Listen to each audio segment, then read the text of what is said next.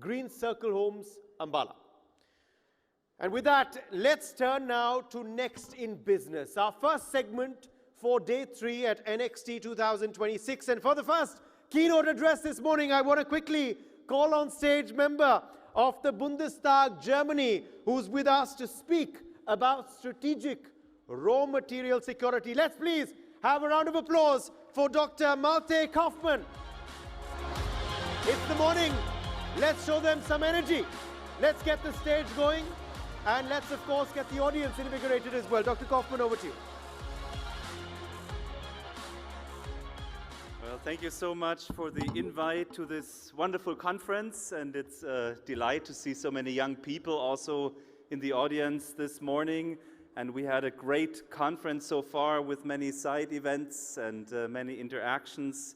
So this is really helpful also for me to listen to many of you speak and your points of view on different issues. But today we want to talk about policy making in the business area.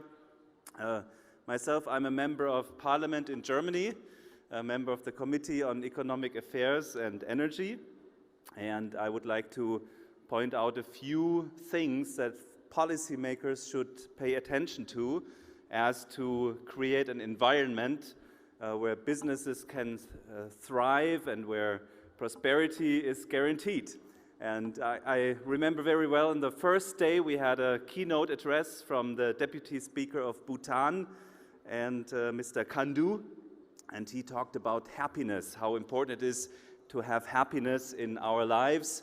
And us as policymakers, we want also our societies, our businesses to be prosperous. We want to hand over a country to the next generation of young people where it's worthwhile living and have good business environments. Well, in a time of global disruptions like wars or pandemics, we have the Iran war now, for instance. Our goal is to create policies that help us to have security and stability and peace.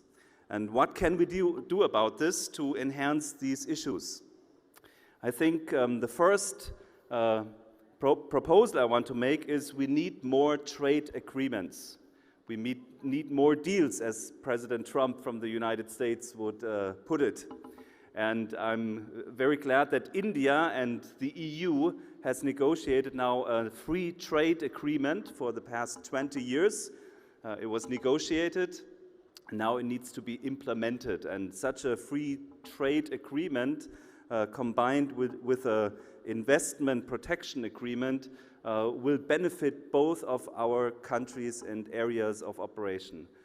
India, with a large society of 1.4 billion people, and the EU market combined represent about 20% of the world's population. So it's very important for us to have trade between our two blocks, between these two countries. And then, of course, we have to open up to many other areas, many other world areas. And I think India is doing a tremendous job with BRICS, looking to enhance business relations with many, many other relevant countries. So trade agreements, deals, it's important to ratify them and put them into implementation.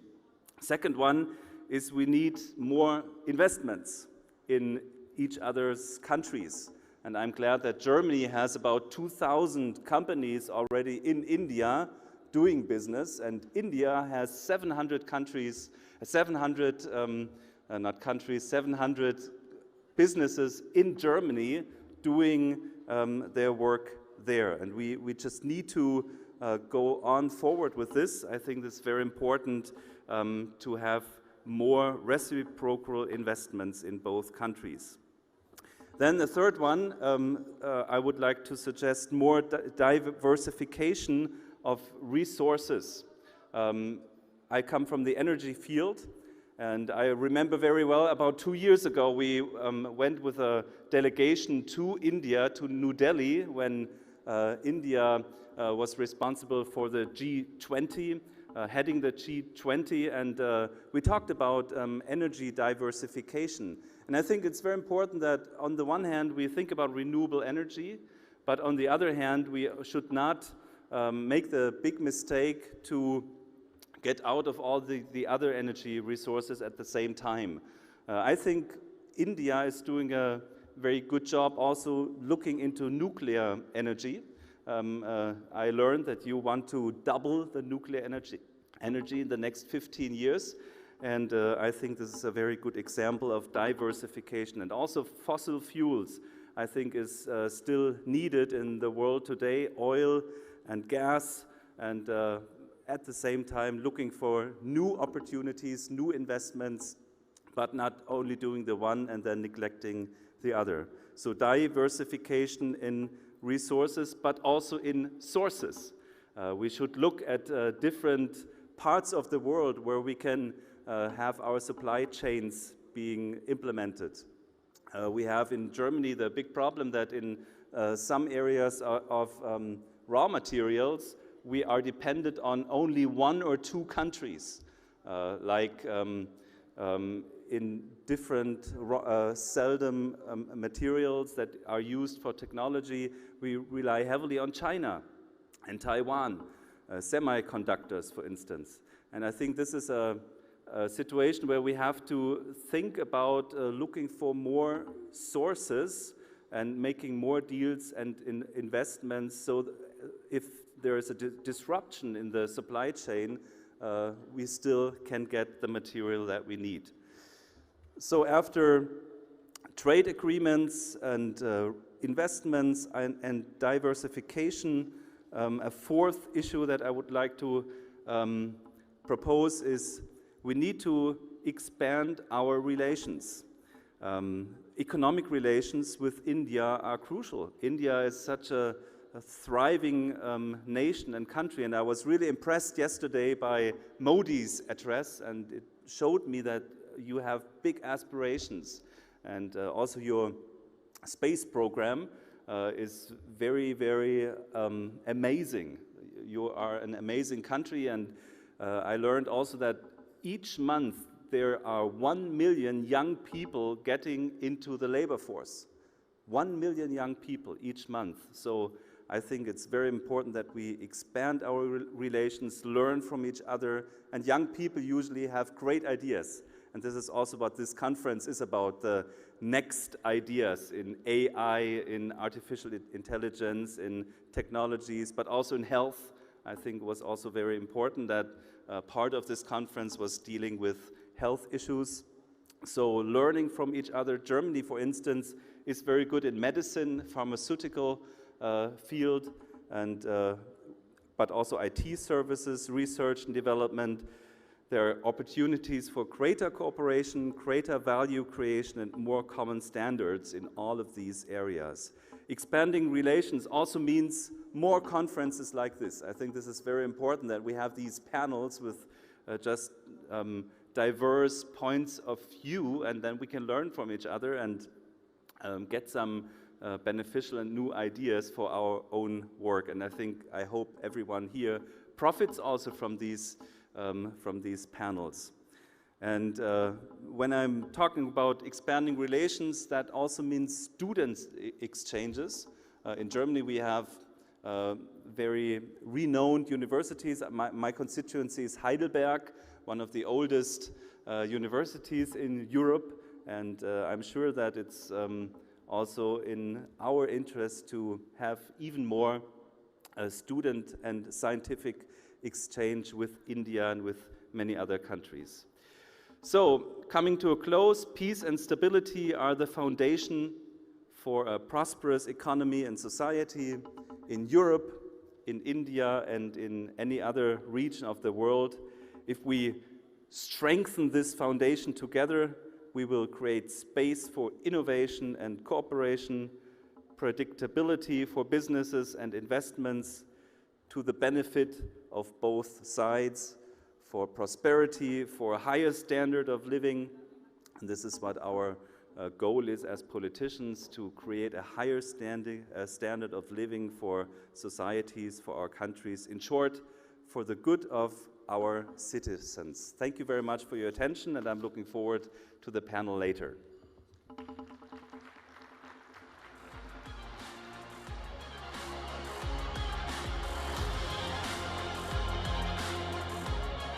Thank you for that keynote, and you of course have set the tone and tenor ahead for the panel as well, because we are staying with this theme of next in business, and in this segment now to talk about the subject of the future of policy to fuel business growth. We have a power-packed panel lined up. In fact, joining us now on stage is the founder of Vantage Influence, Mr. Aaron Shaviv. Could we please have you on stage? Welcome. Also with us is Dr. Malte Kaufmann, who you just heard, of course, member of the Bundestag, Germany. Let's welcome you back onto the stage, sir. Mr. Suren Pandey is also with us, Action SA Treasurer. Ambassador Mark J. Sievers also joins us now. Welcome back to NXT. Ambassador Sievers, former US Ambassador to the Sultanate of Oman. And joining us also for this panel is Mr. Stuart Smith, Member of Parliament. He's in fact member of the House of Representatives, New Zealand. You heard him, of course, earlier at NXT, and we look forward to hearing more of your views on this subject. And moderating the panel today is Image Guru Dilip Cherian. Ms. Cherian, welcome to NXT. It's a pleasure to have you back at the second edition. You were, of course, part of our first edition as well. Today you are in the avatar of a moderator for this panel. So handing the floor over to Dilip Cherian for our first panel of Day 3 at NXT. Thank you and good morning. Pleasure to be here. Thank you, gentlemen, for being here at 9 in the morning. By Indian standards, by the way, this is dawn, okay, for as far as conferences are concerned. So we really are at the breaking news edge of the day in terms of news, and I'm delighted to have all of you. Because I'm not very good with names, you will excuse me while I look at the names to make sure that I get at least some of them right. The purpose of discussing what we are going to discuss today is that in 24 minutes, try and give those who are watching this a sense of policy making in your country, how it's made, and what forces, what pressures work on you, but also what it does to business with a view to the next 3 decades and to see how that goes. So I'm going to request all of you to make very short and very sharp comments to the questions I'm going to try and ask, so that we don't bore the audience with long speeches while they still haven't had their first cup of coffee, okay? So keeping that in mind, I'm going to start by asking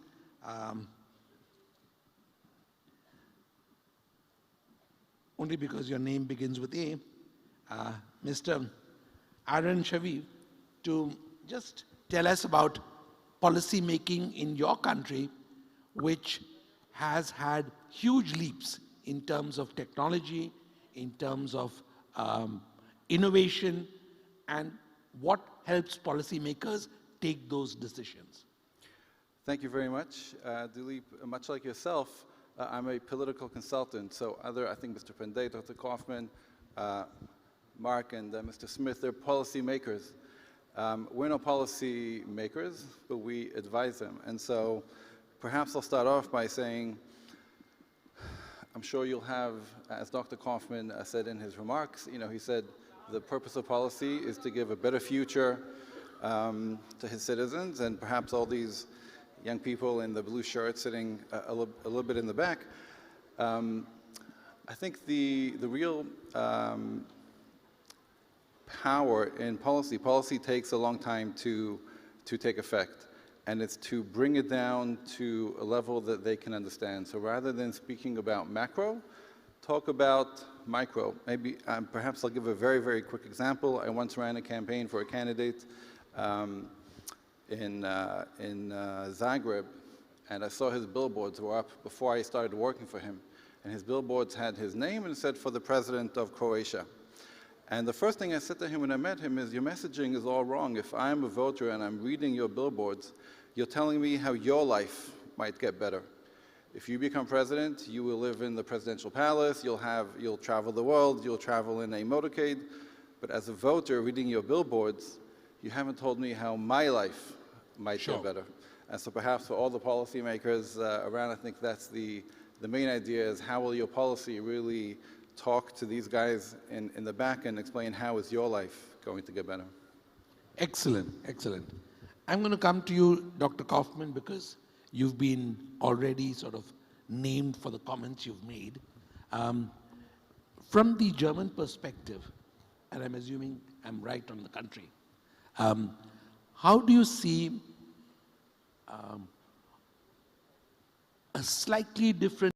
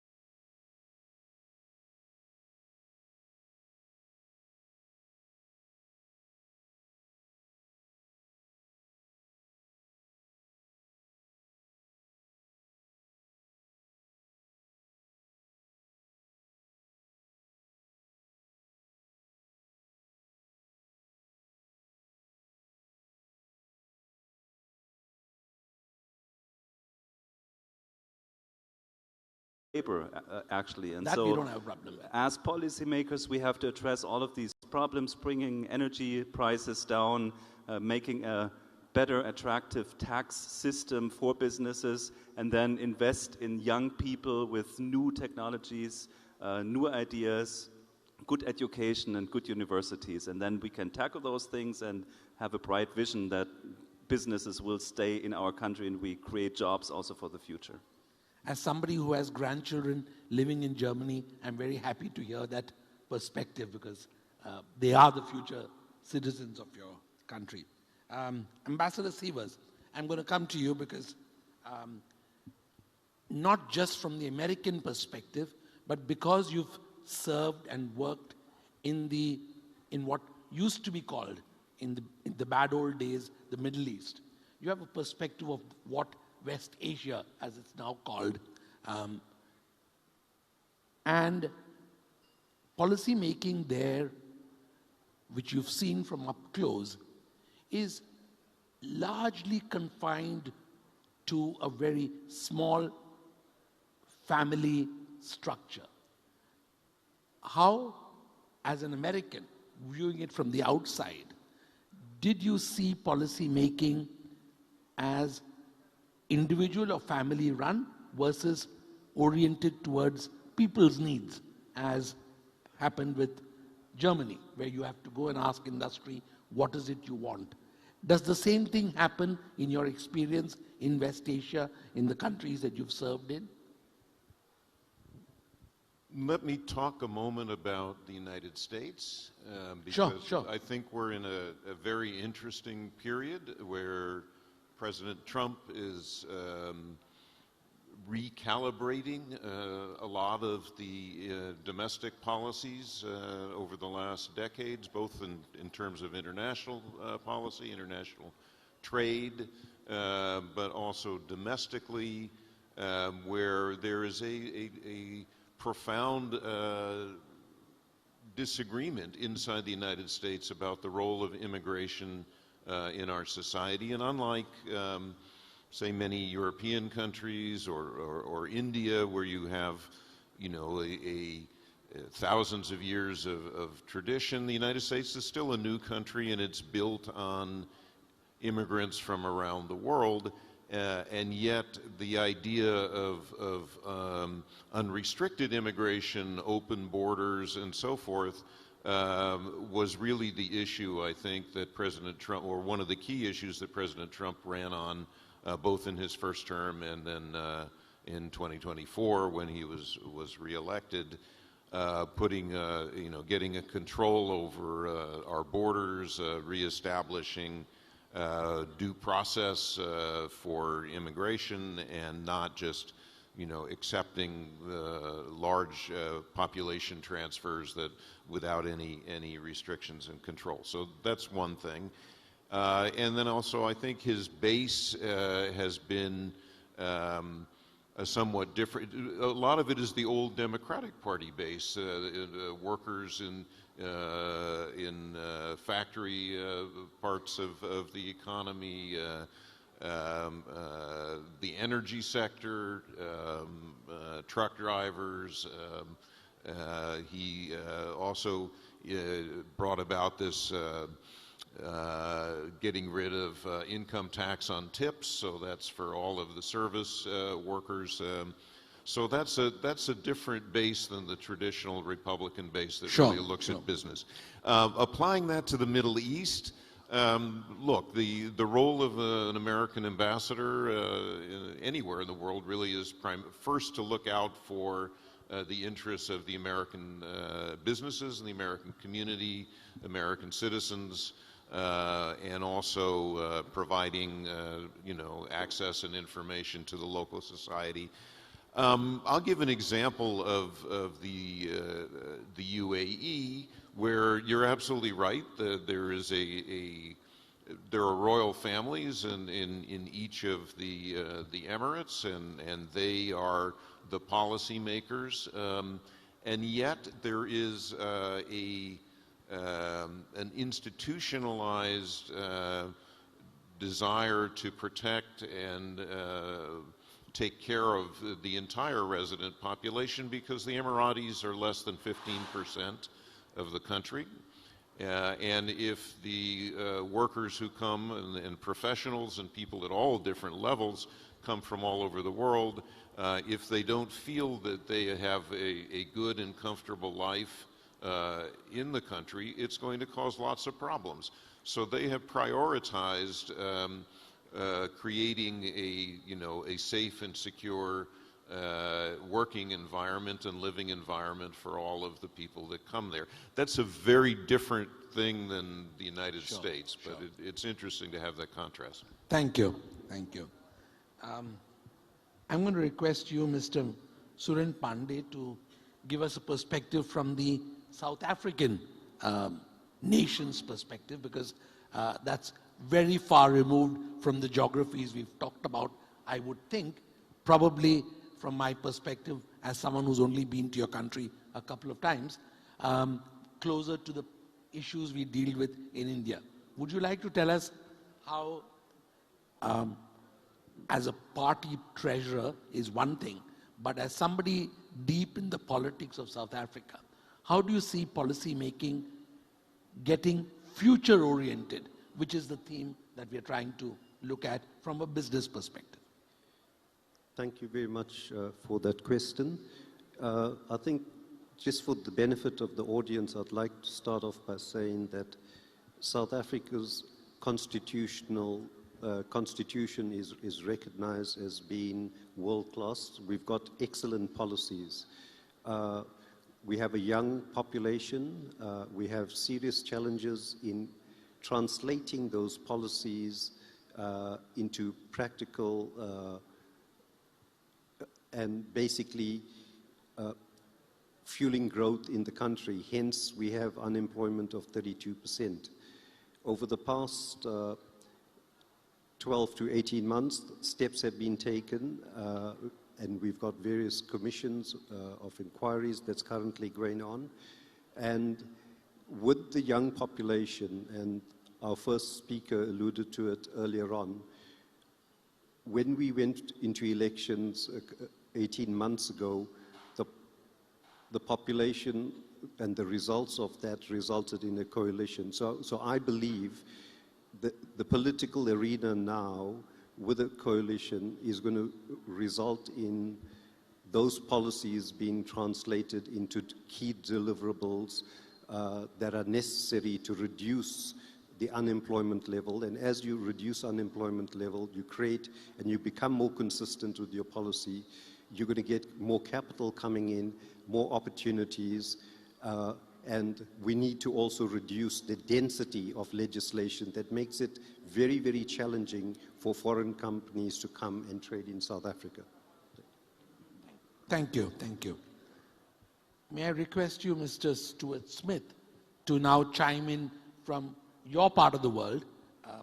I hear around the speakers who've spoken that the issues which resonate are political sensitivity to what the citizens are demanding. I'm going to push you a little further by asking you how policymakers in your country are able to read the tea leaves of the future and try and attune the economy and business to what is going to happen tomorrow, which very often citizens are not necessarily aware of, but young citizens are going to be affected by. Well, thank you for what is quite a difficult question to answer. Ultimately, politicians or policymakers, if you want to call us that, are actually governed by the length of a political term. And so that does lead to short-term thinking, really, because you have to get re-elected. Yes. But with that in mind, New Zealand is a trading nation. Largely agricultural exports are the greatest export that we have, followed by international tourism. But we also have a vibrant tech sector, which is largely associated with agriculture. But we do have, as I said on Thursday, the third most space launches behind the US and China. So we have, and that's a private company that was started by a university dropout who like to build rockets. So anyone can succeed, even in a small country, with tech. So the trick for policymakers is to create an environment where those people can emerge and they have the facilities to be able to grow. And that was some key policy decisions that were made over about 8 years ago that enabled that space industry to get started by giving them good regulatory framework so that they could get their launches underway quite quickly. We have because we have in the middle of the Pacific, and it's not a crowded aircraft flyover space, particularly to the east of our country, so it's very favourable for that sort of activity. But we face a much greater, we've got two big problems in my view that we are trying to address. Number one, I spoke about free trade agreements on Thursday, so I won't go over that again, but number one is energy security, and we had two bad policies brought in by the previous government which banned the exploration of oil and gas, which one thing we had going in our favour was very low sovereign risk. That policy change destroyed that, so we've got to build that back. That's the first thing.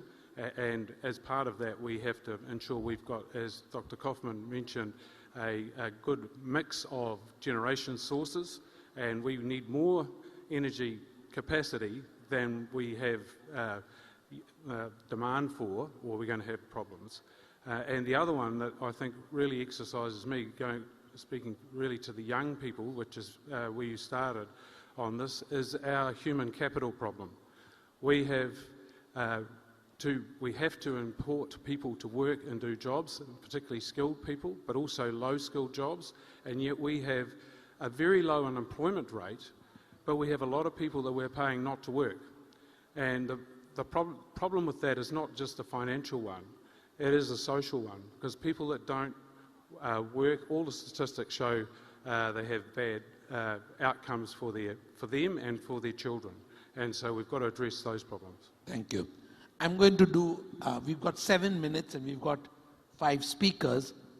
A one-word reply to this question, and I'm going to start in reverse order because of your patience. If there was one policy issue, just one word, remember I'm looking for one word, one policy issue, for example, it could be employment, it could be energy, what is it that you would change in the way things are happening in your country today? Which is the one policy silo, as it were, that you think change is critical? We have just 6 minutes, so I'm going to just ask for one word from each of you. Energy. Thank you. Energy. Labor legislation to reduce the complexity. Lovely. No, not you, Ambassador, because it's in reverse order. I could think of several, but since you asked for one. Just one. I think we need a reform of our higher education. I think it's gone astray. Fantastic. And it needs to be more focused on the future. Lovely. Well, since energy and education was already mentioned, You can repeat. I will take the bureaucracy. I think this is a really Lovely. big issue, especially not only in our country, but coming from the EU. Yes. You might be aware of it, and we need to cut that back tremendously. Cut Brussels to size. And I think for me, the one-word answer would be something which I don't think we need to decrease, but something I'd like to see increase would be security, whether it comes to actual geopolitical security, energy security, job security. I'd like to see it increase rather than decrease. Thank you. And because we have the missing Indian policymaker, I will end with one story just to share with you, which hasn't been shared even in public before, is that the first job I got after I passed out of my master's program in economics was policy making. Luckily, I was a junior economist, but this is a time which many of you, because you are either students of history or understand, was India's high socialism. So I was with a group of people in a big building which decided what the price of tires would be, what the price of paper would be, and we did massive calculations right through the day. Most of the calculations I didn't even understand. But finally, the price we decided was the price at which industry would have to produce and sell these products at. We've come a long way in policy making today, but I'm so glad that the global experiences that all of you have shared gives us a brief glimpse into what is next for policy making across the world. Thank you very much. Thank you all. Thank you. Thank you.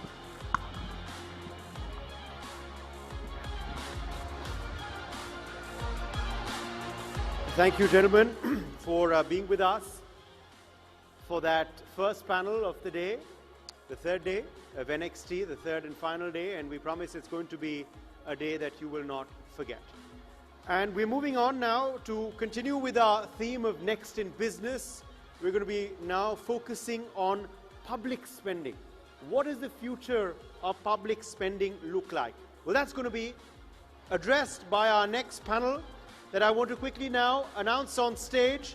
Member of the Nigerian Senate, Senator Ibrahim Hassan Dankambo is with us. Could we please have you on stage?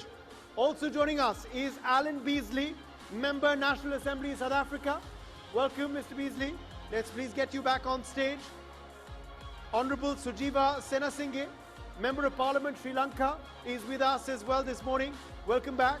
It was great to have you yesterday, and we are looking forward to hearing from you again today as well.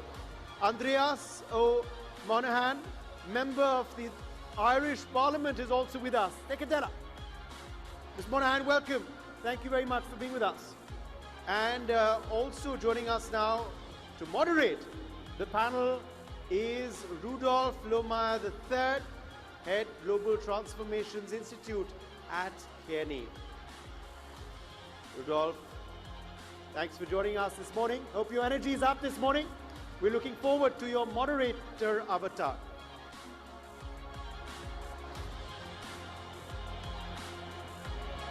Good morning, everyone. Thank you so much. The energy of our introductions at this event shall never be surpassed, and that means a great deal. Good morning, everyone. Great to be with you. I feel very privileged to be on this stage with these gentlemen, because the issue that we are discussing is where abstraction and words meet the reality of governing and of creating public goods. And it happens in the context of what could politely be called a paradox. It could also be called the teeth of a shark, which is, on the one hand, governments around the world, as you know, we now face record levels of global public debt as a percentage of GDP. Governments around the world are facing fiscal constraints, pressures for more fiscal discipline, and yet at the same time, governments must do more to prepare for this uncertain future, arguably than they ever have before in countless domains. So this is the tension that sets the context for this discussion. And gentlemen, I'd like to start with that discussion. How are you managing the tensions in your country most productively or with most difficulty between the fiscal constraints that you face and the demands that you face to be prepared for the future? Please. Yeah, it's a very, and in our country, South Africa, it's a huge tension at the moment, because there's huge demands, because there's so much inequality and poverty in South Africa, so there's so much demand for government spending, but at the same time, we're getting into more and more debt, and more of our spending is being actually eaten up by interest payments. So there's no value for money for actual interest, because you're actually getting no benefit, you're paying somebody else. But just to take a step back, I think the key thing is to make sure the efficiency of spending is very important. You know, I talk about a bucket that's full of holes. So if you pour more money, more water into the bucket that's just leaking. So the key thing is to stop the corruption and wastages in the system and get more value for money. So I think that is key. I think at the moment, the debate is about should we spend more or spend less, but the key thing should be we should be spending more efficiently and more effectively. Thank you so much. And gentlemen, this idea of investment, this balance between having less but needing to do more, how are you managing it, sir?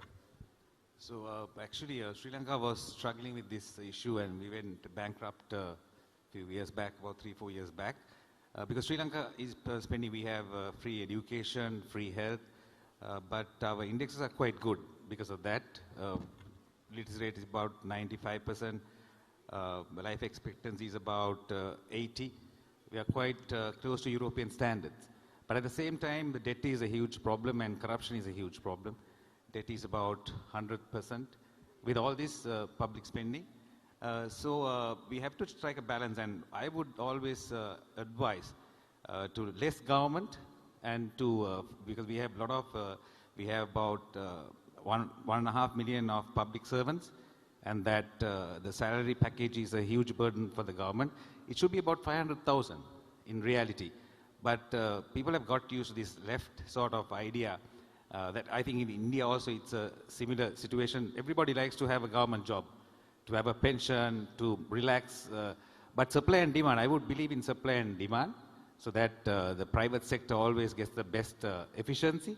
So I would always, for us to come out of this problem, for us to have a growth rate like in India, 7 point, we haven't had over 7 for a long time. That's mainly because the government spending and wastage, and as my colleague said, corruption as well. So less corruption if it's privatized, most of the areas, except for the most important areas, to keep for the government, and to have more private sector and less government. Because if you take an example, if you have a vehicle given to you by the government, you know how you maintain it. But if it's your own vehicle, you know how you maintain it. Total different concepts. When it's yours, it's different. When it's the government, it's totally different. And we see it everywhere. So less government and more private get you involved. You're responsible for your, otherwise it's not going to, because especially our countries, we have been too much government spending. Very clear. Thank you. So, Mr. Moynihan, before we come to you, so we've heard about the importance of efficiency, of managing corruption, in both cases leaks out of the system, but also understanding the proper role of government versus the private sector and not overreaching. What has been your experience in managing this tension? Gosh, I think one of the biggest aspects on it, because it's almost a human expectation on it. You're seeing a huge, say, corporation tax coming into us, and you're coming off the back of a huge spend in COVID, and there's a lot of expectation that that kind of money release it to us, and that release it to the consumer, to the wider public. And it's almost like managing an expectation rather than managing money. It's an extra aspect on top of it. How are we managing it? It's a struggle for sure. We've started to face towards more strategic investment funds as well. Government have set up 2 of those over recent budgets, and it's helping to kind of maybe manage a little bit of the expectation, but I think that whole human angle has to be taken into account on it as well. It isn't just about cold hard numbers, and like you'll have competing interests, the wages demands because of cost of living going up, and then trade union trying to come together on an agreement. We're right in the teeth of it all at the moment, and I would say it's nearly as much as managing expectation as managing money. I completely understand. By the way, and this is your segue, as if perfectly planned, which it wasn't, is to the relationship between making fiscal choices based on a systematic framework, on a true framework of investment, versus really it being driven by politics. In my country, the fiscal challenge we face, which is vast, is a function of the politics, the political impossibility of ever raising taxes and so forth. So what is your experience, sir, in the balance between a systematic approach to investment versus the pressure of the politics? Yeah, again, very good point. And we were chatting in the car this morning, and we were discussing it because politics, elections is every 5 years. So often politicians think, and it came up in the previous panel too, is best way to actually get elected. So there's very much short-term thinking, and I think that's a big issue. And the short-term thinking compromises the long-term thinking.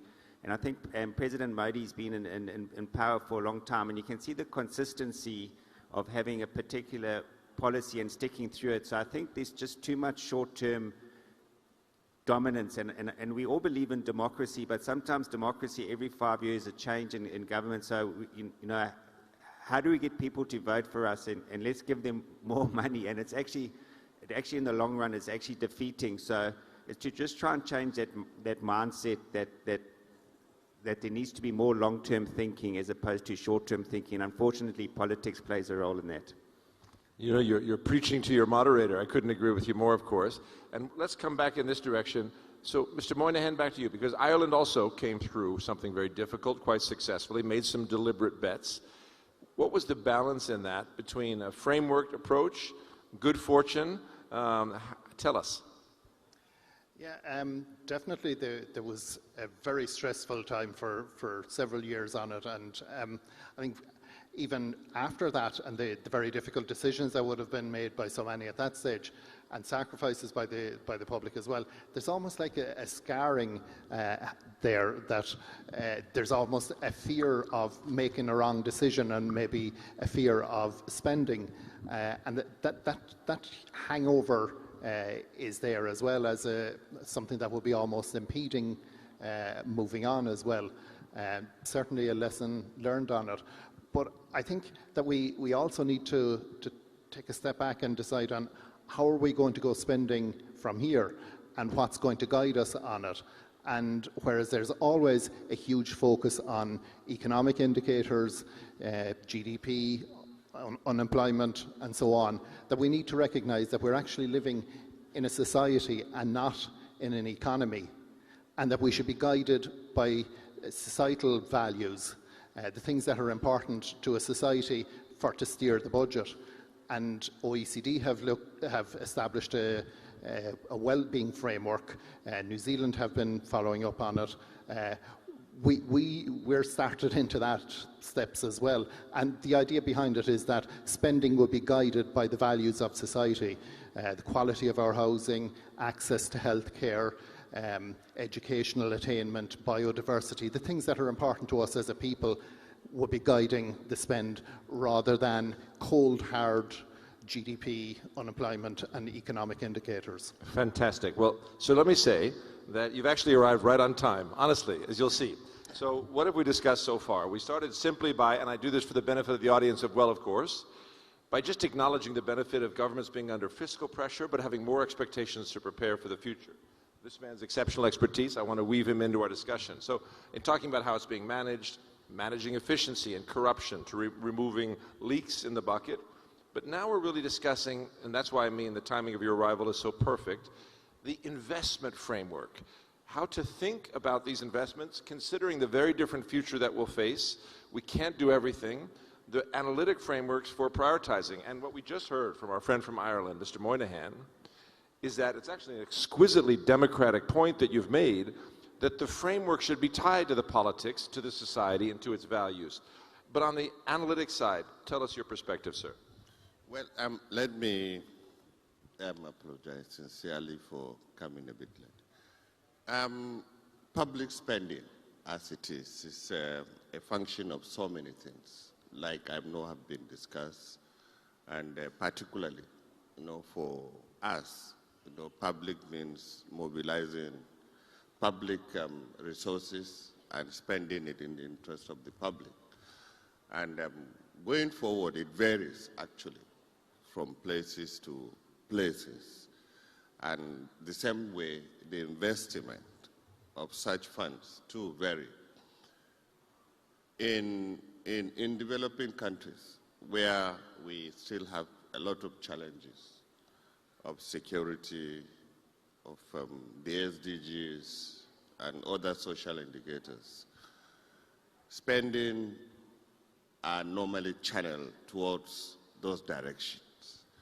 And in most of the developing countries, even the funding for such spendings are challenges, a big challenge, because most of the countries still battle in the public sector a lot of deficits in the funding they mobilize for spending.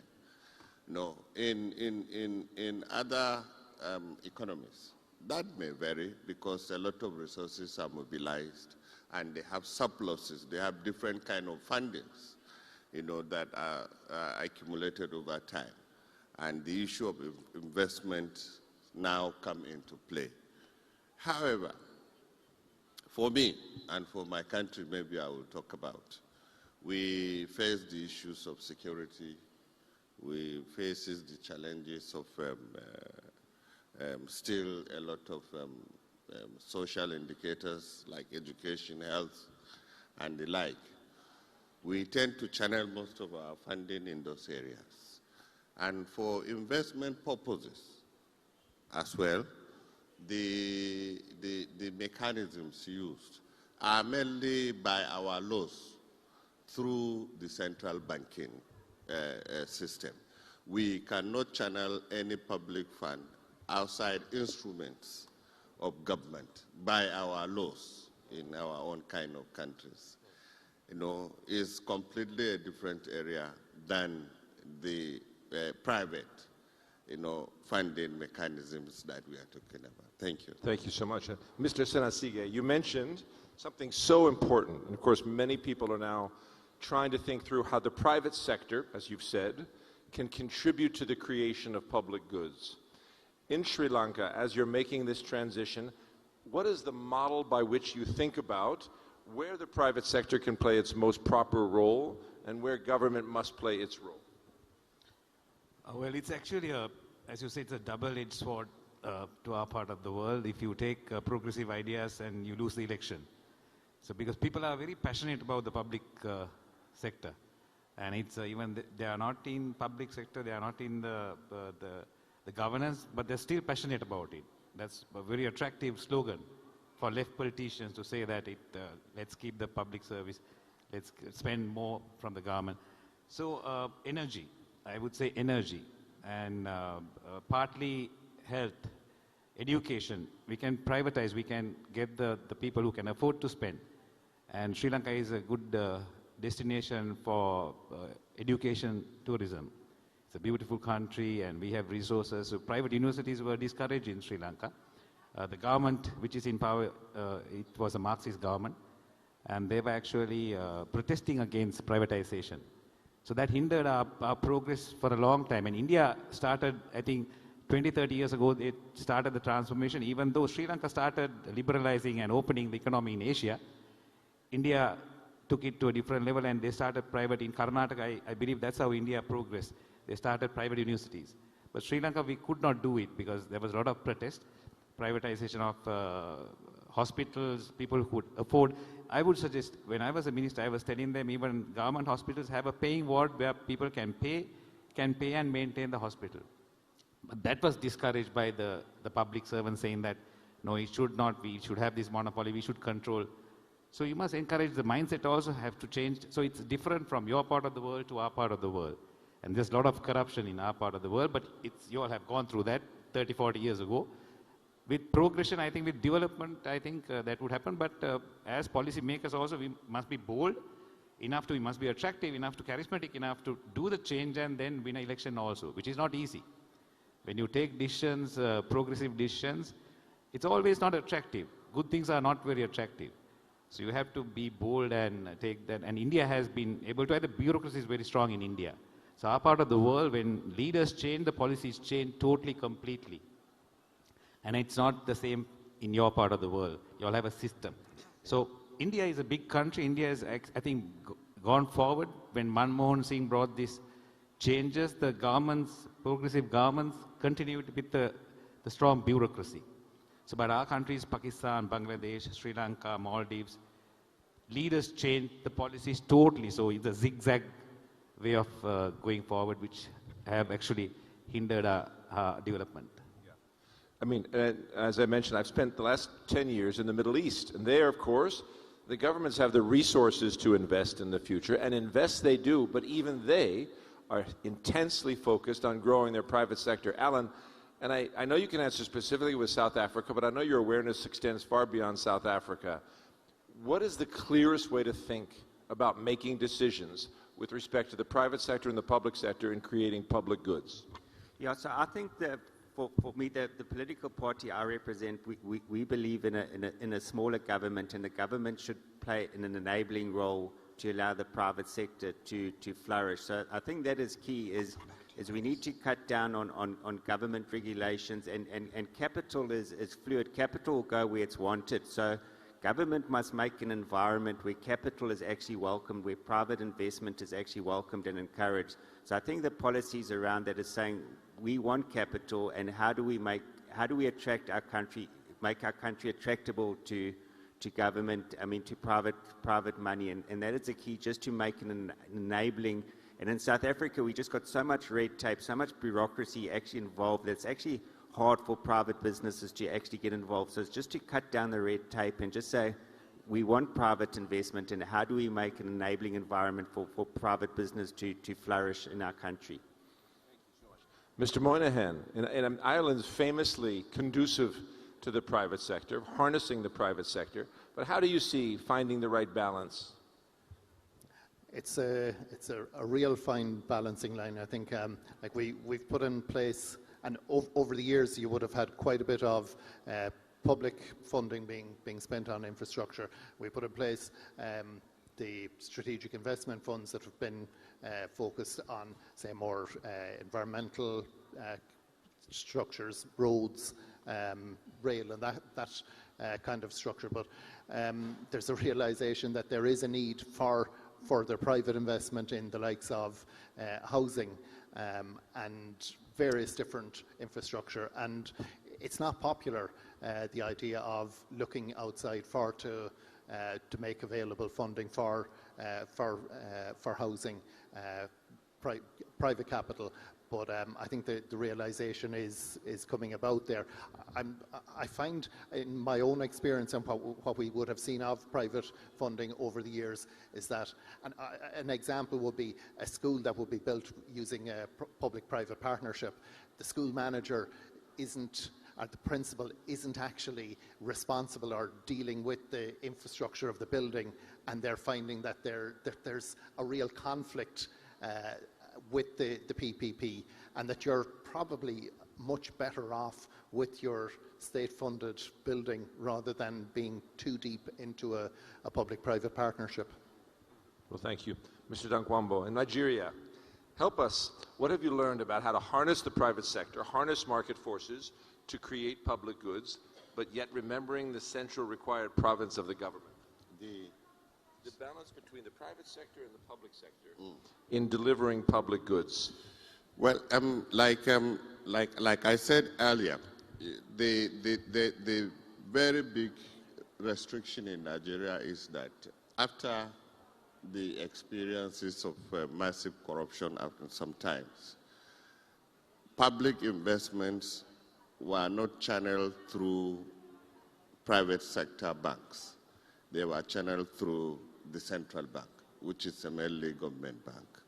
So for any kind of investment which involves the private sector, an environment is created where the two ventures, like you said, collaborate through PPP. And these are done through agreements over a period of time. For investments that will take place for a very long time, like railway building, airport building, these such are encouraged and are created through specified laws. Laws are established to ensure that that is accomplished. But any other investment with such collaboration is highly restricted, and because of our experiences over time. You know, it's fascinating. In the United States, we've gone through the same journey. And so there was a period coming out of the 60s and the 70s where the fear of the robber barons and of people having too much power, we developed an entire policy infrastructure about controlling and preventing the ability to have too much power. But what it's done, for example, in my hometown, the city of New York, is to build a mile of subway is so unbelievably costly and time-consuming because of the extent of the regulatory hurdles. Much more, for example, than to build a kilometer, 2 kilometers of subway in Paris. And so this is an important tension. Okay, well, so now, if we can now turn to the future. So, as you know, my interest is, and you made the point so well, government has to address the suffering, the bleeding, the needs of its people in the moment, but it also has to invest in the future. Understanding what is needed in the future and where that investment should go. What are the best approaches you've seen to this? Sir, I start with you. To understanding from the longer term perspective, what do we most need, and investing there. How in Sri Lanka do you make the case for those investments, or is it difficult? It's not difficult.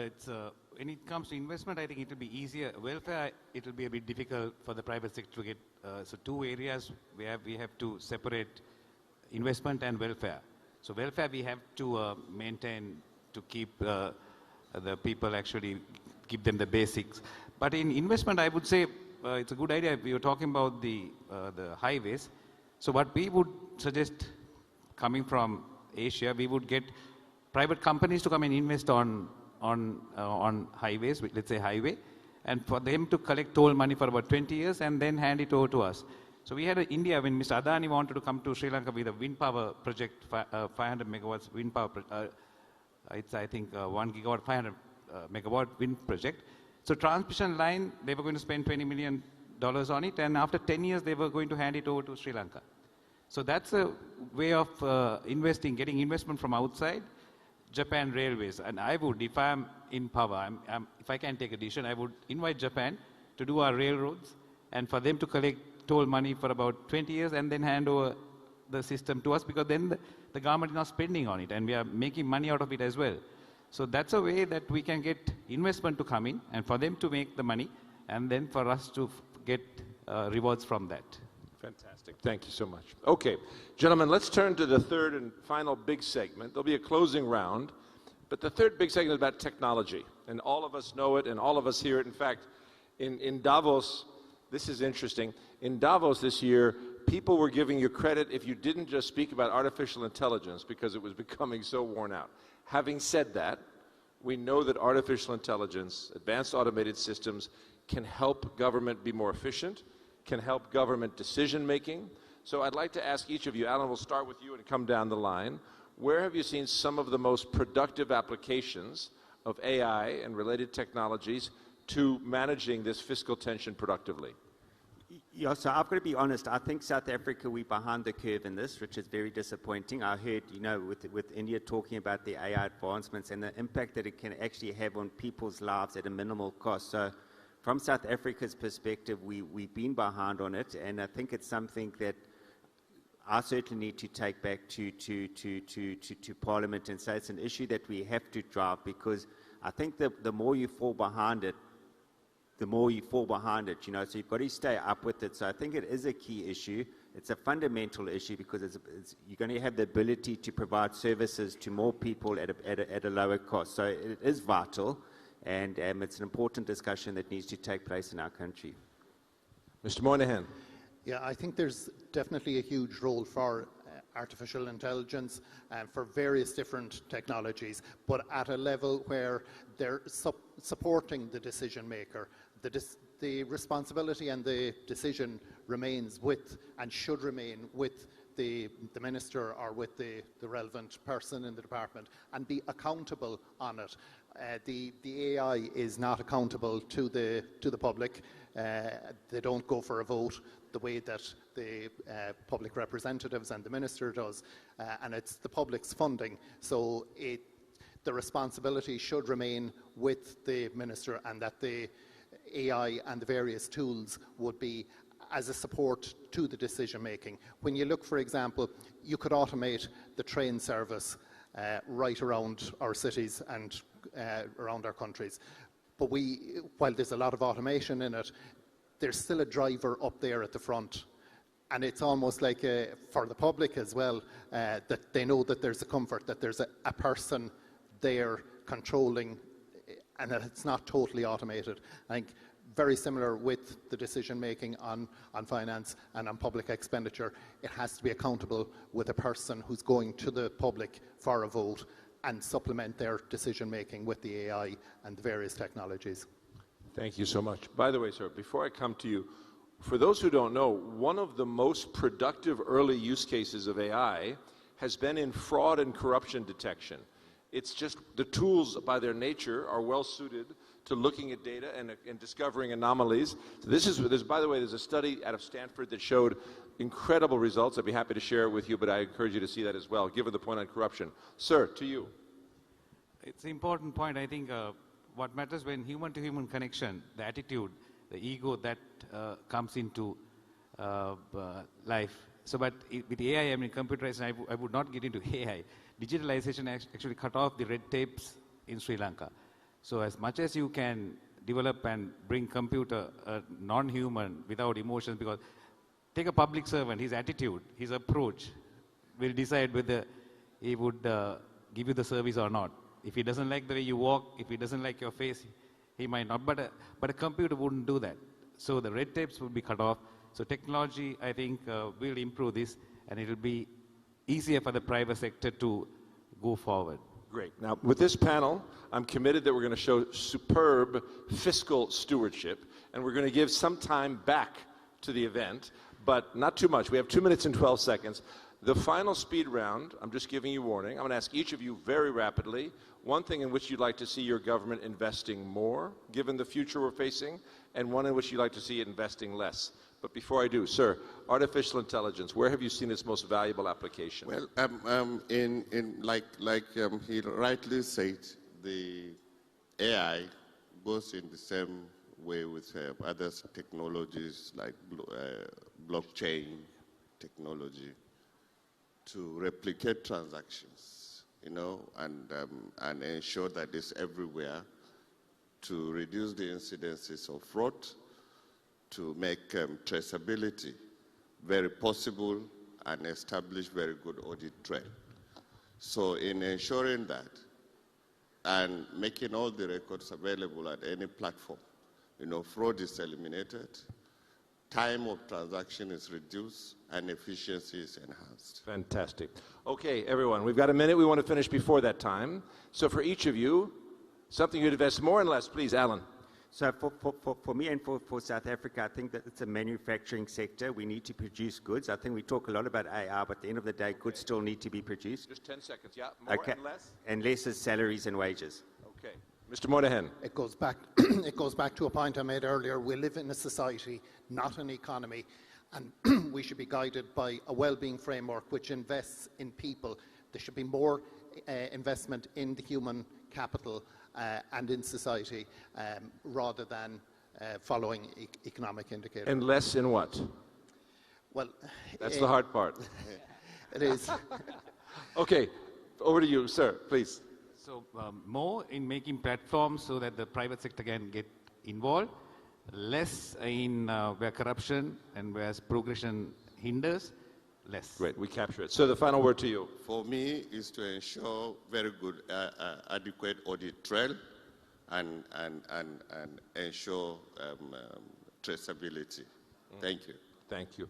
Please, everyone, the governments that can prepare their countries for the future through wise investment are those that will create the public goods our people need.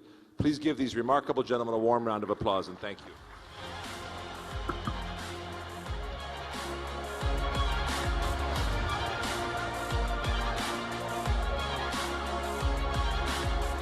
And with that, we come to an end of our first segment for the day on Next in Business. What a very, very thought-provoking panel, isn't it? You know, some of these ideas, I'm sure you can apply it in your business and life from today itself. All right, we are now moving once again to one of the most awaited moments of NXT 2026. Every day, we have heard from a former head of state. And that trend is going to continue today as well. Because we are turning now to the Guest of Honor's address to speak about Next in People and, in particular, democracy in the age of AI, digital governance, and the youth. We're privileged and honored to have with us the 36th Prime Minister of Nepal, Shri Baburam Bhattaraiji, welcome. Thank you very much for being with us at NXT 2026. It's a pleasure and honor. Let's keep the applause going for the 36th Prime Minister of Nepal.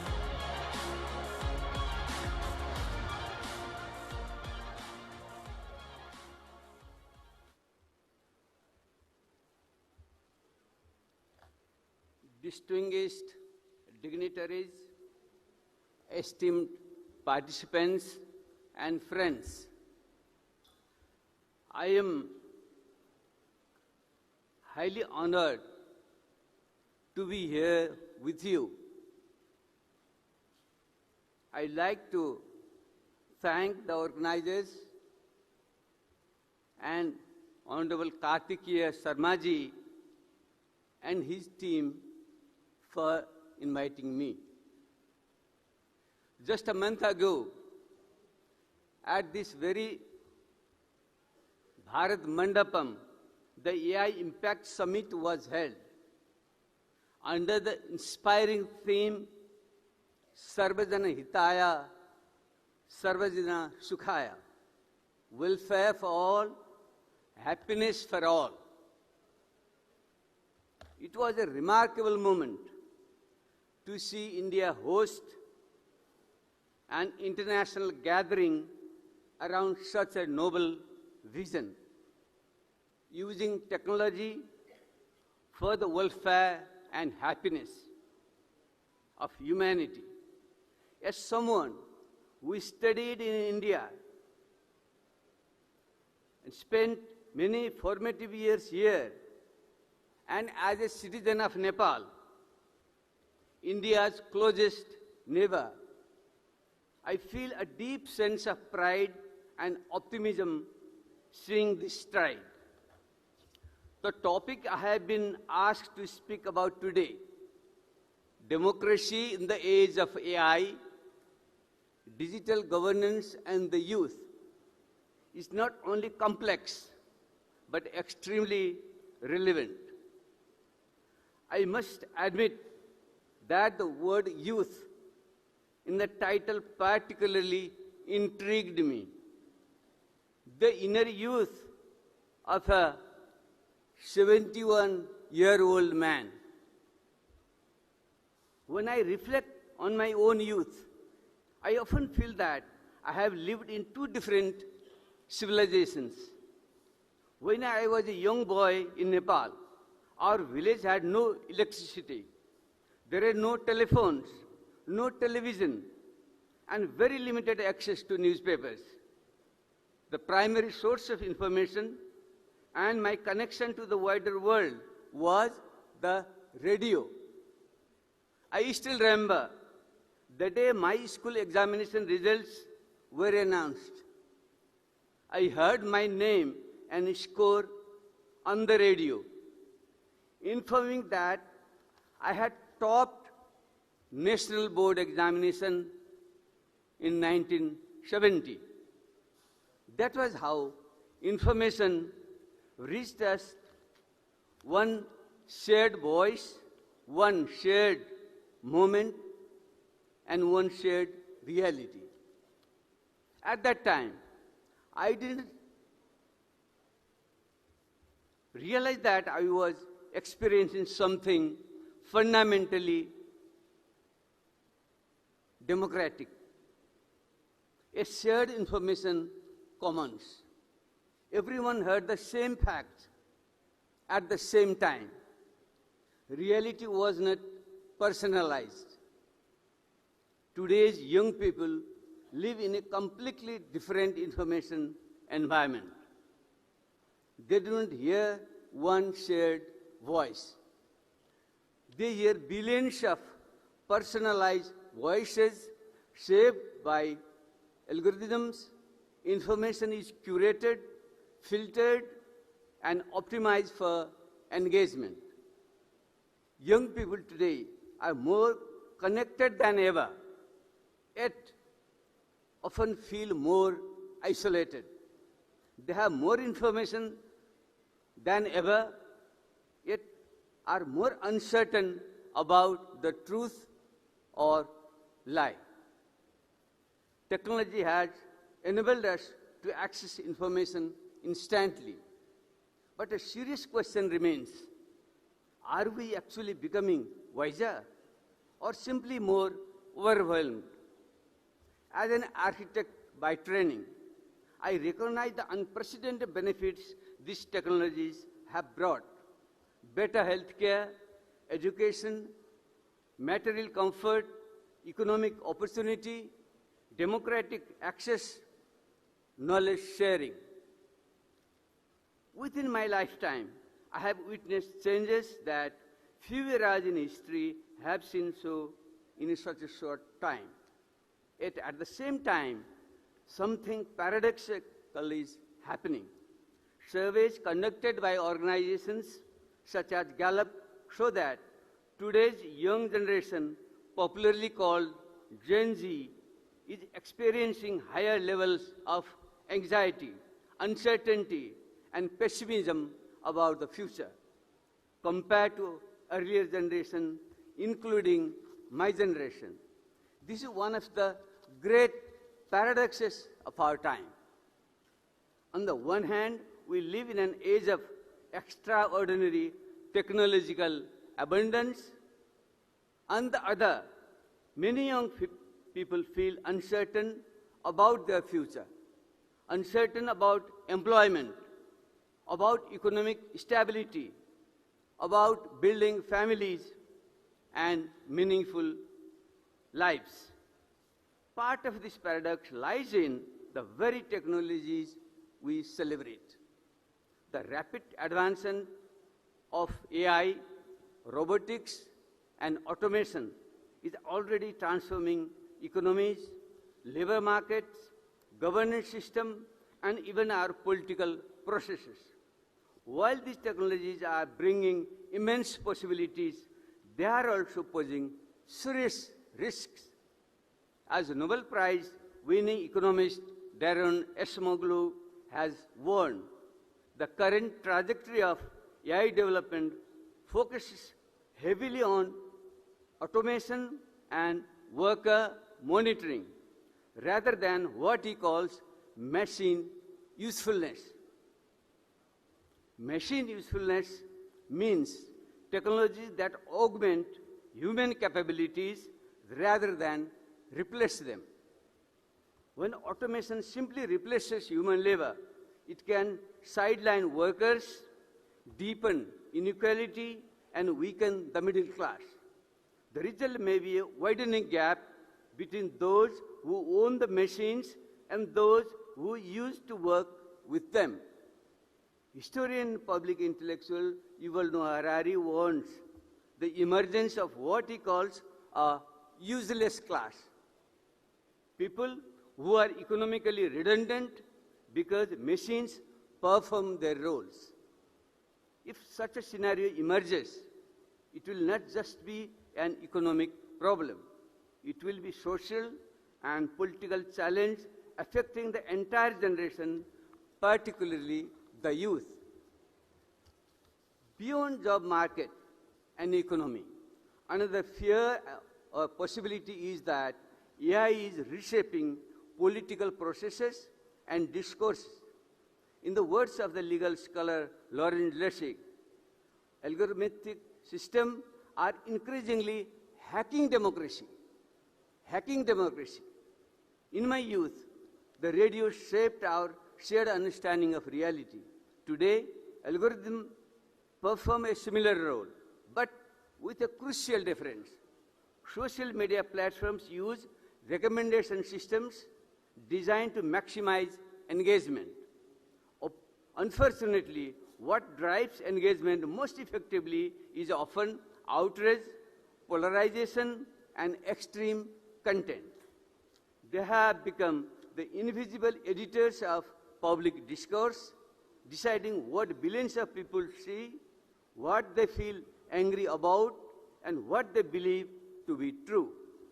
This dynamic contributes to polarization, populism, and mistrust, all of which threaten democratic institutions. Furthermore, these systems are reshaping human behavior.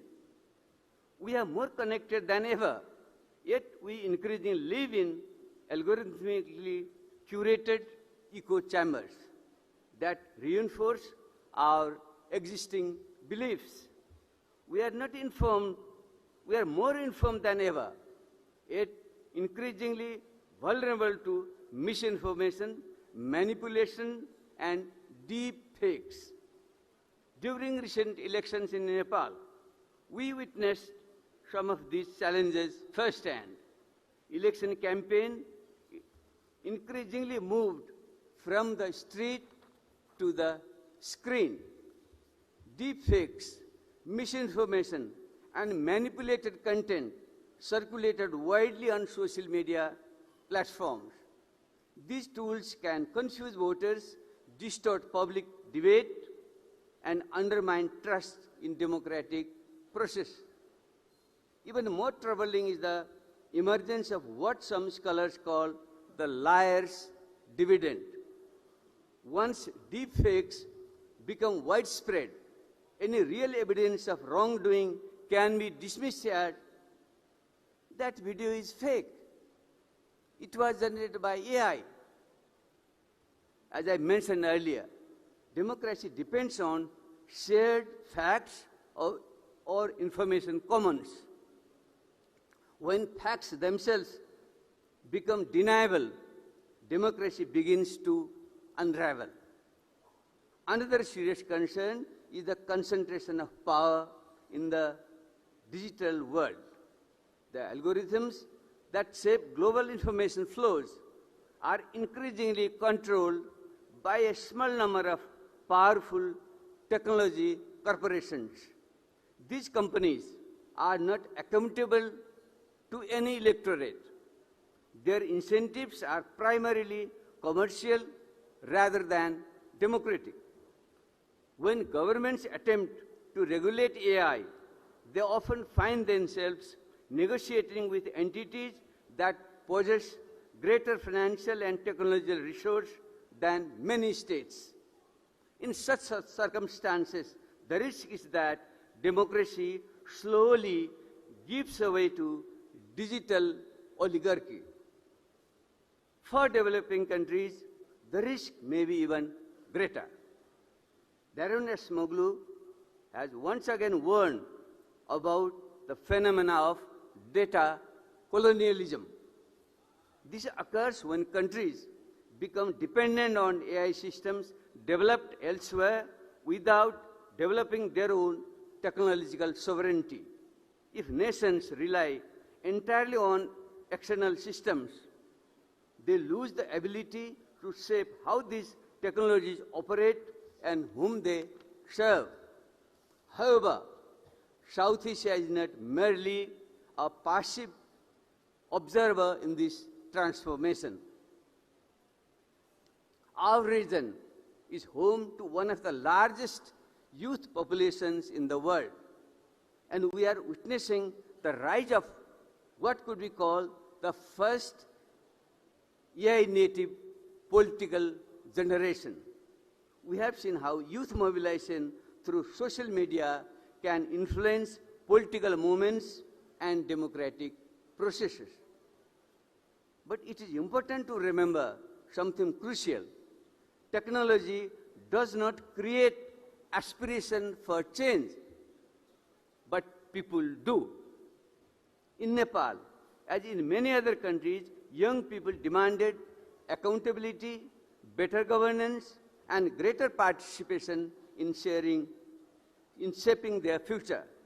Social media provided them with tools to organize and express their aspirations. Young people are not merely passive consumers of algorithmic systems. They can also be active participants in shaping them. And this brings me to an important point.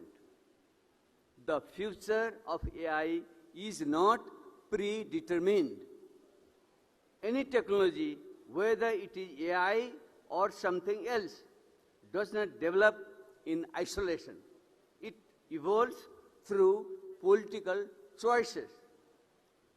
How we regulate technology, economic incentives, how we design technology and social values, whose interest it serves. So, the real question is not whether AI will shape our future. The question is how we will shape AI.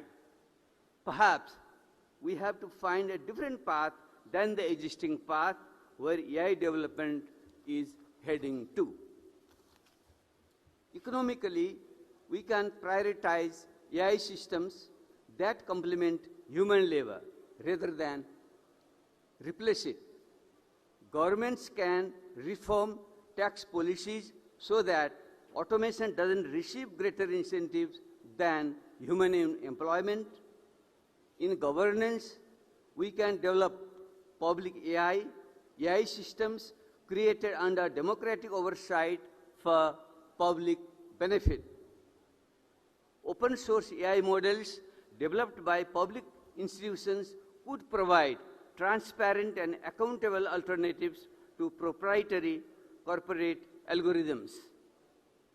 In election, we can introduce regulations requiring disclosure of AI-generated content, develop detection technologies, and strengthen digital literacy so that citizens can recognize manipulation. Artificial intelligence itself is not enemy of democracy. The real danger lies in concentrated power combined with powerful technology. If we democratize the development and deployment of AI, these technologies could actually strengthen democratic participation rather than weaken it. As I begin speaking about youth, I would like to offer a few thoughts for them. First, develop strong digital literacy. Understand how algorithms work. Learn to recognize deep fakes. Understand how social media shapes information flows. Technology should not remain a mysterious black box. Second, do not passively accept automation. Shape its term.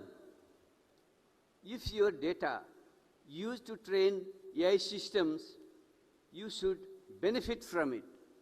If automation increases productivity, the benefits should be shared across society.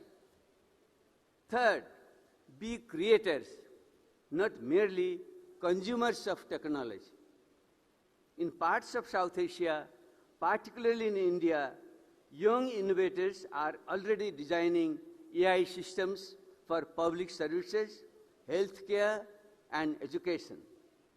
Young people across the region should engage in shaping technology so that it serves people rather than merely optimizing profits. In my lifetime, I have witnessed my village transform from a place without electricity into a society connected to the global digital economy. The same technology force that brought electricity, literacy, and healthcare to billions now hold immense power to reshape our future. The question is not whether we should go backward. That is neither possible nor desirable. The question is, can we build a future in which technology serves human dignity, where AI strengthens democracy rather than undermining it? South Asia's enormous youth population gives us a unique opportunity. If we invest in education, open knowledge, responsible governance, and regional collaboration, our region can play a leading role in shaping a more democratic digital future.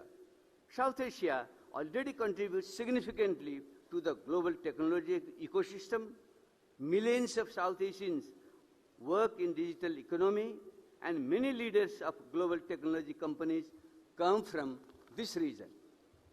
But the challenge is this: how can we use our knowledge and talent not merely to power global technological industries, but also to uplift our own societies? This requires leadership from young people. It requires leadership guided by right values. Recently in Nepal, the youth have made history. They have overthrown the incumbent government through street protests and subsequently swept the parliamentary elections. We all were watching with curious, cautious optimism. The ancient idea, Sarvajana Hitaya, Sarvajana Sukhaya, welfare for all, happiness for all, offers a powerful ethical foundation. Combined with the philosophy of scientific humanism, which integrates the inherent qualities of cooperation and competition inherent in human beings, and the moral principle of Vasudhaiva Kutumbakam, the world is one family. These ideas remind us that science and technology must ultimately serve humanity. AI must not be guided only by economic competition or technological ambition. It must be guided by ethics, compassion, and collective responsibility. AI should not amplify the worst impulse of society. Instead, it should help advance shared well-being and human progress.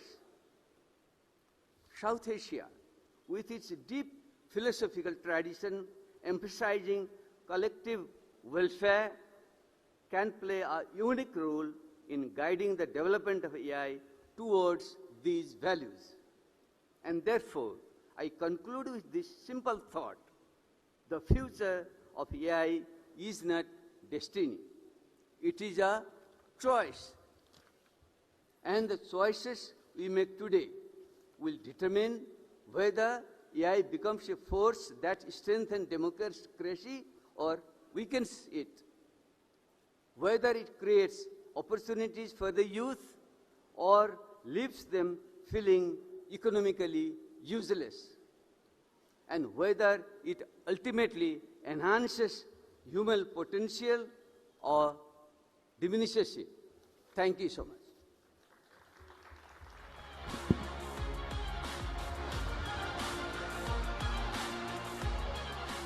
Thank you to our guest of honor at NXT 2026 for your time, for your valuable words, and of course also for your positive message for the India-Nepal partnership ahead.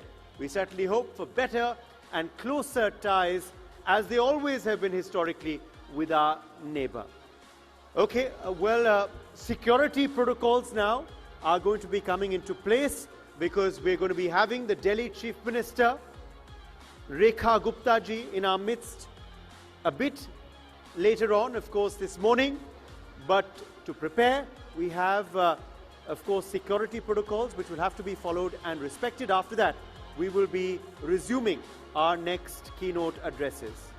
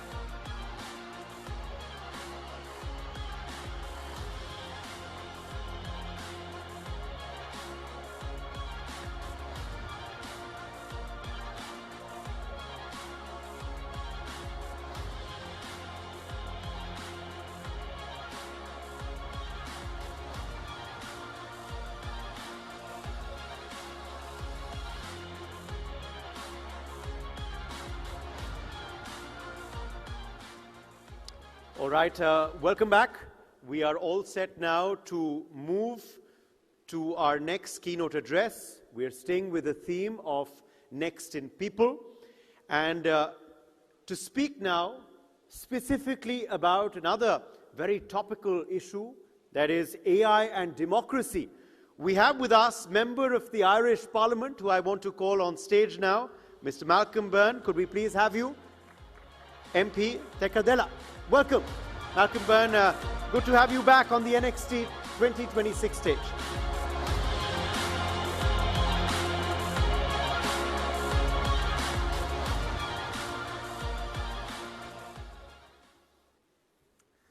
So good morning. Good morning. Great, we're all awake. So this has been a wonderful conference. But what I'd like everybody to do just for a moment, I'm here to speak about artificial intelligence and democracy. So I just want us all to pause. And I'm going to invite everybody for just a moment, put down your mobile phones and close your eyes. So I'm going to ask everyone, just stop looking at your mobile phones. Stop talking. Just close your eyes for a moment. And I want you to think about the fact that we're living in very difficult and changing times. But think about where you live. And for all of us, it's so lucky that we live in a democracy. And we're living through difficult times, but we're here in the world's biggest democracy.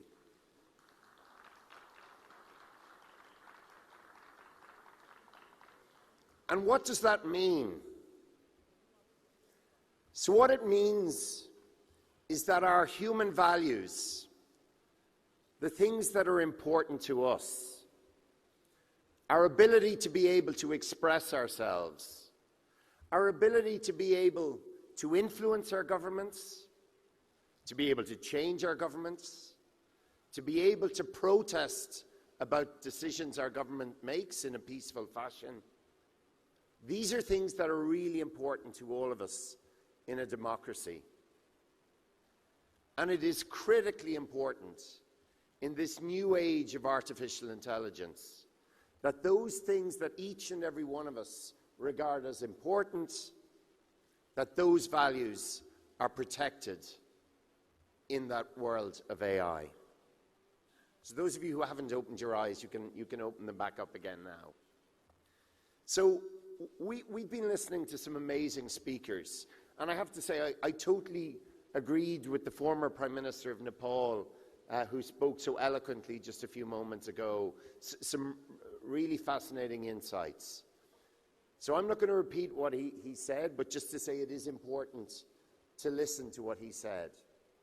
But I want us to go away from this conference with a few takeaways. And those are the takeaways about the importance of democracy in the era of artificial intelligence. The first thing that I want us all to remember is, in any decision that we make, humans have to be at the center of those decisions. We can't leave it all to machines. Our values, the things that are important to us, have to be at the center of that. And that means we as legislators need to protect our data, but also our voice, our image, our likeness, those things that are intrinsic to all of us as humans. The second thing that I would say is that it's important that we get the balance right between supporting innovation and encouraging new ideas and safe and responsible regulation. And regulation and innovation are not mutually exclusive. It's about getting that balance right. When we look at elections, a critical part of our democracy, we need to protect them. We need to value that celebration of democracy. And that means tackling disinformation and misinformation and making sure that we continue to have free and fair elections in all of our democracies. We need to lead the debate around how we use our new technologies. Artificial intelligence is not a goal in itself. It's a tool for all of us. We should only be using those tools to ensure that for all of our citizens, the outcomes are better.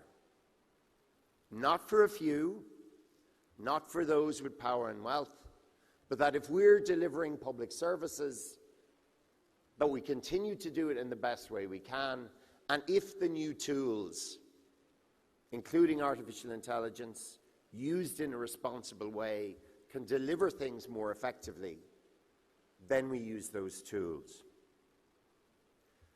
I think it's really important in a democracy that we also ensure that those voices that are not normally heard do get heard. And technology can be an incredible enabler. So minority voices can come to the fore through the use of new technology, but they can also be repressed through the misuse of technology. So for those of us in democracies, it's critical that we ensure that those minorities and even majorities get their voices heard.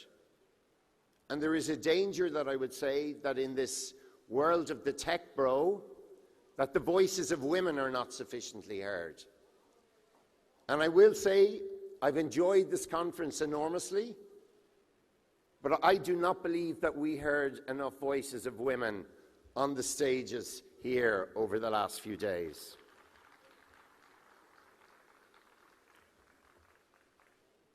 And for minorities in all of our democracies, whether those are ethnic minorities, whether it's the LGBT minority, whether it's those voices with whom we disagree, it is critically important in the era of AI that we also hear from those.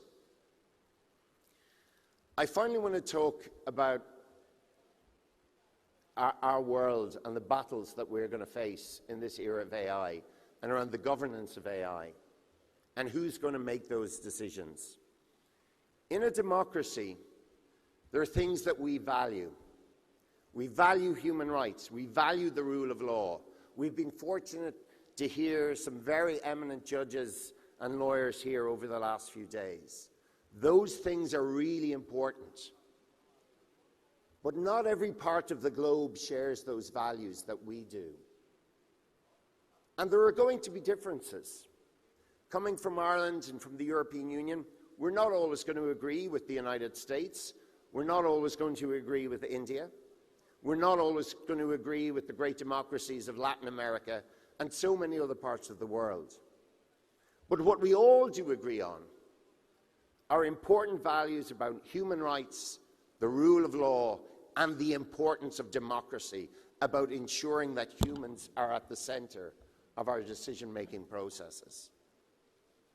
And we have real challenges in this world because not everybody shares those views.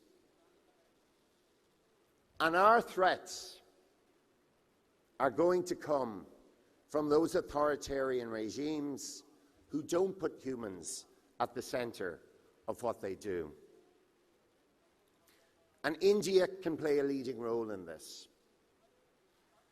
So our challenge coming away from these few interesting days are how are the values that we think are important as a democracy going to inform how we regulate, how we roll out artificial intelligence over the next few years.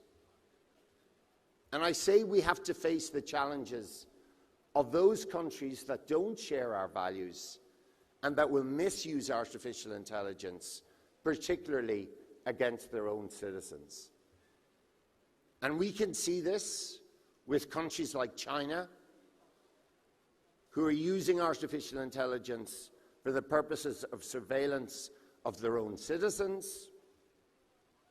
And we can see it with countries like Russia, who before and since their illegal invasion of Ukraine have been using AI as part of their warfare in ways that are just abhorrent to those of us who believe in democratic values.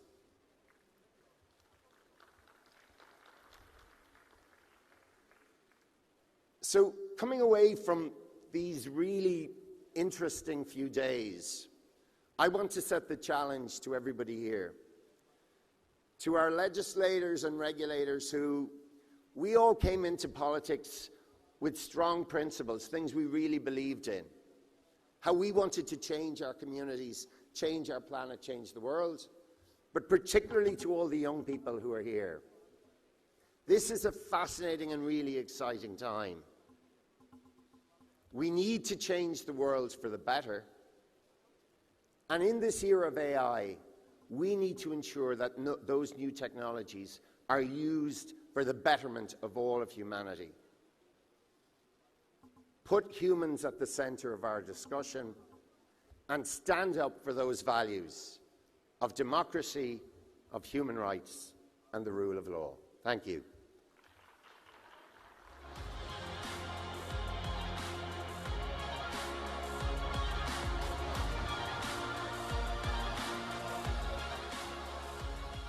Thanks for your address, Malcolm. And of course, with that, we now turn to our next segment and our next theme.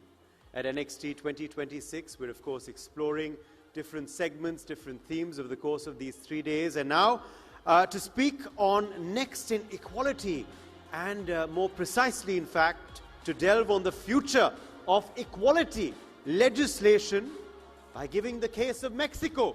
We have with us member of the Chamber of Deputies, Mexico, Deputy Marcela Guerra Castillo.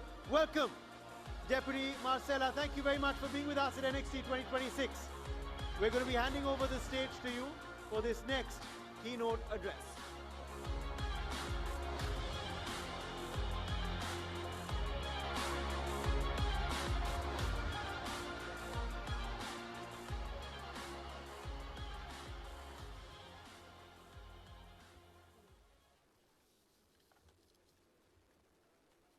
Hello, everybody. Good morning. Distinguished representative, colleagues, students, and friends. The world is a turning point. Democracies face internal and external pressures. Inequalities persist, and the question before us is urgent. Will we expand rights, or will we allow them to erode? This is the dilemma of our century. At the center of this dilemma lies an undeniable truth. Gender equality is the front line of democracy. It is not a secondary concern or an accessory to public policy. It is the clearest measure of democratic health and the foundation of the democratic stability. A democracy that excludes women is not a full democracy. An economy that excludes women is not a modern economy.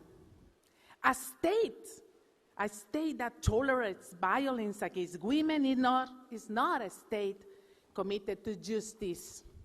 Yes, we have seen progress. Women are more present in parliaments, government, science, and in the strategic sectors, but we have also witnessed a coordinated pushback that attempts to restrict rights. Rights restricted as a control bodies or silence voices. When women's rights are attacked, democracy is attacked. When women are excluded of public lives, institutions become weak. Where violence is tolerated, authoritarian forces advance. The only answers to move is to move forward with more determination, clarity, and courage. Please, the second slide, please. Second slide. I want to show you something. Mexico, we are a republic here. Mexico decides not to wait. We change with the powerful laws so that equality doesn't depend on political changes, but on the constitutional mandate and democratic conviction. In 2014, we moved from the gender quotas to parity in candidate list, ensuring equal representation of women and men in Congress and Senate. In 2019, we took the next major step the principle of parity in everything, which mandate at the federal and local government levels. Mexico is a federal republic, here we are, composed by 32 states, each one with autonomy to elect its own governor. Today, 13 women and 19 men serve as governors. 4 of every 10 states are led by women. This marks substantial progress in women's political participation at the state level, even as full parity has not yet been achieved. But we are looking forward. We are trying. And in the Mexican Congress, parity now is a reality. In the Chamber of Deputies, women hold 50.6% of the seats. In the Senate, women hold 50% of the seats. Can we switch now? Thank you. According to Interparliamentary Union, here is the map of the whole world, how we are in women representation. According to Interparliamentary Union, Mexico is the second democratic country in the world to have parity in parliamentary representation of women. For the first time in our history, a woman serves as a president of the Republic of Mexico. This is not a symbolic. This is a result of decades of struggle, of reforms and institutional perseverance. Mexico has also strengthened the legal framework to prevent and sanction the political violence against women, recognizing as a threat to democracy itself. These achievements reveal a powerful truth. When one nation decides to transform itself, change becomes a reality. But they also remind us that institutional change alone is not enough. Of course not. Parity and equality must be substantive, real, and effective. They must be in municipalities, cabinets, courts, business, universities, in the whole levels, in everything, and also in care economy. Equality must be lived, but not declared. Not only declared, it has to be real. Equality is not a cost, not a burden, not a concession. It is the smartest public investment in the greatest competitive advantage that any nation can build. Countries grow faster when women participate in the included all process. Societies are safer when women shape public policy. Innovation accelerates when diverse voices are included. And peace lasts longer when women lead and negotiate. Yeah. That's true. In the 2030 agenda is a mandate for transformation. CDGs, you know, the number 5, gender equality. It is a backbone of that. Without equality, there is no sustainable poverty reduction, not inclusive growth, no robust innovation, and no lasting peace. Mexico has aligned its constitutional reforms with this global mandate. Parity in everything, which means to guarantee for equal participation and strong measures against political violence from the pillars of state policy that bring society closer to peace, prosperity, and sustainable development. Equality cannot be dependent on political cycles or political changes, or fluctuating even a public sentiment. It must be a state policy, national identity, and shared a global responsibility. Inspired by Mexico's experience, I invite all the nations represented here to adopt equality through 3 strategic commitments. Parity has to be constitutional at all levels of government.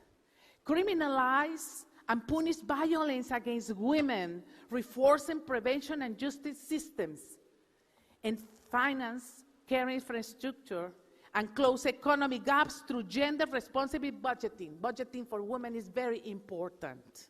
These choices are not ideological. They are strategic. They build legitimacy, social cohesion, competitiveness, and security. Women's rights are human rights. Equality must be a global standard.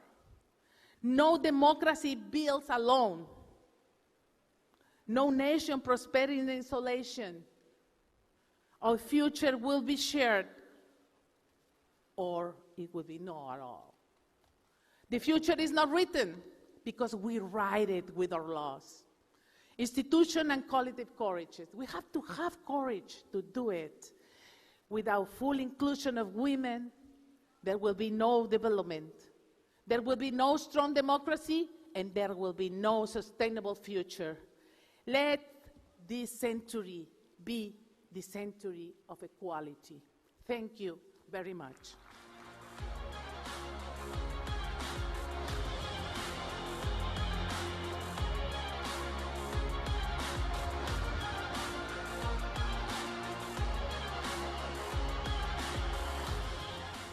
Thank you so much, Deputy Marcela Guerra Castillo. We'll, of course, be having you back on stage in just a bit in a panel as well, but we are staying with this theme and we're staying with our keynote addresses before we move to that panel. For speaking about women in politics, look at that. Another round of applause for the Deputy. So that is a good sign. Okay, one more round of applause. Encore. Okay. Moving now to our next keynote address, and that is on women in politics, from stereotypes to decision-making power. For this, I would like to call on stage Member of Parliament from Lithuania, Modesta Petrauskaitė. Could we please have you on stage, member of the Seimas, Lithuania. Welcome to NXT 2026.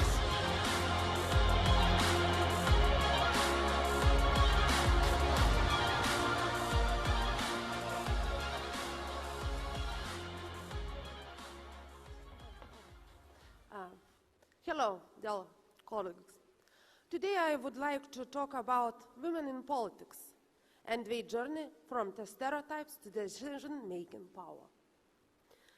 This topic is not only about gender equality, it is about equality of democracy, and whether our institutions truly reflect their societies and they serve.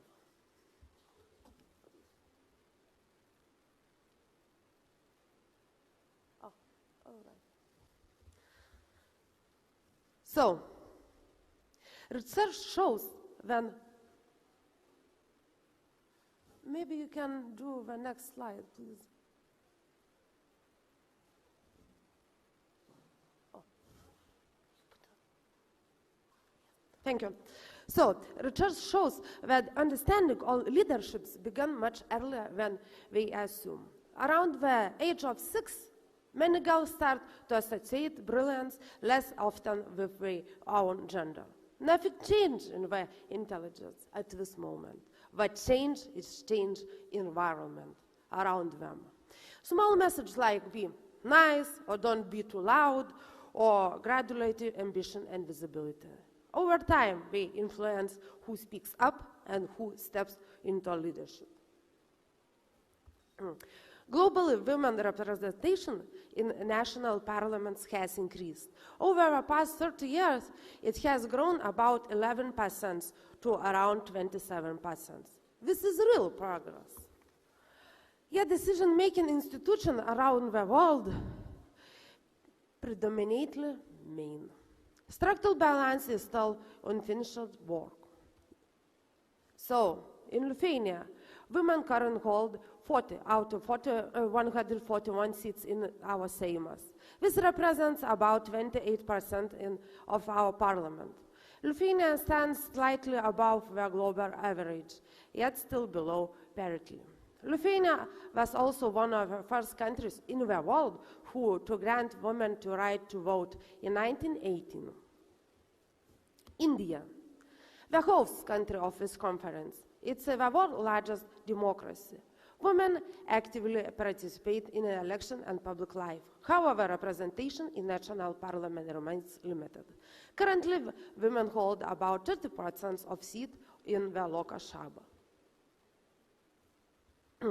Economic participation also matters. In India, women now represent about 1/3 of the workforce. As more women engage in economy, expectation for political representation grows.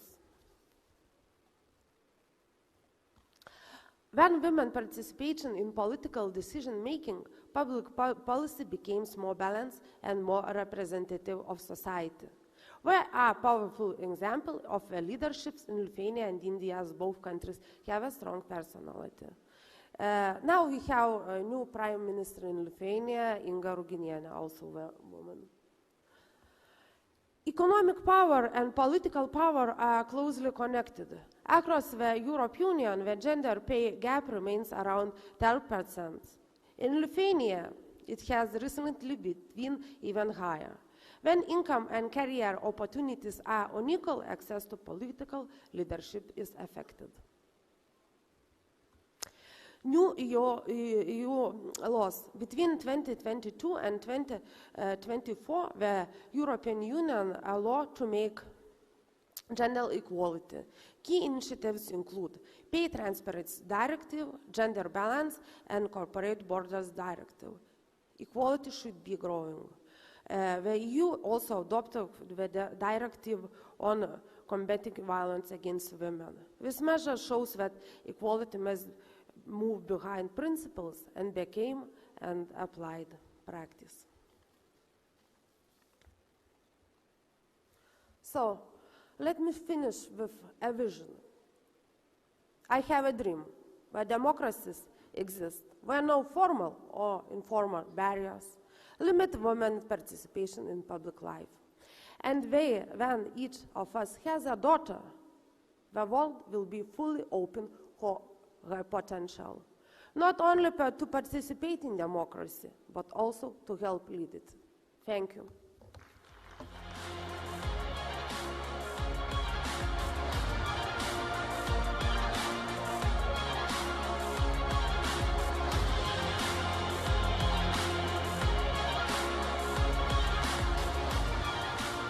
Now we're going to be delving on this panel a bit more in detail because we in fact have a panel discussion lined up for you which will build on some of those keynote addresses and of course also explore other issues.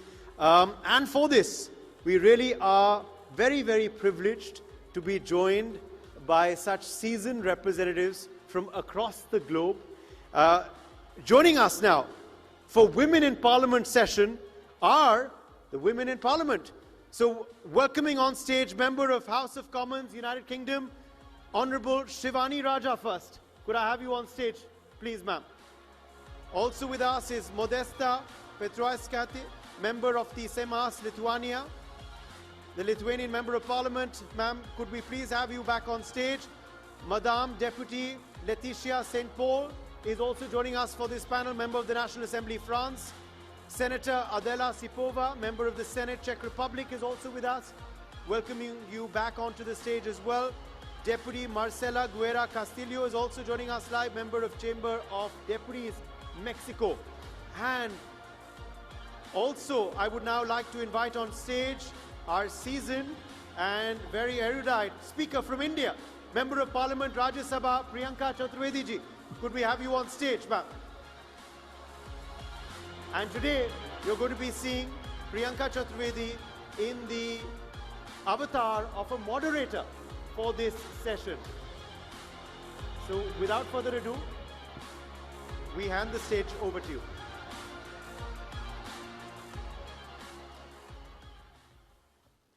So, thank you so much, Uday. Yes, this is my debut role as a moderator. I'm usually given the task of talking about politicians in India and women politicians in India. But today I'm going to play the role of the moderator and understand how women and the dynamics of their representation in politics is making an impact globally, and how countries, various countries that are represented here on this panel, are, through their policy interventions, moving towards more representation of women in the parliament. So we have the Right Honourable Shivani Raja, who is a member of House of Commons in the UK. We have Ms. Modesta Petroiskati, who has already spoken and given her perspective about women representation in Lithuania. She's member of the Seimas in Lithuania. Then we have Madam Deputy Laetitia St. Paul from France. She's member of the National Assembly. We have Senator Adele Sipova from the Czech Republic. She's a member of the Senate. And we finally have Deputy Marcela Guerra Castillo, who we've heard earlier making a very powerful intervention about Mexico and how they have worked towards representation of women. She's the member of Chamber of Deputies. So welcome you all on this panel. So before we deep dive into representation of women, I'd just like to put out a few opening comments. So when we heard y'all speaking earlier, it became very apparent that when women come into politics and into policy making, they're not just representing their constituencies, they're representing communities and towards the economic growth story of their nations, which is more inclusive, which understands the ones which are on the sidelines and takes them along. So when women are absent in legislative, it is not merely a diversity problem, but a governance issue. IPU 2026 global data is very sobering. Women hold 27.5% of parliamentary seats worldwide, up from 11.3% in '95. But at the current rate of growth, we are 75 years away from parity. Only 1 in 7 countries is currently led by a woman. 101 countries have never in their entire political history elected a woman as head of state or the government. You've seen earlier where I think one of our slides showed women representation in India. The 18th Lok Sabha saw 74 women elected to office, which is just 13.6% of total members. The ADR report recently shows that across MPs and MLAs combined, women constitute just 10% of elected representation. But we're moving forward with a positive intervention in our policy dynamics. Now, considering we are at a point, now I'll open this up for the opening comments, considering we are at a point where through policy interventions in various nations, we've seen women's representation increase, I would want you all to begin with opening comments about your countries and how policy interventions have helped for more representation. And in terms of Lithuania, Lithuania does not have any formal policy per se, but the responsibility has been given to their political parties to ensure natural progression of seeing more women representation. So how does this positively work to build more women leadership? And what do you think is the challenge and the right way forward? Starting with you, ma'am. Good morning. Thank you for your interest on that topic. First of all, I'm convinced that when you only recruit in 50% of the population, you miss 50% of talents in your country. And in France, there is a politic of quotas. So the political parties have penalties if they don't present 50% of women for the constituencies. It's not a proportional election in France. We are elected in our name. But at the end, we only have 36% of women within the French National Assembly. It's much better than before without quotas, but it's not a 50-50. And why? Just because parties propose women when the sociology is obvious that they won't win the election. So at the end, if it's a right constituency, they will put women from left-wing parties and vice versa. And this has quite changed with Emmanuel Macron in 2017. And that's the reason why I'm here talking with you today. He said, I want women in winnable constituencies. And that was the will change plus quotas. Fantastic. Thank you so much for your opening comments. I'll hand it over to you. Right, Honorable Ms. Shivani. Good morning and namaste. There is a saying, and I believe it goes, that democracy is strongest when it represents the people that it, reflects the people that it represents. And, you know, I think we have to acknowledge the progress made for women in politics. In the UK, we have a record number of women sitting MPs in the House of Commons. We have about 264 women MPs at the moment, which is the highest it's ever been. And I think that is, it's good to acknowledge that achievement. But despite progress, in terms of political leadership globally, as you mentioned, there is still a lot of work that needs to be done. I'm really proud to be a member of the Conservative Party. We elected the UK's first female Prime Minister, Margaret Thatcher, and my party is currently led by another formidable woman, Kemi Badenoch. And I think it's really valuable for young women in politics like myself to have these female role models. And as you mentioned, Priyankaji, when a woman enters politics, the agenda broadens, policies become more balanced, they become more stronger, and they become more grounded in everyday life. All of a sudden, conversations about family, communities, healthcare, they suddenly become a part of everyday policy making, and I think that is a huge asset which women can bring to the table. Absolutely. Thank you so much. Thank you for the question. So, as I said before, in Lithuania we don't have quotas by the law, but we have quotas in the party. So I am from Social Democrat Party, and we have a quota system for the women, half and half, in all elections.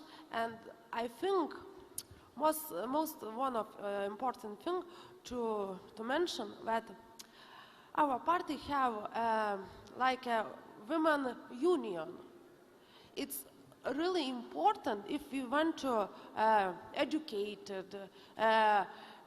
take decision maker better, if we want that women vote for women, because the problem in Europe, in India, and a lot of other countries is not that the women not be elected, but women can women no vote for women, and we have this resultation. So we have a system and union in our party, and I think it's work for Lithuania.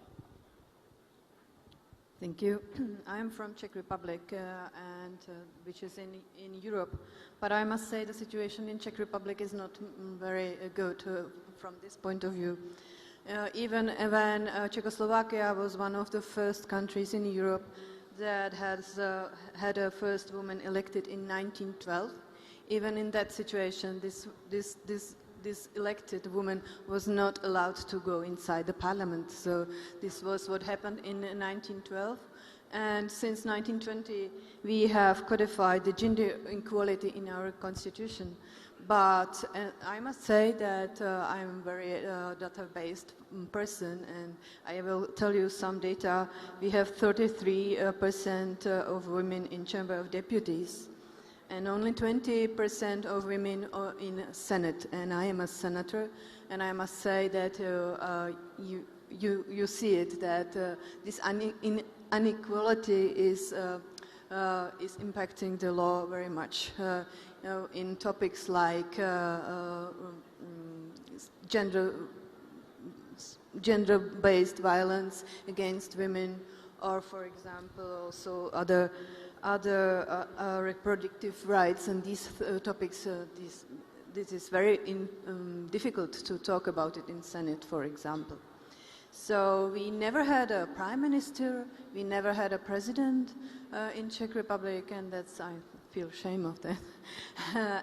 We don't have quotas, and I think that quotas would help us solve this problem, especially in political parties, because when there are a lot of men wanting to get power, then they do not allow them to be on the upper position on the candidate list. That's the way how to not allow women to get into politics. And I must say, in Czech Republic, it's really, you can see the inequality, because the university graduates are from 60% are women. So young women in Czech Republic are, more qualified, but they, hit the, I don't know if you say it also, the glass ceiling, and there are not so many women on boards and in decision positions. So this is, I must say, a not good picture of Czech Republic. Thank you so much. You made a very powerful intervention about century of equality. I think that's such a tremendous statement, and that's why you got applause from the entire audience here. So I just wanted to ask you, where do you think Mexico has started something like parity for everything, which has managed to give you representation, which is almost representative of the demography that exists? So where do you think Mexico has learned from, and what can it teach to the world? Yeah, thank you. Well, in Mexico, we believe that women are essential to democracy. That's why we changed the constitution. That's why the gender parity is in our constitution. Because we believe, certainly, that is not a rule, but it's a good message of hope. Because women, we represent the 50%, more than 50% of the whole population in my country, in the whole world. And we have the right to participate in our whole decisions. We have the right to try to move forward for the development of our country. And we have so many things to share to do for our country. And we can tell that women still face a discrimination, yes, of course, at all levels. For instance, in work level. For instance, in university, sometimes. But we keep going with hope, and we keep going with the struggle, because it's not easy. It's not easy. We have also the agenda, 2030 agenda, and it's a very good road to follow, because the CDG 5, it takes everything there. Everything is there. So we have just to follow, we have just to sing, and we have to be resilient. When a women are prepared, we became resilient. And the resilient people helps the country. Like in India, for instance, India is a very, very good country of developing, and women are increasing in participating all time. I have been many times in India, and I can say that it's a lot of change, like in Mexico, and that is true. This is a very, very good thing, because if we have the political will to change the reality, women and men, not only the women, the men that have the decisions, you have to move forward. I love the passion with which you speak. Thank you so much. Thank you so much. And I'm saying the men that are in front of us. Thank you. I must share this with you, that when we were chairing the G20 forum, at that point in time, Prime Minister Narendra Modi ji spoke about women-led development. Earlier, we used to speak about women included in development, but he brought a new paradigm which spoke about women leading this development. So I think that changes the shift of a woman who's wanting to come and participate in the growth story of nations should be leading those changes, not just one of the followers, not just included in the economy, but leading that positive change. However, the common theme that I have seen exist globally is about how barriers are created for women to participate in political leadership or to be at the forefront of being political leaders. Even the IPU report shows that, the 2026 report shows that 76% of women parliamentarians have experienced intimidation or violence against 68% of their male colleagues. Online harassment is now documented as a structural deterrent. It pushes women out before they reach a ballot and silences those who win. What concrete legislative interventions has your country introduced? Do they work? And critically, are the platforms cooperating? What I'd want to understand through this would be that how are we as individuals, women who are at the forefront of this battle, fighting these barriers and trying to bring these barriers down through our policy interventions in the parliaments, in our various parliaments. So we could start with Mexico again. You mean, we have to learn to negotiate. For instance, how can we got that parity? Because we passed in the 90s, we had the quotas. And we start in the quotas inside the political parties. It was very strongly. Oh my God, it was terrible. But we have to with the debate, everyday debate, and trying. And after that, we got a reform inside the party, the political parties.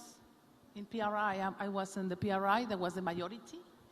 We had the majority in the government, and we had the majority in the whole states before. And we started with that, and we installed the 30% of the quotas for women.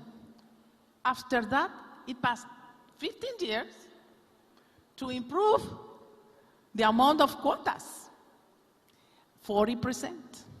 And then, just 2014, we have more strong women in the Senate. I was there with a lot of colleagues that very, very feminist and good, and we start negotiating with Mr. President and with the whole cabinet first, and on the side of the parties, and with the other colleagues. And we passed to the from the quotas to the parity in 2014, but only for the two chambers, Senate and Deputy chambers. After another years, struggle and everything, we took the equality in everything in 2019. Great. But it was not easy. It was very, but now we have been changing, and the country is better with the presence of women and decisions. Any lessons that we can take from UK? Well, I was just listening to that, and I mean, I'm not sure if having policy is the best way for women to get what they want. You know, policy, especially in the UK, is often very long-winded, takes years to come into fruition.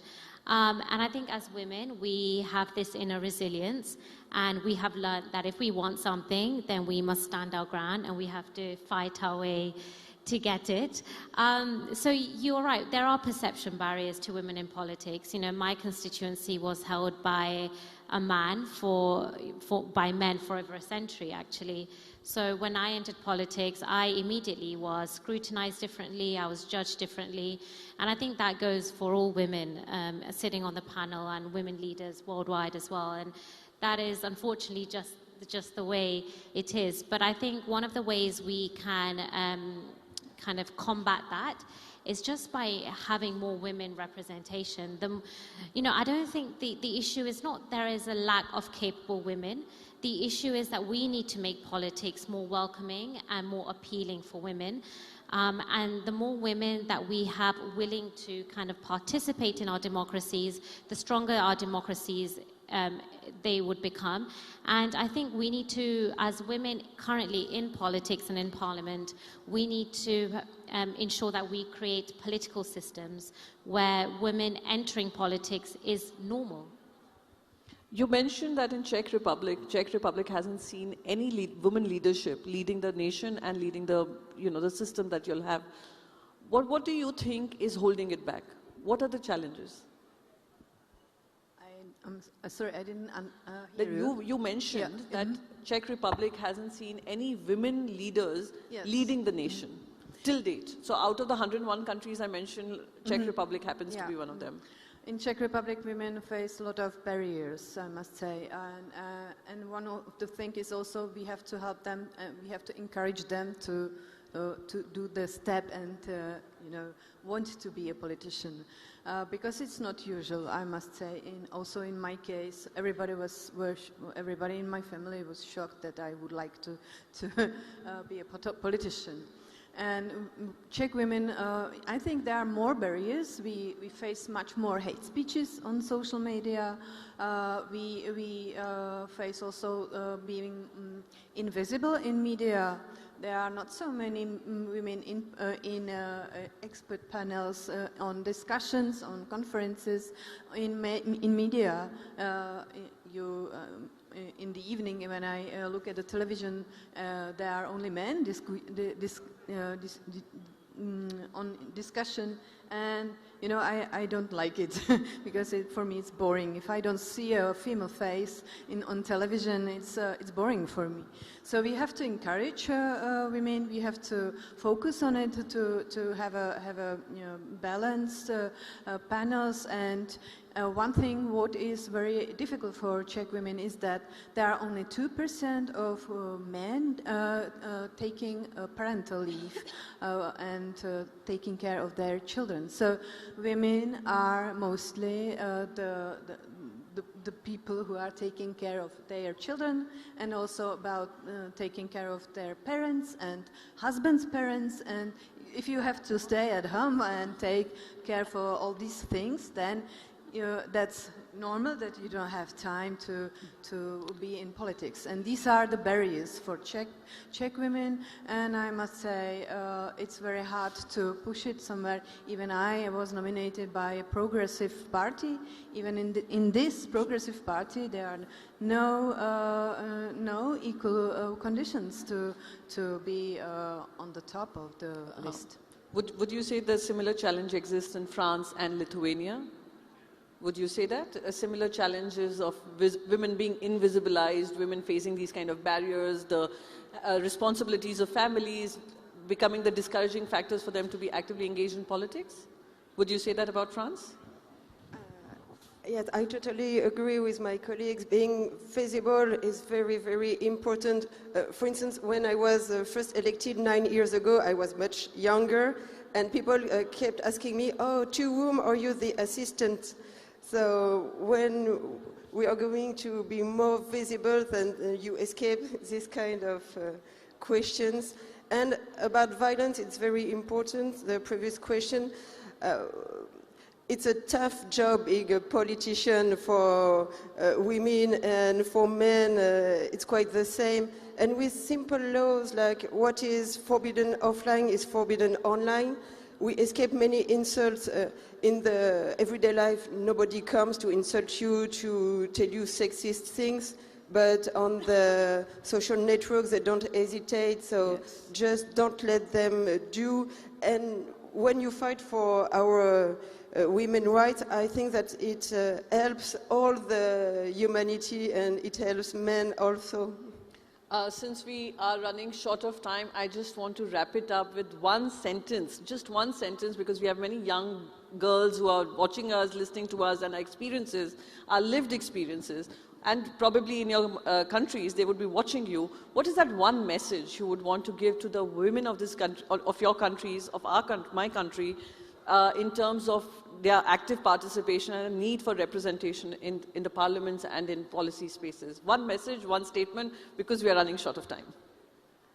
I start.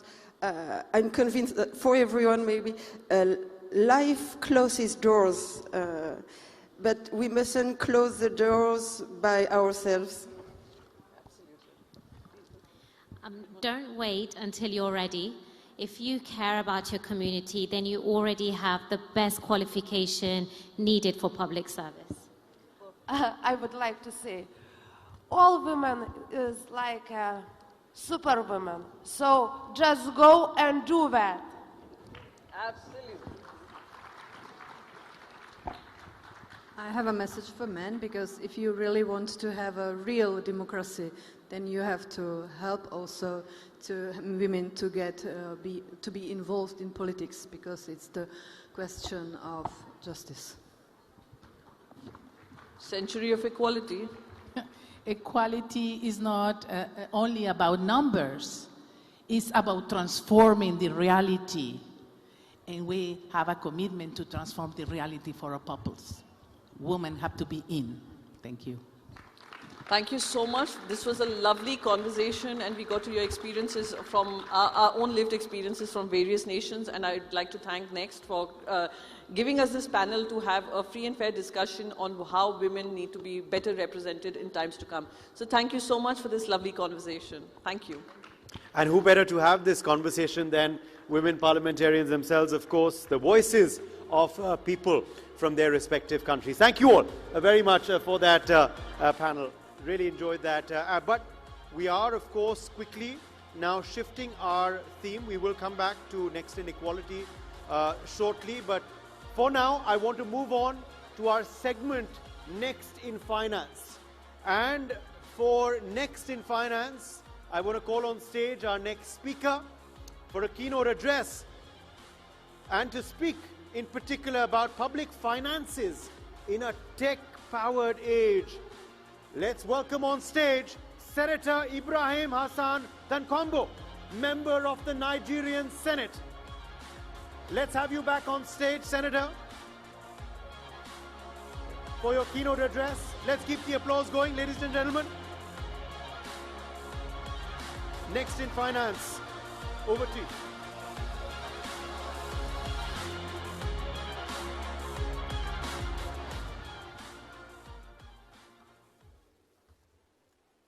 Thank you very much. Your Excellencies, distinguished guests, ladies and gentlemen.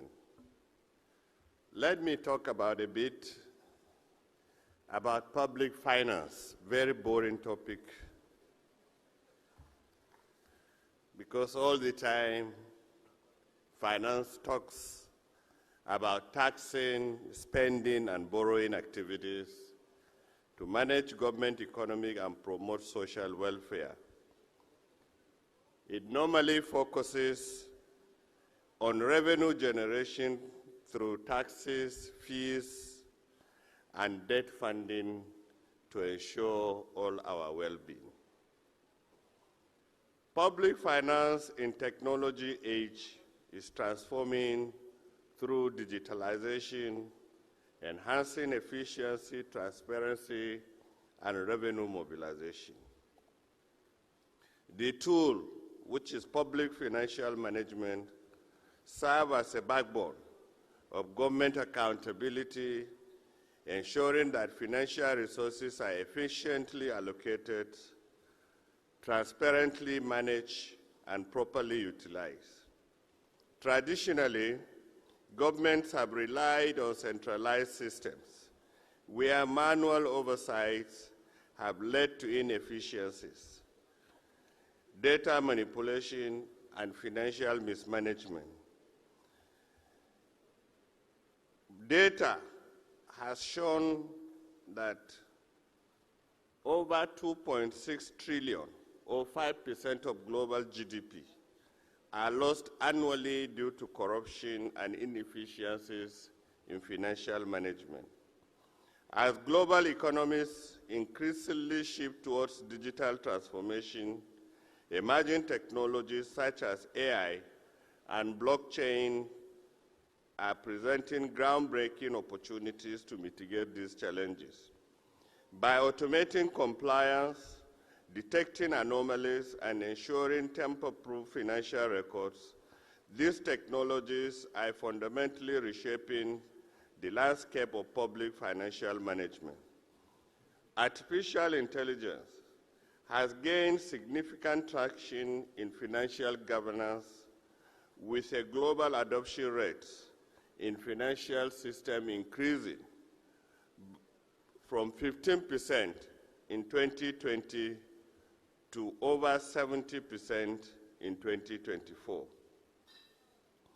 AI-driven financial analytics have demonstrated an ability to detect fraudulent financial activities with up to 85% accuracy, reducing financial leakages by estimated 32%. Additionally, AI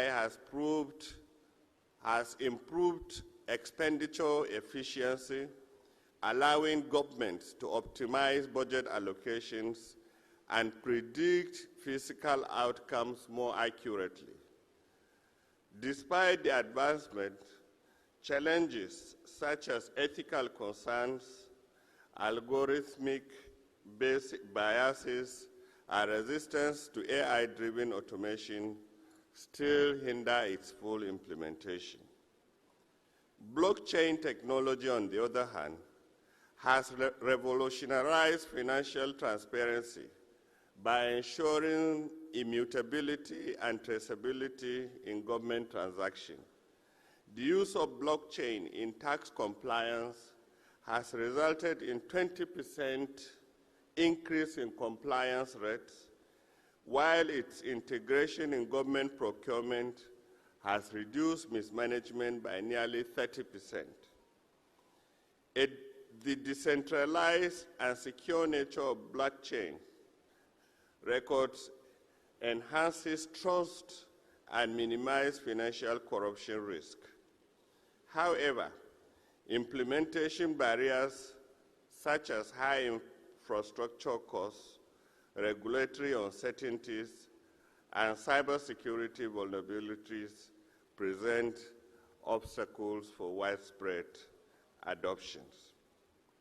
AI is revolutionizing financial management by improving fraud detection, automation compliance, and enhancing fiscal oversight. AI-powered algorithms can analyze large data sets to detect anomalies, reduce fraud activities by up to 32%.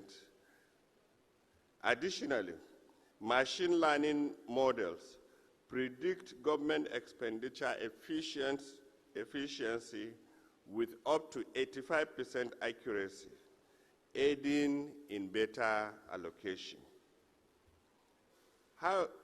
In blockchains too, blockchain ensures financial transactions remain immutable and traceable, reducing corruption and increasing transparency. Implementation in tax compliance have led to increase in up to 20% in compliance rates. While blockchain enables smart contracts have cut mismanagement by up to 30%. Governments worldwide are increasingly adopting AI and blockchain technology to enhance transparency, efficiency, and production.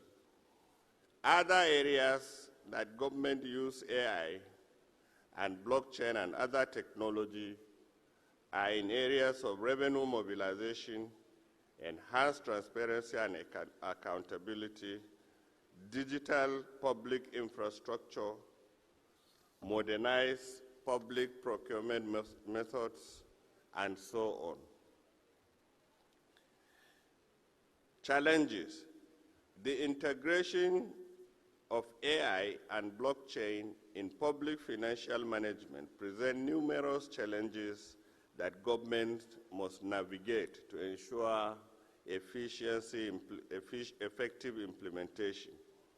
One of the primary obstacles is regulatory uncertainties, as many jurisdictions lack clear legal frameworks governing AI and blockchain applications in public financial management.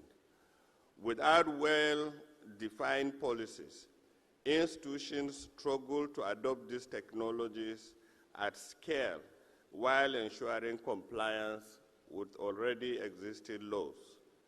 Additionally, resistance to change within government agencies poses a significant challenge. Traditionally, bureaucratic structures are often reluctant to embrace digital transformation due to concern about their jobs, loss of control, and the complexities associated with new technologies. Cybersecurity risks further complicate implementation as AI-driven financial management systems and blockchain networks can become targets for sophisticated cyber threats, including hacking and data breaches. Governments must establish robust security protocols to protect sensitive financial data and maintain public trust.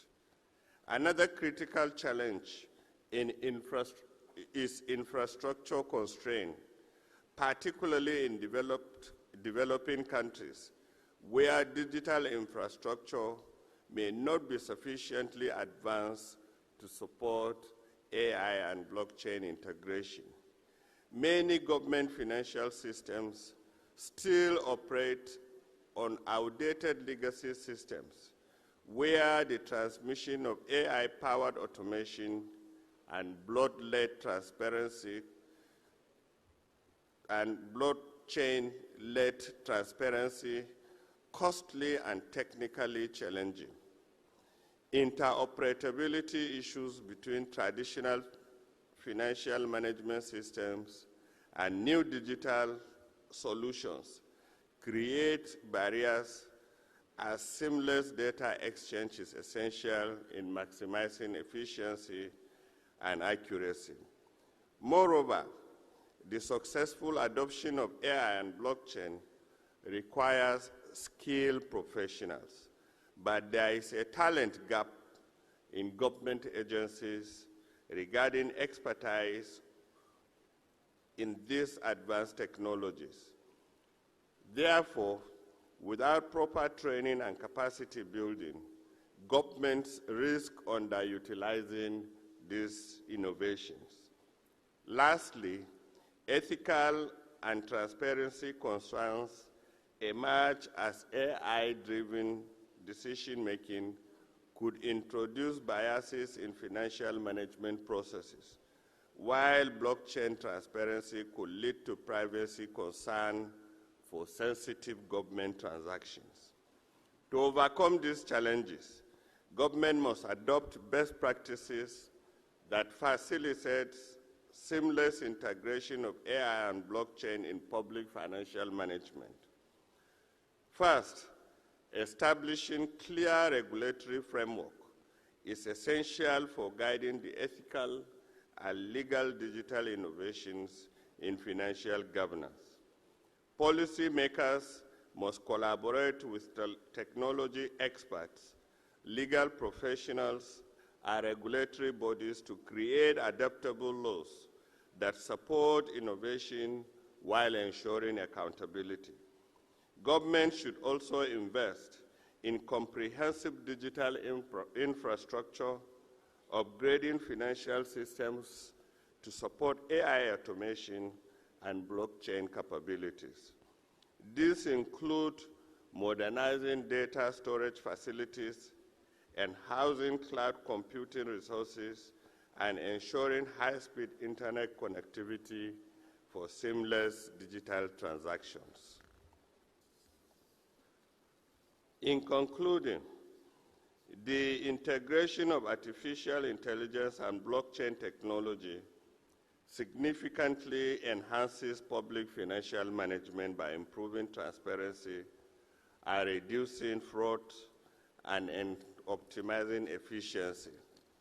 AI-powered financial management systems have proved to enhance fraud detection, budget allocation, and financial efficiency. Governments that implemented AI in their financial monitoring experienced physical oversight with predictive analytics, enabling better budget forecasting and expenditure tracking. Despite these advantages, implementation challenges such as data privacy concerns, technical infrastructure constraints, and bureaucratic resistance must be addressed to fully leverage AI, PFM, and technology challenges. Thank you very much for listening.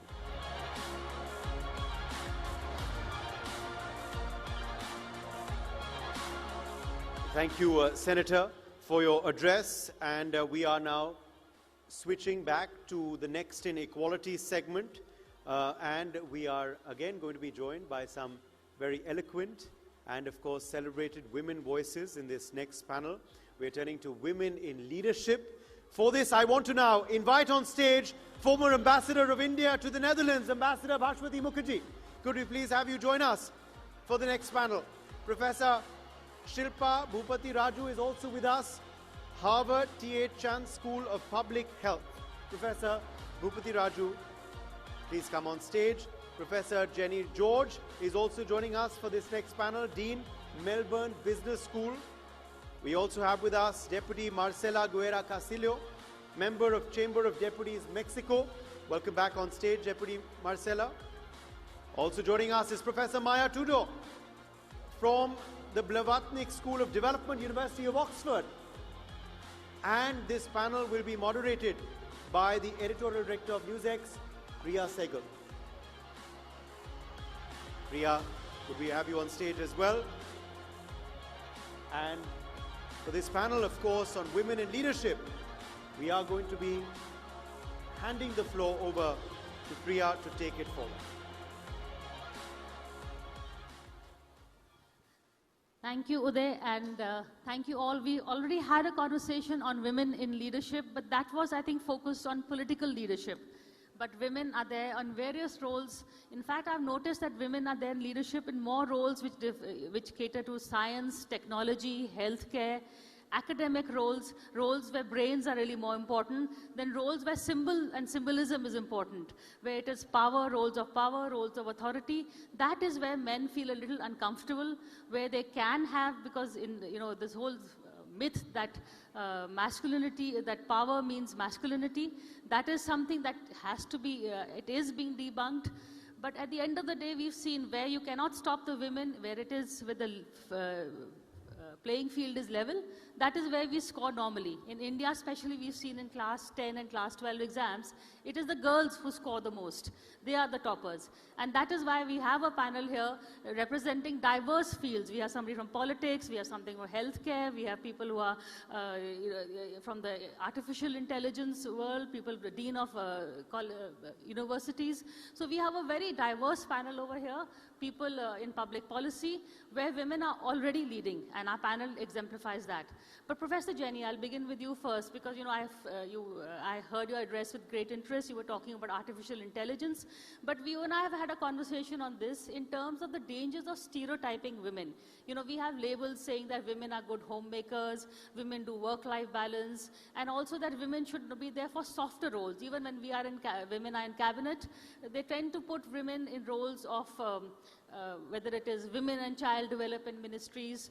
What about roles where the hard decisions need to be taken, where women can make a difference? India, of course, has been leading in this. We have a woman finance minister, we've had women prime minister.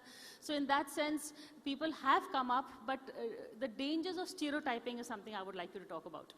Yes, I think it's very easy for people to believe that women, for example, are more empathetic naturally and therefore stereotype women into particular roles. But of course, empathy is not a female characteristic, it's a human characteristic. There are men who are great at empathy and women who are great at empathy. There are men who are not good at empathy and women who are not good at empathy.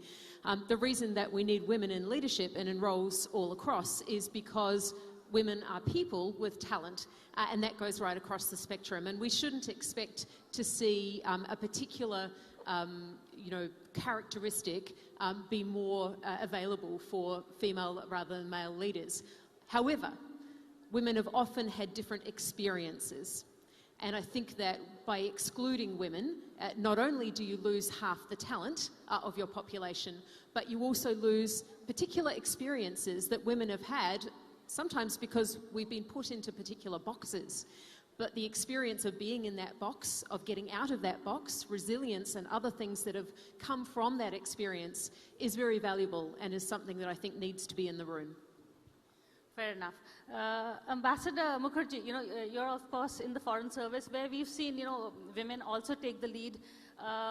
Do you ever feel that gender has become an issue where, in terms of when you got the role on your merit, but people say, oh, this is, a gender diversity, appointee?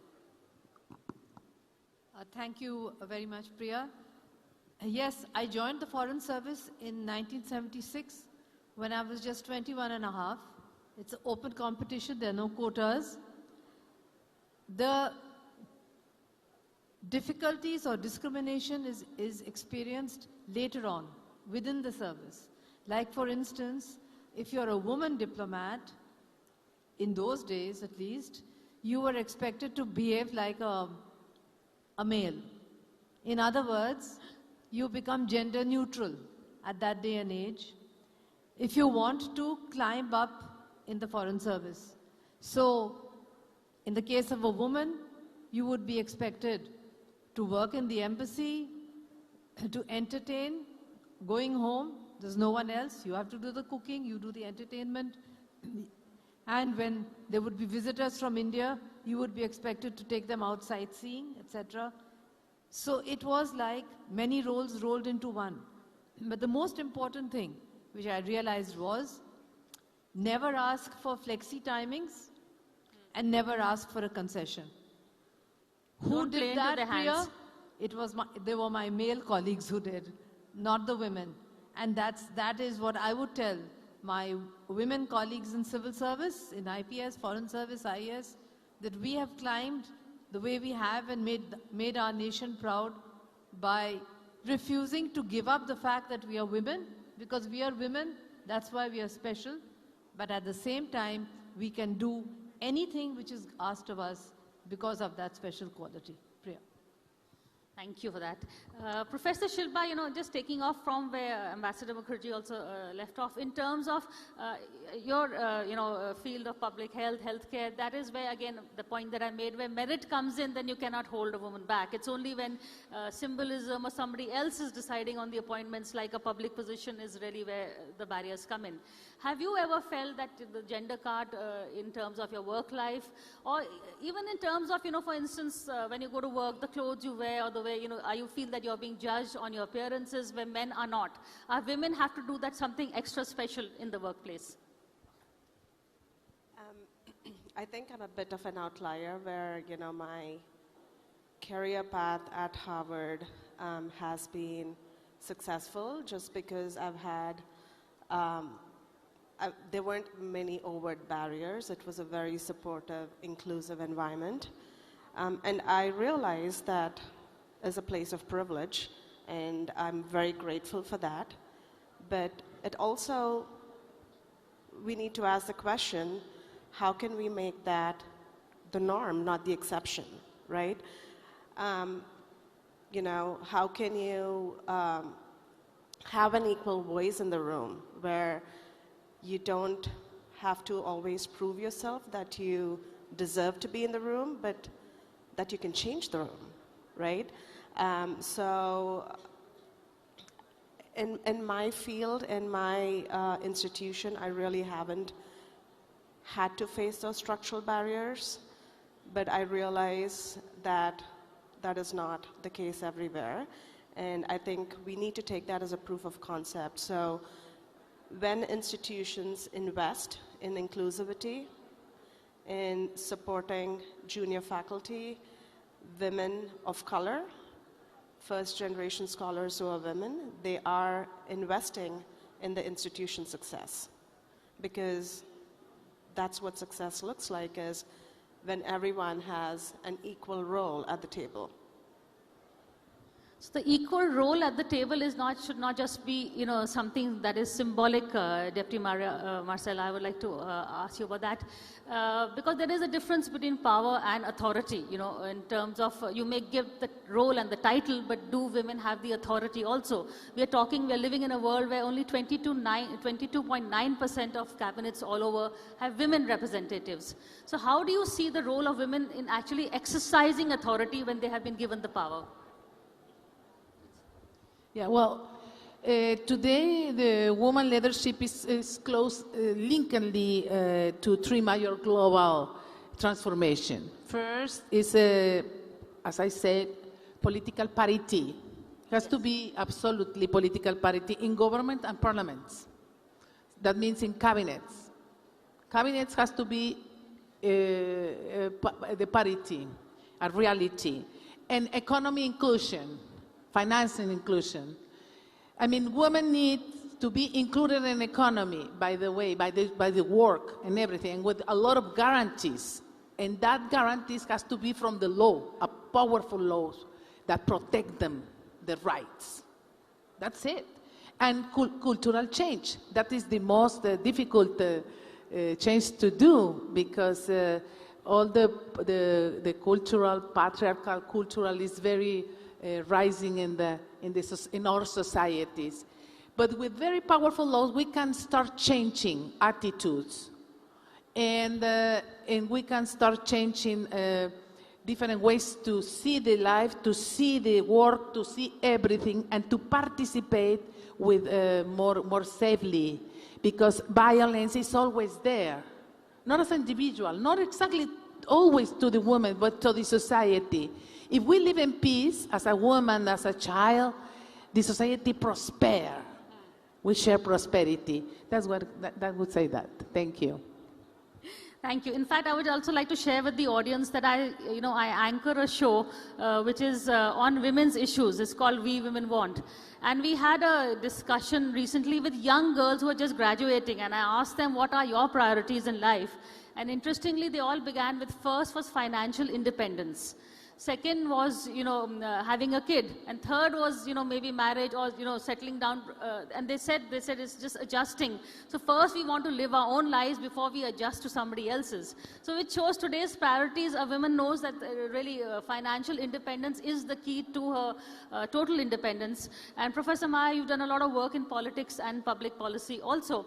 And especially in this, in Southeast Asia, I've seen that you're an expert in this region. So how do you see in terms of what can we do in terms of the structural barriers? What needs to be done? What are the impediments that you see? Great. Well, thank you. And that's just a perfect segue, I think, in question. The panel is on women in leadership. And I believe that far too often we're asking women individually to have leadership skills, but it's often the structural barriers that are impeding real participation. So, I teach at a school of public policy, and I have including some very, talented Indians, IAS officers, tech entrepreneurs. And I ask them, so what do you think are the sort of key drivers to development in your country? They talk about things like infrastructure and development. They talk about moving up the value chain. But the single most untapped structural impediment is getting women to work, and getting women to work in large numbers. And in particular, there's not a single country that has moved into high income status that has not moved to around 50% of women in the labor force. So this is not an inclusion issue, it's not a diversity issue. It's a growth issue. And for a conference and conclave that has talked a lot about India growing, the single most important, I think, untapped barrier is getting women to work in large numbers. So Vietnam is at 70%, China is at 60%, even Bangladesh in this neighborhood is at 44%, India is at 25%. So when you think about India growing for the next 2 decades, the single most important thing you can do is get women to work. So I'm going to say 3 things about what we know from the research of how that actually happens. So the first is that you have to invest in the care economy. So you talked about the women coming onto your show who want to enter and they want to make a big difference. So what are the structural barriers that they're going to face? You mentioned they want to have children and they want to work. And those 2 things right now are deeply incompatible in India, in the Indian context. 2 years ago, the Nobel Prize winner, Claudia Golden, talked about this in her research. It's the motherhood penalty that keeps women. So investing in the care economy is one. The second thing, and that's particularly important for this city that we're all sitting in, is developing safe transportation infrastructure, right? Getting people to be able to feel safe getting to work. And then the third thing is flexible career pathways. And AI is going to do this anyway. Gone are the days where we had one career and the career kept with us, stayed with us for decades. Typically, people make 7 career shifts when they're entering the labor force today. So we have to enable women to dip in and out of different kinds of careers, and that there's lots of research on how that's done. Professor Jenny, in fact, we were discussing stereotypes and labels, and Professor Maya also spoke about the care economy and how motherhood and careers, in terms of there is a little bit of incompatibility with the women. We do need to take a break in our careers, and that is not often taken kindly. A lot of people, when they're hiring women, they ask that question, are you married, do you have kids? I mean, is that all behind you now? Can you just focus on our work? If you're not married, then, the question that men are never asked that question. Should men get more involved? What is the solution really over here? How do we, segue both the genders? Well, it's a big question for which there's lots of different answers, and there'll be different answers in different cultures. There are, I think, two really important things. Firstly, you do have to have good care structures, and that can look really different depending on the environment. But secondly, cultures that have become much more equal in terms of career progression have often focused on the role of men in caregiving, actually. And so making it much easier for men, for fathers to care for their children, for fathers to be deeply involved in taking time out of the workforce. Now, that's a cultural, problem. It takes a long time to perhaps get there in our heads, but I think that has a huge, makes a huge difference. I think there's another really interesting thing, though, and that is women, by virtue sometimes of their caregiving role, bring things that we don't always recognise that are business opportunities. I think that there's a wonderful story of a woman called Marion Donovan who invented the disposable diaper. She went to venture capitalists and said, I've got this great invention, and they all turned her away. And they said, I don't think anyone will buy it. And she said, I promise they will. So no one invested. She did it herself, and she sold her company for a huge amount of money just a few years later. It's a great example of a business opportunity lost because the people making the decisions didn't have the experiences of a broad variety. And I think, the message, if you want one, is, move over, boys, include women, and you will make more money, actually. So this is my business school hat on. I don't think diversity is only a justice issue. It absolutely is. I think it's also just an opportunity that we're missing. Thank you for that. Ambassador Mukherjee, you're also in a profession where perceptions matter a lot also. So in terms of the way, I like what you said about, the expectations that come, because you're a woman, you have to do that extra. You have to do your work, but you also have to be a hostess, you have to, look after the home.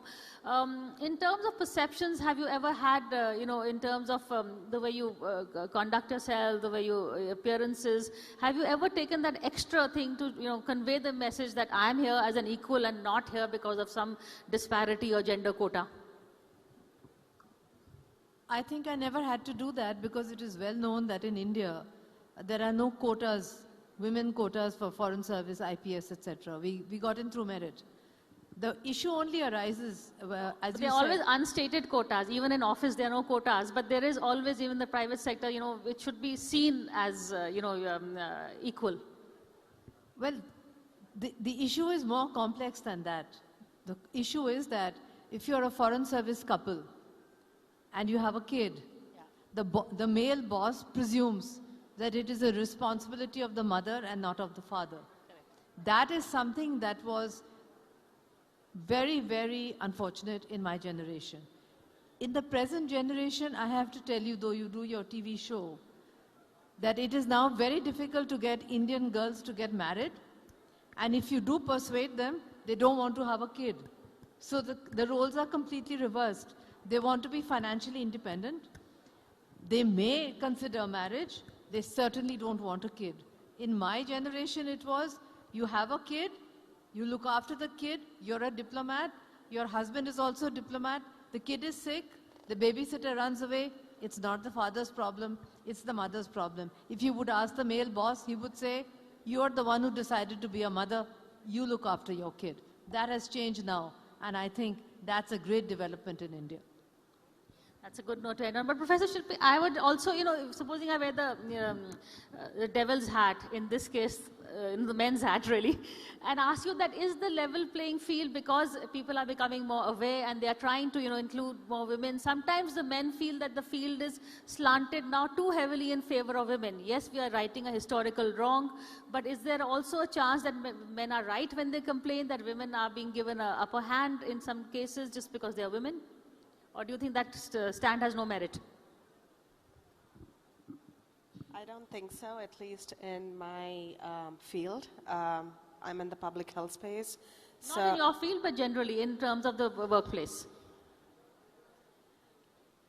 Right, right. I can see that definitely happening where, oh, you got this because you're a woman. And then to that I would say, no, I got it because of my brains, not because of my biology. That still very much exists, and it's something that we have to break down. And I'm again lucky enough that I haven't had to face those battles. But again, don't apologize for who you are, right? Own your career, own your leadership, and your voice matters just as much as men's, right? So I remember people telling me, I grew up in India, and they said, well, you have the reservation for this entrance exam, so it's unfair. I get that frustration, but at the same time, if we didn't have that, we wouldn't be having this leadership panel. So I think it's important, and again, be unapologetically yourself. Do not be apologized. Good. Deputy Marcella, your work is also your field, it's politics. So there is a lot of public interaction, some amount of networking that takes place. Does being a woman be an advantage or a disadvantage? Yeah, well, I have been in politics for more than 4 years. It doesn't look like, but it's true. Okay. More than 4 years. And sometimes it's a struggle, but most of the times, when you learn to how to negotiate it, how to move, and how to can tell what the other need, you can do more good politics. I'm from a state on the north, very industrial, in Mexico. And once I met a woman from India, impressive woman. She was the CEO of Pepsi Cola. Indra Nuri. She was in Monterrey, and she gave us a very magnificent speech about leadership. And that was a few years ago. It's about in the 18. And she was amazing. And she started to change the whole situation of Pepsi Cola, with a lot of successful. What do I learn from that? I learned when she told us that they have to study each one what they need and what they want. If you understand that, you can handle all this situation in the environment of that company, or an environment in one political party, or an environment in that society. And women, we have that gift. We can see what the people want. Thank you. Thank you so much. Professor Maya, I take the same question to you. Do you feel that women in a public role, whether it is politics or, usually politics, where they have to network and do more outreach, does the fact that they're a woman, is that a handicap, or do you think, especially in patriarchal societies, we faced it, but I think the field is getting somewhat equal, but do you still see that as a handicap?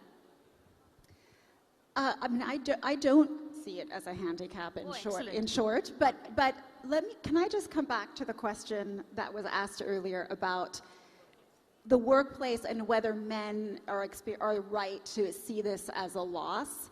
So I just want to ask our audience, if you have children, so that's going to be primarily the people in the front, how many of you think that, or wish that you could spend more time with your children? And for the people at the back, which I know are mostly students, compare yourself to your fathers. and how much time they spent in the workplace, right? I'm not going to ask you to raise your hands, but if you answered yes, and the research shows that most men want to spend more time with their children, they don't like the economy of greedy jobs where you have to be out working 14-hour days. You are also gaining by women in the workplace and by flexible pathways in which dipping in and out, in which taking, to the point, men taking paternity leave is one of the most important ways in which the economy equalizes. So again, imagine you're an employer and you're looking to hire a woman or a man, and they're identical in every respect. If your expectation is that a woman is going to be child-caring primarily and that men are not, your economic calculation is different. It's just simply different. And in a world when you're looking at those candidates and you're not differentiating on care, that's a different world and it's a more equal world.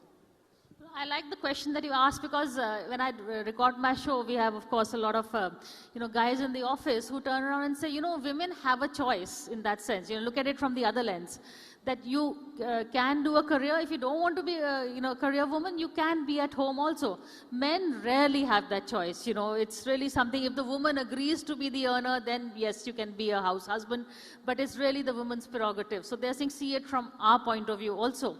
But I know time is up, but I would just quickly like to ask you all just one sentence answer, and I'll start with you and go work my way back. What is the one impediment that you have faced personally, or do you think women face? I'm going to answer the question that's close to that, which is what advice would I give to young women in terms of structural impediments? And it's one that I haven't faced, but I think many people do. And that is the single most important choice you can make for making a career possible is to marry a feminist. Marry a feminist. Good advice. I will say that we have to have a balance between the public life and the private life. That means that, for instance, I am a wife, I'm a mother, I am also a worker, I'm a politician, because we are a multitasker. Women are multitasking. But I will say that the secret is to balance, to have a balance, and never give up. Thank you. Have a balance and never give up. Professor Shilpa. My advice to young women, it's okay to say no. It's okay to draw boundaries. It's okay to protect your time. Ambassador Mukherjee. My message is for Indian women, which is be independent, be financially independent. First of all, your first choice in life is to do what your mother was not allowed to do, which is to be independent financially and otherwise. And if you want to go in for marriage, marry an understanding man who's willing to take 50% of the burden, including in the kitchen. Thank you. Good advice. We can see two people have advice on making the right choice in terms of marriage. Professor Jenny Yolas. Very similar. The biggest difference I see between men and women when they're making choices about education, for example, is that men see an investment as an investment for their family, and women see an investment as being a selfish investment. I think that needs to change, and I think women need to see that investing in themselves and their careers is an investment for their family, and I think that really changes your mindset. Thank you so much. As we see, we have a panel of women who are accomplished leaders in their various different fields. Women who have broken the glass ceiling in stilettos and moccasins and chappals, but we reached there. We're here, and, well, deal with it. Thank you so much.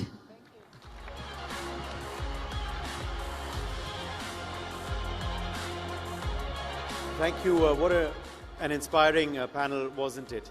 And of course, staying with the theme of women in leadership, we will be having a woman who is, of course, in leadership in the national capital in just a short while as well in our midst. That, of course, was the Women in Leadership session that you can see has just concluded, of course. And we are going to be turning, of course, very, very shortly to our next segment. Ladies and gentlemen, could we please welcome with a loud round of applause, the Honorable Chief Minister of Delhi, Srimati Rekha Gupta ji. Let's have a loud round of applause for our next special guest at NXT 2026. We're very humbled and privileged to be joined by the Honorable Chief Minister of the National Capital of Delhi. बहुत बहुत स्वागत है आपका ma'am. माननीय मुख्यमंत्री जी हमारे बीच पहुंच चुकी है, जैसे आप देख पा रहे हैं. And I will also tell my foreign dignitaries, our foreign delegates, that there will be a live translation of the Honorable Chief Minister's address. The wired headsets are all on your tables. You can listen to live translation when the Honorable Chief Minister addresses this August gathering in a short while from now. Well, turning now to the next segment, Next in Delhi. And before we hear from the Honorable Chief Minister herself, I want to play out a short AV for our audience gathered here. You're all in the national capital of India today, Delhi. How much progress has been achieved in Delhi? What all are the activities, developmental activities that have been completed already? And what is the vision ahead of the Delhi government headed by Srimati Rekha Gupta, Chief Minister of Delhi? Let's show you in this short AV. आज हमारी दिल्ली सुविधाओं और infrastructure के मामले में तेजी से आगे बढ़ रही है.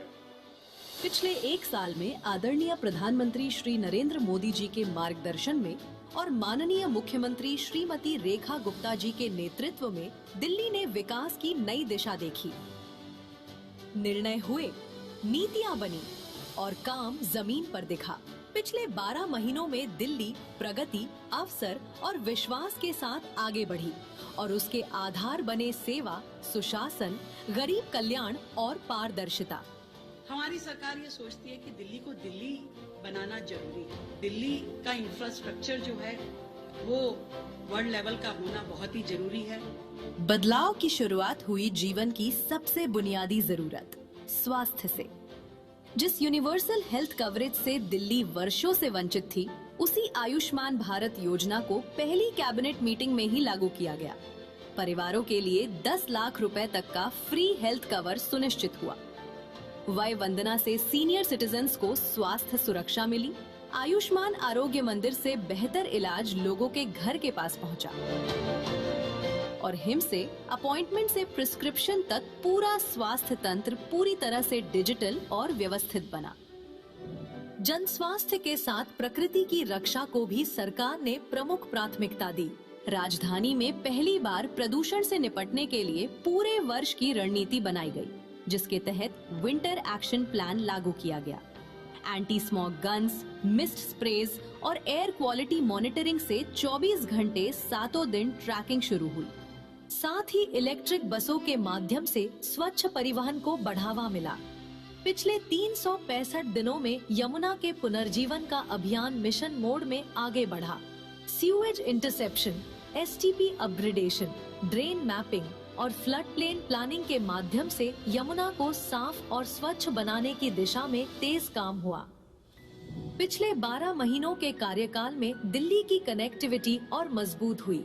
दिल्ली मेट्रो फेज 4 के 2 नए कॉरिडोर का शुभारंभ और मेट्रो फेज 5A के 3 नए कॉरिडोर का शिलान्यास राजधानी के ट्रांसपोर्ट नेटवर्क को नई रफ्तार दे रही हैं. फ्लाईओवर्स, बस डेपोज और ड्रेनेज मास्टर प्लान के साथ दिल्ली के इंफ्रास्ट्रक्चर को बड़ा बूस्ट मिला. विकास के साथ सुशासन और पारदर्शिता भी नई पहचान बनकर उभरे. पहली बार सरकार के द्वार जनता के लिए खुले. अब शीश महल नहीं, जनसेवा सदन है. जन सुनवाई के माध्यम से लोग सीधे अपनी बात सरकार तक पहुंचा रहे हैं और दिल्ली के 7,000 से अधिक CSC केंद्रों के माध्यम से 75 से अधिक सरकारी सेवाएं लोगों के और करीब पहुंची. पिछले एक साल में दिल्ली सरकार ने माननीय प्रधानमंत्री श्री नरेंद्र मोदी जी के मंत्र सबका साथ, सबका विकास, सबका विश्वास और सबका प्रयास के साथ इंक्लूसिव डेवलपमेंट को नई गति दी. EWS हाउसिंग अपग्रेड हुए. कोविड ड्यूटी में दिवंगत कर्मचारियों के परिवारों को 1 करोड़ रुपए की सहायता दी गई और 1984 सिख पीड़ित परिवारों को सरकारी नौकरी देकर सम्मान और न्याय सुनिश्चित हुआ। वहीं शिक्षा क्षेत्र में भी महत्वपूर्ण कदम उठाए गए। प्राइवेट स्कूल्स की मनमानी फीस बढ़ोतरी पर रोक लगाने के लिए फी ट्रांसपेरेंसी एक्ट लागू हुआ। CM Shri schools, smart classrooms और मॉडर्न लर्निंग एनवायरनमेंट के साथ दिल्ली का एजुकेशन इकोसिस्टम और मजबूत बना। सशक्त नारी समृद्ध दिल्ली के तहत पिछले 1 साल में महिलाओं के सशक्तिकरण का संकल्प मजबूत हुआ। मेरी पूंजी मेरा अधिकार योजना के तहत 40,642 बेटियों को 100 करोड़ रुपए का डीबीटी मिला। लखपति बिटिया योजना हर बेटी को लगभग 1 लाख रुपए का आर्थिक समर्थन दे रही है। सहेली पिंक स्मार्ट कार्ड महिलाओं के लिए निशुल्क बस यात्रा सुविधा लेकर आया। मुफ्त गैस सिलेंडर योजना से परिवारों को राहत मिली। वाटर बिल एलपीएससी माफी और अटल कैंटीन जैसी पहलों से लाखों परिवारों को सहयोग मिला। पालना केंद्रों से कामकाजी माताओं को सहारा मिला। पिछले 1 साल में युवाओं के लिए अवसरों के नए द्वार खुले। You special bus services students के लिए बेहतर सुविधा बनी। दिल्ली स्टूडेंट ओलंपिक्स ने टैलेंट को मंच दिया। दिल्ली ओलंपिक विजेताओं को सर्वाधिक इनाम राशि देने वाला देश का पहला राज्य बना। विकसित दिल्ली सीएम इंटर्नशिप और फेलोशिप प्रोग्राम्स युवाओं के लिए नई संभावनाएं लेकर आए। विकास भी विरासत भी दिल्ली की सांस्कृतिक पहचान का मूल मंत्र बना। छठ से दीपोत्सव तक, कांवड़ से दुर्गा पूजा तक हर त्योहार को आस्था और भव्यता के साथ मनाया गया। गुरु तेग बहादुर जी की विरासत को सम्मान और गरिमा के साथ स्मरण किया गया। दिल्ली अपनी जड़ों के साथ आगे बढ़ी। पिछले 1 साल में दिशा स्पष्ट हुई, विकास ने रफ्तार पकड़ी और जनता का विश्वास मजबूत हुआ। ये सिर्फ 1 साल की कहानी नहीं, ये दिल्ली के बदलते भविष्य की शुरुआत है।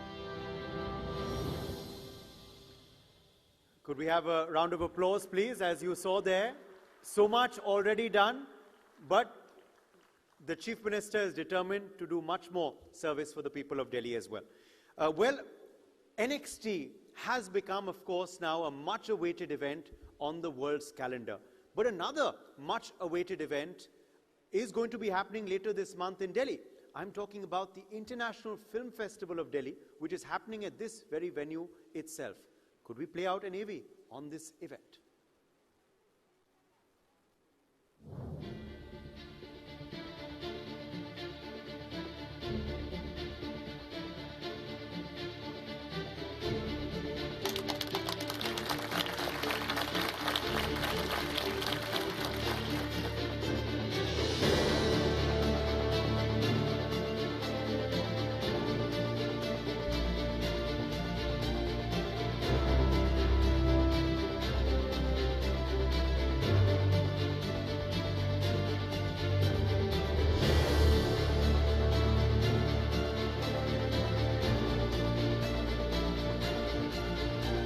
It is my honor to present the International Film Festival of Delhi 2026, 25th to 31st March, Bharata Mandapam, curated across various venues in the capital of India. It is about everyone showing their belief in the festival. The world is ready for Delhi, and Delhi is ready for the world. Delhi is strategically placed right now to present that opportunity to the younger talent of this country. Delhi वैसे ही बहुत special है. It doesn't ask where you come from. It just says, what do you have to say?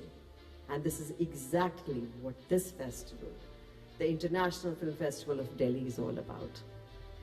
As a proud participant of the prestigious IFFD, I promise to champion all those voices to ensure that this space remains one where the unheard story, the unexpected story, the unseen story finds its audience. I've done about 20 films, so उसमें से आधी यहाँ shoot हुई.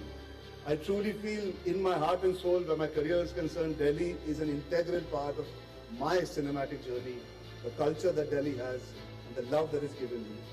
I think I'm very, very happy and very proud to be a very small part of this celebration of cinema. So thank you for having me.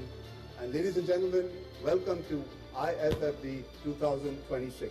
जो इस creativity की जो ऊर्जा है, ऊर्जा को भी आपने एक बहुत बड़ा सिंचन देने का ये संकल्प लिया है, इसलिए आपका बहुत बहुत अभिनंदन।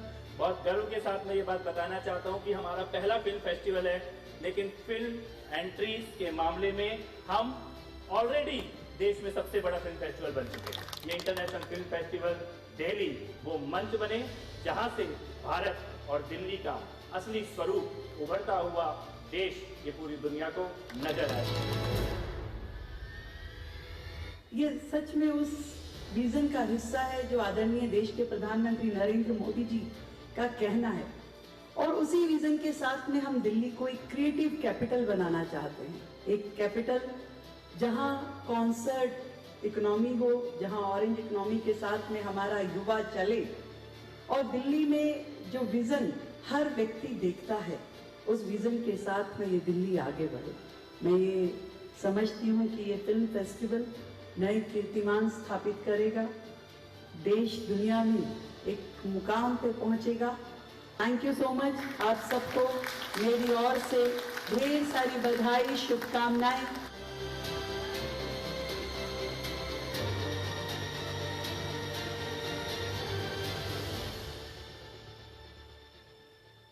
So mark your calendars for IIFD later this month in the national capital of Delhi. All right, without further ado now, I would like to call on stage the Honorable Chief Minister of the national capital of Delhi, Srimati Rekha Gupta ji. May I please have you on stage for your special keynote address. जोरदार तालियों से इनका स्वागत किया जाए। बहुत बहुत स्वागत है आपका मैम।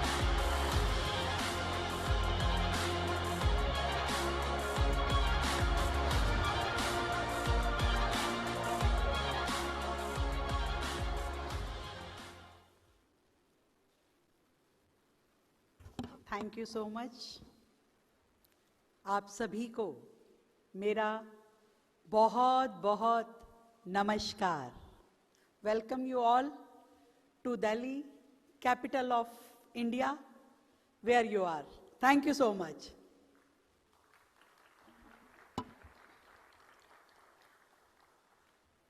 बहुत ही शानदार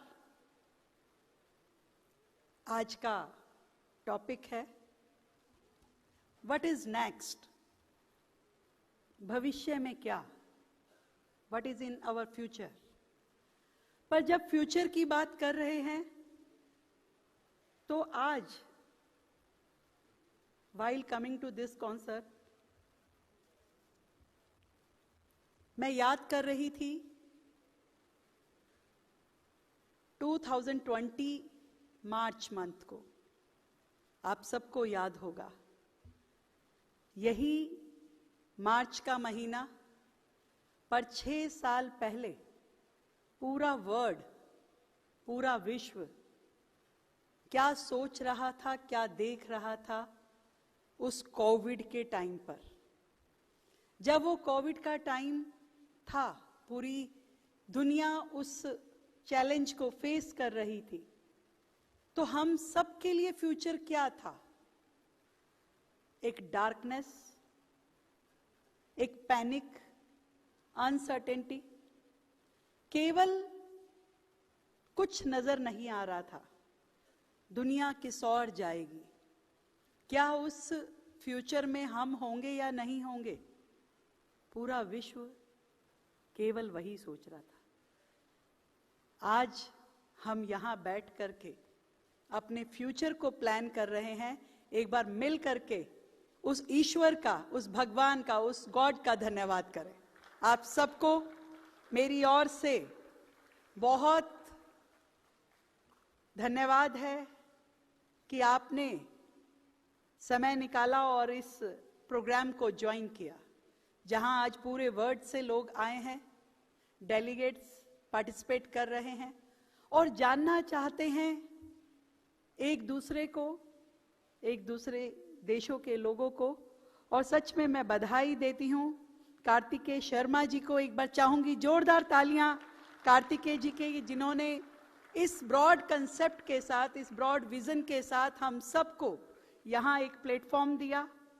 ऐश्वर्या पंडित जी जो चेयरपर्सन हैं नेक्स्ट की, आपको भी बहुत बधाई देती हूं और आप सभी डेलीगेट्स को भी शुभकामनाएं देती हूं।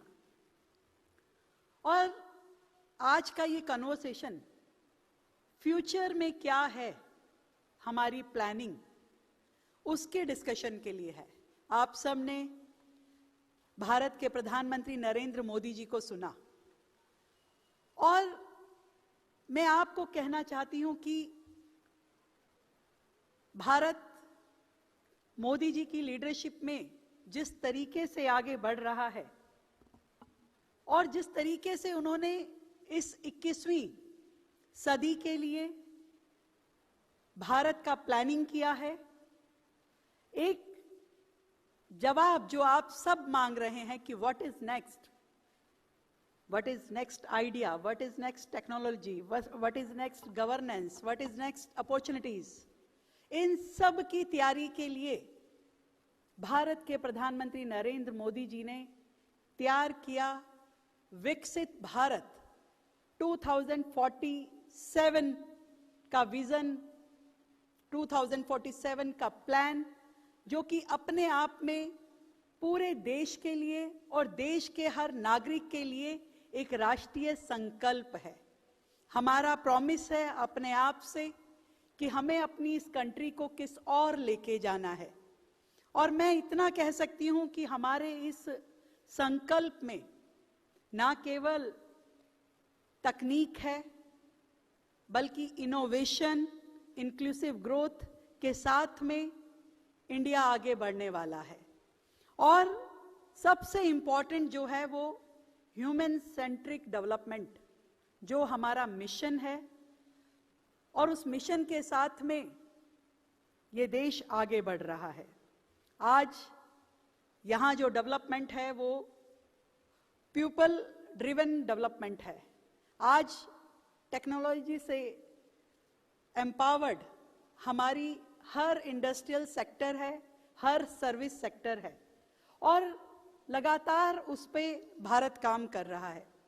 जब नेक्स्ट की बात करते हैं तो नेक्स्ट जनरेशन रिफॉर्म की बात होती है और नेक्स्ट जनरेशन रिफॉर्म में सबसे पहले इकोनॉमिक रिफॉर्म को हम सब टारगेट करते हैं। मुझे ये बताते हुए बहुत ही खुशी है कि भारत ने इकोनॉमिक रिफॉर्म में जो मुकाम हासिल किया, जिस देश को दुनिया डेवलपिंग कंट्री के नाते जानती थी, आज हम डेवलप्ड कंट्री के मुकाम पर पहुंचे हैं, जहां जन धन योजना से फाइनेंशियल इंक्लूजन की दिशा में हम आगे बढ़े हैं, जहां हर एक सिटीजन का बैंक अकाउंट हो और हर सिटीजन जो है अपने बैंक अकाउंट के माध्यम से, अपने जनधन अकाउंट के माध्यम से, अपने आधार कार्ड, आइडेंटिटी कार्ड के माध्यम से सरकार डीबीटी, जो एक बहुत ही ट्रांसपेरेंट सिस्टम है, सरकार की किसी भी पॉलिसी का बेनिफिट आपके सिटीजन को देने के लिए, तो डायरेक्ट बेनिफिट ट्रांसफर हमारे देश में आज डिजिटलाइजेशन का और टेक्नोलॉजी का एक ऐसा माध्यम बन गया है जो पूरे देश के लिए गर्व की बात है और पूरे विश्व के लिए एक एग्जाम्पल है। डिजिटल पेमेंट्स के लिए भी मैं समझती हूं कि भारत एक रेवोल्यूशन की तरह से काम कर रहा है। आज हमारे देश में छोटे से छोटा व्यक्ति भी डिजिटल पेमेंट्स को यूज करता है। देश का किसान हो, देश का मजदूर हो, देश का कोई भी साधारण व्यक्ति हो, आज क्यूआर कोड के माध्यम से पेमेंट देता और लेता है। ये हमारे लिए, भारत के लिए गर्व की बात है और पूरी दुनिया के लिए एक मॉडल है जो डिजिटल पेमेंट इकोसिस्टम को एक मॉडल के रूप में पूरे विश्व को दिखाता है। मैं ये कह सकती हूं कि ग्लोबल टेक्नोलॉजी का पावर हाउस बनकर के भारत लगातार तेजी से आगे बढ़ रहा है। आज हम एआई के सेक्टर में, सेमीकंडक्टर इकोसिस्टम के रूप में, स्पेस टेक्नोलॉजी के रूप में लगातार आगे बढ़ रहे हैं। और भारत ने जिस तरीके से इनोवेशन में काम किया है, वो नेक्स्ट के लिए अपने आप में सेल्फ एक्सप्लेन करने वाला सिस्टम है। हमारे यहाँ इनोवेशंस को, स्टार्टअप्स को जिस तरीके से महत्व दिया गया है, आज भारत का युवा जॉब सीकर नहीं, जॉब गिवर है, जॉब क्रिएटर है। अदरवाइज इतनी बड़ी पॉपुलेशन जो देश की है, उसमें सर्वाइवल शायद बहुत मुश्किल होता।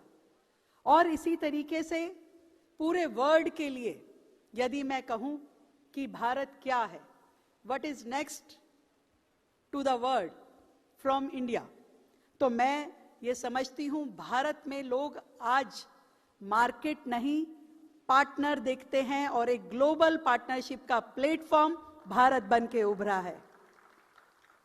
जब पूरी दुनिया के आगे इतनी सारे चैलेंजेस हैं, क्लाइमेट चेंजेस आपके लिए बहुत बड़ा चैलेंज है, हेल्थ केयर एक्सेस हम सब के लिए बहुत बड़ा चैलेंज है, digital divide and sustainable energy हम सब के लिए चैलेंजेस हैं। ऐसे में भारत सॉल्यूशन गिवर बनकर के आगे आया है। मुझे प्राउड है कि हम भारत की राजधानी दिल्ली की बात करने के लिए आज यहाँ पर हैं। और दिल्ली क्योंकि भारत की कैपिटल है, इसलिए भारत का डेवलपमेंट दिल्ली के डेवलपमेंट के बिना अधूरा है। और दिल्ली की ग्रोथ स्टोरी बताते हुए मैं इतना कह सकती हूं कि यहाँ जो मॉडल हमने प्रस्तुत किया है दिल्ली में, we are new to the government in Delhi, but we have given our best in these 365 days. I am celebrating my 1-year opportunity with all of you here. Delhi में हमने पॉलिसी इनोवेशन से लेकर के टेक्नोलॉजी अडॉप्शन और citizen centric governance पर काम किया है। सबसे पहले जो देश के प्रधानमंत्री नरेंद्र मोदी बोलते हैं कि डिजिटलाइजेशन और ट्रांसपेरेंसी ये हमारी किसी भी प्लानिंग का एक बड़ा पार्ट है, और उसी दिशा में हमने कोशिश की कि दिल्ली का हर एडमिनिस्ट्रेशन डिजिटलाइज किया जाए।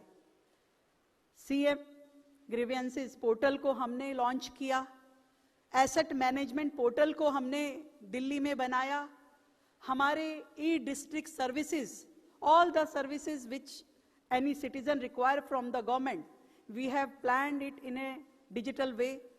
और हर एक सेक्टर, हर एक मिनिस्ट्री को हमने डिजिटलाइज करके ई फाइलिंग के माध्यम से पूरी दिल्ली में, चाहे वो हेल्थ केयर है, एजुकेशन है, एडमिनिस्ट्रेशन है, पीपल ग्रीवेंसेस है, इन सब को हमने डिजिटलाइज किया।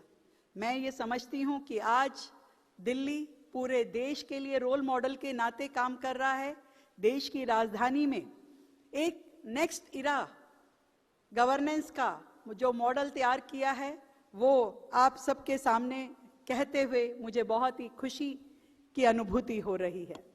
आज दिल्ली ट्रांसपेरेंसी के साथ में काम कर रही है और डिजिटल गवर्नेंस इनिशिएटिव बहुत शानदार तरीके से इफेक्टिवली दिल्ली में लागू किए गए हैं। मैं जरूर बात करना चाहूंगी next generation initiative eight Delhi, capital of India.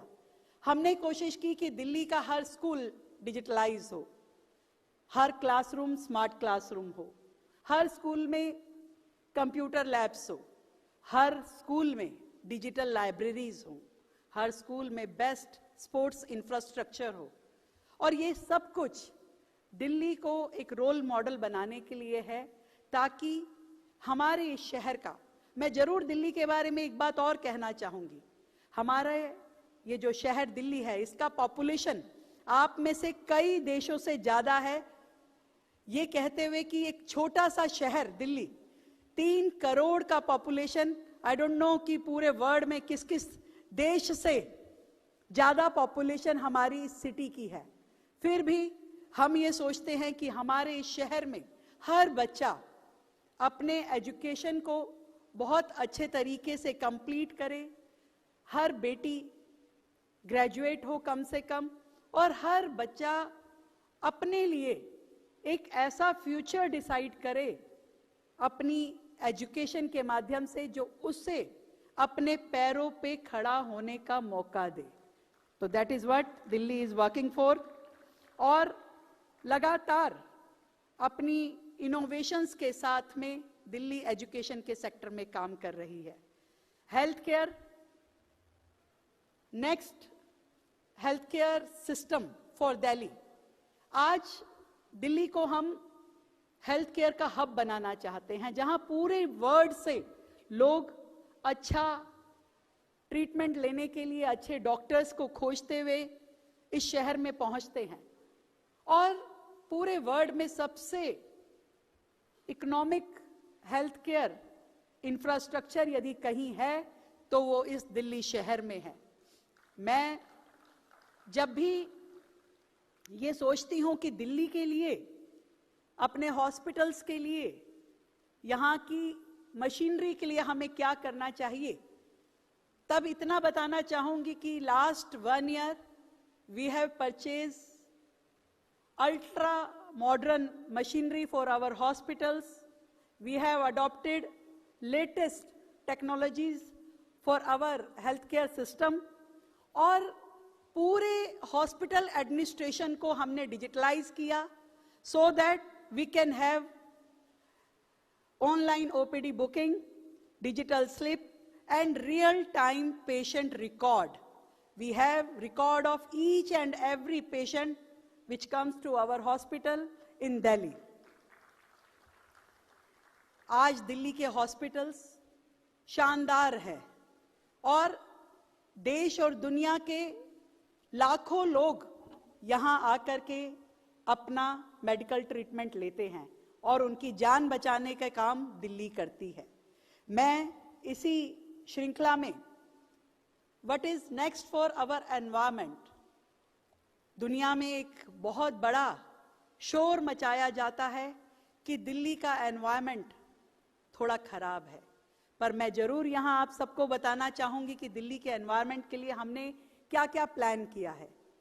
हमने दिल्ली के लिए एयर क्वालिटी मॉनिटरिंग स्टेशंस, जो रियल टाइम आपको एयर क्वालिटी के बारे में जानकारी देते हैं, पूरे देश में सबसे ज़्यादा एयर क्वालिटी मॉनिटरिंग स्टेशंस जो हैं वो दिल्ली शहर में है। और इसी तरीके से हमने 280 एमिशन मॉनिटरिंग सिस्टम भी दिल्ली शहर में लागू किए हैं। हमारी कोशिश है कि धीरे धीरे दिल्ली का ये पॉल्यूशन जो इस शहर में रहता है, इसे कम करना होगा। मैं जरूर ये बताना चाहूँगी कि पॉल्यूशन को किसी पासपोर्ट की ज़रूरत नहीं होती आने के लिए, तो वो बिना इनवाइट किए भी आता है, पर उसके लिए सॉल्यूशन की ज़रूरत होती है जिसे सरकार कर रही है। तो उसके लिए एमिशन फ्री ट्रांसपोर्टेशन पे हम काम कर रहे हैं, ग्रीन कवर को बढ़ाने के लिए हम काम कर रहे हैं, डस्ट मिटिगेशन पे दिल्ली में काम चल रहा है, और वो भी मिशन मोड पर। दिल्ली आपको हर साल पहले से बेहतर, और यहाँ की हवा भी आपको हमेशा स्वच्छ मिले, इसके लिए दिल्ली गवर्नमेंट लगातार काम कर रही है। मैं जब पॉल्यूशन की बात आती है तो पॉल्यूशन से ज़्यादा एनवायरनमेंट पे काम करने की ज़रूरत होती है, और उसी लिए कि नेक्स्ट एनर्जी प्लानिंग वो क्या है हमारे दिल्ली शहर की और गवर्नमेंट की, उसे भी बताना चाहूँगी। आज क्लाइमेट इज़ आवर रिस्पॉन्सिबिलिटी। इस क्लाइमेट को बेहतर रखने के लिए, हवा को साफ रखने के लिए ये ज़रूरी है कि हम पूरा ध्यान जो है वो क्लीन एनर्जीज पे लगाएं, और क्लीन एनर्जीज के लिए सोलर पर दिल्ली शहर ने बहुत काम किया है। आज प्रधानमंत्री सूर्य घर योजना दिल्ली में एक बहुत ही बेहतर काम कर रही है। मुझे ये बताते हुए खुशी है कि लगभग 20,000 से ज़्यादा बिल्डिंग्स के ऊपर हमने रूफटॉप सोलर प्लांट लगाए हैं, 600 से ज़्यादा गवर्नमेंट बिल्डिंग्स के ऊपर हमने सोलर प्लांट लगाए हैं, और we have given subsidies to private sector, even industrial sector, to plant solar rooftop on their buildings. मुझे लगता है कि सोलर पे काम करने से एक बहुत बड़ा चेंज क्लीन एनर्जी को यूज करते हुए किसी भी शहर में लाया जा सकता है। और इसी में ही हम लोग जो काम कर रहे हैं जीरो एमिशन ट्रांसपोर्टेशन, आज दिल्ली शहर में पूरे भारत के हर राज्य से ज़्यादा इलेक्ट्रिक व्हीकल्स हैं।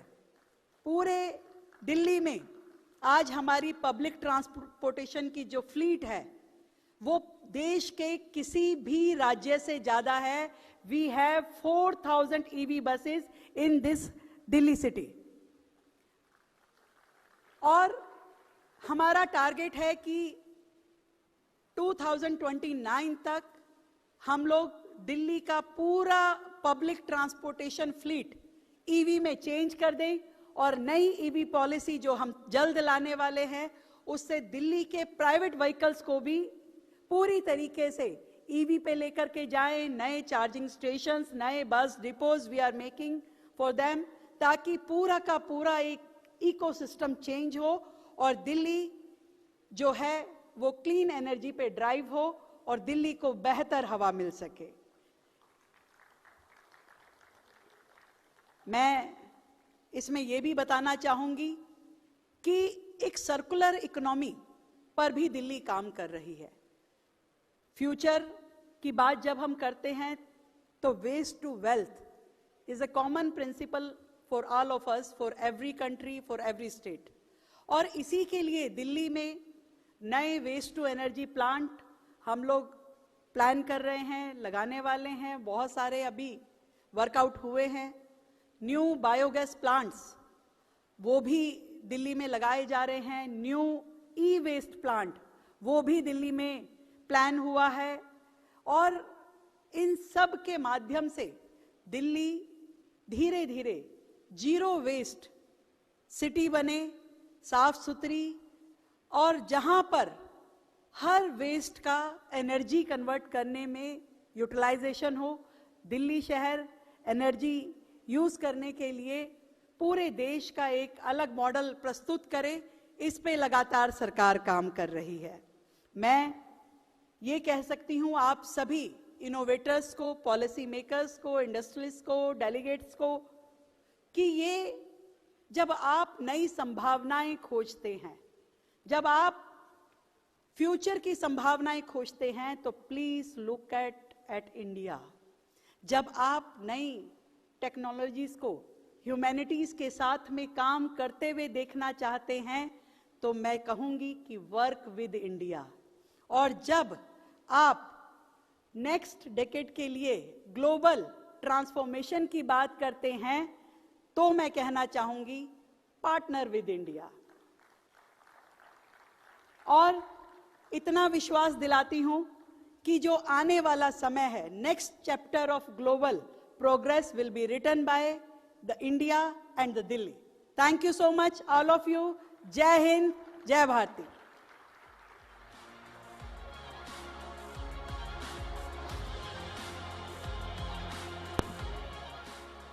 Thank you so much, ma'am, for your speech, your address, and of course also आपके जो शब्द हैं वो हमारे विदेश से आए हुए अतिथि अपने देश तक लेकर जाएंगे, और ज़रूर उम्मीद करते हैं कि और पार्टनरशिप बढ़े भारत के संग, उनके देशों के संग। और दिल्ली जैसे आप कह रहे हैं कितना बदल रही है, कितना बदल चुकी है और आगे भी बदलती रहेगी। Thank you very much, Honorable Chief Minister of Delhi, for gracing us at NXT 2026. I think the members of Parliament will also now be proceeding for an interaction with the Chief Minister. So the members of Parliament can now proceed for that interaction with Honorable CM as well.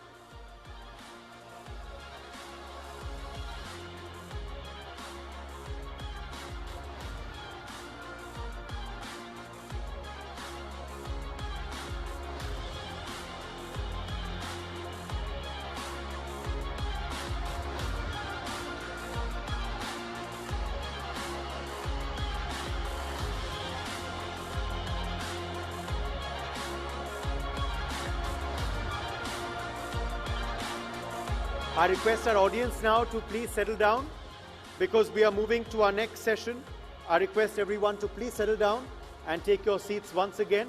We are moving now to our next session, which of course is part of our segment Next in Global Affairs.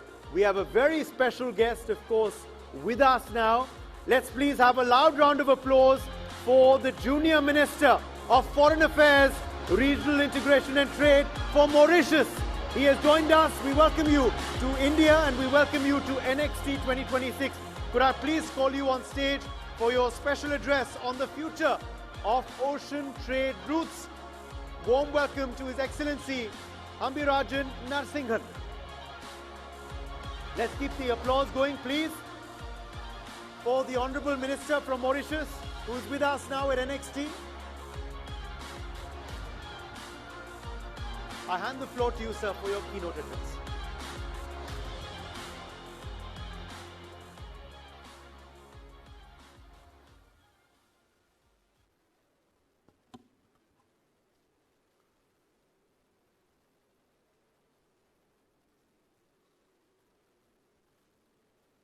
Well, the chairman of NXT, Mr. Karthikeya, distinguished ministers, honorable MPs, different experts present this morning, diplomats, journalists, and dear students, ladies and gentlemen. Very good morning to all of you. Namaste, Namaskar, and Vanakkam. So it is indeed a pleasure for me this morning to be present, and you get the greetings of my Prime Minister, Dr. Navin Chandra Ramgoolam, and also my President, Mr. Dharam Gokul. I would like just to mention the very, very special relationship which exists between Mauritius and India. For many among you who are not aware, possibly, of the very existence of the very small island, the small dot in the Indian Ocean, it is good to note that Mauritius has a population of around 1.3 million. Many people qualify Mauritius as the small India, that is the Chota Bharat. And out of the 1.3 million people in Mauritius, you will see that around 65% of the population hail from India, namely from Bihar, mainly from Bihar, but also from South India, from Tamil Nadu, Telangana, and Andhra Pradesh, and also from Maharashtra. Now, this morning I have to, in spite of the fact that we have a population of around 65% comprising people of Indian descent, Mauritius politically and geographically is also part of Africa, and Mauritius is an African country. So my address this morning will focus mainly about the future of Africa and how India can use Mauritius as a base, can use Mauritius as a hub to penetrate Africa and to invest and to do business in Africa. You know fully well that Africa is, for the time being, quite poor. This is true, we have to confess. But at the same time, you know that India is a land of the future. It is a continent where you have, in terms of the minerals that we have in Africa, we have a sort of reserve of more than 30% of the reserve of natural resources and minerals in Africa. So it is important for India to understand the strategic importance of Africa, but it is true also that there are a lot of risk in Africa, a lot of instability in Africa, and contrastingly, you will see that Mauritius, in spite of being small, is a very, very stable country and quite well developed. In fact, after the general election, the first visitor to Mauritius was your Prime Minister of India, Sri Modi ji. He was the first statesman to visit Mauritius. And in terms of that special relationship between Mauritius and India, the Prime Minister of India, Sri Modi ji, qualified this relationship not only a relationship between two countries, but he qualified Mauritius as being a family. You can understand that it is not only a relationship, simple relationship like we have with other countries, but it is built on emotions, built, of course, on the mind, but also deep down the heart. So, ladies and gentlemen, it is important to understand the importance that Mauritius has. At one time, you will see that Mauritius was considered as the key star and key of the Indian Ocean. And right now, unfortunately, we are witnessing what is happening in the world. We are witnessing what is happening in the Middle East. Of course, as a country, small country, we have been advocating for peace. And in fact, in our national anthem, Mauritius, we are always preaching for peace. So you understand that what is happening in the Red Sea, you understand what is happening in the Strait of Hormuz for the time being, and how there is major disruption in the world because of the war between among the Americans and Israel and Iran. This is very unfortunate, but you will fully understand the disruption. And this is where the Indian Ocean occupies a very, very strategic position. And this is where you will see that the policy of India and also of Sri Modi ji, where he brought the concept of Sagar, and now recently when he came to Mauritius, he brought this concept of Mahasagar, that is the security of the Indian Ocean. You will understand that all nations need a very safe haven, and Mauritius can play that role of a safe haven, and that is why we in Mauritius, in spite of the fact that we have been fighting to win over one island which was ceded to the British, Diego Garcia, you will see that now we are on the point of getting back Diego Garcia, but the Americans have got the military base there. We don't have any problem with it. They're going to keep the military base. And India also is playing a very strategic role in the Indian Ocean. And we count a lot on India for the security of the ocean. At the same time, you will understand that India has to invest in Africa. And this is where you will see that Mauritius has the most important sort of comprehensive economic agreement with India, known as the SEGPA.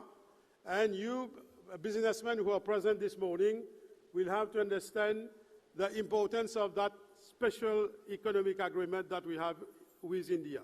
It is the first, number one in Africa, in terms of that special economic agreement.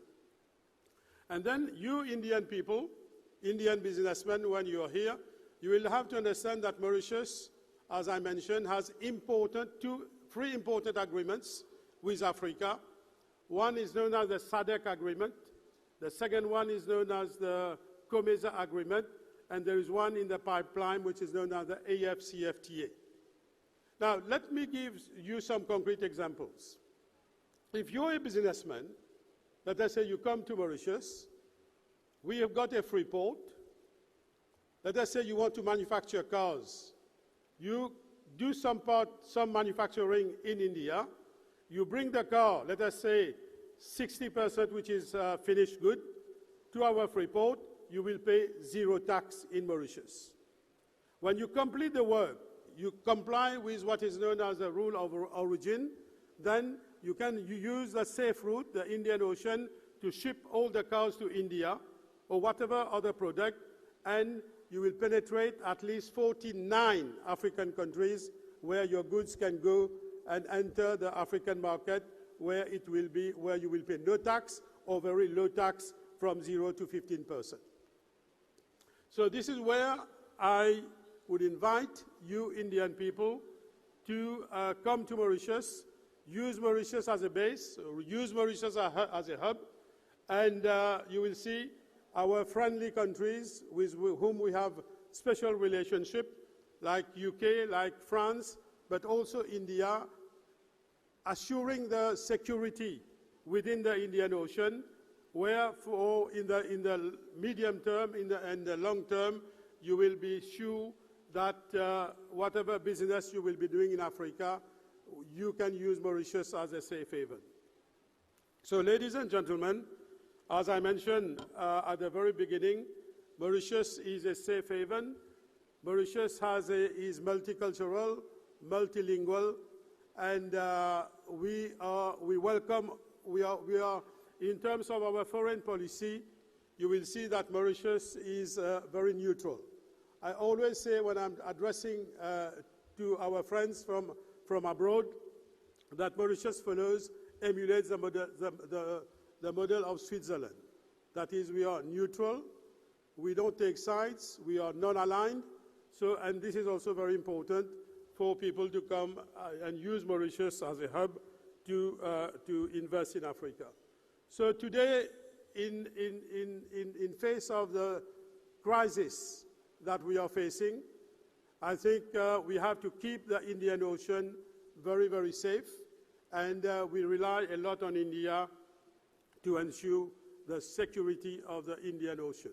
So when you look at the position of Mauritius also, it is a bridge not only to Africa, it is a bridge also, you will see, to Australia and to many parts of Asia. So I think it will be very important for you to understand that the importance, the relationship that exists between Mauritius and India, and also how Mauritius is a strategic hub to go and invest in Africa. So ladies and gentlemen, on a concluding note, I would like to thank the chairperson of the NXT for taking the initiative to invite so many brilliant academics, researchers, MPs from different countries, from Finland, from Ireland, from so many countries. So this is a unique opportunity that we are having this morning in order to brainstorm, to discuss, and to come with concrete solutions. It is important to, you will note, it is very important to debate, to discuss, but now this is a testing time. We need concrete actions. We have to walk the talk. We have to come together. We have to express solidarity to all people in the world, and we have also to preach for peace. And this morning, I will make a special appeal to all the protagonists involved in different sort of wars, that we want peace for the world to develop, and especially to save the downtrodden people from wherever they come. So thank you, and I will be here to discuss more, and we can interact and exchange ideas. Thank you.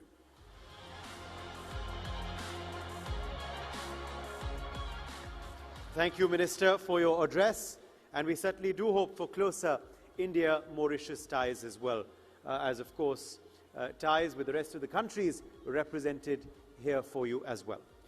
Okay, we are now turning our focus, staying with, of course, this segment of Next in Global Affairs, to another keynote address. For the next keynote address on anticipatory policy making, let's please have on stage Associate Dean, School of Public Policy at the London School of Economics. In the UK, Professor Alexander Evans, OBE. From LSE all the way to NXT. Welcome. Thank you very much, and it's very good to be back in Delhi. जब मैं दिल्ली में हूँ मैं बहुत खुश हूँ क्योंकि मैं दिल्ली में रहता था 90s में मैं student JNU में and my older daughter was born in Delhi. So we heard from the Chief Minister a short while ago about Delhi's innovation, about public sector innovation, about India's technology and what's being done with that. And let me give one practical example of that, which is my daughter's birth certificate in India took 10 minutes to arrive. This isn't bureaucracy, this is service delivery at pace. But what I'm going to be talking about today is anticipatory policy making. So in the theme of NXT, in the theme of Next, how do we make sure that we bring the future into policy making? How do we make sure we bring decisions about tomorrow into meetings we're holding today? And I'll start, if I may, with a Norwegian word, tidsklemmer. And this word is used for parents of under 5-year-olds. You're feeling busy, you're feeling stressed, you don't have time to think. Jalti jalti hai. This sense of urgency that comes in. And I would argue that anybody who's in a senior political or senior business role is in a permanent phase of tidsklemmer. You're always feeling stressed. There's never enough time. There's a WhatsApp, there's a signal, there's a phone call, there's meetings, there's people who want to take your time and spend time with you. So the question I would have is how do we make sure that we're building time to think about some of these issues around the future? And it turns out that each of us has a personalized time zone. It's not just whether you are in India or in the UK or in Japan. Each of us have a time zone that's framed by when were we born? How old are we? How do we perceive the past? What's the biography that's led us to the role we're in today? And that time zone shapes our level of optimism or pessimism about the future, and it shapes often the quality of our decision making as well. The good news is we spend lots of our time thinking about the future, but usually it's, when is this man going to stop speaking? What's for lunch? What am I doing on Sunday? Yeah? It's not necessarily thinking about where will I be in 10 years' time? How do I make good plans for my city, my country, or my business? Now, it turns out that surprise is not new. We've all experienced a surprise, good surprises, bad surprises. But it turns out it's very difficult to prepare for surprise. And I love old documents, Purana documents. Here is an old document, a declassified CIA document from 1982, about how difficult it is to prepare government for surprise. How do you actually train to recognize that surprise is part of what you're going to experience?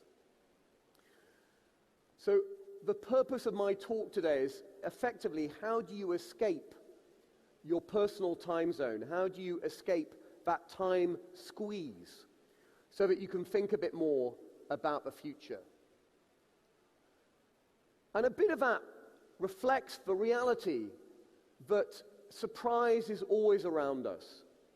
My friend Ricardo Luna, who was Peru's foreign minister a few years ago, he was also a professor at Princeton and a variety of other universities, came up with what he calls the Luna Law. And it's the iron law of proliferating unintended consequences.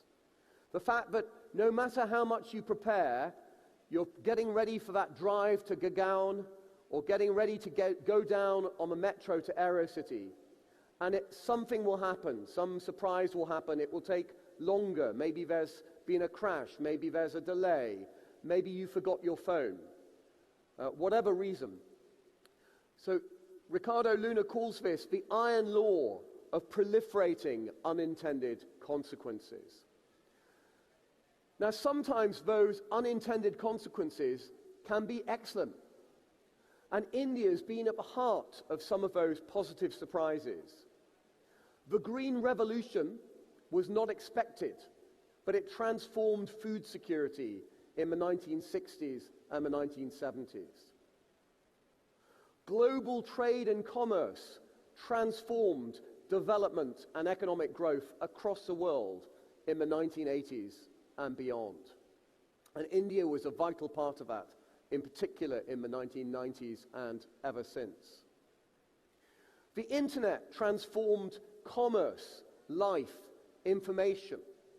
And again, it wasn't anticipated. The scale of the impact of the internet wasn't anticipated. And of course, we're now seeing AI transforming the very world we're living in right now. But unintended consequences are difficult to prepare for, as we're seeing with the war in the Middle East right now. Nobody, I think, would have anticipated 2 months ago that we would be facing an oil and gas price shock and fundamental questions about what happens next in the Middle East. Nobody would have thought that we'd have 15 lakh people who have found themselves stuck in the Middle East because of the impact on transit and air travel. So what can be done? What's the positive story around some of this? And I teach anticipatory policymaking at the London School of Economics. I also teach on geopolitics and technology.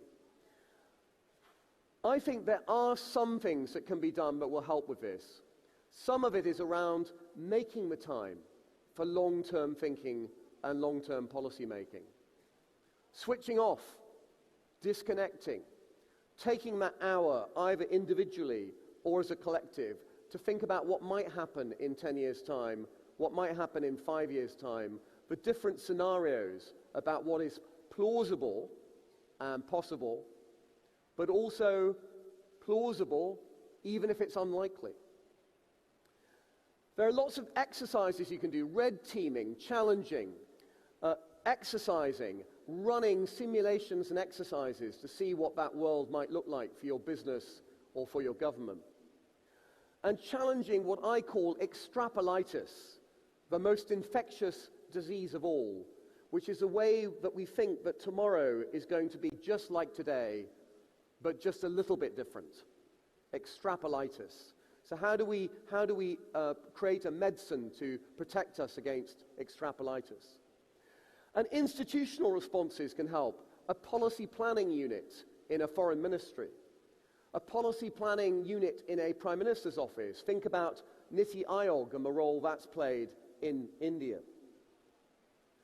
But finally, I would argue also opening up bureaucracy. I spent over 20 years as a bureaucrat in the British Foreign Service. I've served as a diplomat in a number of countries, including in India. I served as an advisor to our Prime Minister in 10 Downing Street. But one of the biggest challenges of the bureaucracy is it tends to be a vertical.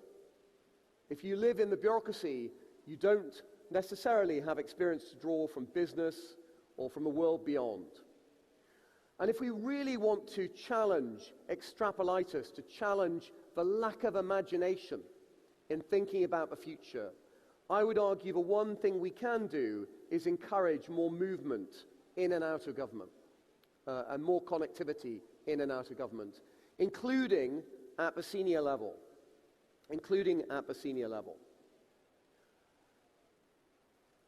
So in summary, what I'm trying to say is, if we do want to spend more time thinking about what's next, as the theme of this summit is all about, we need to also work out ways to spend time in thinking about the future.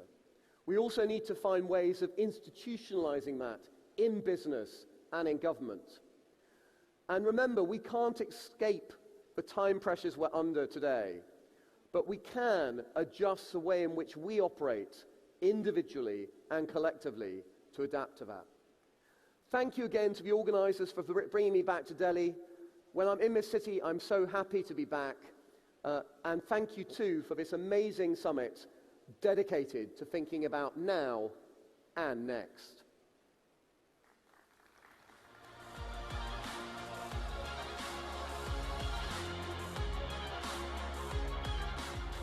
Absolutely. And, well, with that, let me tell you what's coming next as well. We have, of course, another special, of course, panel now that we're going to turn to. And this is another new segment that we are now going to be focusing on. We've tried to bring you, of course, a plethora of segments, very futuristic-looking ones as well, as I'm sure you've noticed over the course of the last 3 days. And now we are turning to next in sustainability. This, again, is not just the need of the hour, but a necessity now more than ever. And to discuss the new world order of sustainability, we're very happy to have with us Professor Zhufeng Zhu, Dean, School of Public Policy and Management from the Tsinghua University. I welcome you on stage, Professor Zhu. Also with us is Professor Arvind Mahajan. He's Regents Professor at the Texas A&M University. Professor Mahajan, welcome to NXT. And I hand the floor over now to Senior News Editor of NewsX, Devika Chopra, to steer this discussion forward. Devika, over to you. Thank you so much, Uday, for that introduction. And thank you so much to our professors for joining us for this extremely important conversation that we must have today, because we stand at a very critical juncture in humanity where there is, of course, a looming climate crisis. And at the same time, there is a need for countries, many countries across the world, to catch up with the rest of the world. There is a very clear opinion that there is just a handful of countries that have whose development has resulted in the climate crisis that we see today. And that burden should not be carried by the rest of the world. And I'm going to go into some of these aspects as well.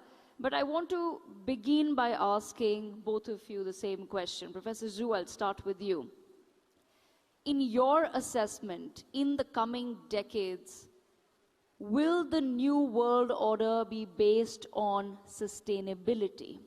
We currently talk about money power, we talk about military power, but if my islands are drowning, if I have frequent floods, if I have heat waves that we cannot control, and all of it impacts not just regular life, but businesses, people who are running those businesses, are we looking sooner rather than later at a future where the new world order will truly be defined by the nations that are most sustainable? Thank you. Thank you. First of all, I would like to thank the NXT, the organizers, to invite me for this wonderful forum. My name is Shifeng Zhu, Professor and the Dean of the School of Public Policy and Management of Tsinghua University. And also, I'm running two research institutes. One is the Institute for Sustainable Development Goals of Tsinghua University, and another one is the Research Center for Science and Technology Development and Governance, which focuses on something like data or AI governance. So as your question would like to talk today is the new order. First, I think the new technology will change our world. And also, technology could be very important, potentially impact on the sustainability. For example, the AI, everybody talks about AI, what's the progresses and also the consequences to the economic development. But today would like to talk something about the relations between AI and the sustainability. The first one, obviously, AI can improve efficiency. In different industries and sectors, the companies and the government and also municipal governance, they can use AI to improve the efficiency to produce and also manage the cities and also local governments. Another one is for the carbon, because the efficiency makes we can reduce the waste and we can reduce the energy consumption. Another very important thing is AI can monitor more accurately our emission.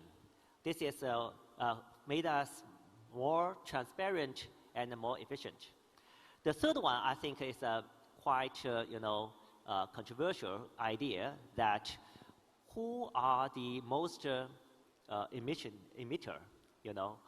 Our people. Yeah. So currently, in developed countries or in the world trend, actually the lower birth rate and the geographical change that we already entered the aging society, and we need young generations. But on the other hand, the debates over the AI's consequence is we will worry about the job unemployment, and the young generations would lose their jobs. But the two questions can be interlinked. So on the one hand, the birth rate is going down, and we are shortage of human resources and workers. But on the other side, we are worrying about we are shortage of our employment, and also we would like to think we can say that AI can be the solution for our geographically changing, which means that at the same time, the future society would be lower population, higher automation, and then low emission. So that's maybe the positive consequence of AI for sustainability. But also another thing is we must think about the negative consequence or impact of AI for sustainability, which means there are a lot of electronic wastes. Right, exactly. I was just going to come to that, because it's very interesting that when we're talking about sustainability, you're talking about AI, and there's already so much controversy around AI and the amount of power and electricity that the compute for AI consumes. That's what I want to say, yes. Another thing is the computing and the training big models need a lot of energy. So that's, we can calculate the balance. To develop the AI need energy and made a lot of emission. And to use AI, we can improve efficiency, and then we can save energy. So that's a balance. So what I want to say is AI could be a positive and a negative effect for the sustainability. Okay, I stop here. Maybe we can second round. Okay. Right, absolutely. Professor Mahajan, then bring you into the conversation as well. I want to understand from you, when we talk about sustainability, and this conversation has been going on for quite some time, there have been terms like SDGs, now there's environmental, social governance, ESG, there are a lot of green initiatives. But what are the genuine parameters that now need to be perhaps codified to understand that a company or a country is actually making sustainable moves, that they're walking the talk, and it's not just simply fluff on paper? That's a great question. I think the role of AI is critical, is very important, and everyone's talking about it. But at the end of the day, decisions, especially related to sustainability, are made by human beings. They are made by governments, and to a large extent, they are made by the private sector, corporates. How do they allocate their resources? And that is where my research is focused on, being a professor of finance and interested in issues of ESG and corporate social responsibility, as well as corporate social irresponsibility, because those are critical in conserving and sustaining the planet, the decisions which companies make. So I'm an empiricist. I conduct empirical research, And I'll just share with you some of the results which we have discovered. I have no dog in the hunt because the issue of sustainability and climate have taken on a political connotation as well. And I have no position on that, may have personal opinions, but as an empiricist, we just analyze the data and report the results. And some of these results actually have come from my co-chairing a PhD dissertation with a PhD student at IIT Delhi, who is a professor. So we have looked at the data of US firms as well as Indian firms. And I'll just very succinctly tell you what we have discovered. So there is a consulting house which gathers massive data from all media outlets, including newspapers, television, etc., identifying misbehavior by corporations, by companies. So we have access to the data. For example, a company like IBM may have indulged in bribery or child labor or polluting the environment. This will be recorded in this data set. So we have thousands of companies, and we know exactly when they transgressed or indulged in corporate social irresponsible behavior. What we do is look at what happens to the typical financial matrices like return on investment, return on assets, stock price, as to what happens. And what we discover is very interesting. Consistently, we find that when companies undertake misbehavior, when they pollute, when they don't worry about climate, we find that their ROA goes down. We find that the stock price goes down. The effect is not just short term, but it's longer term as well.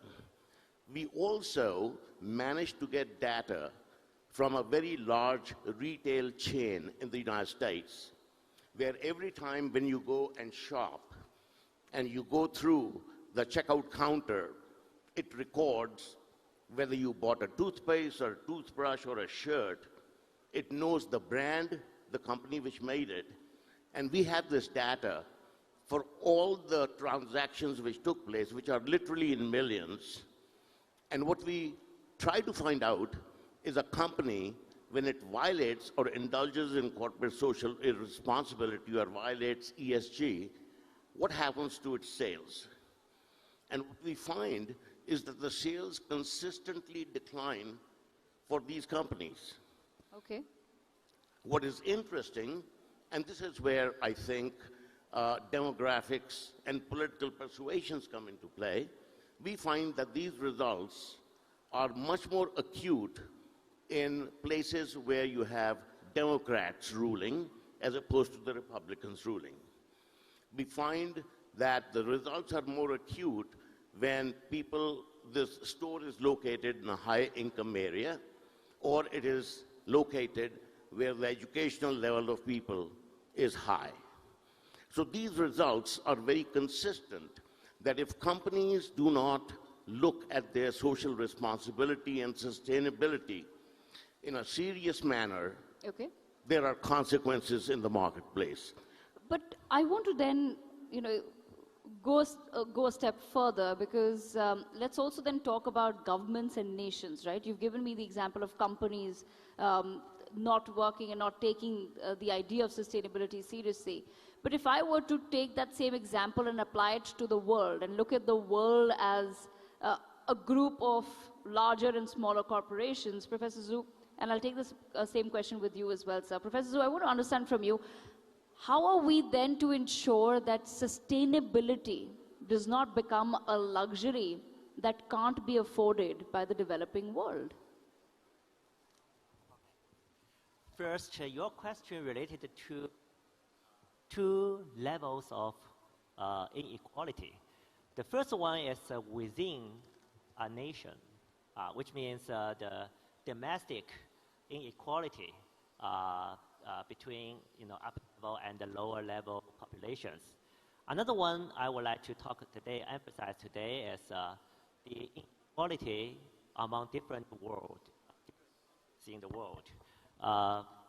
in developed countries and developing countries. Let me talk about the new phenomena of AI development.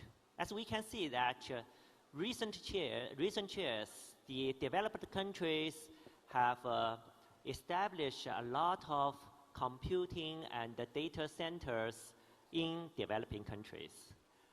Because, developing countries, for example, in Middle East countries, the energy is cheaper. Therefore, this actually will raise new geographical inequality among developed and developing countries, because this is actually a new form of energy trade. Unlike the traditional energy trade like oil tankers, and also they must move energy from developing countries, resource countries, to developed countries, consuming countries. But currently, developed countries need only established, computing centers within developing countries, which means they actually import energy from developing countries. And then, we can see that emission retained in developing countries, and economic development potential with AI was focused on developed countries. That could be a new form of international inequality among the new technology and the development of AI for sustainability, I think. So this is, I think, another opinion that I would like to emphasize at this forum. Thank you. Professor Mahajan, just taking that now a step further, we will have to address those inequalities between the nations at some point, right? We can't head towards a world where there's total either climate deniability, deniability of climate crisis, or there is absolutely no focus on a looming climate crisis. How do we then ensure that there is at least equality in terms of decision-making amongst governments? How do we ensure that the developed world is not dictating the terms for the next few decades for a world that's still developing, and that they end up taking some responsibility for their own actions as well? How does one do that? Is there any institution like that in the world? Because I'm sure at some point we will come down to putting the paperwork together, right? That there will be, and there is of course already, but it's not enforceable. It's, are we looking at a world where it's possible to have certain international institutions then create guidelines which are equally applicable to all? Or are we just looking at a future where each country has to decide what's best for them and their people? Yeah, that's a very difficult question. It's an excellent question, but it's a very difficult question. We do not have institutional arrangements in place today where all countries could have a fair say and everyone bore the burden in a fair way, where fair is a value judgment. We don't just have the institutional arrangement. The UN has become impotent. There are not many alternatives. The burden really should be borne to some extent by the developed countries, because they are the primary polluters. And the developing countries are trying to develop, and that typically results in pollution. And that retards their development and growth. And in a perfect world, the developed countries should support the developing countries to develop and help them provide technology so that it reduces pollution. But that is really not happening. At the end of the day, when we talked about developed countries, and most of them are democracies, ultimately the solution lies at the ballot box. In developed countries, especially democracies, I think the conscience of the citizens has to be stirred. They have to recognize that the planet will be short-lived if corrective action is not taken. And they then, therefore, will have to elect legislators and leaders who will pay heed to what needs to be done. Regrettably, that is not the case at this juncture. But one has to be hopeful. So there is no easy fix to that question. I think countries are trying. They are trying hard. Many developed countries are voicing their concern, but not all of them. And this is a process in how governance takes place amongst countries. So we have to rethink. We have to rethink. You know, we had the League of Nations. That was replaced by the United Nations. We have to rethink what kind of a central command and control structure can be created, which is meant for the benefit of mankind and not just a few countries. Absolutely. And since you're both academics, I'm running out of time, but I have one last question for you.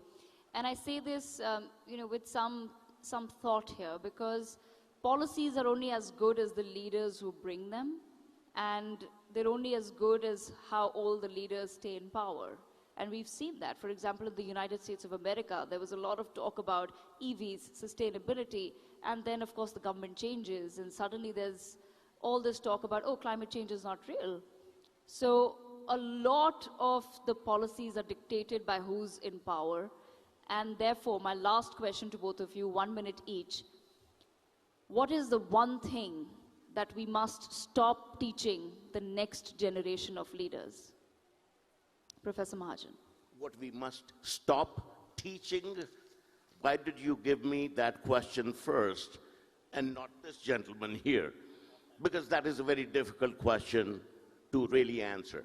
All right, then maybe you can tell me one thing that we must teach to the next generation of leaders. Well, what I would say is to teach our young people the value of conservation, the value of being frugal in expending energy and resources, and let the system start its course from that early stage onwards. Because the older dogs, it's very hard for them to learn new tricks. The younger generation is much more given to these kinds of issues, and they're much more sympathetic to the planet. And therefore, I think our focus should be that at early age in schools to start young people making aware of what might happen if we do not correct our ways. Absolutely. Professor Zhu. 1 minute.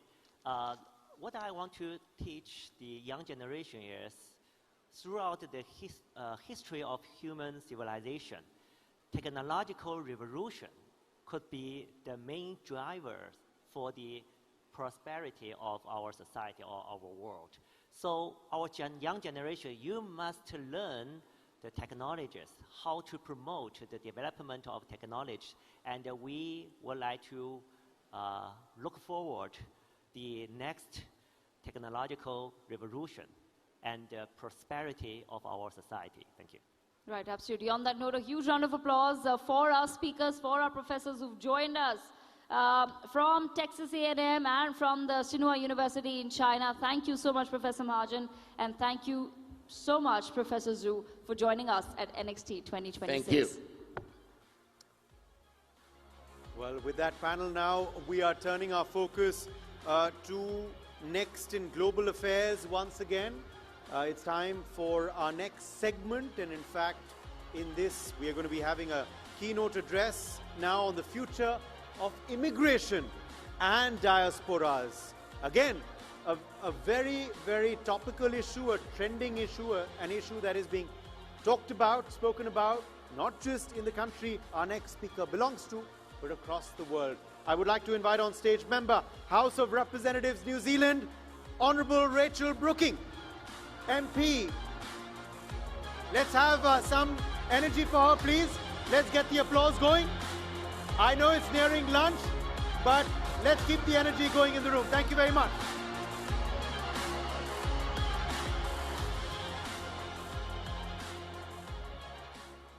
Kia ora koutou. I'm Rachel Brooking and I am from New Zealand, and I'm the Member of Parliament for a place called Dunedin. I was previously, in the previous government, the Minister for Oceans and Fisheries, Food Safety and Associate Environment and Associate Immigration. So I think that is why I'm talking today on this topic. I want to start with New Zealand's place in the world.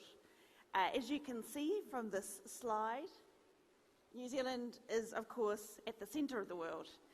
We are also very far away from anywhere else. We have some islands nearby, and then the nearest big landmass is Australia, and that is a 3-hour flight. So it is a long way away. And I say that to set the scene because our immigration issues in New Zealand are quite different from the rest of the world. And that is because you cannot swim here, or you cannot run through any barriers or anything like that to get to New Zealand. Normally, you have to fly. We have a huge issue, though, of course, in New Zealand because some of our neighbours are those Pacific islands that the last segment was just talking about. And they will be very much affected by climate change in a very dramatic way. And of course, a lot of the rest of the world is going to be affected by climate change as well. Now, I'm here with the New Zealand delegation, and I have a photo here with Tangi Utikiri and Stuart Smith and another colleague who's not here. And I just want to note that this is a cross-party delegation from New Zealand, and that's important because mostly in New Zealand, immigration has not been an overly politicised issue that we see in some other places in the world. And on that cross-party note, last year, the Prime Minister of New Zealand, who is not from my party, he's from a different party, he came to India with a large contingent of people, and some of them were party members from my political party. So it was cross-party, and we are all very invested in our relationship with India, and of course it included many diaspora from India who are now in New Zealand. New Zealand is also different from a lot of other places because we have a Treaty of Waitangi, and this was signed in 1840. And this is relevant to immigration because, of course, before there were Europeans in New Zealand, there were Māori. Māori tribes had been in New Zealand for a long time, and when Europeans and other people came in the early 1800s or 1900s, they had a good economy that was already going, and there was a need then for the British to control its own citizens who had moved to New Zealand. So this treaty was signed, and it enabled my ancestors to come to New Zealand. So of course that treaty was signed with Queen Victoria, who I know India also knows about, and it's important to note that not everybody who came to New Zealand at that early stage of our young country in terms of non-Māori populations were Chinese gold miners that came in the 1860s. There were some Indians that came in the 1890s, and of course many other people as well. In New Zealand, we celebrate this Treaty of Waitangi on Waitangi Day, which is the 6th of February. And this is a recognition of the bicultural approach in New Zealand, that we have Māori and then the Crown, which represents everyone else. So within that everyone else, New Zealand is a very multicultural society, especially now. Auckland, which is our biggest city, is one of the most diverse cities in the world. In New Zealand, the Beehive is the centre of government, and it of course has included many MPs of Indian descent, and it is used for very many different activities, including many from the Indian community. So in New Zealand, we now have 300,000 people of Indian descent, and that is 8% of Auckland's population is of Indian descent, and Hindi is the 5th most spoken language in New Zealand. And so you can see there some photos at Parliament, various different Indian events. Where I am from, which is further south in Dunedin, it is a place that has a very strong Scottish influence. And you see here a castle, Larnax Castle, and I mention this because, of course, there have been many waves of immigration in New Zealand, just as there have been in many other parts of the world. So, of course, there were Māori first, then there was Scottish, and then a whole lot of other people that came, in particular because of the university in Dunedin. And that is, in fact, why I live there, and I'm lucky to represent it. We've had a large increase in Indian by descent people in Dunedin, and in fact in New Zealand. Some of that has been because there's been very specific skill sets that New Zealand has needed. So, for instance, we had a big rollout of broadband in New Zealand some years ago now, and to do that, we did not have the skill sets in New Zealand, so a lot of Indian people came to help with that. We also have, as I said, the University of Otago, and also a really great polytechnic in Dunedin as well. And so these places have always had a very international flavour to them that has been embraced. It's a great place to be, and of course has international students as well as the academic staff. I want to talk briefly on the benefits of connection, because, I'll go back. These are some events in Dunedin on the screen here. You can see with our Indian community, and there recently was the Indian High Commissioner to New Zealand who has just returned home. On the benefits of connection, we can, of course, do so much today together. And the woman on this screen, she was a refugee to New Zealand, and she has started a company, and I'm wearing one of her outfits at the moment, because she works very closely with India using organic cotton, and then everything else is a natural fabric that is used. So this is a great, in terms of a circular economy that the Chief Minister was talking about before. These clothes can go back into the ground as biochar, which is a great innovation and something that New Zealand and India is doing together.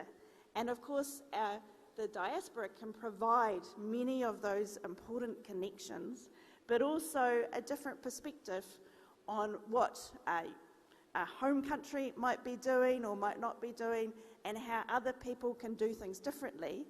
And when people do things differently, there is always something to learn from that. We have, of course, a lot of relationships between New Zealand and India with cricket. For those of you who don't watch cricket, there was quite a large game the other day, and it was between New Zealand and India was the clear winner.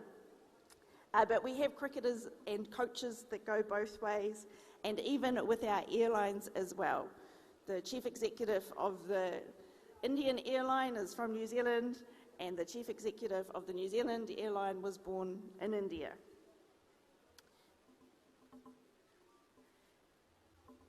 So here are just some pretty pictures of New Zealand, because it's a great place, and I encourage everybody to come and visit it.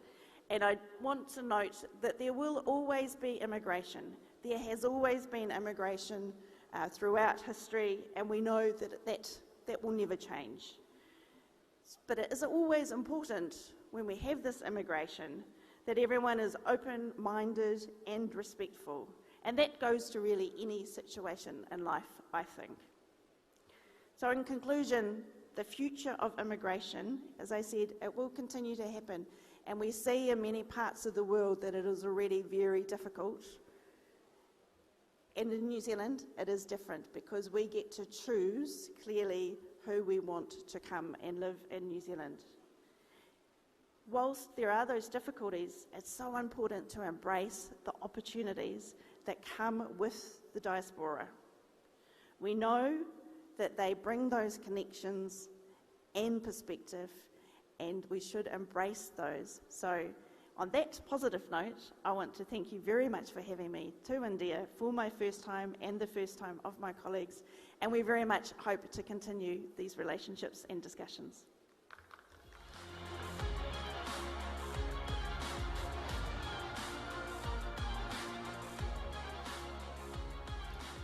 Thank you very much, Honourable Member of Parliament, addressing us there, and of course giving us a lot of points to ponder on. And now we turn to another special segment at NXT 2026. As day 3 now slowly moves into the afternoon phase, where we're going to be focusing on Next in Deep Seas, and to speak about Next in Deep Seas, and in particular about the future of mining and the oceans. The oceans are seeing a lot of activity these days. What is the future of mining and the oceans looking like? Well, to discuss this, I want to invite on stage back once again the special guest who we are very humbled to have with us from Mauritius, Junior Minister of Foreign Affairs, Regional Integration and Trade from Mauritius, His Excellency Hambirajan Narsinghan. Could I invite you on stage, Excellency? Honorable Darren Bergman, Member of Parliament. In fact, he's member of the National Assembly, South Africa. He's with us as well. Could I have you back on stage, Darren Bergman? And with us is also now member of the Eduskunta, Finland, MP Ville Skinari. MP Skinari, welcome back to NXT Day 3. And Senator Francisco Chauhan, member of the Senate Chile, also joins us. We really enjoyed your keynote yesterday. Now we're going to speak to you more in this panel. Welcome back to NXT, Senator Chauhan. Could I have you on stage, please? And this session will be taken forward by the Senior News Editor of NewsX, Devika Chopra. Could I please have a round of applause, ladies and gentlemen, for our panel? Let's give them some encouragement. They're all set to delve into issues deep into the ocean. Thank you so much, Uday, for that introduction. May I request all our guests to be now seated so that we can begin this extremely critical discussion. And I must give some context that we're at a very critical juncture in humanity, where there's now a consistent need for us to move towards a sustainable and a greener future. But that green future, those electronic vehicles, the batteries, everything also comes at a very high environmental cost until technologies are developed for the same. Everything that's required to move towards that greener future, those minerals are many, many kilometers down into our oceans. But our oceans also serve as the most critical part of planet Earth. And that's the larger conversation we'll have for our global audiences today. I'd like to begin this conversation with, if I can, with His Excellency Mr. Narsinghan. So I have to ask you, of course, Mauritius is a very large ocean state. How are you balancing the need for economic growth from the sea with the duty of also protecting your environment and therefore your citizens? Yeah, in my main speech this morning, I did mention that Mauritius is a very, very small country. Small country, but I think with a vast space of ocean. We have many islands, and unfortunately, I have to confess also that up to now we have not exploited the ocean to its fullest extent. And I mentioned also in my speech this morning that Africa harbors approximately 30% of minerals in the world. And also you will note that we have not developed any technology to exploit the minerals in the seabed. And here we are relying a lot on our partners, friendly countries, traditional friendly countries, but also a lot on India. And as you know, India is doing a lot of surveillance in the Indian Ocean, helping us because we have to confess, we don't have the capacity to do the surveillance. So there is a lot of monitoring being done by India. And also in terms of research and development, you will see that here also India is doing a lot to see what we have got in the seabed. And potentially we share also a continental shelf with another neighbor, Seychelles. A lot of things are under the continental shelf. So this is where all the countries, having the sort of common-minded countries, will have to come together in order to exploit these natural resources under the seabed. But Mauritius, you see, we also putting a lot of emphasis. It is important to do mining in Africa, but what has been happening in Africa, there has been a lot of exploitation. And now the sort of partnership that we want to do with Africa is to not only to do extraction of minerals, even in our vast ocean space. We don't just want to exploit it, but to add value to it. So we, as African, Mauritius as an African country, we in the SADC, in the COMESA, in the African Union, we don't just want extraction and exploitation. We want countries to come and develop the minerals. If ever we have minerals in the Indian Ocean, we want countries to come to do a sort of equitable exploitation. This is very important. And we want things to be very sustainable. This is where we want countries to come with green vessels, not only to exploit, not only to pollute, but to do it in a very sustainable manner. This is very, very important for us. Your Excellency, you spoke about exploitation, and I want to touch upon that. How do we then ensure that wealth from the deep seas is not limited to countries that have the technology to access it, but for everyone? How does one ensure that, for example, the perceived global north is putting its weight behind this chatter about sustainability and it's not just fluff on paper? So this is where now African countries and also Mauritius, we are very cautious when we are doing any type of partnership. It is not only to focus on sort of short-term gains, but to look at things in a medium term, long term, and even if other countries, they have more technology than African countries, more technology than Mauritius, we welcome countries, we welcome all nations to come and do the partnership, but as I mentioned, I would lay emphasis on that, to do it in a very equitable manner and to be fair to Africans. Absolutely. Let me bring in Honorable Darren Bergman into the conversation as well. I'd love to understand from you. Now, Africa, as we all know, is a very rich country in terms of land-based minerals. Does deep-sea mining present itself as an exciting new opportunity, or is it perhaps a threat to the existing economy? And how do you balance going forward? Well, thanks for the question. And I think, as my honourable colleague has said, you know, that Africa is surrounded by vast oceans and quite a few oceans in that.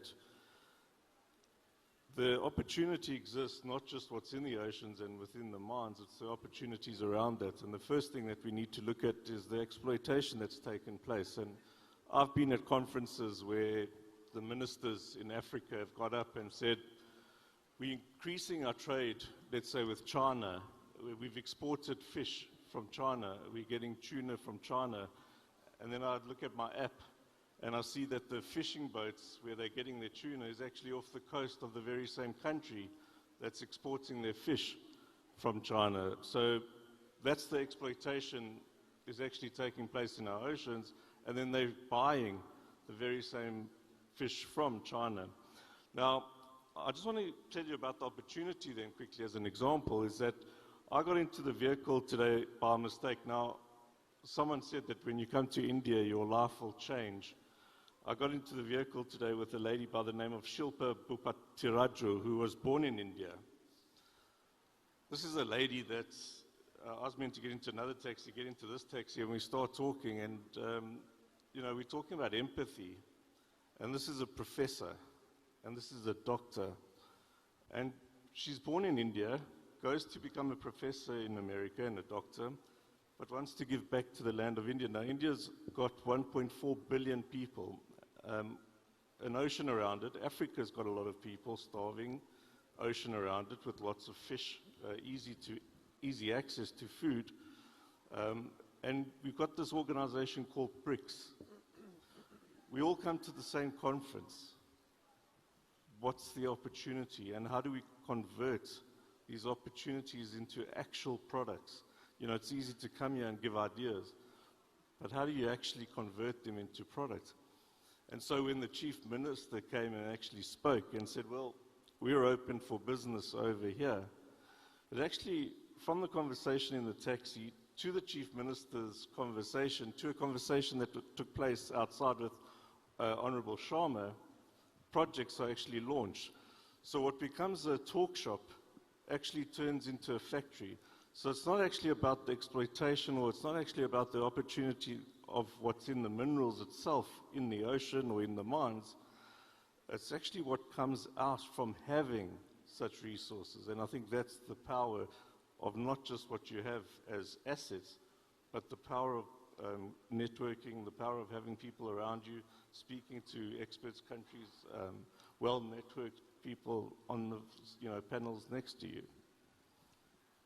At the same time, I just then want to understand from you, is there a possibility of ever there being a global rule coming into place which protects our oceans before, for example, commercial mining really ends up becoming, the thing of the future? It's not going to be always limited to governments or large firms. I'm assuming that's where deep sea mining is headed, where more and more commercial mining will also take place.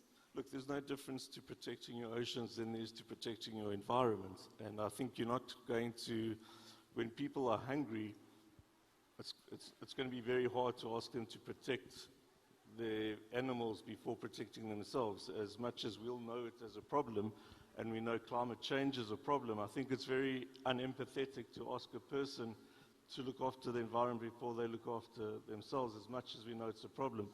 So the resources, the environment, and the oceans are all the same problem. You have to give as much attention to all three issues. And I think that's everyone's problem. The one is to feed. The one problem is other people need to help feed the one side, and the other side is to then help protect the environment, or help protect the oceans, or help protect the resources. But everyone has a responsibility to play. Okay, talking about responsibility and talking about innovation, then I want to come to Honorable Mrs. Kinari in this. Of course, Finland is a leader of innovation. How close are we to having green technology needed to make underwater mining truly sustainable? Are we anywhere close, or in your assessment, what's the timeline on this? Because that's clearly the urgency for the next few decades. We've seen an industrial revolution take place, and today the global south is, of course, upset with the global north that you've had your share of development, and you've possibly done it at the cost of now the other nations. And yes, it may seem like a harsh assessment, but on paper it stands quite true. So I do want to understand from you, as far as technological innovation goes, in your assessment, what's the timeline for that? Because we can't go into deep sea mining with the same mindset that, oh, maybe one day we'll have a sustainable way of doing this, but for now, let's just get on with it. Well, thank you so much, and thank you, dear colleagues. From the very key question, and if I had been here, and if I was here 10 years ago, 5 years ago, as a Minister of Trade of Finland, and representing European Union as well, the topic was a little bit different. We were talking about sustainability, multilateral system, WTO, fisheries, how we get rid of plastics in the sea. Now we talk about sea mines. I'm just giving you a strategic kind of a level comparison, what is the topic now compared to 10 or even 5 years ago. And as I said in my keynote speech 2 days ago about the new world order and trade, it very much comes to this question of technology-driven thinking. Finland, we are just updating our Arctic strategy. And now I come back to Africa or India and South America, whatever. But if we look at the Arctic, everybody's talking about Greenland, right? Arctic is not about Greenland. It's about the people. It's about the climate. And our biggest problem is still the climate change. And if I talk to my dear colleague from Denmark, my colleagues from Norway, Sweden, all over the world, I think we all agree with indigenous people, everybody. So, and now I come to my main point. Are we aiming to have some multilateralism when it comes to sea mines? Let's look at the nuclear weapons. Let's look at any system-based solution, what we have driven in this world for the last centuries. And I think sea mines now is a great example. And now I come to the technology in Finland and Arctic. If and when we want to build up security, sustainability, and environment, everything in the Arctic, we need connectivity. We need sensors. We need new technologies. That's the only solution for all of us. And at the same time, yes, we can talk about critical minerals, or we can talk about landmines, or Ottawa Agreement. Everybody remembers, great achievement for the world. Could we have similar approach with the sea mines as far as multilateral systems with small and middle-sized countries like Finland? And we, of course, turn to the superpowers, including India, that how we approach the Gulf region. What is our message to Africans? How we feed them? And therefore, I hope, and I believe that, for instance, in the European Union, we have to go through this discussion, but I'm so disappointed to European Union nowadays, how weak we are at the international fora. And this is something that I'd love to see to be proactive. And I really hope that together with my dear colleagues from India, Africa, the rest of the world, we can look at this narrative. Because at the end of the day, for Finland, pacta sunt servanda, we have to keep the agreements. We keep the agreements. We never break the agreements. And this is what Finland and the Nordics are for. And we want to pave the way here also when it comes to sea mines. Mr. Bergman, I just want to understand then from you. You spoke about a rules-based system and multilateralism and of course cooperation, but we are increasingly in a geopolitical scenario where the rules-based system seems to be collapsing, and there's conflict, there's wars. What does that truly mean then for the future of sustainable development and sustainability? Is it going to be, like I said, each nation for itself, or is there still some hope of countries coming together, like-minded countries coming together to work towards one cause? Well, when it comes to global seas, I think International Maritime Organization based in London, it still exists. We can still work via IMO, and I really appreciate countries like India, China, being there and having the dialogue. So we still have some hope and we shouldn't give up. But you're absolutely right. We don't have the old world anymore. And even countries like Finland, now we are talking that the world has changed, but we are not acting like that. And I think this topic is actually excellent, the sea mines, because we combine the technology, we combine the challenge of multilateral world, critical minerals, and at the end of the day, the security. But I once again emphasize that we have the technologies that we can do things differently. We could have even replaced landmines in Finland with technologies. We don't need old century weapons anymore because we have the technologies. So let's go for the future, not to the last century. Right, absolutely. On that note, let me bring in Honorable Mr. Chauhan into the conversation as well. Now, Chile has been a leading voice calling for almost a 15-year, and you can correct me if I'm wrong, but a 15-year precautionary pause on deep-sea mining. But do you truly believe that we can do that to protect our oceans while there is a growing demand globally? I agree with you. When we talk about the future of mining and oceans, we are not only discussion about natural resource. We are discussion for the governance of the planet's future.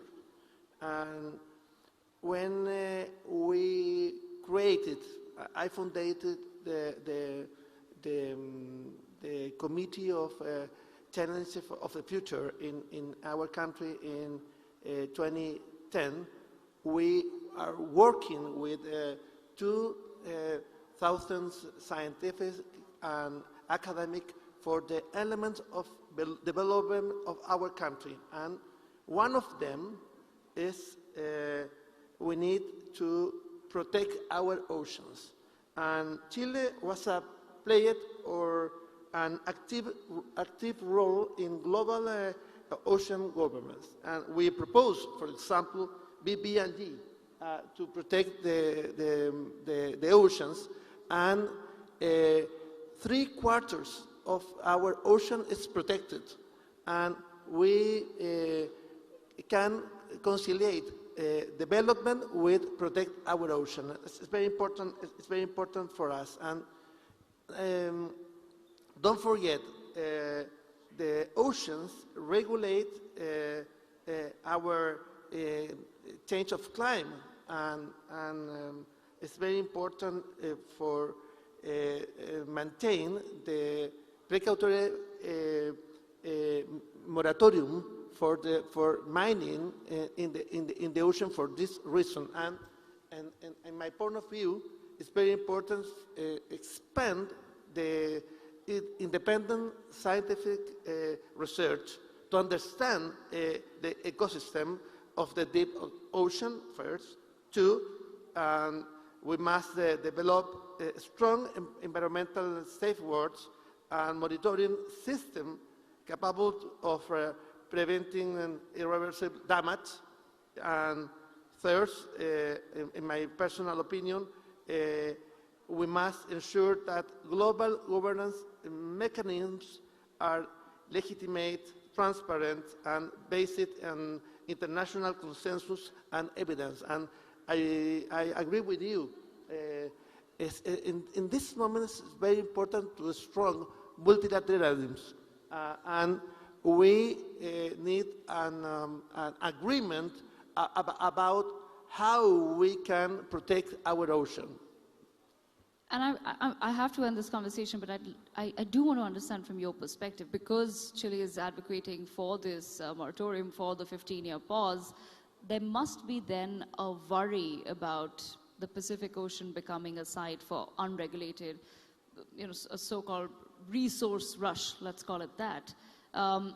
Is that a worry for you? And how do you then convince the other nations on why it's critical for us to either develop the technology to make it more sustainable, deep sea mining more sustainable, or to perhaps look at a pause, or maybe look at some sort of a circular technology and better recycling? For the moment, it's necessary a moratorium.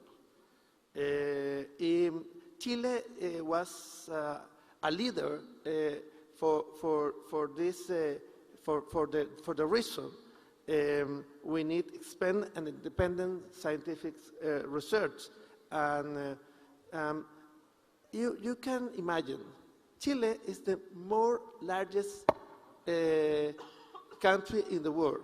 We have a big ocean, and we protect 3/4 part of our ocean because it's very important to conciliate development with protect the ocean. Absolutely. I've unfortunately run out of time, but I thank all of our panelists for joining us for this very important conversation. Of course, this will be the conversation of the future, certainly, and we do expect that for the next few decades we'll be now discussing, as you've also pointed out, sir, that the conversation in the past 5 years was very different, but it's now rapidly progressing towards more and more towards our oceans, and that's something that we should be thinking about today rather than tomorrow. On that note, thank you so much to all of our guests for joining us at NXT 2026. Thank you. Thank you. Well, a round of applause for all our distinguished guests here on the panel talking about the future of mining and the oceans. Well, we'll move on to our next session. While we are at it, which is the next in deep seas, we also want to talk about what is the future of ocean logistics, supply chains. When we are talking about marine transportation, that is the future. That's where there is, in fact, transportation that brings about a lot of revenue for countries, connects countries from all across the world, brings the world closer together. And having a discussion on that, talking about commercializing it, building revenues, let's call on this stage Dr. Pushpinder Punia. He's the advisory board member, Blue Ocean Corporation, London. And in conversation with him is my colleague Uday Pratap Singh, Senior Editor, NewsX.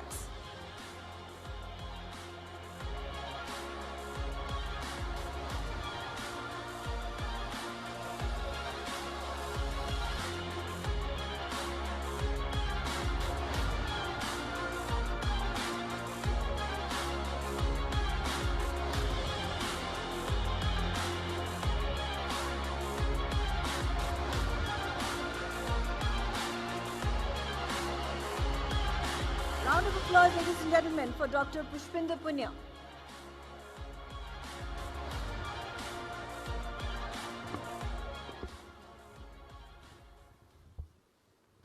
Hello and welcome to our audience here, of course, physically present with us, and welcome virtually to all of you joining us on television and on our digital platforms. We're going to continue this theme of Next in Deep Sea by now diving straight back into the ocean. Dr. Punia, you know, you have, of course, a lot of expertise and experience, but because of your, work with the Niti Aayog, I want to begin by asking you about policy making. How central is it, looking at the world we live in today, that ocean logistics becomes central now to policy making, not just for us in India, but across the world?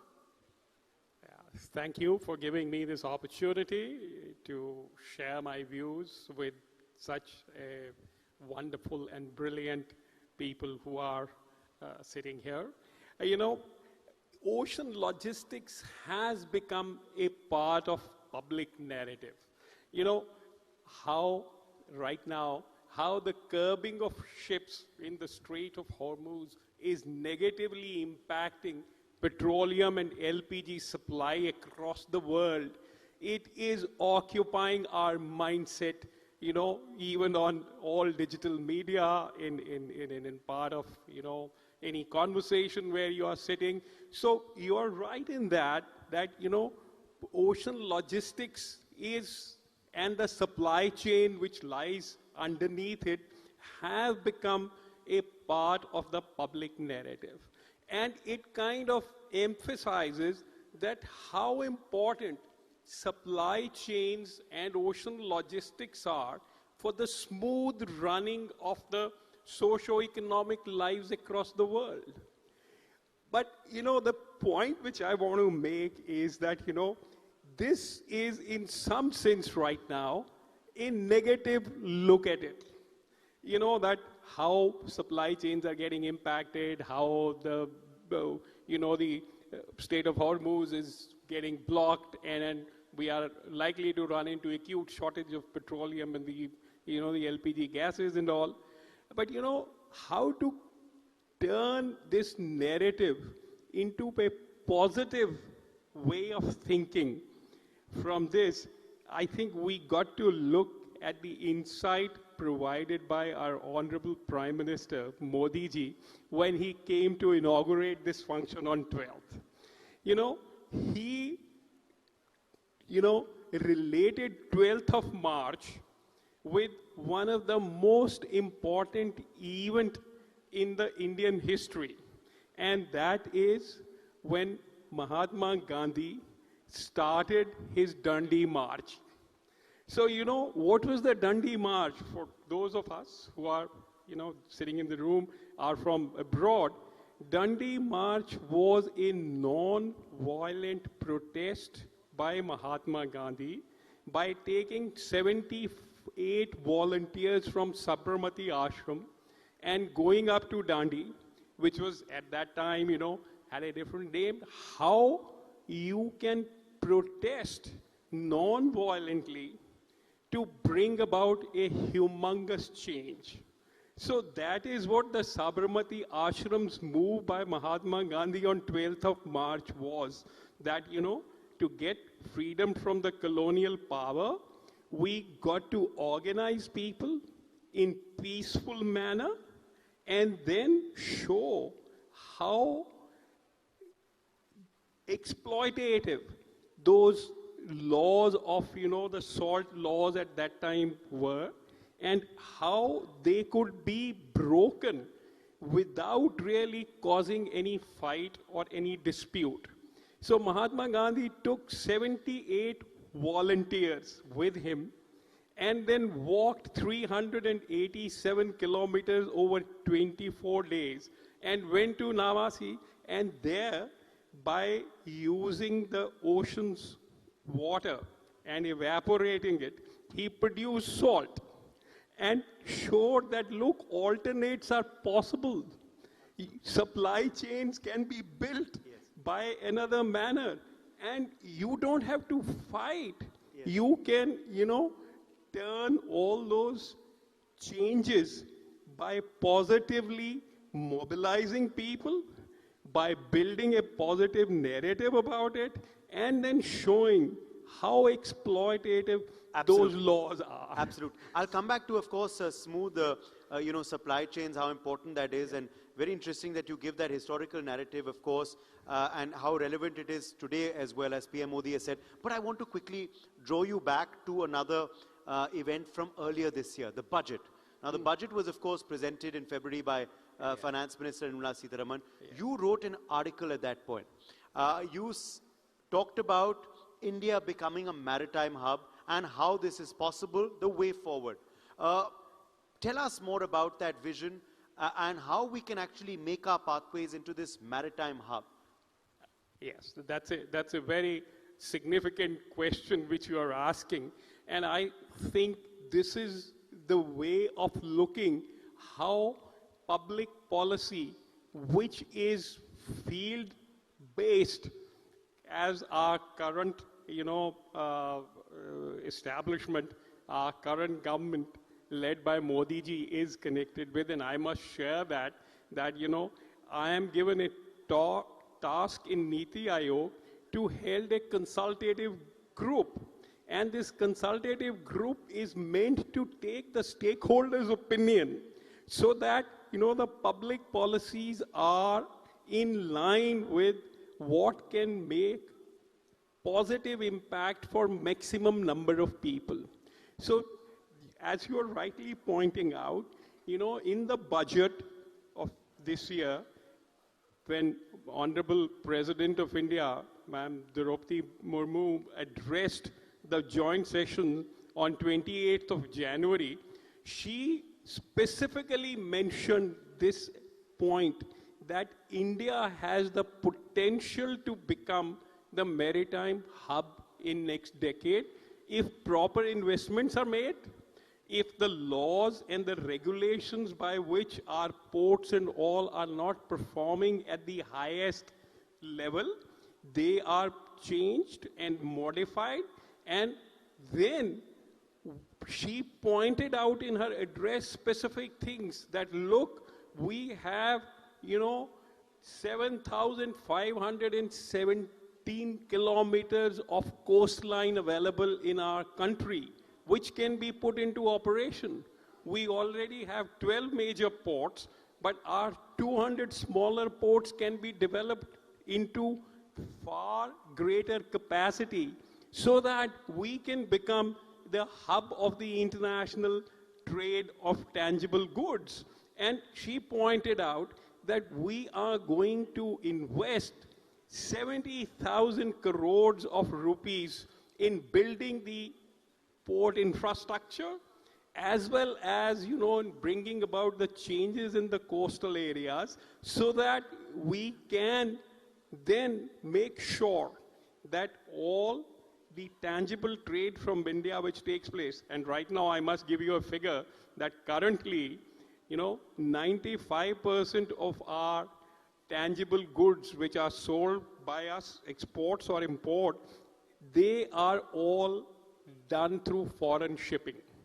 And we end up spending about 6 lakh crores on this, on shipping those goods. So if we can build our own containers, start building ships in India, and the budget also talked specifically about that, then we can reduce the dwelling time at our ports. I must say that in the last decade, our ranking has already improved in our ports from 54 to 38 in the world.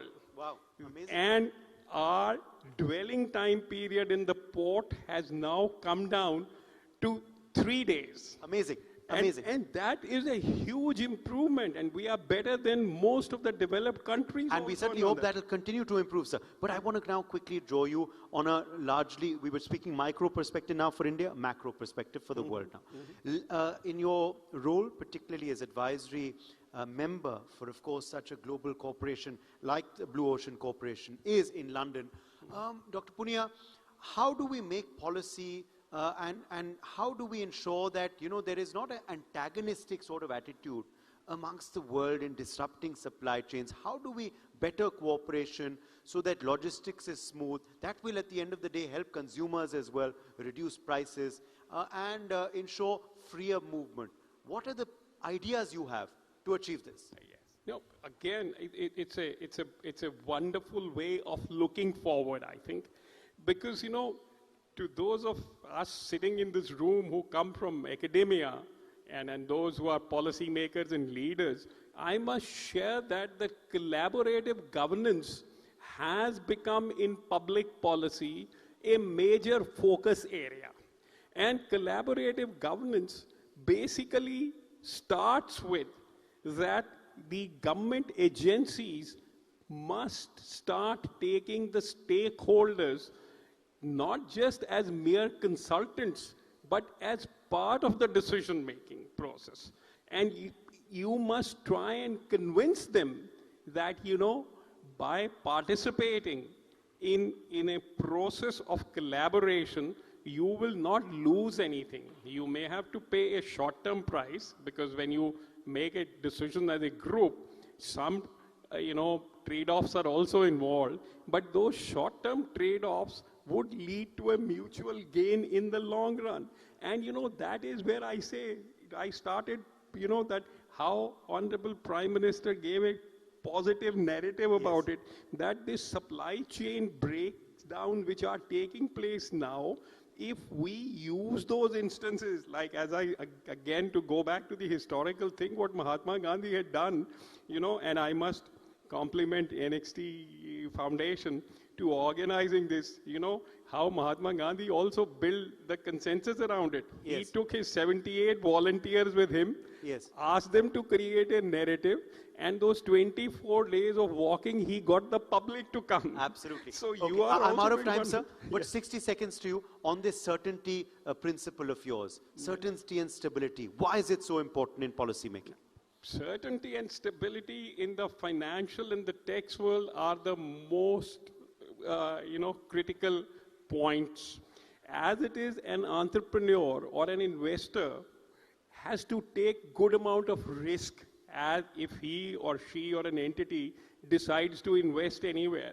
And if you add uncertainty and instability in the regulatory framework and the tax laws and all, then, the risk increases so much that the investment will go down.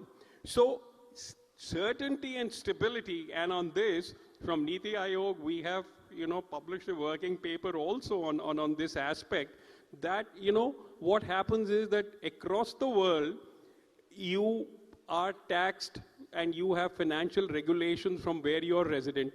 But if the place where you go and invest, they ask for additional, compliances and additional laws, then I am in a total confused state. Absolutely. And mind you, people are willing to pay taxes and the financial cost. To give you an example, I had been the financial advisor to the Board of Control on Cricket in India, BCCI, for some years. And I'm, those of you who are interested in cricket, in our IPL league, so many foreign players come and play, and they are paid good amount of, money for that. Yeah. What we have laid in the law, that if all those foreign players can pay 20% of their revenue, then they don't have to ask for any compliance with the Indian law other than that. Pay 20%, then no questions are going to be asked from them. Mind you, 20% is such a big price, it looks like. But when I collected a random data, out of 114 foreign players who are playing in IPL, 110 of them paid this 20%. Imagine. So it's you have to come out with these innovative principles, and that will ensure compliance. All right, we have to leave it at that. Thank you so much. You're obviously inspired by PM address. You drew in a cricket analogy like he did too. Thank you very much for joining us, Dr. Punia, for being with us at NXT. Thanks indeed. Thank you. Thank you so much for that session, Udin. Thank you so much to Dr. Pushpendra Punia for joining us at NXT 2026. And I'll take this opportunity to announce our next panel, where we will be discussing what's next in AI entrepreneurship. Yes, there's a lot of chatter about artificial intelligence, but what does it truly mean as far as entrepreneurship is concerned? Joining us is Mr. Shravant Aluru, CEO and co-founder of Avatar AI. Mr. Aluru, I request you to make your way on the stage. Also with us is Mr. Sanjay Salil, CEO of Indic AI, and they are, of course, our own homegrown artificial intelligence brands. Joining them on the stage is Professor Omar Bizbiz, who's the Director of AI and Business Initiative, Columbia Business School. And moderating this session is Ms. Riddhi Shetty, journalist at Columbia Journalism Review and trustee of the Sunday Guardian Foundation. I request all of our panelists to please kindly join us on stage and have a conversation about what's the next in AI entrepreneurship. Let's have a huge round of applause for our next panel. Riddhi, over to you.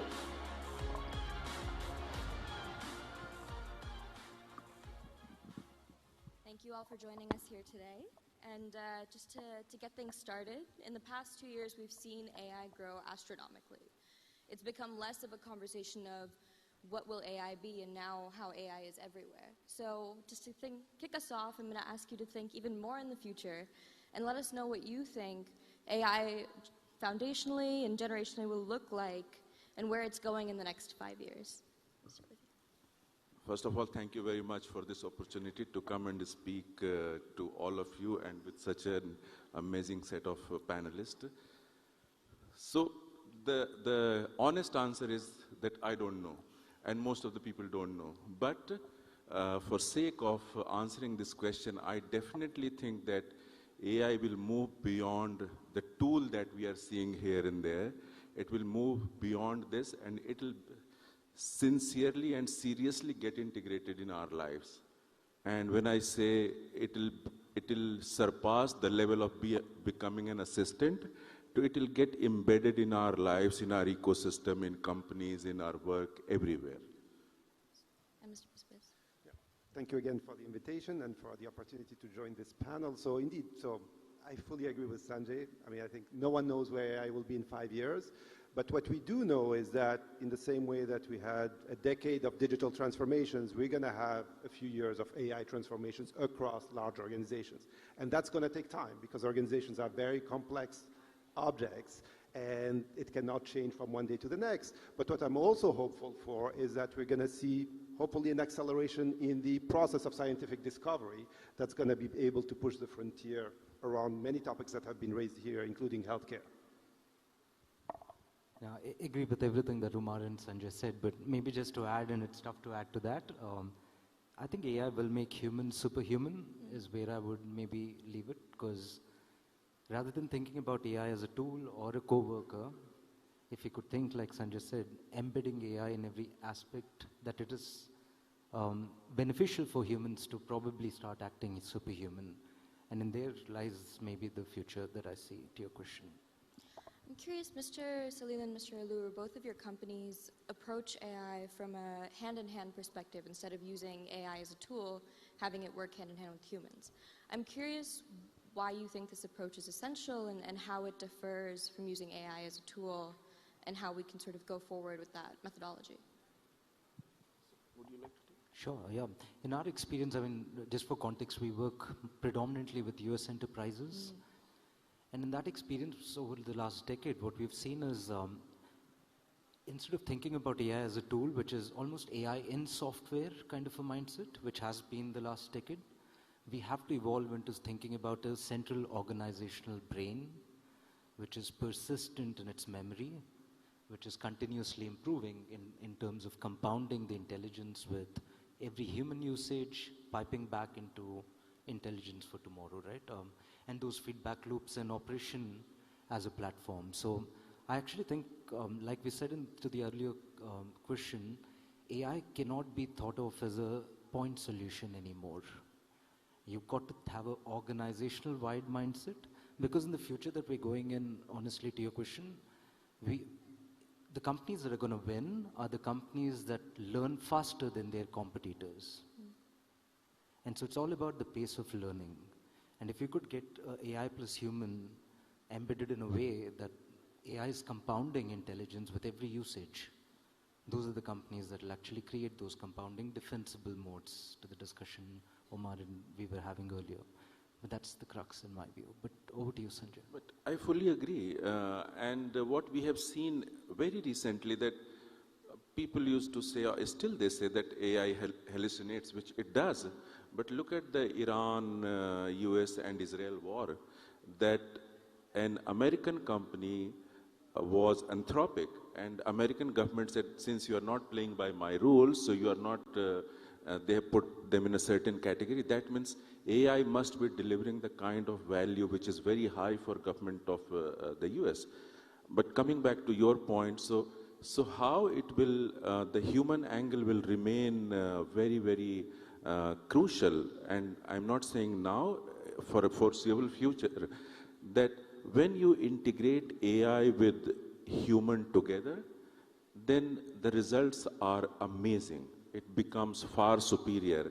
And we have seen that in the platforms that we are doing, the layers we are building, whichever domain that is, the result becomes much, much better. Thank you for that. And Mr. Biswas, I'm curious, there's a constant conversation about how AI is replacing jobs, but there's less of a conversation about who is now having the power in a corporate structure when it comes to the use of AI. How does AI reshape the decision-making process within companies? Is it the engineers or the data owners or the leadership that has most control? And I'm curious to hear your thoughts on that. That's a great question, and sometimes it touches a little bit on how processes are going to be redrawn within companies. And I would say one possible answer is that possibly all of these constituencies will benefit from AI transformation. Of course, how can it make sense? In a way, because everyone will have the ability to interrogate these AI systems. And just to give you an example, a few months ago, I was sitting with the CEO of a large company who was saying how their own processes have changed. Now, before a board meeting, they don't ask anymore for the slide deck that has been filtered through 3 layers of management. They can have access to the unfiltered data and then interrogate it themselves to try to understand what are the right questions to ask based on the data that there is. So in some sense, leadership will benefit for sure, but I think there will be a feedback loop where other people will understand what are the first order questions that the company should be focusing on and redirecting the work accordingly. Absolutely, and I'm curious to hear both of your perspectives on So I fully agree with what Dr. Omar said. To my mind, it should primarily remain with the leadership, because what is happening right now, and I'm saying this with experience from several countries, because AI is not only for the US, India, etc., etc. It is for the entire world. And when you go to, we work a lot in Africa, and you go and talk to the leaders, and leaders, when I mean president, prime ministers, you know, they don't really think this has come, not even coming, this has come, this is here.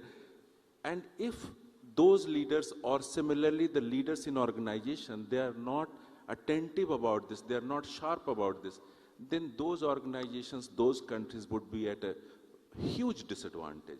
So it should primarily remain there, but like Dr. Omar said, it should be with all constituents so that it could be driven in a way which is purposeful, which is responsible, which is in the long run beneficial to those organizations and those countries and societies. Yeah, I think safety, trust, ethics, all of these are going to be incrementally important. I don't think we're still scratching the surface, so I don't have a perfect answer for you. But I think, like both the gentlemen said, there's a lot of work to be done, and it's an important area to focus on. I'm also curious, we had a speaker yesterday who spoke about how in AI companies or AI forward companies, it's very important to have a human responsible behind each AI action, someone to be held accountable if something goes wrong. I'm curious, one, how you think this is possible when it comes to AI working, not as a tool, but as a service hand in hand with human workers, basically as a co-worker, if you may. And two, to what degree you think this is essential in this very fast-paced AI-focused world? Go ahead, please. So I think the mindset, so still if you go to, and I would just repeat what I said, if you go to organizations, any organization, I think people are still thinking AI is the job of some engineers. It is not. It is the job of the leadership to define the course of action for that organization, for that country. And then it flows beyond that. If that will not happen, it will happen in components and silos. But coming to your point of human intervention, that is a given. Without that, you cannot even build. Companies like us can go and tell you that we can do this for you, but without the participation of the other company which needs to get benefited, you cannot even build that. Yeah, I'd say mixed answer in the sense that in certain low knowledge work or complexity scenarios where honestly it's just monotonous repetitive work that erstwhile robotic process automation was targeting, I think there is no need for humans anymore.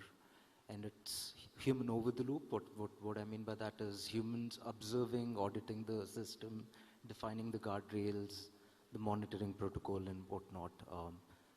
For high knowledge worker complexity or a mission critical scenario like healthcare, right? You do want a human in the loop every time. And somewhere in the middle would be what we call at Avatar as human on the loop, where AI does its own confidence scoring, defines when a human is needed, when it's lacking confidence, and accordingly loop in human employees while it otherwise loops in semi-autonomous, in a lack of better words. Today I can tell you that we at Avatar are driving, say for a US revenue cycle management of a healthcare company kind of perspective, driving 40-50% autonomous AI doing it because it's very confident, and for remaining 60% looping in humans and improving with every step.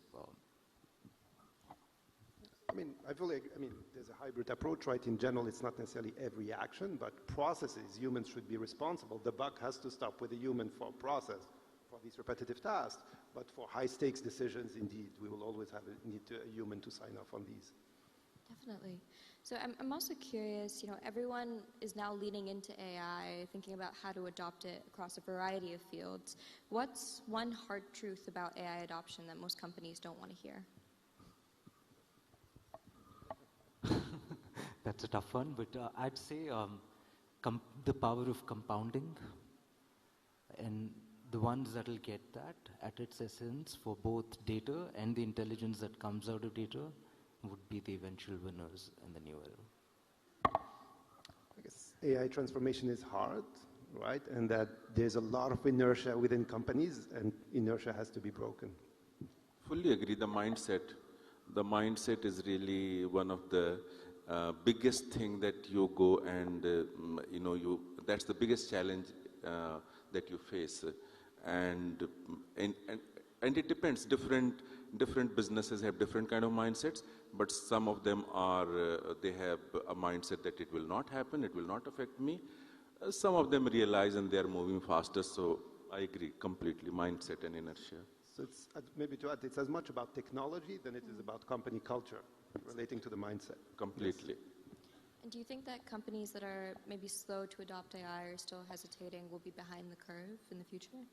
100%. This is not even an option now. 100%, and the realization will be sooner than later.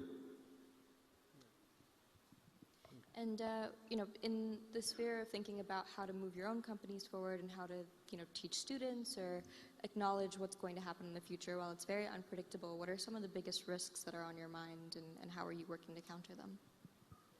Sorry. What are some of the biggest risks on your mind at the moment? So the biggest risk is, and we were discussing, the biggest risk for an organization like us is the talent. If you do not manage your talent well, if you do not get the best talent, then to my mind that is the biggest risk than anything else, because if you can have that, and if you really second is focus and verticalization where you are. So if you spread yourselves too thin, then that is a challenge, and but talent, I think, is the biggest risk. I would say the biggest risk is not experimenting. I mean, technology is evolving extremely fast. The time scale of the technology is dramatically different than that of organizations, that of institutions, including academic institutions. So we have to change the pace of experimentation that happens within organizations. Yeah, I would echo both of them. AI will not replace human jobs. AI is going to replace organizations that don't adopt AI. And I think humans plus AI will replace humans. So that's the biggest risk in my view. Can I ask you all in one sentence, what is the most important capability that every company will need to survive an AI-first economy? The mindset, openness to do that. Yeah, I would say adaptability. We don't know what the future has for us. We have to build the flexibility within companies to be ready for multiple futures. Echo both of them, but just to add on, maybe the power to get out of the box and not be in the limitations of the past and the degrees of freedom and the constraints of the past, and reimagine their business model from scratch in an AI native way. It's tough to do that, but that is probably what's the best way to get there. I'm curious to hear your thoughts. I think there's a lot of misconceptions when it comes to AI and how it works, and particularly when you talk about agentic AI and AI systems being autonomous to some extent and being able to make decisions. There's also an ongoing debate about how human AI is. So I'm curious to hear your thoughts on that. How human AI is? So AI is not human, but I think what we hear from the biggest companies, that is also not very far. It would have, so right now AI is, it remembers and it tells you, and of course there are different layers of intelligence, but I think soon we will also see when it has a bit of consciousness, it starts acting like human. I don't know how far that is, but if you have to believe the top leaders, it's not very far. So very soon in that sense. That's tough to follow. But I'd say, no, I think human ingenuity is quite far ahead, and so I really don't buy the AI versus human story yet. Maybe in a future date, like Sanjay said, but today, at least from an algorithmic lens, find it hard to make that leap of faith that we're there. And so I think it's human plus AI, and therefore that being superhuman, I guess, making humans, that's a positive way of looking at the half class. There's always a half class empty view here, unfortunately. I'll just add that in a way what's left, indeed, AI has a lot of powers, but humans have judgment. And in some sense, how do we have this judgment complement, AI is really the question going forward. It's a question for us as educational institutions, how do we develop that talent that has that judgment and can add on to AI and develop that critical thinking? Because, indeed, we have solutions where we have a lot of knowledge that's easily accessible. What does it mean to complement it well? That's probably the next frontier also in terms of education. Thank you so much. I think we're almost out of time, but I'll ask you all, if you were to lead the younger generations who are looking at now an AI-driven world and how to emerge in it as they graduate from college, as they move on into the workspace, what advice would you give them? First, Professor. No, I think it goes back to the same as organization, is you have to be adaptable. You have to be, a lifelong learner. We were speaking about that in the past. I would say in the past, 20 years ago, people had one career after they left college. Like they were marketing. Then I would say 10 years ago, people started to have two careers. Now I think people may have multiple careers during their lifetime, and that's why you have to have that lifelong mindset, learning mindset embedded and keep up with everything that's going on. In some sense, the only thing we can do at the university is to teach you how to learn, right? We're not giving you the final knowledge, and you want to go out with that hunger for learning going forward. Would completely agree with Omar. You've got to be open-minded, have a learning mindset, and be fast, because I think the time is running out. So it's important that you get out of the limitations of the past, as I said. AI opens up equally exciting degrees of freedom. Find your excitement and motivation there. So people, completely agree with both gentlemen. But what we are seeing in our talent group, that students who are coming out of college, even if they are not from computer science, they were doing some industrial design, and they are the best resource possible. And that is because adaptability, openness, and this is the best opportunity for students ever it was presented to them, that you may not be a computer science engineer, but if you are open, you can still be one of the best in the AI world. Thank you all so much. Thank you. Thank you very much. Thank you. Thank you.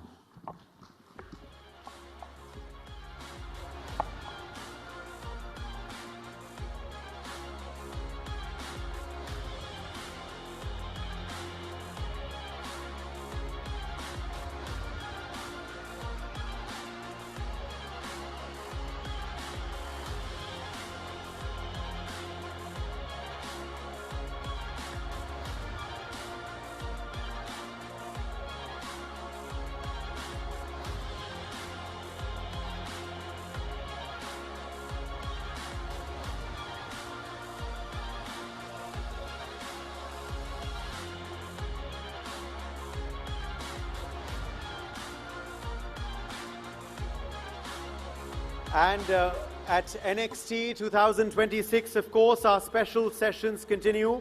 We are turning our focus back to this next segment, which is also now going to be on Next in AI.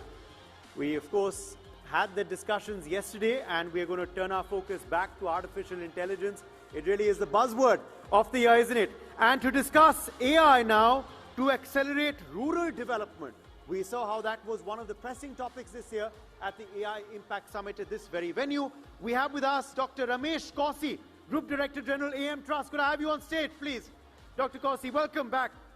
Ms. Ajeta Shah also joins us live, founder and CEO, Frontier Markets. And this panel is going to be moderated by Mr. Manish Gupta, Chairman and Managing Editor, People of Indian Origin TV. Manish Gupta, thank you for doing the honors to moderate this panel. We're looking forward to an invigorating session. Over to you.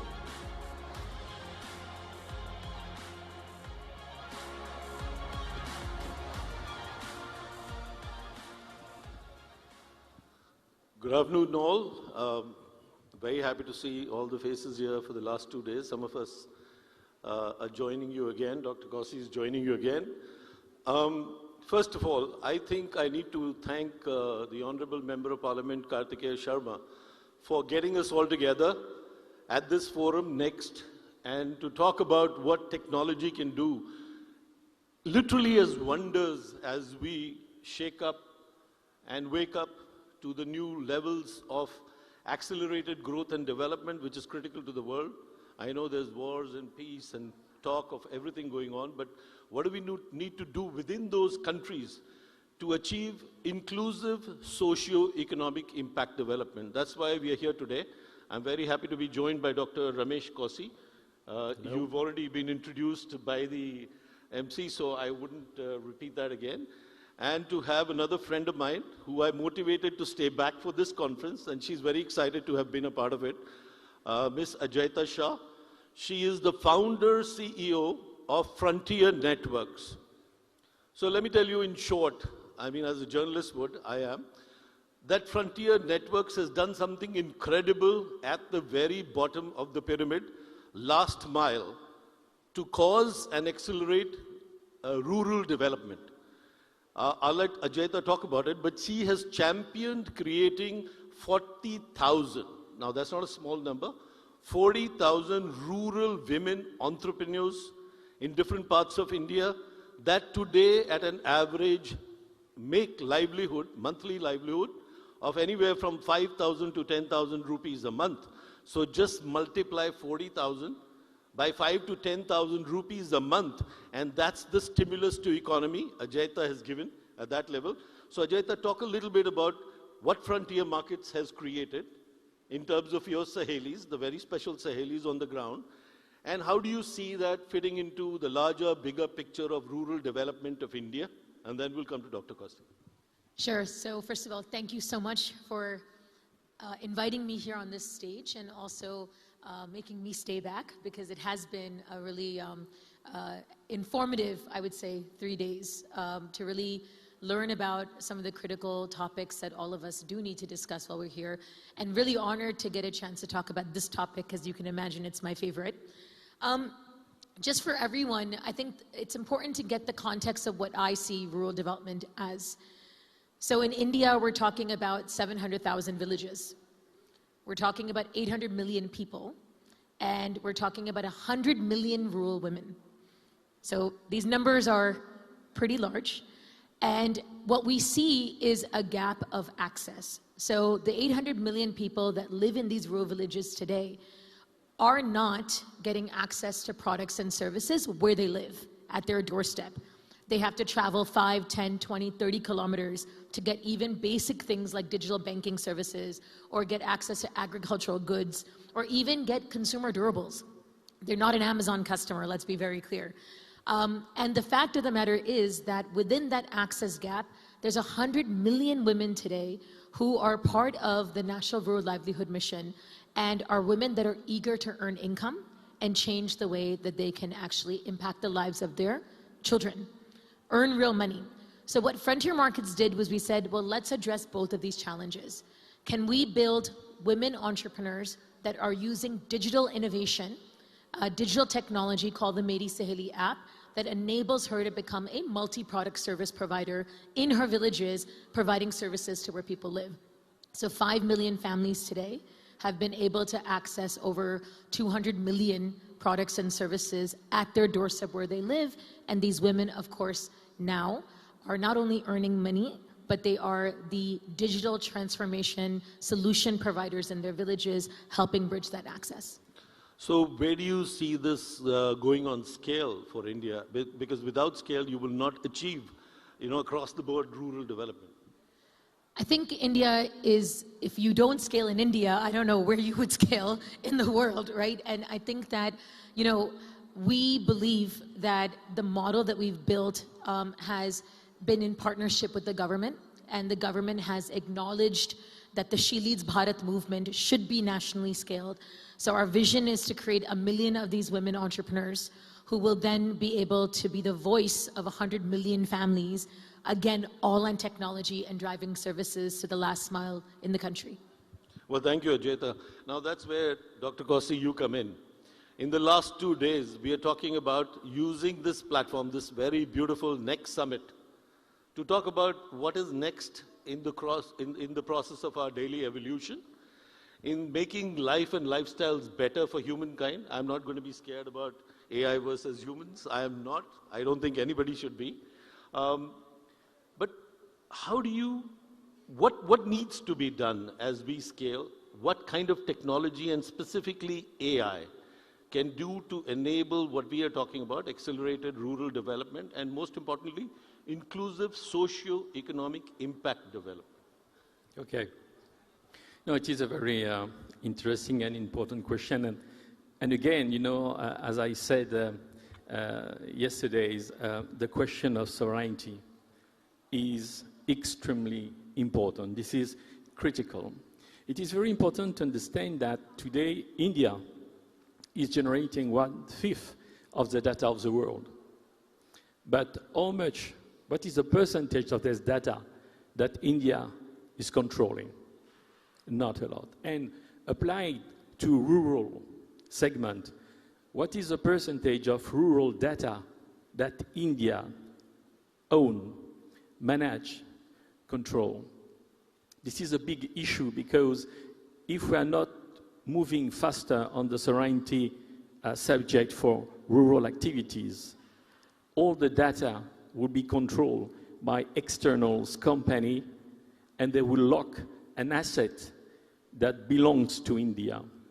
So on that part, it is extremely important to understand that, as Ajita says it, the access gap is worse, depends on the matter, a big question. But the infrastructure part at the rural level is even more important. Why? Because if we don't position what I call the rural data stack for India, we won't be able to extract the value from the data for the benefits of India and for the women's entrepreneur, for example, because they need to be involved in this part. And to close with your huge question, also the AI part for rural sovereignty in terms of LLM is extremely important.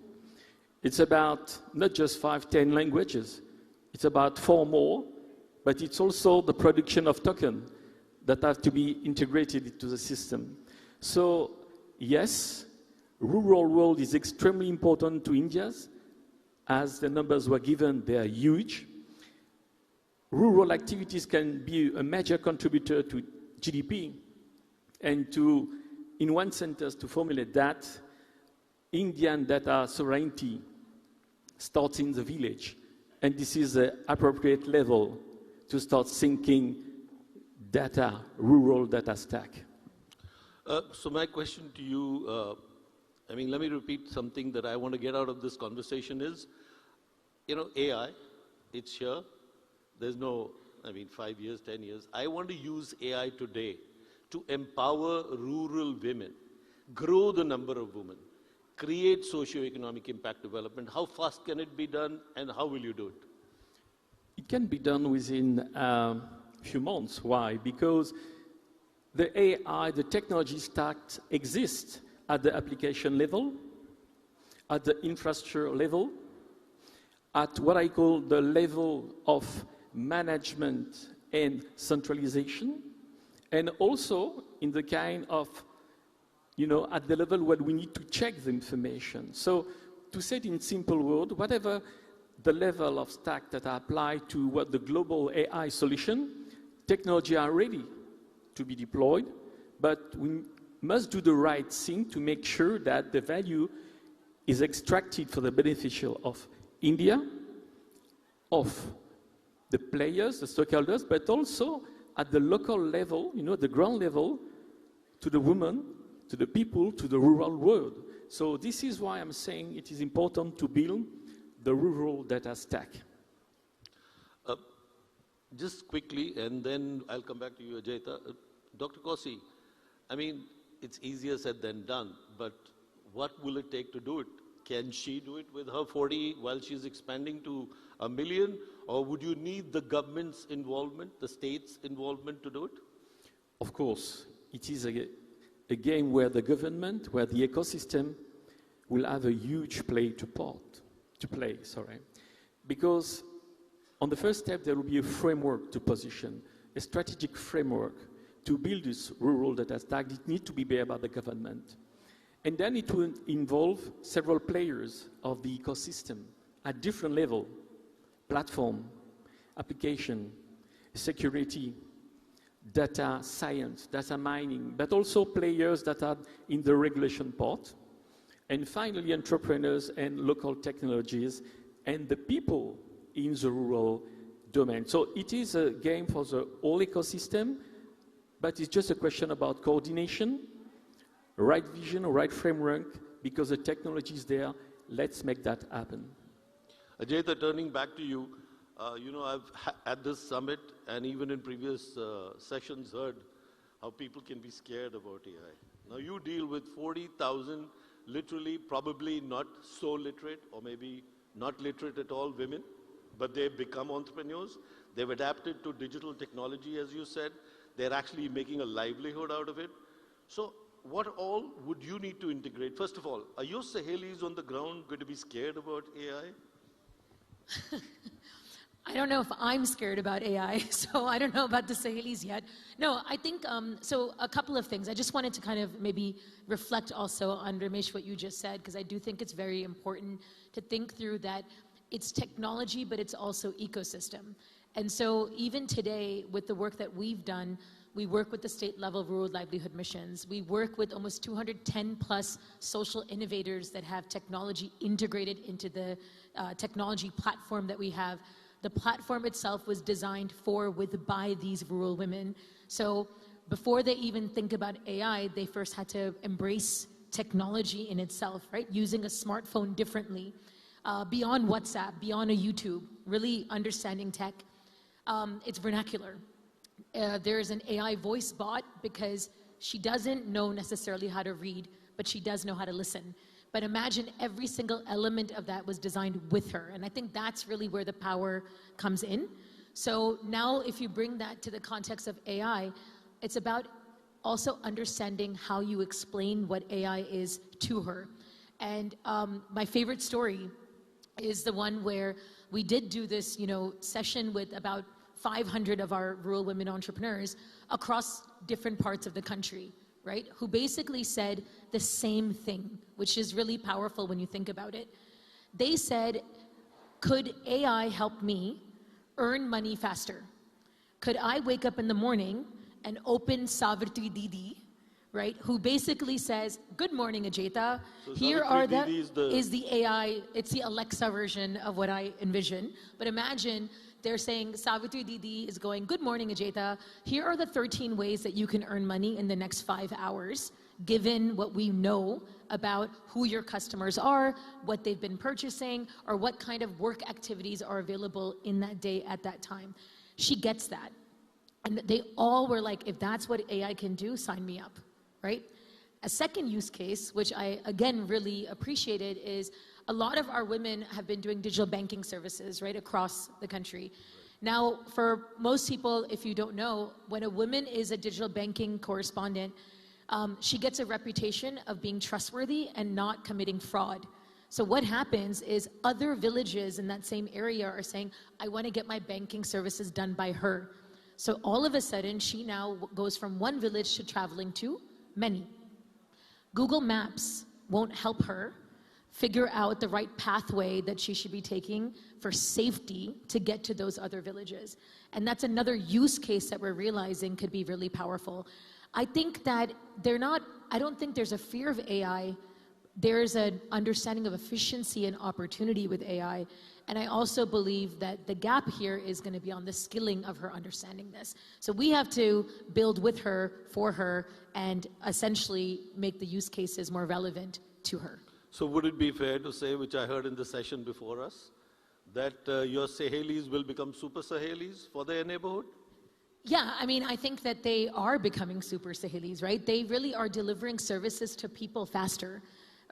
They are the voices of rural families. And so, going back to the rural data stack, like, can you imagine 100 million families or 700 million people's wishes, needs, challenges, aspirations, satisfaction, opinions are getting captured by these women because they are trusted.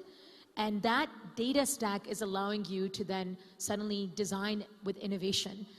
We, for example, and again, I think that there's a lot more that we can do so I can do this better, but even with our 40,000 women today, we worked with 1,000 of them to introduce India's first ever climate insurance product for 10,000 small women farmers who own less than 0.5 acres of land, because it was designed with them, for them, and we were able to bring a community together. So I see the use cases that are really exciting, and I also think that there's still a responsibility that we then need to understand in terms of ownership.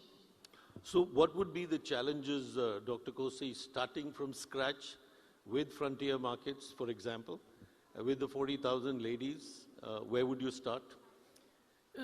First of all, I'm very excited to have this, starting this cooperation with Ageta and frontier markets, because there is a huge opportunity for us, to build this sovereignty at the village level, at the block level, what I call this rural data stack.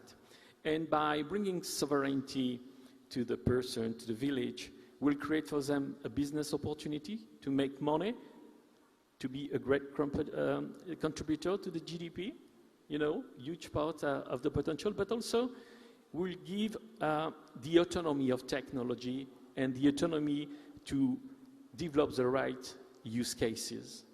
Because this is a growing field, people will love to use it, and progressively there will be living interaction to get more for the platform from frontier market, for example. But there is also the opportunity to apply, this model at a global level. And I have to say even more, because, India is an example for stack for payment, UPI is an example stack for information, and if we build the missing stack, the data sovereign stack, at this scale, then we can replicate that, for example, in Africa.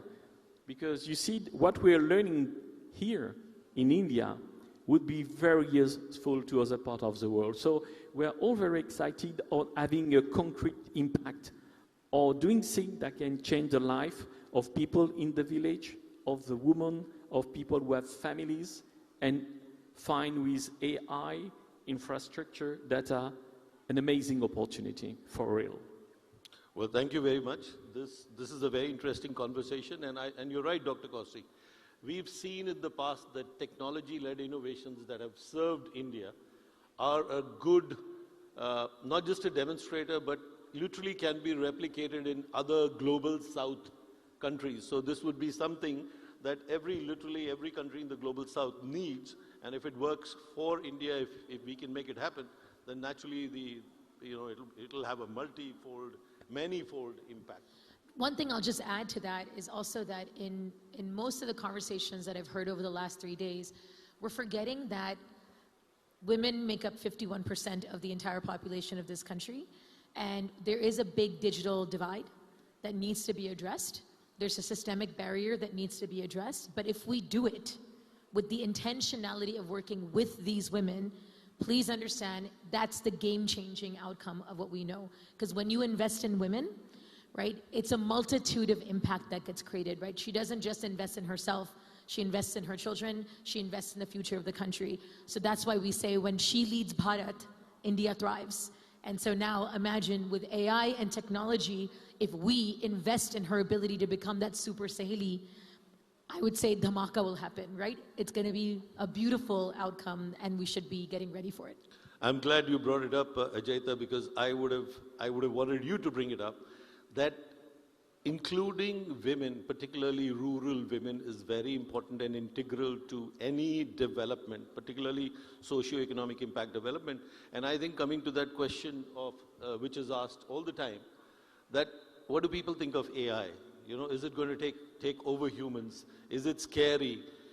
If AI integration is done with these women at the bottom of the pyramid and shows how it changes life and lifestyles, no kids of tomorrow, even coming from villages, would ever be scared of AI. Rather, they would love the integration of AI into their lives, into their styles, into how better it makes their lives. Any last comments? It's not just a comment, but again, I repeat, Indian data sovereignty starts with the village. And this is something very stimulating that AI, people will love it because it will change their life, but also bring them more opportunities and revenue. We have to make that happen, and we must start with this framework for India, for the nation. Well, thank you. Thank you both very much. We can go on talking forever, but I know there's a limitation to time. I also want to tell the audience, ladies and gentlemen, and young folks here, that it so interestingly happens that all three of us are Indian diaspora. Ajay was born in New York but decided to give up her life here and come and do transformational changes and grassroots level work in India. Dr. Ramesh Kosi is from Mauritius, 6th generation, moved to France and is here to be a part of the AI revolution, which I think India can lead. And I grew up in Delhi, but now live between Los Angeles and here. And it's wonderful to be here and look at all these, hear people talk about how and what next. Thank you very much. Thank you.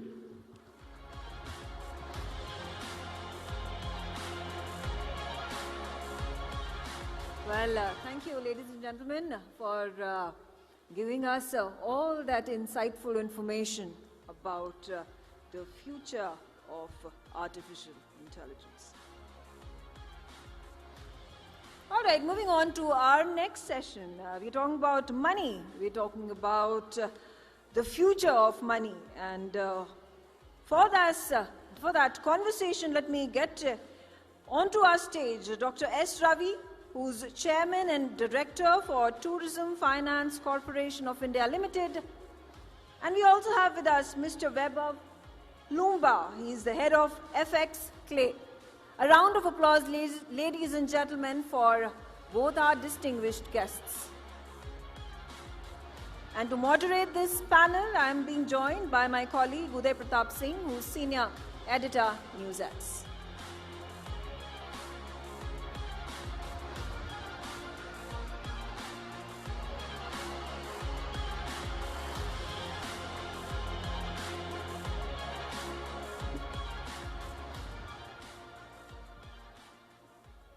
And welcome to this special session. At the end of the day, as they say, what makes the world go round? It's money. And we are going to be focusing on next in money in our next session. And of course, these days, the economy, finance, trade, these are all buzzwords, of course, in 2026. But I want to start out, by asking you, Mr. Ravi, and I know Ms. Luma, of course, wants to give a bit of background before he comes to the point of what's next in money. But let me ask you first. When I say what's next in money, what comes top of your mind to you, Mr. Ravi? So, first of all, what is money? It's a whole ecosystem of banking, insurance, AIFs, market, AIFs, and cross-border transactions. And this is the whole ecosystem of money, commodity trade. So this whole, and industry, which is manufacturing, and the trade that happens, all this brings in money. But what is the most important aspect is the regulation that has come in the last 10 years. You see, RERA has come in. You have seen how IRDA has made regulations stronger, how SEBI has become very highly sort of regulating the whole thing, and also the ultimate beneficiary clause, FATCA guidelines, etc. So if you look at the present ecosystem, and I'm just stating the facts here, there are about 54 mutual funds, 72 insurance company, 80 lakh crores sitting as AUM with mutual funds, and about 75 lakh crores sitting with insurance companies. We have a commodity trade of 50,000 crores every day, and the deposit is at 2.62 trillion. So this is what is the whole ecosystem that is there at present. So this is what I have to say. Okay. And how have we moved in the last 10 years is visible. ATM, kiosk, internet banking, and now depositories. Then you have CDSL, NSDL, and everything. So, and CIBIL. So you look at the whole landscape, how it has moved, is a very interesting aspect. And it continues to move. It continues to move. move. It's not just, what the past has been, but it continues to move, which leads me to my next question to you, Vaibhav, on the movement of money. Just give us a bit of background on that, on kind of what, dominates the movement of money in the world that we live in today before we get to next in money with you, and what the trends are that you foresee. Yes, I think I'll take it a little one step back from what Dr. Ravi said. So movement of money, once the infrastructure is in place, it's in place in many parts of the world. Of course, in India, what Dr. Ravi said, the gift city and the infrastructure is ready. But you need a lot of geopolitics, growth, all that to move around as moving parts to come to such an institution. Now, when it does come to such an institution, that's when the scale happens. Usually, if you see, I look at cycles. My real work is to look at macro world, look at geopolitics, look at large, long-term cycles, 10, 20, 30 years.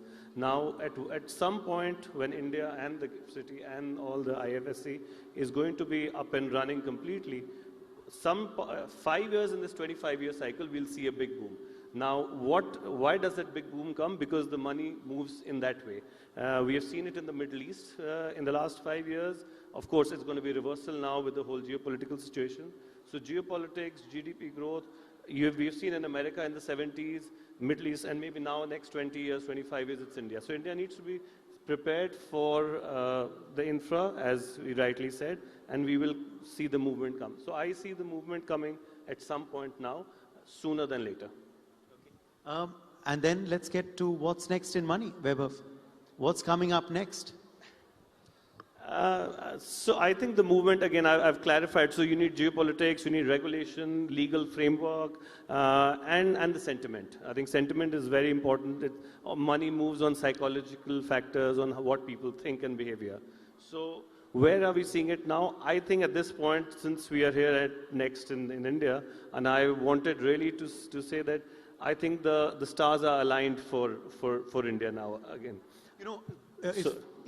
I'll come back to you because I just want to address, in this entire conversation, and you've raised some interesting trends which we'll delve on. But Dr. Ravi, on now banking, because where do people keep their money? It's in a bank.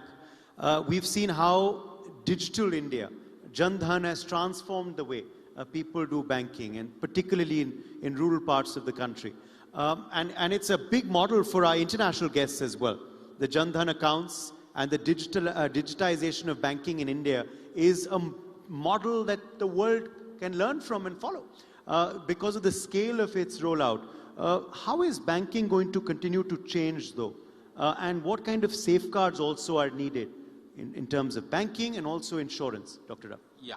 First of all, UPI, just adding to what you said, UPI is a great example and a great success. Now, all the dignitaries who come from abroad, they don't buy things with their credit card, they buy through UPI as well. Yes. So that is the first thing that has happened just in the recent past. But coming to what is going to be the future, so I personally feel because it is depositors' money, regulations will get stronger. And that is the first and foremost, and you have seen it. The number of collapses that have happened in the banking system is very limited, and the Reserve Bank has, in its wisdom, always addressed that in a very quick and in a very definitive manner. For example, PMC Bank, what happened, or Yes Bank, what happened, they did address. So the regulators will get stronger here. Regulatory measures will be stronger. There we have seen a consolidation. I see further consolidation because strong banks are very good for us, and I further see a lot of consolidation. And the next thing that I see in the next 5 years, absolutely what will happen, the convergence of banking, insurance, commodities, all into one. And that is what we will see, because what has happened, already the banks are selling insurance products and also other products. So the convergence will happen, and that is going to be the big game changer. If you look at it at 5 years now, it will be a 15 to 20% CAGR growth. That is what I foresee in the banking system. I see also that there will be a lot of issues which will be there, which will creep in from the data privacy which is coming, because that is a very big issue that is coming. How to tackle that is going to be a big problem, because we have data all over the place. And then last but not the least, I see centralization of data. For example, one account will have the state savings bank. It will show your statement of stocks. It will show what you are having in commodity, what you have it in gold. All that will come into one format. That is what I see future of the whole universe converging together. That is what I see. Let's now address taxation, compliance, and investment with you, Vaibhav, if you're good with that. Let's move on now a bit on how people are going to, what's next in investing, how people's investments are going to change, also in terms of taxation as well. How can government make things easier? And if you make things easier, it gets people to comply as well, particularly through innovative ideas. I think one of our panelists, Dr. Punia, referred to that earlier in his segment. Yes, I'll take a part of this question. The rest I'll leave it to, I think, Dr. Ravi, because he can answer. But saying that, I'll go over again how India needs to get the infra right, which is getting. I mean, taxation is a little bit beyond the scope right now, but regulation, compliance, legal, banking infrastructure, UPI, technology, AI, I'll come at the end. All of this, if it's ready, people used to run to Dubai, DIFC, Abu Dhabi, all of them to set up companies. We have about 10,000 of those entities in DIFC, 10,000 in ADGM, in the Cayman Island, which is a very big jurisdiction for, parking AIFs and money. There are about 120,000, about 120,000. And Delaware, which is used as America's, offshore, is about 1.5 million entities. In Gift City, we have 1,000. So there's going to be a massive upside. Even if we go up from 1,000 to 10,000, it's 10x of growth. We've got a lot of things ready in that sense. Where AI will come now, I think once this is stage 2. We are I think at stage 2 when we see the money movement into these places. And stage 3 will be when there'll be sophisticated products available to the Indian public to invest in. I mean, equity 25, 30 years back was a very, everybody did not have access to. Now it's available to you at the click of a button. But then there are more sophisticated structured products, private credit, private equity, which is still far away for people. But then again, in the next, I would not say 5 years, I think in the next 2 years, it will be available to everybody. And AI will help us navigate that transition.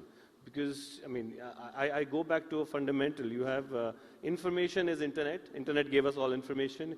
AI is giving us now knowledge. I think understanding we have to still do humanly. Before I come to Dr. Ravi, you raised the example of Gift City. I want you to delve a bit more into that, on how that can be a model for other parts of the country as well. As you're saying, it's set to completely transform investments and possibly take a lot of investment out of some of the places you referred to as well. How can Gift City be a model for creating such a zone even in the rest of the country? So I think we stick to first a national champion, which could be a Gift City rather than regional champion. So we first focus on the national champion. Now, the good thing is that India, as the growth goes on, a lot of money in all the other centers I'm talking about was actually overseas hot money. That is why it comes out. But if you take Delaware and America, I mean, Delaware, all the money that goes into Delaware is American money, so it doesn't really go out. The same way Indian money can be parked in Gift City rather than going overseas. So it will not come out very easily. And that is the beauty of a country like ours, because we are growing. It's internal money, it's not coming from outside. The outside is the next stage of it. On taxation and AIF, I think I was discussing with Dr. Ravi before. I think his thoughts on the AIF, because he is already dealing in this, will be quite interesting actually. Please come in on that, and how that can actually help compliance and also make the system much more. So first of all, in 2018-19, the budget came in for a unified regulator, which is very unique. In the sense, you don't have to go to RBI separately, you don't have to go to SEBI separately, you have a unified regulator. And that's a very, very big, strong statement from India that everything will be decided there. Yeah. That's the first and foremost. The second aspect is 10 years tax holiday, which is a great incentive. You look at anybody who is investing in India and who invests through Gift City, 10-year GST holiday, 10-year tax holiday, which is a great, great thing, because what happens is any company which is a startup, which has started any fund which has just started its journey, you get a 10-year tax holiday, which is a big benefit if you look at from Gift City versus India or any other, across the world, if you look at. So that is why if you look at the ranking itself, from 85th rank, Gift City has come into the first 50, it has gone to 49th rank now. So it is growing in stature because of the tax holidays, the structure, And if you look at AIFs, all the banks, all the nationalized banks, all private sector banks have their offices there. Trade has increased. And I can proudly say that the first exchange was created. I was a part of it. So today, from 2018 to look at 26, we have multiplied the transactions by 100 times. And that is the strength of Gift City. More to come because we are learning there. And there are small hindrances. For example, the human capital is not available. Quick turnaround is not available. But that is all happening as on the ground. Okay. And quickly also to get your thoughts on next in investing. How is investment behavior changing? So investment behavior, the valuation game is over in my view. Because the last 5-7 years saw a lot of valuation games. And I think people will be very realistic in their investment as we go forward. And that is because what we have learned from all the failures, I can't say it in public, but there are some in public domain like the Byju's and all these companies which have gone flat and people have lost money, LPs have lost money. Yeah. But the new era is going to be careful investing, cross-border investment, and also the freedom to invest. Okay. For example, I can go and invest in US stocks. Yes.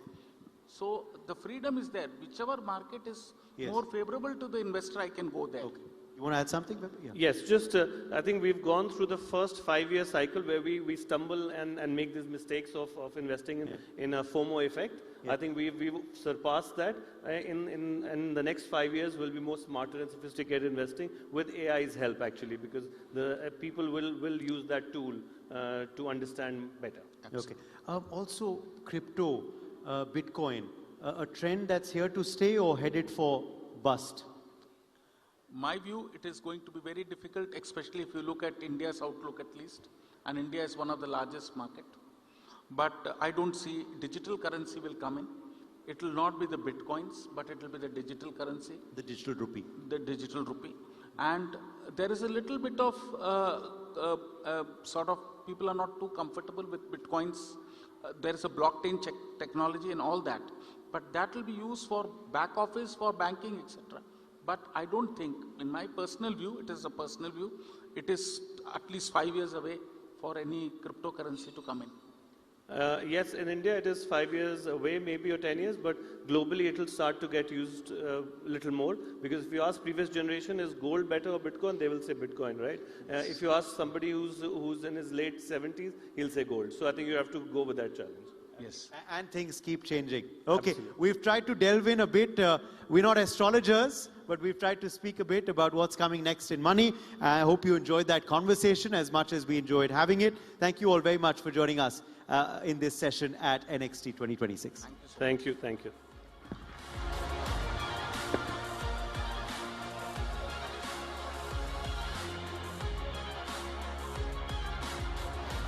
Well, thank you, gentlemen, for that insightful conversation on what is the future of money. All right, moving on. We have a very special message from Colonel Eaton Stipp. He is an Israeli former fighter pilot, businessman, and commercial astronaut. In fact, he became a private astronaut after having traveled in the Axiom Mission 1. So let's quickly hear that video message that Colonel Eaton Stipp has sent for us. This distinguished gathering at NXT 2026, initiated by the Honorable Shri Sharma, whose vision has helped establish this platform for thoughtful discussions, new ideas, and meaningful international engagement. We are here today to celebrate space, or Vyomatsav as it is called in Sanskrit. This is the name given by CMS School in Lucknow to the inspirational mission to space last year of Group Captain Shubhanshu Shukla, leading AX-4 to the International Space Station. Shuks followed in the footsteps of astronaut Rakesh Sharma, contributing to a new chapter in India's ambitious human spaceflight program, Gaganyaan. Space is no longer only a frontier of exploration and wonder. It faces new challenges, as it has also become the domain shaped by complex geopolitical fragmentation. At the same time, the acceleration of space commercialization offers remarkable opportunities. It brings together innovators, entrepreneurs, and investors willing to share knowledge and risks in one of the most dynamic sectors of development. Building infrastructures in space is no longer a distant vision. It is becoming a reality. Private space stations are being planned and assembled, including orbital research laboratories, manufacturing platforms, data centers, and even processing capabilities in orbit. Yet, protecting these infrastructures remains a significant challenge, whether from space debris, increased congestion, or potential hostile activities. From space, however, we gain one of the most powerful perspectives possible on our own planet. We can better understand climate change and improve our ability to protect life on Earth. One of my most meaningful experiments on the ISS involved Earth observation, recording severe thunderstorms and supercells. During orbital nights, which last only about 45 minutes, I would film storms from the cupola, searching for unusual lightning phenomena known as TLEs. The data collected was immediately downloaded and shared with researchers and the public around the world, because space is for all, regardless of background, education, or age. Artificial intelligence is accelerating at an unprecedented pace, transforming many aspects of our lives and raising important questions. One of them is simple. Can AI truly be creative? In space, however, I learned to rely not only on technology or AI, but also on NI, natural intelligence. Having experienced astronauts beside you makes all the difference. People like Scott Kelly or Mike Mullane, who are with you in Delhi, represent the value of human judgment, experience, and teamwork. In recent years, I have been following with great interest the remarkable achievements of ISRO. And it is truly inspiring to see India steadily emerging as one of the world's leading nations in space exploration. So let us continue to explore, because the greatest discovery we make in space may ultimately be a better understanding of ourselves. Thank you very much. Well, in fact, Colonel Eatonstib was going to join us at the NXT 2026 forum. Unfortunately, because of the Middle East war, the Iran-Israel-US conflict that is taking place right now, who could not fly from Tel Aviv to Delhi. All right, in fact, there was yet another member of parliament, yet another legislator from Spain, Agustin Almodovar Barcelo. He is the member of the Senate of the Spanish Senate since 2023. He has also sent us this video message in lieu of his absence at the NXT 2026 forum. He was also supposed to fly down here in Delhi to participate. Unfortunately, because of the circumstances, the geopolitics that is in turmoil, he was not able to attend the summit. Let's take a look at that message.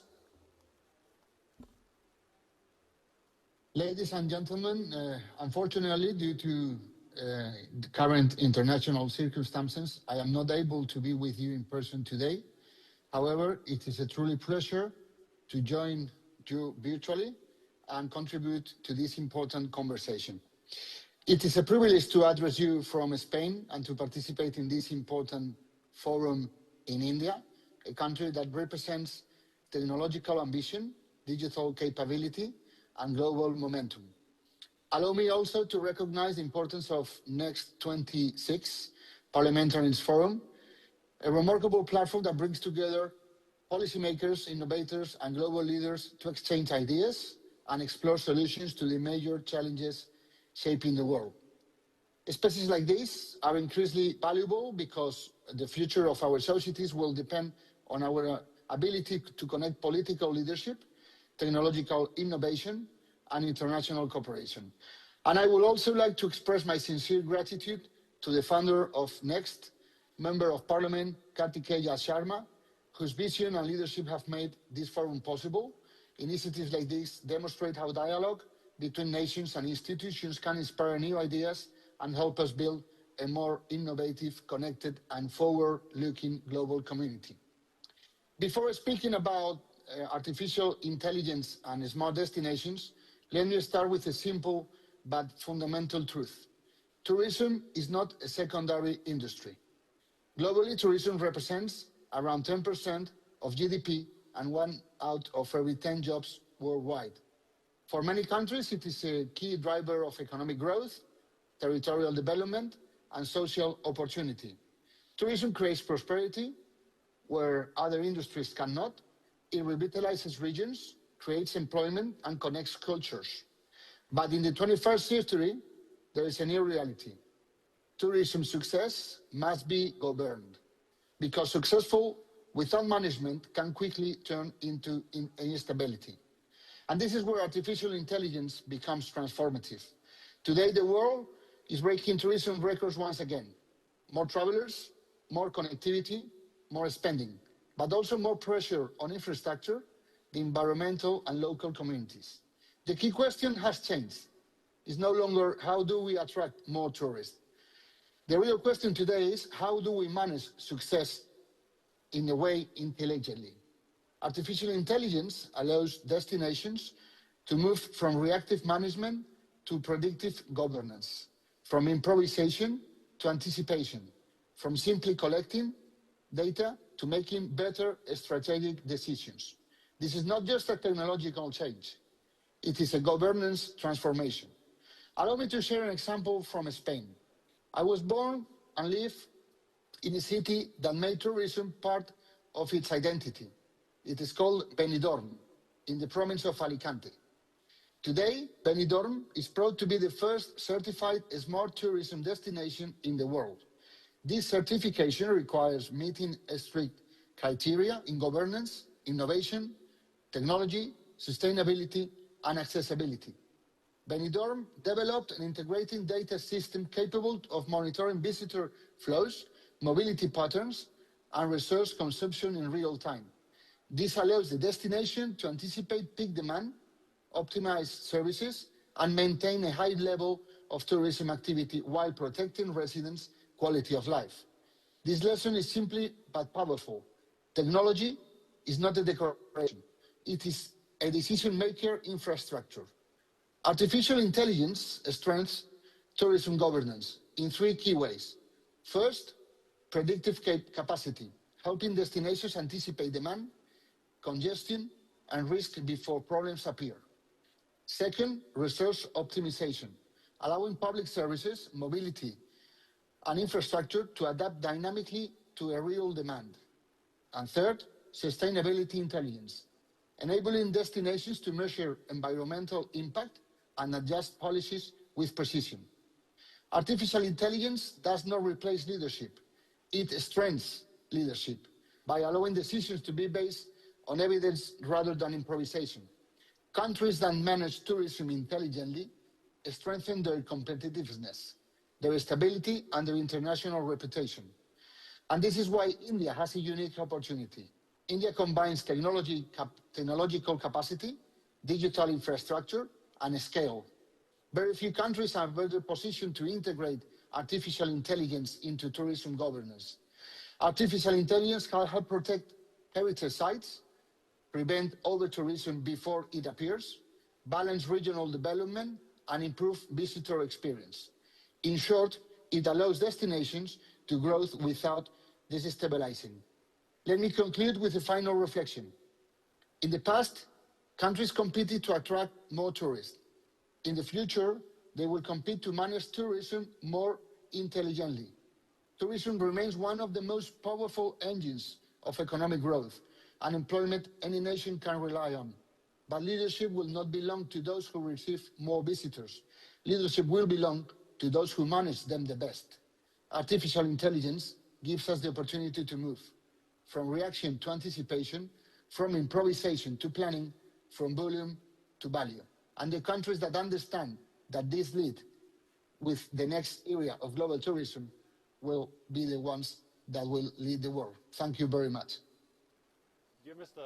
Sharma, dear distinguished guests of the NXT conference, greetings here from Berlin. Right behind me is the Reichstag. I'm very thankful for the invitation that I had received from you.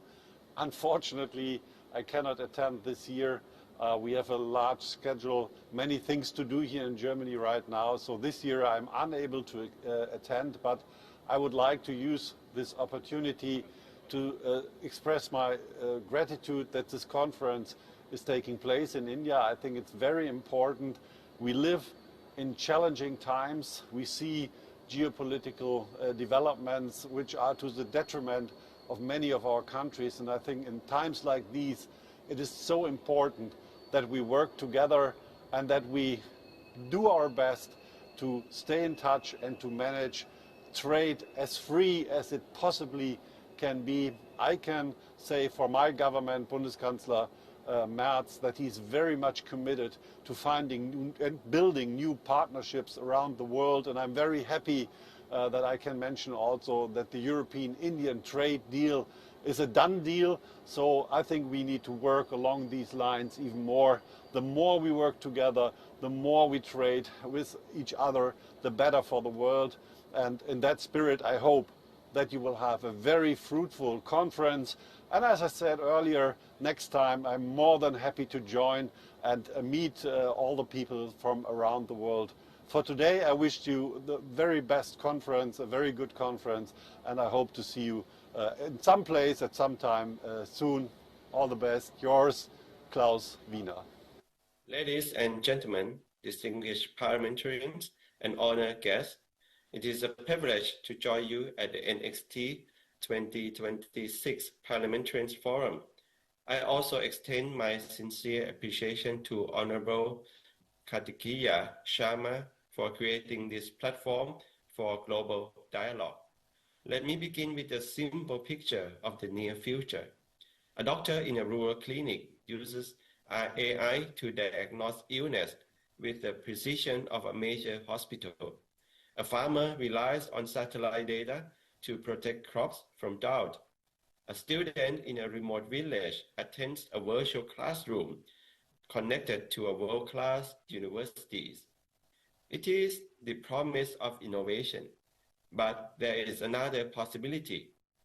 The same technologies accelerate misinformation, undermine elections, expose personal data, and concentrate economic power in the hands of a few. This is the paradox we face. Technology is advancing faster than the governance systems meant to guide it. Our task is not only to innovate, but to govern innovation with wisdom, courage, and foresight. Around the world, parliaments are confronting the same questions. How do we unlock the economic potential of new technologies while protecting privacy and fundamental rights? Do we encourage entrepreneurship while preventing misuse and harm?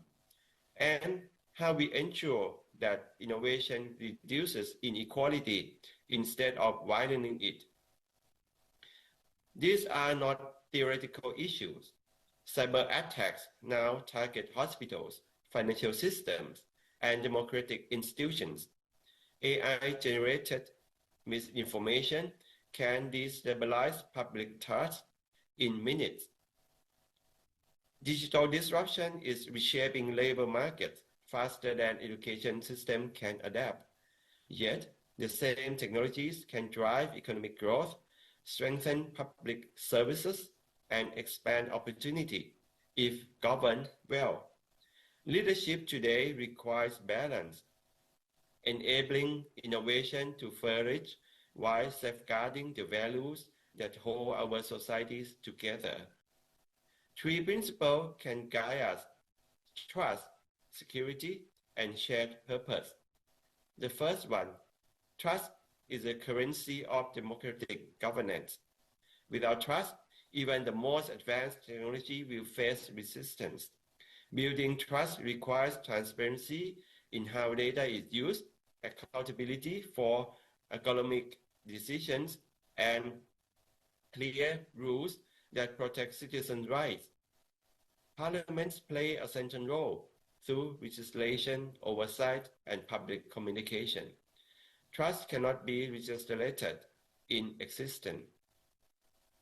It must be earned through responsible leadership.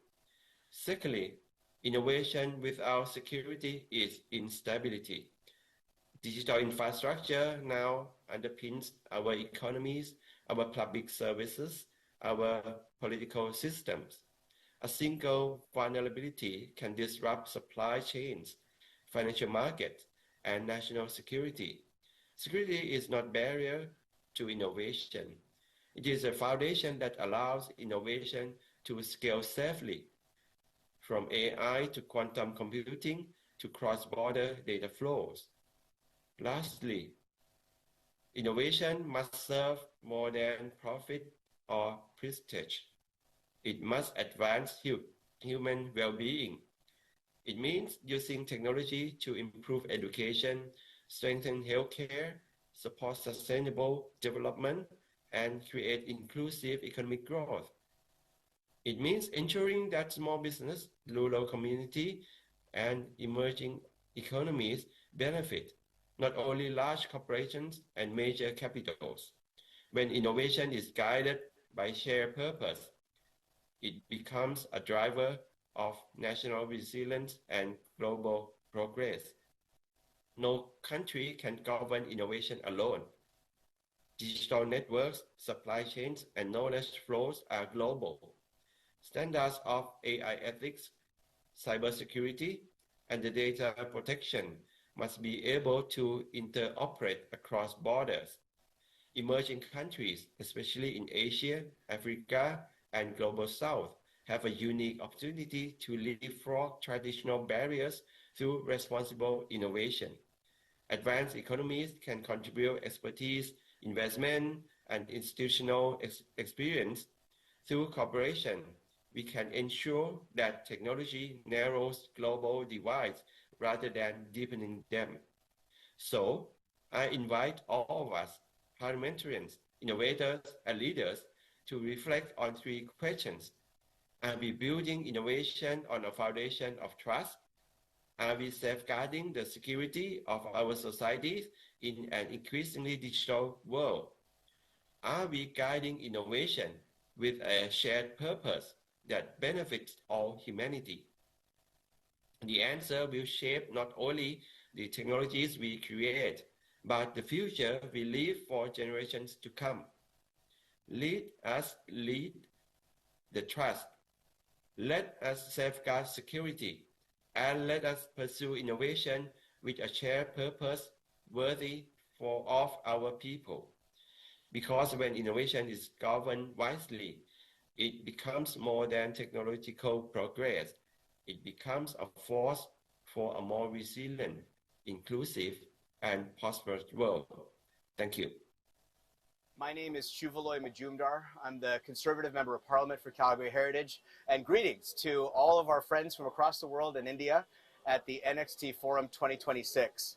I'm sorry I wasn't able to join you today, but know that my heart is with you in Delhi and that I look forward to returning and seeing you soon, and insist that when you come to Canada, you find me in Ottawa or Calgary. Let me host you and show you the great things that Canada has to offer. I want to talk a minute about 20 years ago. 20 years ago, when I was 26 years old, I was working in Baghdad. And I remember meeting at the Al Rashid Hotel with two members of the Iraqi Council of Representatives, their parliament, one Sunni, one Shia. You will remember that at that time, this was a country gripped by brutal sectarian war. And as the bombs were blowing up outside or above the skies, the ceiling would let dust fall into the ground. And when the dust fell to the ground, the legislators would stop, but then they would carry on. They would carry on their dialogue on key issues like the federalism of their country, energy regulation, the partnerships that needed to be built for the future for all Iraqis. I reflect on that today because now is a moment in which the world is being tested yet once again by war across the Middle East, war and competition in hemispheres around the world, competition around technology. But I reflect on that moment today because even at the depths of the war of Iraq, you saw people, legislators, elected people, representing their people and engaging each other in the spirit of dialogue and for peace. So with that spirit, as you contemplate the challenges for today and the next ones that we have to contend with together, I wish you all the best in your dialogue together in our world and our hope of shaping a world of peace and freedom for all. Thank you very much for having me today. Next time, we'll see you in person.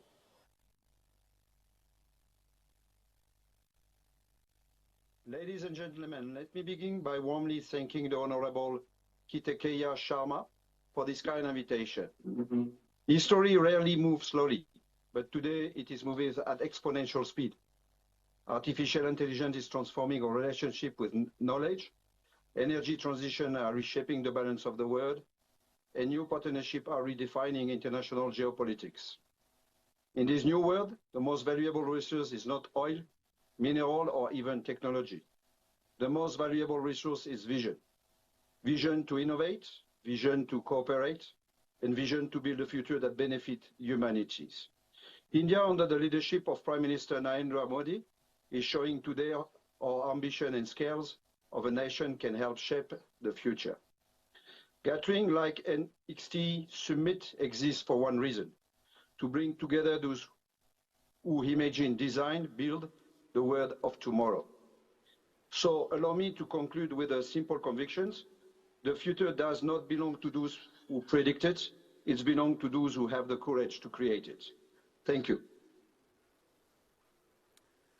Good morning, distinguished parliamentarians, colleagues, and partners. It is an honor to address you in the NXT Parliamentarians Forum. I would like to begin by recognizing the impressive and long-standing leadership of legislators represented here today. However, I want to specifically address the leaders of tomorrow present here today. Because your commitment for better laws for persons historically forgotten is crucial. We especially need to act now to strengthen laws that protect people from sexual violence. Sexual violence remains one of the most pervasive violations of human rights across the world. It affects people of all ages, genders and backgrounds, but women, children and marginalized communities are disproportionately affected. Despite increased awareness, many survivors continue to face significant barriers when seeking justice. Too often legal frameworks lag behind the realities survivors face. Parliaments play a critical role in closing that gap. Legislation does more than define crimes and penalties. It signals what societies stand for. It establishes accountability. And it shapes how institutions, from police and prosecutors to courts and support services, respond to survivors. However, effective legislation on sexual offences requires more than simply updating criminal codes. It requires a survivor-centered approach. This means ensuring that laws prioritize dignity, safety and access to justice for survivors at every stage of the process. First, legal definitions must be updated. Many jurisdictions still rely on outdated definitions of sexual offences that fail to capture the full spectrum of harm, especially including non-consensual acts that occur without physical force. Modern legislation increasingly recognizes that consent, freely given, informed and voluntary, must be at the core of how sexual offences are defined. Only yes means yes. Second, legislation must address the barriers survivors face in reporting crimes. Fear of stigma, retaliation and institutional mistrust too often discourages survivors from coming forward. Better laws must address this by ensuring survivor-friendly reporting procedures and by protecting victims and witnesses from intimidation or re-victimization during legal proceedings. Third, strong laws must be supported by strong systems. Passing legislation is only the first step. Implementation requires resources, training and coordination across institutions. Law enforcement, prosecutors, judges, and healthcare professionals all need specialized training to respond effectively and sensitively to sexual offense cases. Fourth, legislation should ensure that survivors have access to comprehensive support services. Justice is not only about prosecution. Survivors often need medical care, psychological support, legal assistance, and safe space. Law can help institutionalize these services and ensure that they are accessible to all survivors, including those in rural areas or marginalized communities. Finally, it is essential that legislation recognizes the evolving nature of sexual violence in the digital age. Technology has created new forms of abuse, from image-based sexual exploitation to online harassment and coercion, that many legal systems are still struggling to address. Policymakers, you all must ensure that laws keep pace with these emerging challenges while protecting fundamental rights. Can we please have some applause for our parliamentarians from across the world who sent us those video messages. We're hoping that they will be able to make it to future editions of NXT. Okay, now since all of you have traveled here in some form or the other, some from across the world, some from across the country, some from across the city, how can we not talk about Next in Travel? That is the focus of our next segment in this afternoon on the third day of NXT 2026. And joining us for this session, where we're going to be speaking about the future of hospitality, we have with us Mr. Sanjay Sharma, MD India and Southwest Asia for Hyatt Hotels Corporation. Mr. Sharma, welcome. Could we please have you on stage? Mr. Sanjay Sharma, I welcome you warmly to NXT. Let's have you on stage, please. And moderating this session will be the Managing Principal for CP Kukreja Architects and Honorary Consul General of Albania, Mr. Dikshu Kukreja. Let's keep the applause going for our next panelists.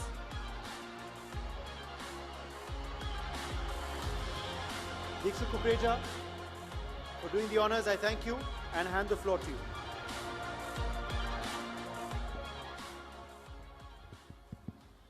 So I always sit on the right side of the moderator to get the right stuff. But thank you for being here. Good afternoon and welcome to this NXT session. And very, very, very thankful that you guys are here to listen to us. Thank you. So yeah, thank you, Uday, and good afternoon to all of you. Pleasure to see a diverse crowd spanning generations, and I see a large young crowd as well. So Sanjay, maybe we should touch upon their aspirations as well. The topic is very interesting, which is about the future of hospitality. So hospitality today, I believe, sits at the intersection of travel, of culture, design, of course. I'm an architect, so I can never forget that, and urban development. And hotels, I don't think anymore are just places to stay. They have become cultural icons within a city. They have become culinary destinations. They have become places to just go and meet people, visit, be there, be seen there. So hotels are constantly evolving.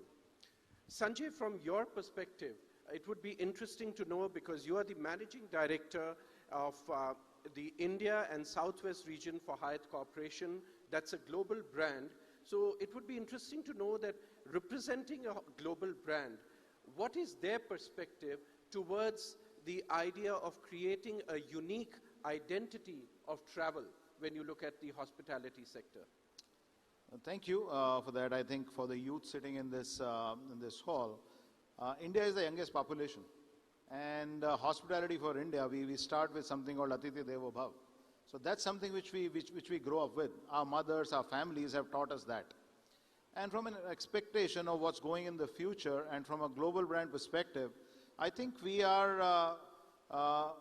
think global, but we execute local.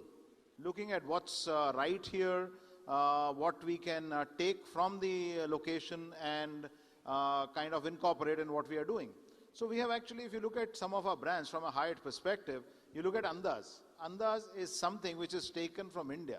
Andaz is your personal style. Aapka Andaz kya hai type, right? So Andaz is the personal style, and we have a brand around it. Now, what does that mean? That means that in that hotel, you will be given experience of what you like. So you can ask something to be cooked for you. You can ask for an experience which can be done for you. For example, the Andaz in Delhi, you have 401 experiences. It can be a calligraphy session. It can be a session in Old Delhi. It can be something in Hazrat Nizamuddin. It can be something, to do with the temples or spiritual. So there are 401 experiences like that. So that's one brand, right? And 401, you one said. experiences yeah. Goodness. So we have a book in every room which says 401 reasons to be in Delhi. And each page has a different experience. So what we do is, we have also 401 rooms in the hotel. So based on the number of the room, we actually open that experience for the guest when he checks in. So that's a very interesting concept. Yeah. I have not heard that one before. Then if you look at a brand like Centric. Now Centric is a brand which we look at the location and where we see that where we can put this hotel and people can walk to places of interest of that particular location. So we have a brand which goes into that location so that people can experience what's around it, whether it is museums, whether it is shopping areas, whether it is other things of interest from a heritage perspective as well. That's the other brand. The other one, which I'm really, really interested in, which I really think is going to be very good for India, is a brand called Alila. Alila brand. So now what we do in that is, we actually look at the location and we'll see that what can we take from the location when we build the hotel. So all our materials, we try and use what is available around so that we can give to the nature. We can look at how we can get ourselves immersed in the nature which is around the hotel. Whether it is the locality, whether it is the community, whether how the hotel is being built, what materials we are using. So that's and it's luxury.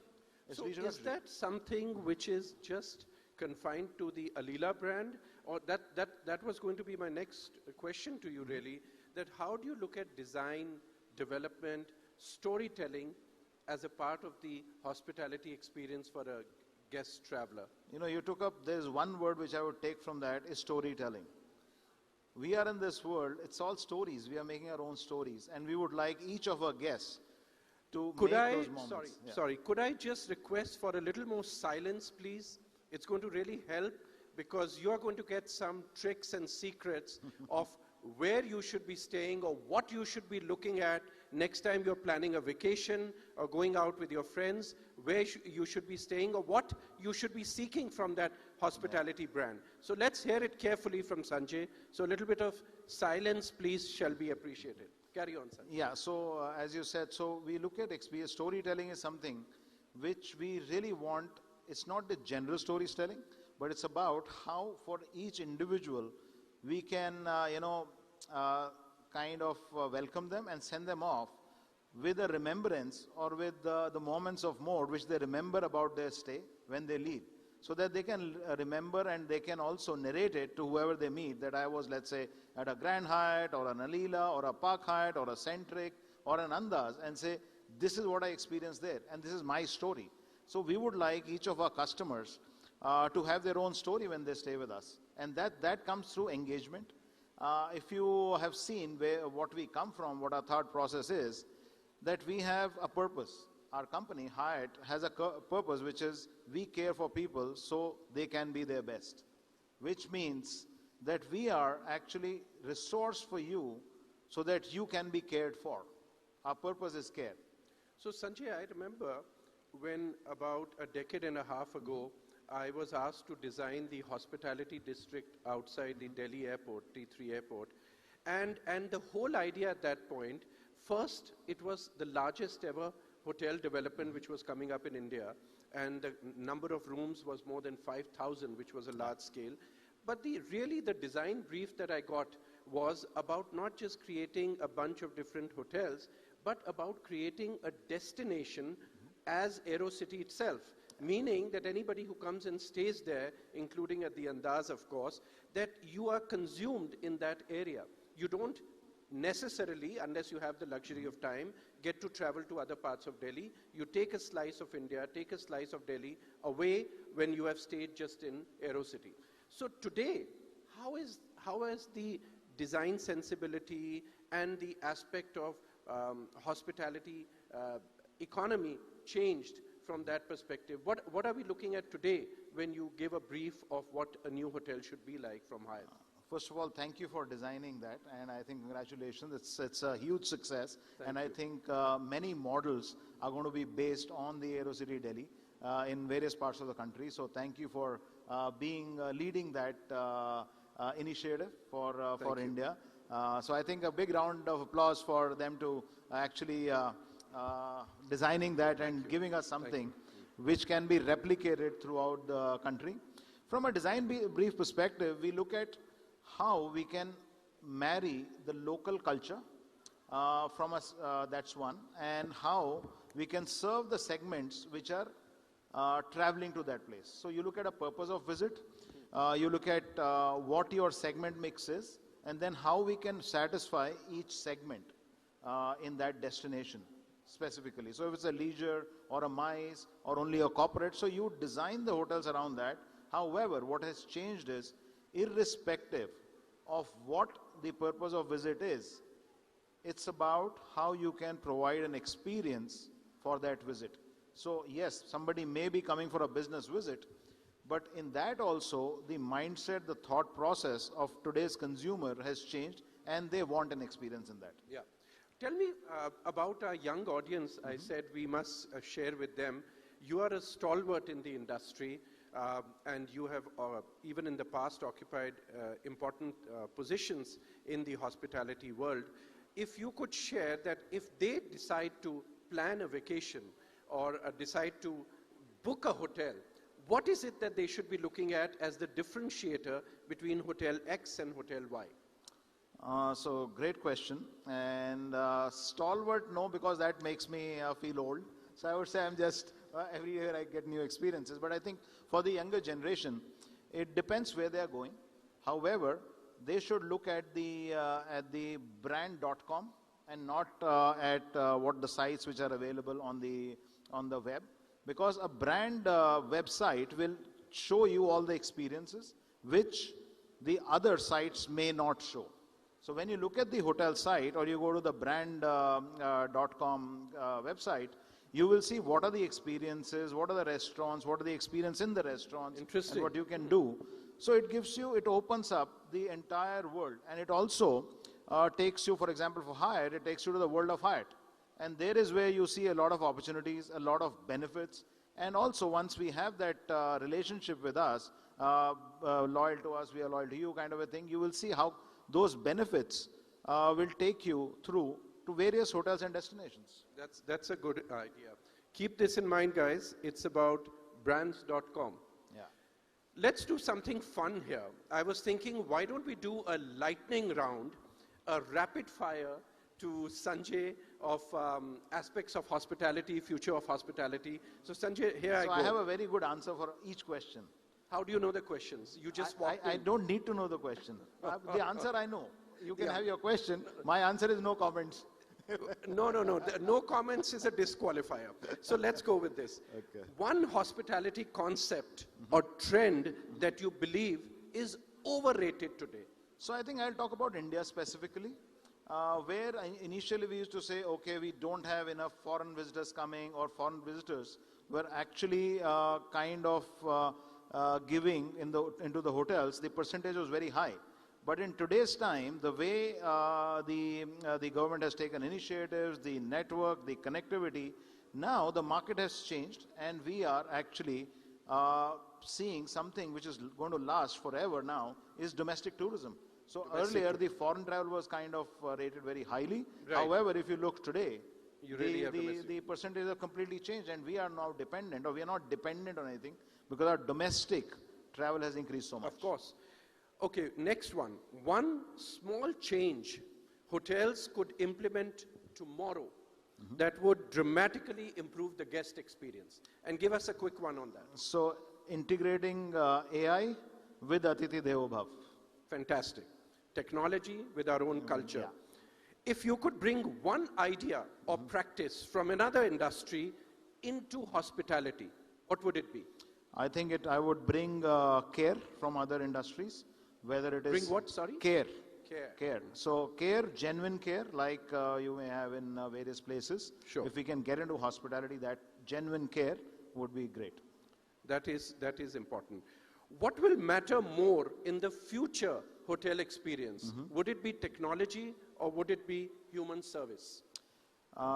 Human service, taking data from technology and serving each customer. That's the important one. From an investment perspective, what is one emerging hospitality opportunity in India that excites you the most? Luxury, how we are now getting into luxury, and also the destinations which are opening up, which were not earlier connected well. Now the connectivity is so good, whether you look at Uttarakhand, whether you look at other places in India, they are connected so well. So that's a great opportunity, and we want to go there and see. So I have actually been part of and witnessed NewsX Media talk about this on their channel as well, that how the infrastructure growth, and I think Uday, you did that story once, how infrastructure growth leads to economic growth in various aspects. So tourism is one such where, like you said, the domestic market has opened up so much because there were areas you could not reach out to earlier, and today they become easy to travel. Look at what it's doing, the connectivity. It's fueling not only tourism growth, but how it is uplifting communities and whatever is happening around it. So it's an upliftment of the entire nation from that perspective. Yeah, I agree. So I'll continue this rapid fire. One factor that investors often underestimate when they are evaluating hospitality projects. So sometimes one needs to look what is required by the location and not by what they want. Yeah. So you need to see. So not to have preconceived ideas. Yeah. Right. Sanjay, the next one is one destination in India that you believe is still unexplored and is the next hot one that people should think of visiting. I think our hills are underserved. So I think we need to get a lot of hotels in our hills. Like we are doing something in Lansdowne, Alila in Lansdowne. We are doing an Alila in Coorg. We are doing an Alila in Igatpuri. So I think we need to advertise, and we need to communicate more on these destinations. My last one would be that if you had to use 3 words to describe the hotel of 2035 or 2036, 10 years from now, what do you think that hotel would look like or be like? I personally would, if I would go and stay in a hotel, I would want the warmth of home, and I would want, from a technology perspective, to have the world within my grasp. Fantastic. Sanjay, that's really wonderful for you to share your thoughts with us. And I feel just the way after COVID, hospitality sector bounced back. I mean, I think it was one of the sectors which suffered the most, but then bounced back like how.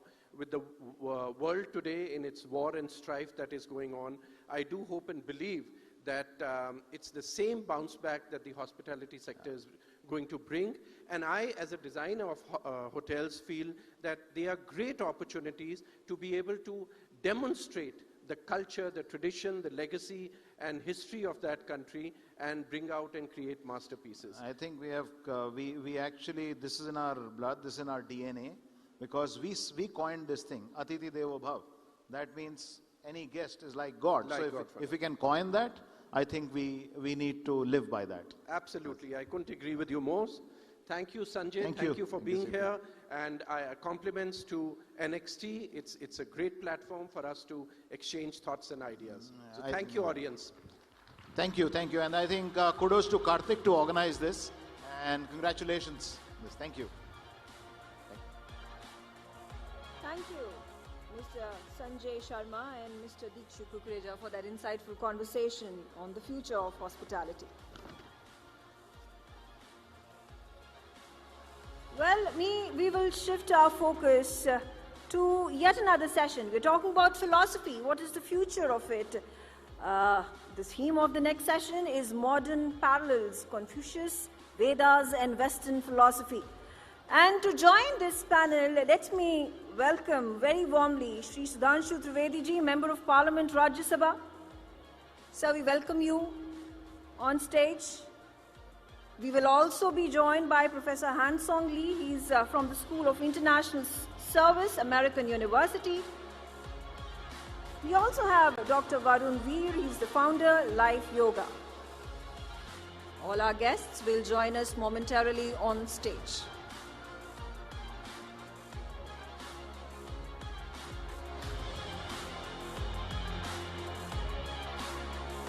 All right, ladies and gentlemen, a huge round of applause. We have Professor Han Song Lee, we have Dr. Varun Veer, and we have Shri Sudhanshu Trivedi. And the panel will be moderated by Mr. Uday Pratap Singh. He is Senior Editor, NewsX.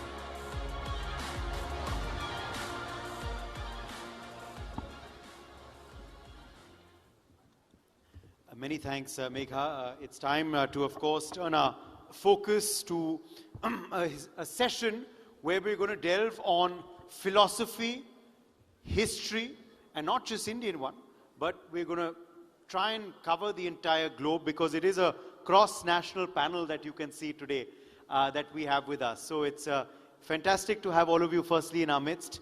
And Sudhanshu Trivedi ji, let me begin with you first. Now, Bharat has always been a civilizational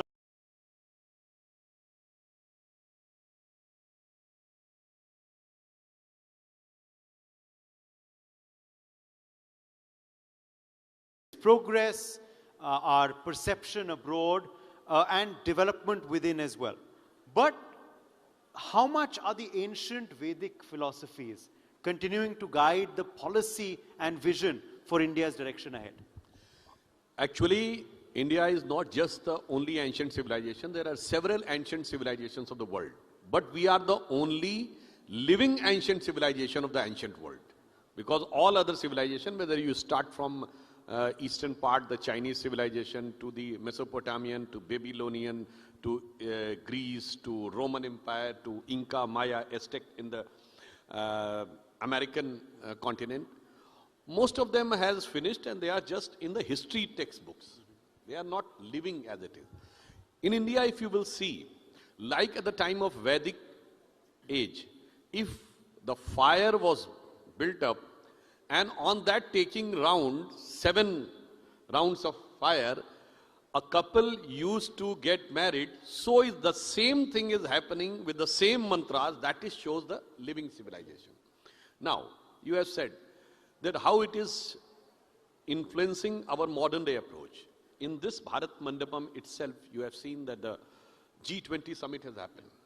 And Prime Minister Shri Narendra Modi has given one word, one earth, one family.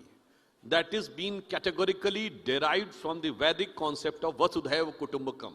Because it is a thought process which says that the world is entire family. Rather than it's more much, they say that the nature is also one family, the universe is also one family. Here in your topic, if I say, the parallel between the Western philosophy and the Eastern.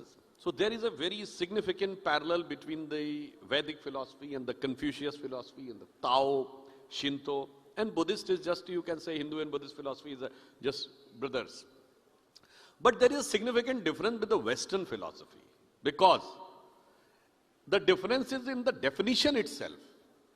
The definition of Western philosophy is a philosophy. It comes from two words, philo and sophia. Phil means who the lover. Sophia means books.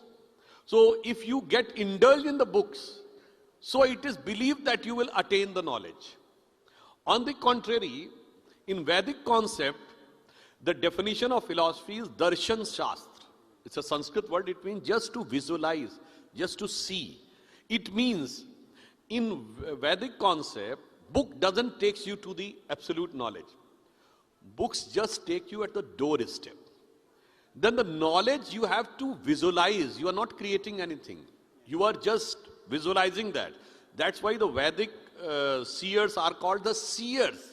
They are doesn't call the philosophers. They are called the seers. And the second difference is, it is the only concept which accepts that everything is available everywhere. The Maya says, the definition of Maya is a Sanskrit word which names of Ma means no, Iya means this. Neither this, that there are several parallel aspects are available. And lastly, Vedic philosophy also, I think it's a very rare philosophy in which the abstract science is very much there. All of you might have heard the word Vedic mathematics. Mathematics as a part of religious texts, I think you will find nowhere in the world. Ayurveda, that is a categorized medical science even accepted by WHO, and by name itself is a part of Vedas. So medical science as a part of religious texts, mathematics as a part of religious texts, and several scientists have quoted themselves, like Erwin Schrödinger, who is considered one of the fathers of quantum physics, having a Nobel Prize in physics, and who has found the electron equation. In his book, 1964 book, My View of the World, there is a complete chapter, the Vedantic version. So I think there are three things which makes this distinctly different from the Western philosophy, but close to the Eastern philosophies. And before I go to the rest of my panelists, a quick question personally for you as well. Now you're dealing with realpolitik on a daily basis because you are, of course, a sitting member of parliament. How do you imbibe ancient sort of civilizational principles, values, teachings into your daily life and daily decision making as well? Actually, if you look, the fundamental concept of Vedic philosophy is there is no compartment which is distinctly different. Everything is interconnected and interwoven. From a person, there is a very strong institution interconnected, that is a nucleus family, husband, wife and children. Then another strong institution that you call family, your relatives, the blood relatives. Then another strong institution which you call caste. Then comes the class. So a concentric system goes on which you feel every time in your life, even in politics. Somebody will think that this is a little bit different or maybe some controversial angle. The concept of one man, one vote arrives from the Western society, where the configuration of the society is individual, then direct society, no institution in between. So anybody wants to ask anything to society, he has to ask personally.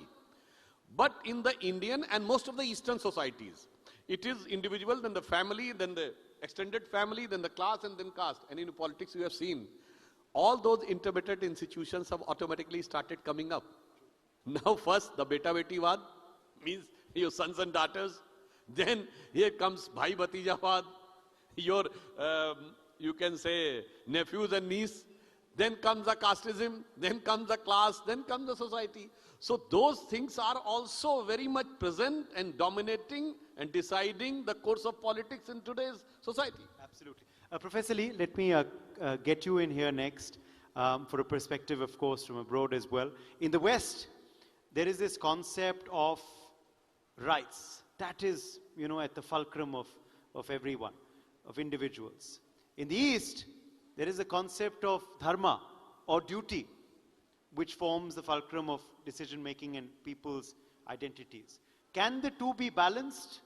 Or is it, you know, practical to say that in a modern state, the two will always be at conflict with each other? Thank you so much for this great question. And it reminds me of how we ended the previous panel with Aditi Devopava.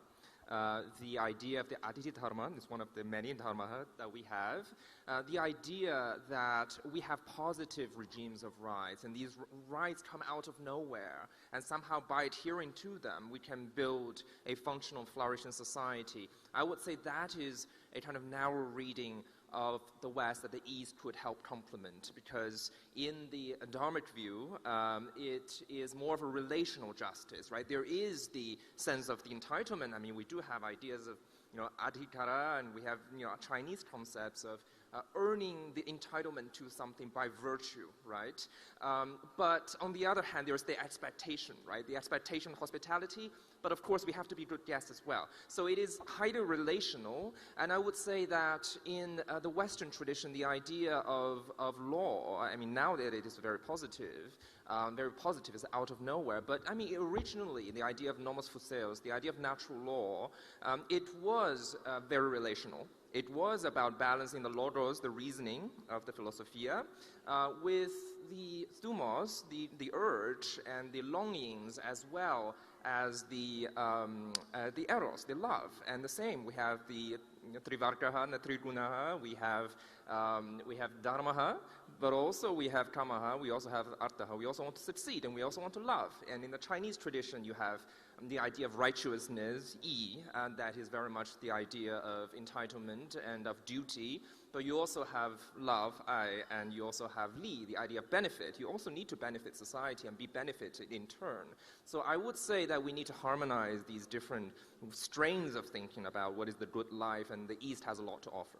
Thank you. Okay. Dr. Veer, you know, the West has mindfulness, but India has yoga. The modern form of yoga, the true form of yoga, and the sadhana that one gets from it. How much or how much more do we need to do to popularize it and to take it to the world? Are we doing enough? What more do we need to do? And what do you feel about what people can learn from it? Actually, there is a very big differences between the West mindfulness and Eastern yoga philosophy and theory. If you see the West, they believe in body, they believe in breath, they believe in mind, but they don't believe beyond the mind. Eastern philosophy, we believe in body, we believe in breath, we believe in mind, we believe in wisdom body, then we believe in blessed body, Panch Kosha. Body, breath, mind, wisdom body, and your soul. Annamaya Kosh, Pranamaya Kosh, Vijnanamaya Kosh, Manomaya Kosh, and Anandamaya Kosh. We focus on entire personality. The West don't go beyond the mind, and if I'm not wrong, before 9th century, West did not believe a soul in woman body. So they think soul is only in the man body, not in the woman body. So if you see the philosophy of yogic philosophy, yes, we touch from A to Z. We focus in entire personality, and which is the main purpose and main aim of the humanity, the blessed body, Atma Sakshatkar. Yes, we are not doing sufficient work to show and spread the scientific spirituality inside the India and outside of the India. Yes, we need a lots of work on that, especially if we can add this scientific spirituality into the school syllabus. So it will be more easy to spread this spiritual right and positive knowledge across the India or across the globe also. So yes, especially in the education system, we have to add this scientific, spiritual, yogic knowledge. So Dhanshuji, we are seeing a very fractured West currently. What philosophical export or what philosophical teachings can the East offer the West at this particular juncture, as we are talking about next in philosophy, to possibly heal their wounds and soothe their fracture a bit? Actually, the basic fundamental of the logic of the West and the East is different. But you look what the science says. West says whatever you acquire is your identity.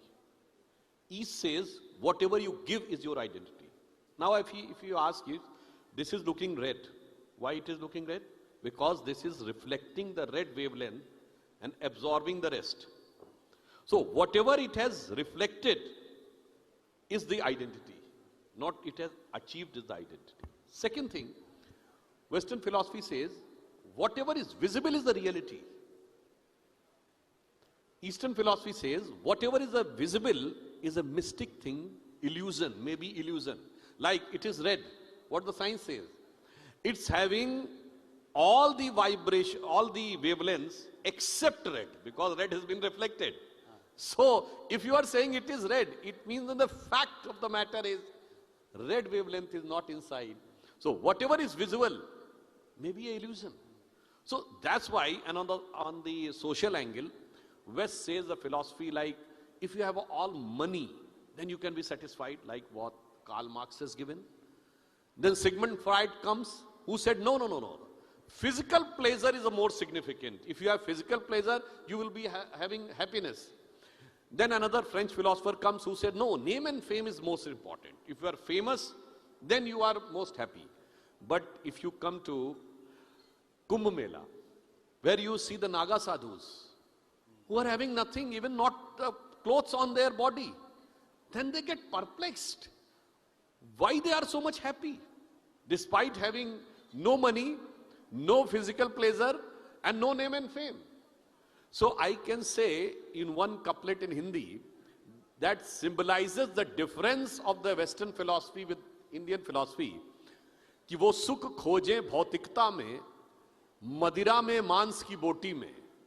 वो सुख खोजें भौतिकता में, मदिरा में मांस की बोटी में, ये भस्म रमाए अपने तन पर खुश हैं सिर्फ लंगोटी में. Means on one end, they try to search for happiness, for wine, dine and physical pleasure. On the other, they attain the blissful happiness by sacrificing everything. So I think even the science is giving the same thing, and the society is also signifying the same thing. And one more thing, 50 lakh foreigners have come in Kumbh Mela. They got motivated, but nobody asked them to get converted. That is also a fundamental thing, that Indian philosophy doesn't have the concept of conversion. In Hinduism, there is no concept of conversion. So that's why India was one of the only major country of the world which never went for invasion. Yes. For our foreign guests here, if you ever want to take a lesson or two in Indian prose and Indian couplets and poetry, you know who to come to for the best teachings, Mr. Sudhanshu Trivedi ji himself, who's known for his oratory in Parliament and outside as well. But Professor Lee, you know, now taking a perspective on Confucius as well, bringing him into the conversation. Confucius and Vedas both emphasize social harmony. But in the world that we live in, it's a hyper world, digital world, changing world, is harmony now an obsolete concept? I think quite the contrary is more relevant than ever, and there are two ways that I think Vedic and Chinese philosophic ideas of harmony could be relevant. And the first is this idea that we're living in a fragmenting and fracturing world order, and in which we cannot talk beyond cultural and territorial borders. And if you look at the epistemic humility, right, of the Eastern traditions in the Ramayana, and this is a shout out to our friends from Sri Lanka, the king of Lanka, Ravana, and had this debate with Vibhishana, the virtuous remonstrator, and over what to do with Hanuman, another deity in the Hindu tradition. And eventually, Vibhishana was able to convince Ravana that, I mean, this is the idea of the Duta Nan Hananti, the ambassador is not to be harmed, and through his intellect, buddhi, Ravana was able to understand that Lokavrata, the idea of a world law, is very important to mind, and the same idea of the great order of things in the Chinese tradition. Confucius was humbly accepting defeat when he was debating with children, and he's able to say, well, I'm going to listen to my natural reason and say that there is something that I can learn from everyone. So that is one kind of harmony. The other kind of harmony is the harmony between human beings and nature, and that's something that the Vedic tradition has a lot to teach us. And I often tell my Western European American readers of Kautilya, of Chanakya, who think of Kautilya as simply a Machiavellian teacher of tricks. I tell them, not only does Chanakya have a very robust sense of justice, is very dharmic as well, but also he's an ecological thinker.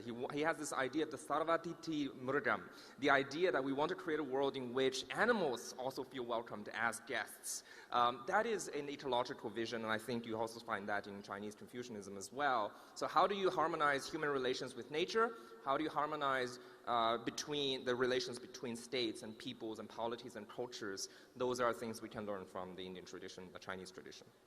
You know, Dr. Veer, there are a lot of youth here today, a lot of youngsters in the audience as well. This is part of what is called Gen Z these days. In Gen Z, there are new terms, of course, coined every day, but there's the hustle culture. Everyone wants to hustle.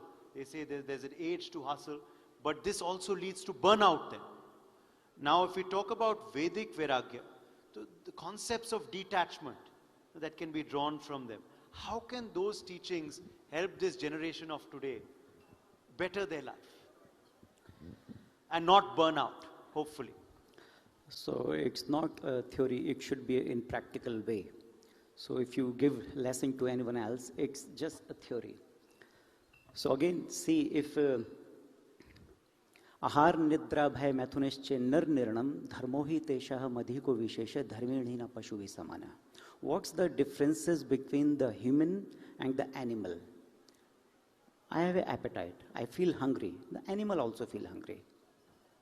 Ahar, nidra, I sleep. Animal also sleep. Bhai, mujhe bhi dar lagta. I feel fear. Animal also has a fear. Mathunascha, mujhme bhi bacche paida karne ki kshamta hai, manushya mein. Janwar bhi bacche paida karta hai. Animal also can have a cultivation power, birth power.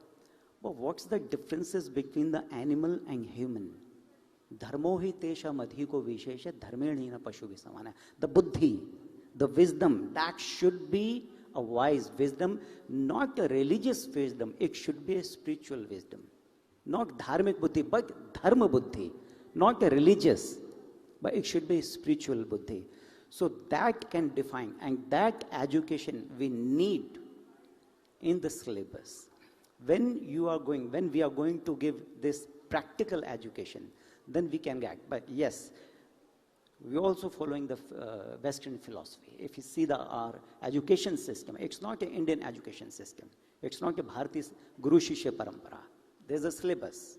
Pehli se 12वीं tak, or education, whatever, from first to graduation. So there is no Indian education system. 100% this is the Western education system. And this Western education system can't bring the peace and balance in the mind. If we want to give the peace and balance in the mind and bring the more scientific spirituality, we have to add the Vedic scientific philosophy in the practical way. It can be possible, yes, meditation, the chanting, the breath work. If you do pranayam, 100%, you just do pranayam in 5 minutes, 100% you can release stress, anxiety, depression. One thing, slow down your body. Yes. Slow down your breath. Slow down your mind. Slow down your thought process. Slow down your life. Zindagi kahan bhagi ja rahi, we don't know. It's so fast. And we don't know where we are going. So just relax. Slow down. Dharma ka pehla lakshan hai dhriti. Dhriti shamadamostyam. Dhriti dhairya. Patience. No, Dr. Veer, hearing you just now, one is already feeling a bit relaxed. So we possibly need to hear you more. But Sudhanshu ji, we're out of time. So last word to you. Before we end with a couplet, I will request you on our NXT stage, dedicated to NXT, from you. But philosophy, values, principles, 30 seconds, last question. We see in politics today, everything is transactional. There is no ideology, it seems, left in you. Abhi philosophy, principles, values, does this matter anymore or not? Definitely, if there is no principle, I think the existential crisis for any system is there.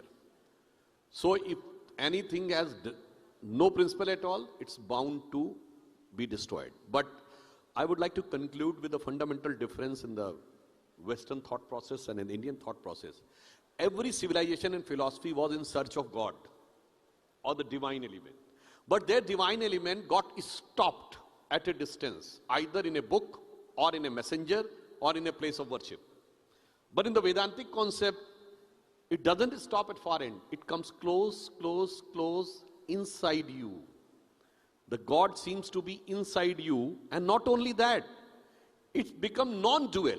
When you say Aham Brahmasmi, I myself is the manifestation of divinity, then you becomes non-dual with the supreme consciousness, which Swami Ram Tirth had said, Oh, brimful is my cup of joy, having fulfilled all desires.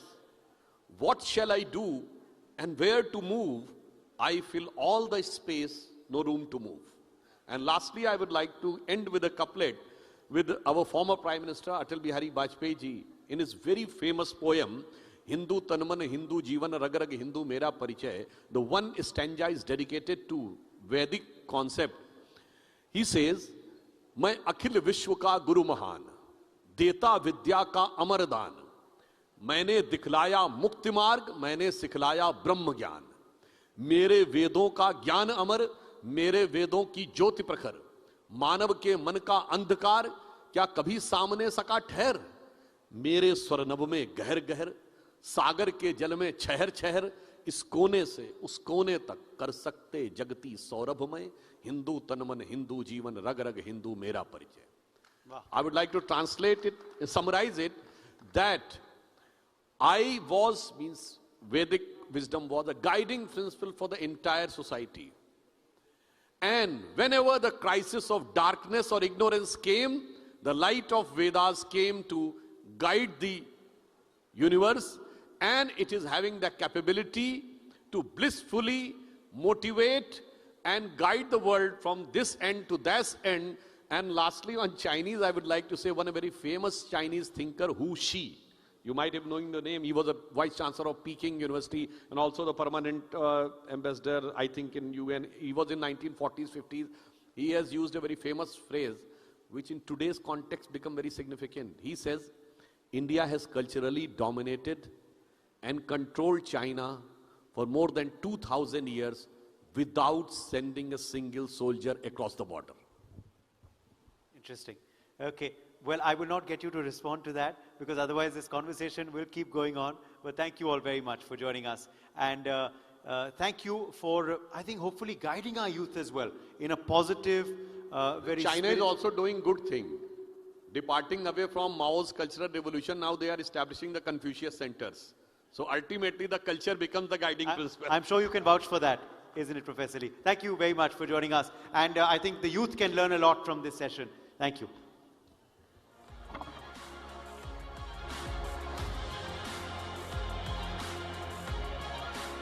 Thank you very much, Shri Sudhanshu Trivedi ji, Professor Hang Song Lee, Dr. Varun Veer for joining us and having that intellectual conversation, much needed in today's fast times. We are moving on to a very special session today with a very, very special guest. We have with us in our midst Right Honorable the Lord Lumba CBE. He is an independent member of the House of Lords. Ladies and gentlemen, let's welcome him with a huge round of applause because Lord Lumba has made a huge effort to come over here at the NXT Forum. He has not been well. He has developed blisters in his feet, but he has still made that effort to come all the way here to New Delhi from London just to be part of our NXT 2026 Forum. He is the founder and chairman, trustee of the Lumba Foundation, and he has been recognized by none other than Prime Minister Narendra Modi and the former Prime Minister of United Kingdom, Tony Blair. Sir, the floor is yours.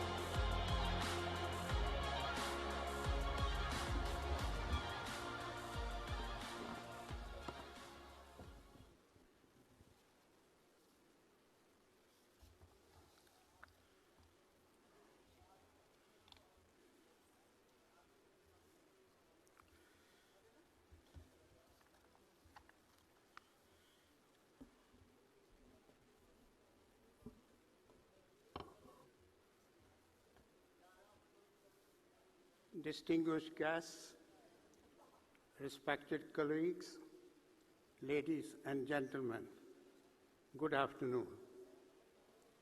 It is a great privilege for me to speak to you today about a subject that has shaped both my personal journey and my life's work, leading sustainable impact through philanthropy. Let me begin with a simple question for all of us. What is philanthropy? Quite simply, philanthropy means the love of humankind expressed through acts of generosity aimed at improving human welfare. But philanthropy is more than generosity. Charity may provide temporary relief. Philanthropy seeks lasting solutions. It is about restoring dignity, creating opportunity, and empowering people to transform their own futures. Across the world, philanthropy has shaped societies by supporting education, healthcare, social justice, and environmental protection. In India, too, philanthropic leadership has transformed millions of lives. One remarkable example of philanthropy leading sustainable social impact is the work of Sulabh International Social Service Organization and its visionary founder, Dr. Vandeshwar Pathak. Dr. Pathak's work is a powerful reminder that philanthropy does not always begin with wealth. It often begins with empathy. In the late 1960s, India faced a severe sanitation crisis. Millions of people lacked access to safe toilets and the practice of manual savaging, where individuals often from marginalized communities were forced to clean human waste by hand.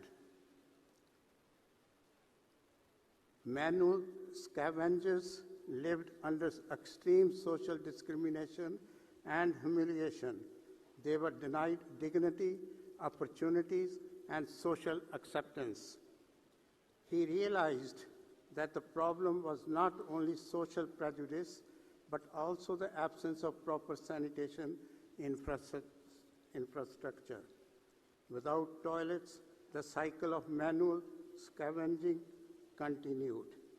He founded Sulabh International with a mission to eliminate manual scavenging and improve sanitation across India.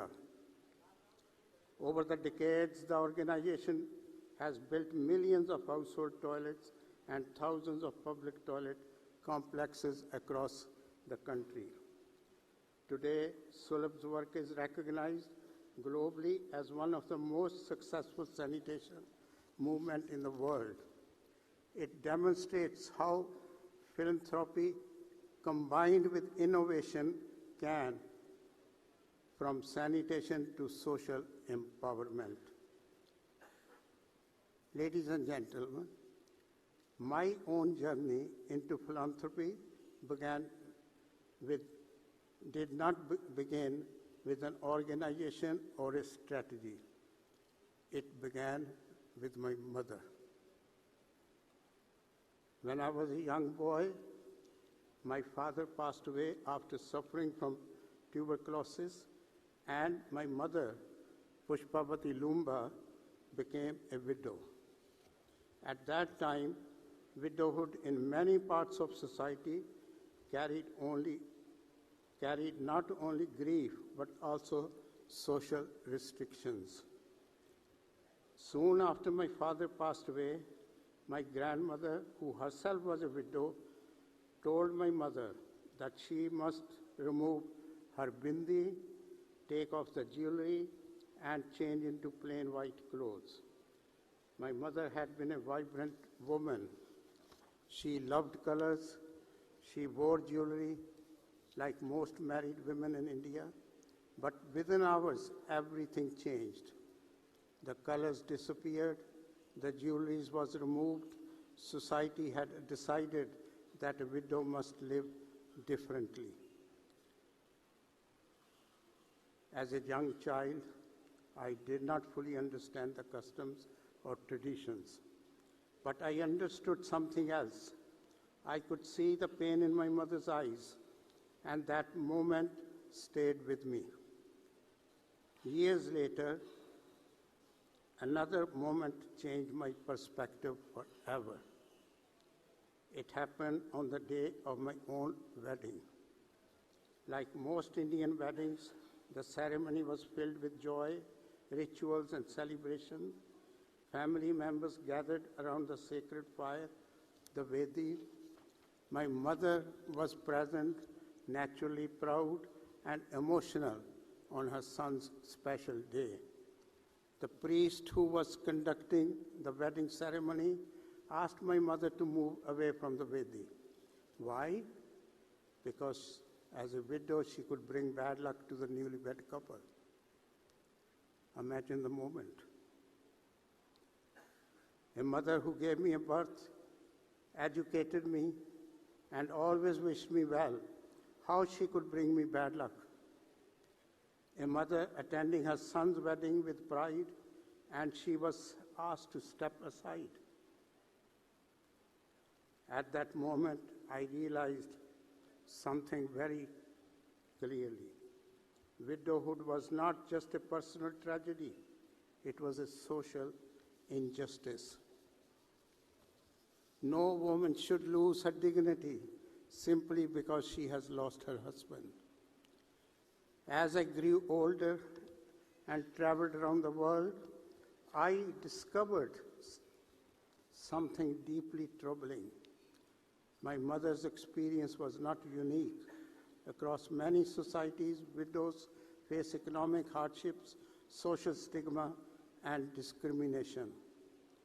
Today, there are more than 258 million widows worldwide, and millions live in poverty and exclusion.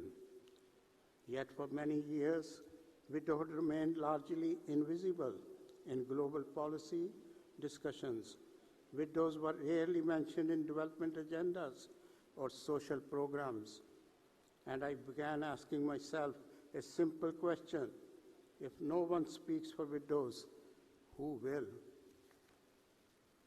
That question led me to establish the Lumba Foundation in 1997 in memory of my mother. Our mission was clear: to empower widows and support their children through education and advocacy. We believed that the most powerful way to transform a widow's future was through the education of her children. When a husband dies, the financial security of the family often collapses. Children are forced to leave school and enter low-paying work. Education breaks that cycle. Through scholarship programs, the foundation has supported thousands of children of poor widows in India.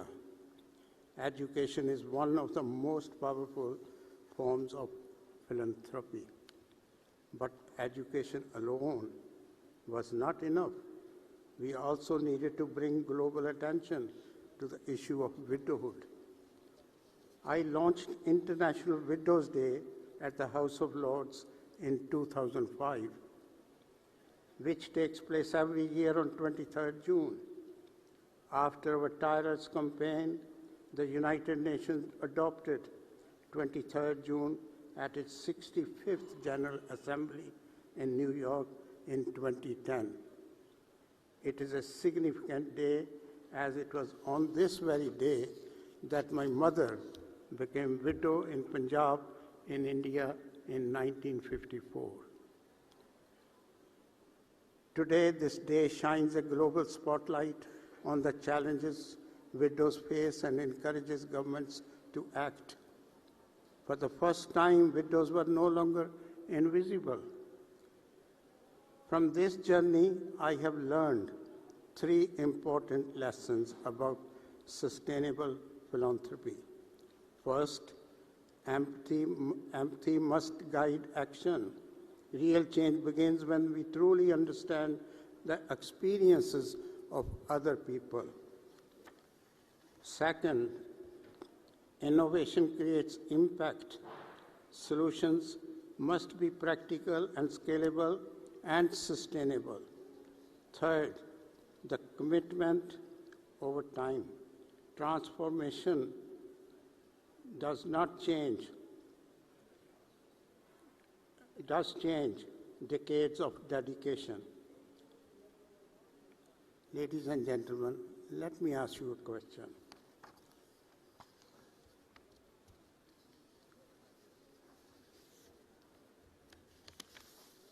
How many lives could we transform if every one of us committed to supporting just one vulnerable family of a widow?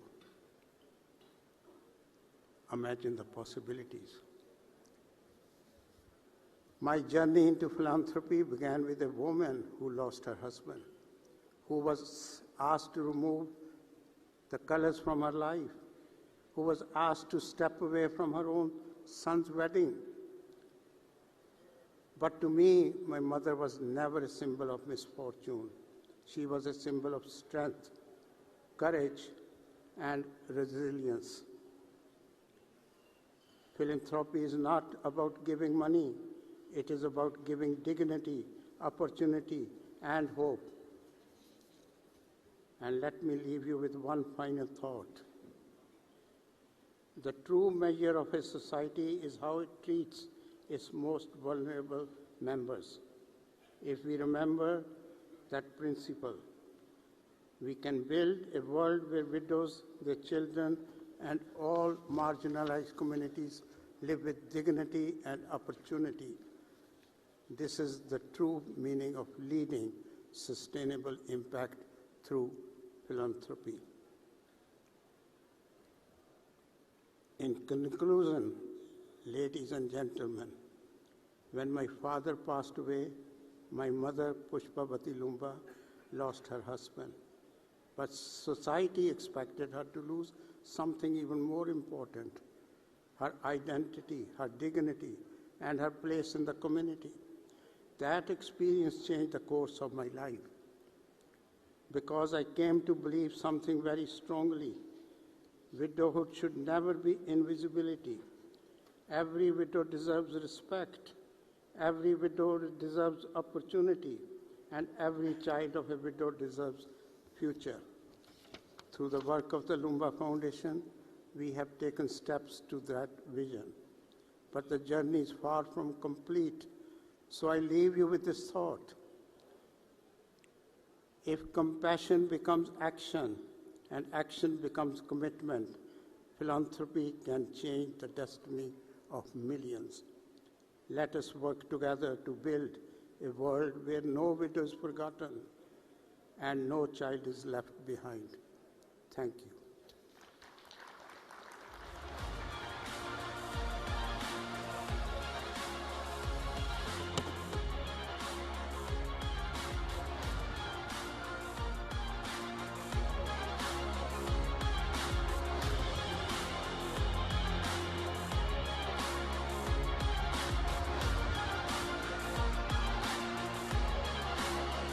Thank you, Lord Lumba, for joining us. Rajinder Paul, Lord Lumba, making an impact, of course, a very topical address in that session as part of our Next in Philanthropy segment. All right, let's quickly now move on to Next in Health Tech. Again, a path-breaking session that, of course, is lined up for you this third evening of the NXT 2026. And for his keynote address, I invite now Director AIMS, Professor M. Srinivas. Could I please have you on stage, Professor Srinivas, for this next session in Next in Health Tech. AIMS, of course, not just renowned in India, but renowned across the world. Director AIMS is with us for this keynote address. Welcome, sir.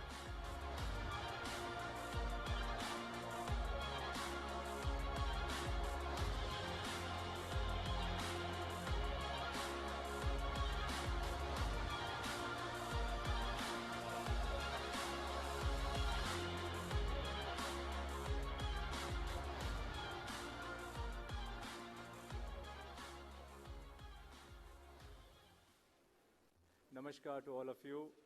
Greetings from AIMS family, an institution which is almost to the tune of 5,000 inpatient beds. Can I have my slides, please?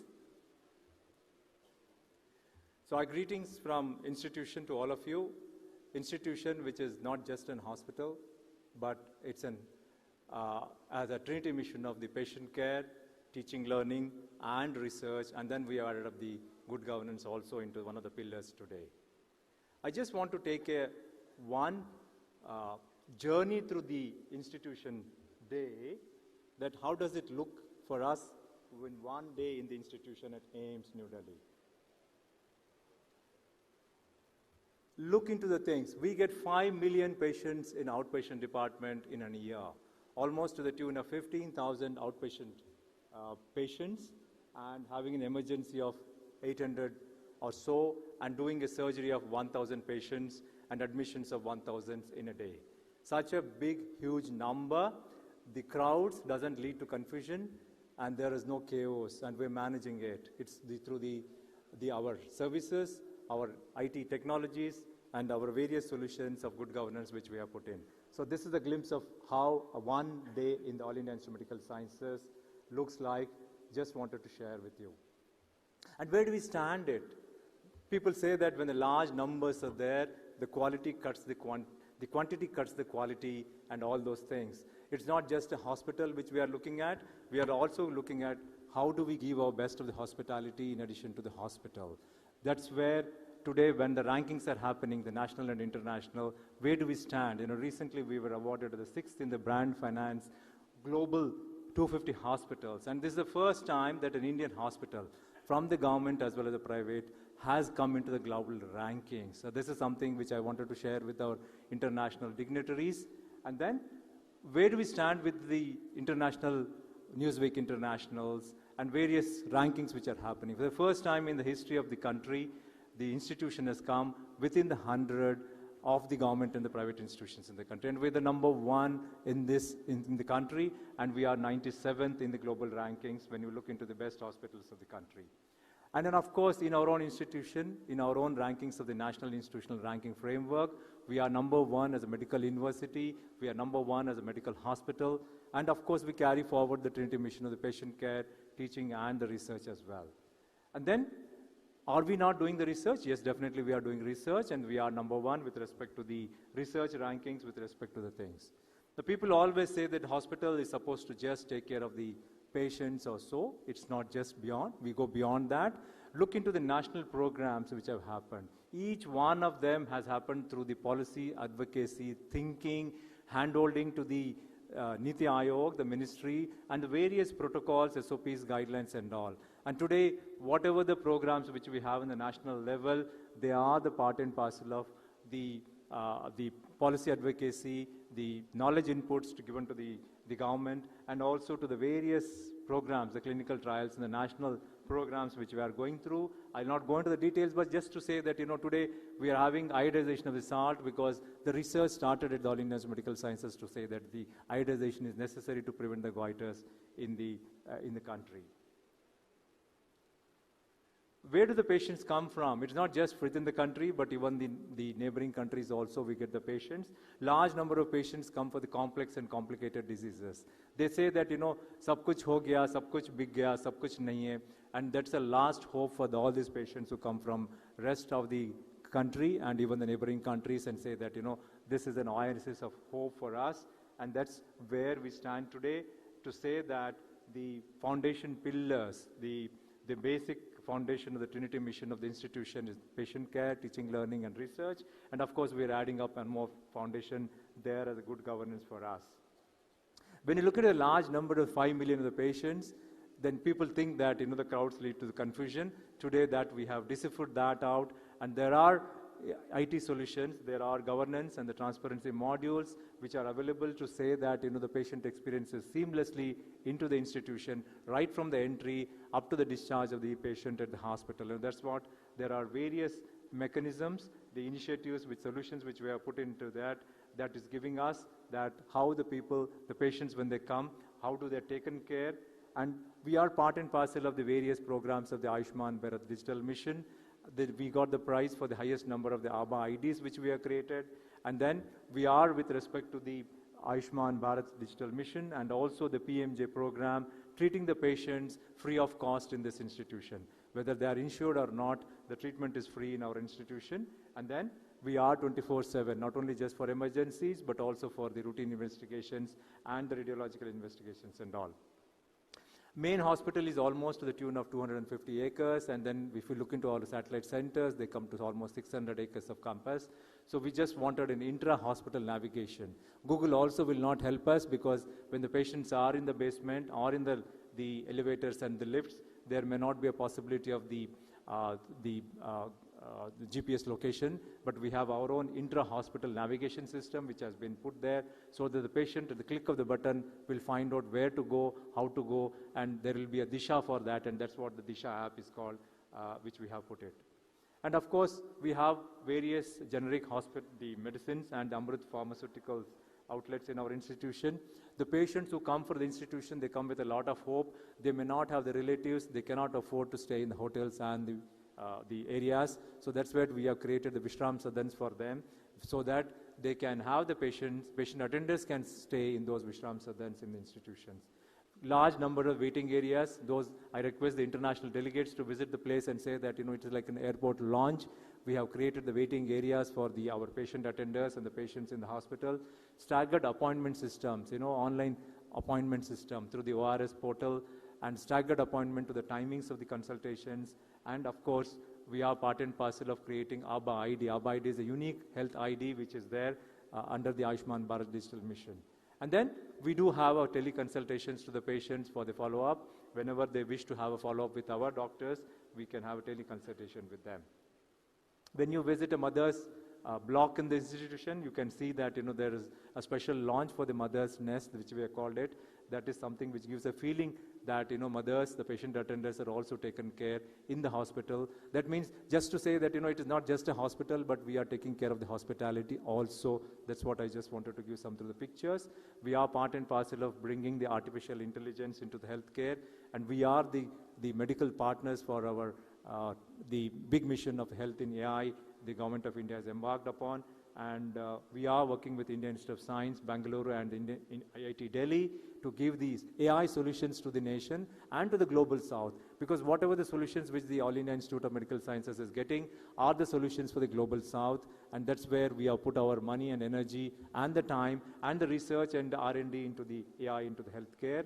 And recently we had a Honorable President of the French Republic to visit us, that AI in the healthcare for the French, which we want to take it, a joint collaboration between the Indian institution and the French institutions to give AI solutions in the healthcare, so that we will make an early diagnosis, make a precise diagnosis, and to the treatment and the follow-up. So that kind of solutions are going through the collaborations which we have.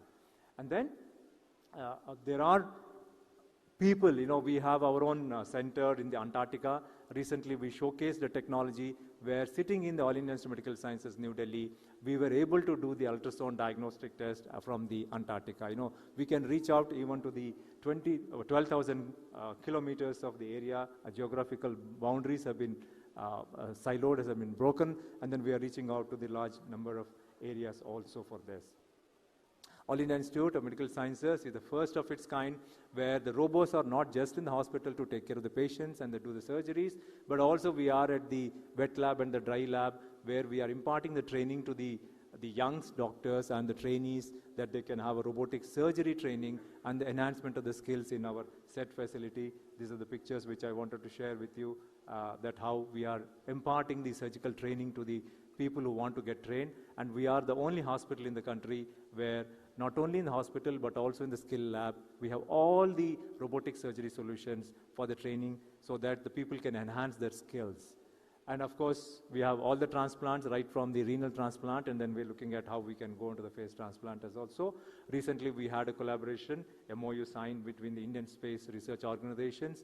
We want to go beyond the boundaries of the institution and beyond the boundaries of the earth to look into how best we can look into the research and development, bring back the solutions from the space research to the mankind for the treatment, for the early diagnosis, so that we can share with the rest of the world that how a research done from the All India Institute in the space can come back and help the mankind, so that we can have a frugal innovation done, because India is always known for the frugal innovation, and we look into that how we can give affordable care to the patients and the masses, and that's where we are looking at how best we can look into the space research into the health also.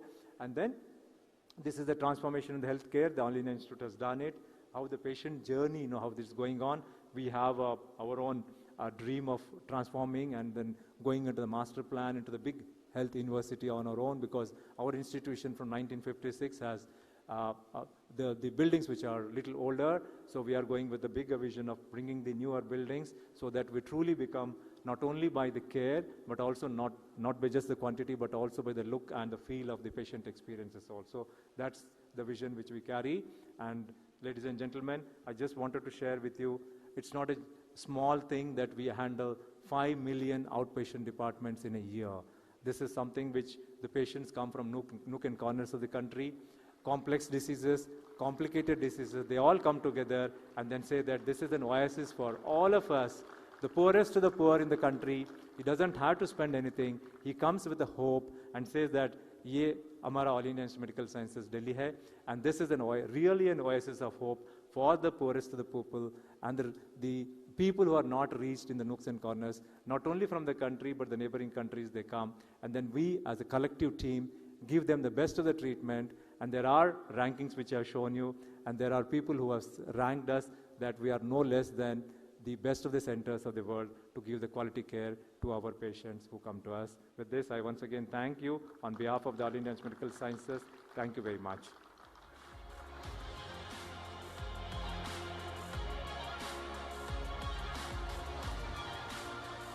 Thank you, Professor Srinivas, for your address. Director AIMS continuing to create path-breaking innovations, discoveries, and of course save lives every day.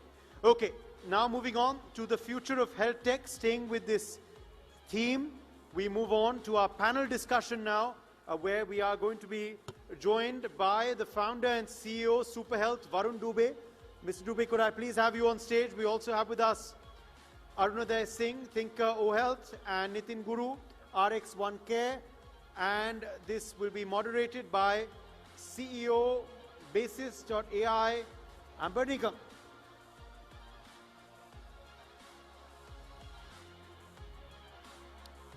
Thank you all, gentlemen, for joining us. And Mr. Nigam, I hand the floor over to you to talk about the future of health tech. We are very intrigued to know what you have in store for us.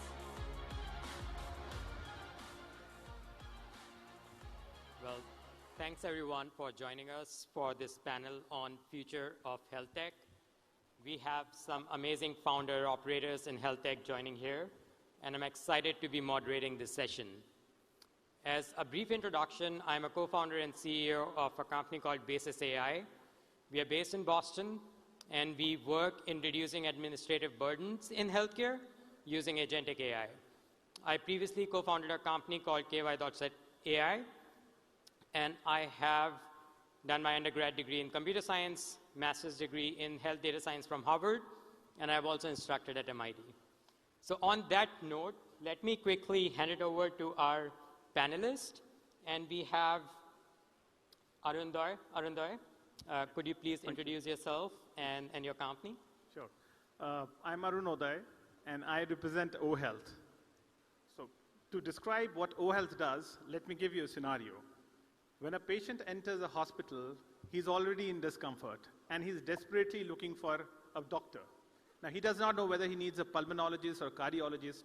He just wants to see a doctor who can give him the cure for his ailment. The process follows is that he registers himself at the desk, and then he waits for a long hours at the OPD. When he finally gets to see the doctor, it's hardly a few seconds, or maybe a few minutes, because the doctors are also hard-pressed. They have too much of work burden. I'm talking about the public health hospitals. And there's a complete dissatisfaction here because the patients feel that we were not completely heard of. I could not explain my problem well. And the doctors say, I cannot hear everybody out. I do not have enough time. If I start here giving 30 seconds extra to every patient, possibly about 100 patients will go back home without even seeing me. How O-Health comes in and adds value here. When the patient enters, they interact with our kiosk or you can think of it as a platform. They talk in their native language. For example, if the patient is comfortable in speaking in Telugu, they will explain their health concerns in Telugu, and the platform will ask dynamically generated questions to get to know about the health concerns better.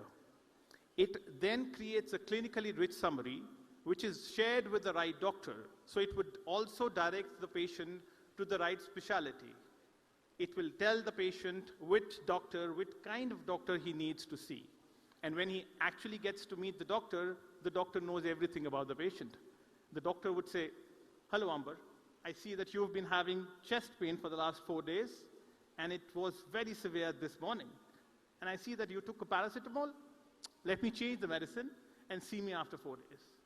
Now, in this situation, the patient is completely satisfied because what he did with the kiosk or with the platform outside has already been copied with the doctor.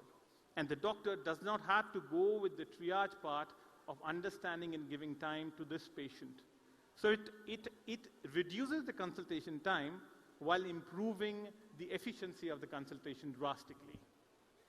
Absolutely. It's such an acute need, not just in India, but globally. And we have another panelist, Nitin. Could you please introduce yourself and the company? Yeah, thanks, Amber. My name is Nitin Guru, and I'm founder and CEO at RX1 Care. We are agentic AI company or agentic AI solution or platform company for healthcare. First of all, before I begin introducing about my company, I must say that I'm honored truly to be in panel with such august speakers, as well as a great thanks to Mr. Karthikeyan and Dr. Sharma for organizing such a great event, and where we are talking about next in different domains. And while we are talking on the next in different domain, I think whatever technology or solution we build, it solves the purpose of trust, right? When I say this solve the purpose of trust, because most of the time when we talk about technology, we first see it as a doubt, as it is happening with AI, right? And what we are trying to do is establish that trust using technology and AI for healthcare, right? And how we are doing is building a trustable communication infrastructure for healthcare. When someone communicate, as my friend was explaining, to AI, there's always a doubt, hey, I'm talking to AI, whether it's giving me a right answer or not. And that's where we want to solve that equation so the trust is established back. Absolutely. And as we think about technology and AI and so on and so forth, I think trustworthiness, reliability, transparency are some of the domains that we should absolutely take a look at, and we should not be taking that lightly. And on that note, and on a more slightly positive and optimistic note, what are some of the areas that you're seeing, at least in your company, where agentic AI is acting as a catalyst? And we'll, of course, talk about the downside as well, but let's begin with the positive side. Absolutely. So I'll give you a very good use case. So typically what happens when someone, say, book appointment to a doctor, right? They generally book appointment, say, 6 p.m., and probably they won't arrive till 7 p.m., right? And so in India, what happens is like you get a huge queue of patients line up, and the time you have booked is already kind of consumed, right? And then you still kind of being operating from your normal time, extending it, etc. So one of the things which AI does in our use case is kind of following up with the patient, right? Calling autonomously and then reminding them that, hey, your time is there. If you are not going to come within 1 hour, then we are going to allocate it to someone else, right? So that's where the efficiency and I would say that in terms of timeliness improves. Makes sense. And I think as you think about different geographies, and all geographies have their own nuances, some are more on time or some are less punctual and so on and so forth. So that was an interesting example that you just quoted. And Aruna, based on your experience, where you're seeing the technology being really helpful, and how are you finding it unique, let's say if you're operating in India or if you're operating somewhere else, and how is technology helping or enabling you for those deployments?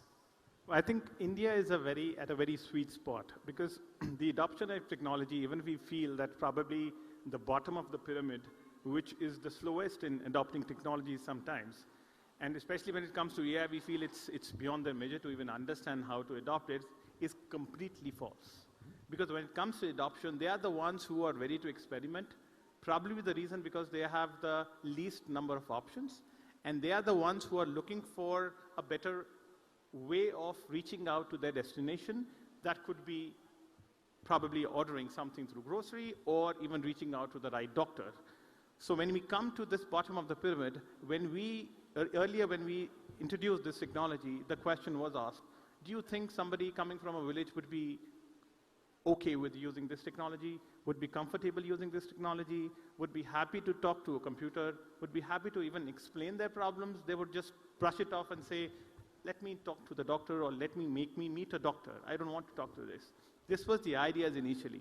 But to everybody's surprise, these were the people who actually were very forthcoming in talking to a kiosk or platform. They said, okay, at least somebody is there who's asking me questions. This is brilliant. Because the public healthcare system is a little different in India. Patient load as well as the disease load is ever increasing, but our infrastructure is limited. The number of doctors are even more limited. We are trying to use digital tools to bridge this gap to make the process more streamlined. And these are some of the solutions which can actually play a great role. Absolutely, and technology being an enabler, when you're founding a company, many a time you have constant doubts about all the time you are invalidating the hypotheses. So when you actually come across a hypothesis that works, I think that's the goal for us founders, I guess. On that note and on a more measured perspective, let's also talk about some of the things that keep you up at night. How about we begin with you, Arunadhay? Well, India is an ensemblement of not just technologies, but also languages. And language is a very important, critical aspect of our tool which we are using. When you think of one state, it's not just one language, it's not that easy. In one state itself, there are several dialects and several tones and several nuances and even several terms for many diseases and the way to express themselves. We constantly keep on working and training our models so that we don't miss out even on a single medical information which is shared by the patient, because that's very critical in the journey of its diagnosis. That is something which we are very, very critically working on. And if you have to ask me what is something which is keeping us up, is that we keep the entire team up in the training of the languages, and I think we are succeeding very well on that. That's amazing. And Nitin, what are your thoughts on that?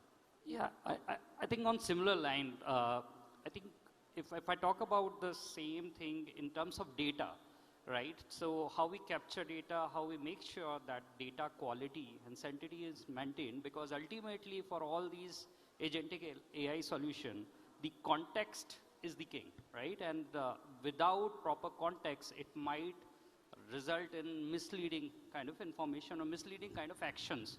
And that's where I think if you ask me in one word, data is something which I'm very much concerned about and passionate also about, that how we make sure that data quality is maintained. And that's a very valid point. When you think about AI is garbage in, garbage out, data quality has to be the top quality, and many a time when you're operating in certain geographies where data might not even be digitized, I think that further adds on the complexity that you're talking about.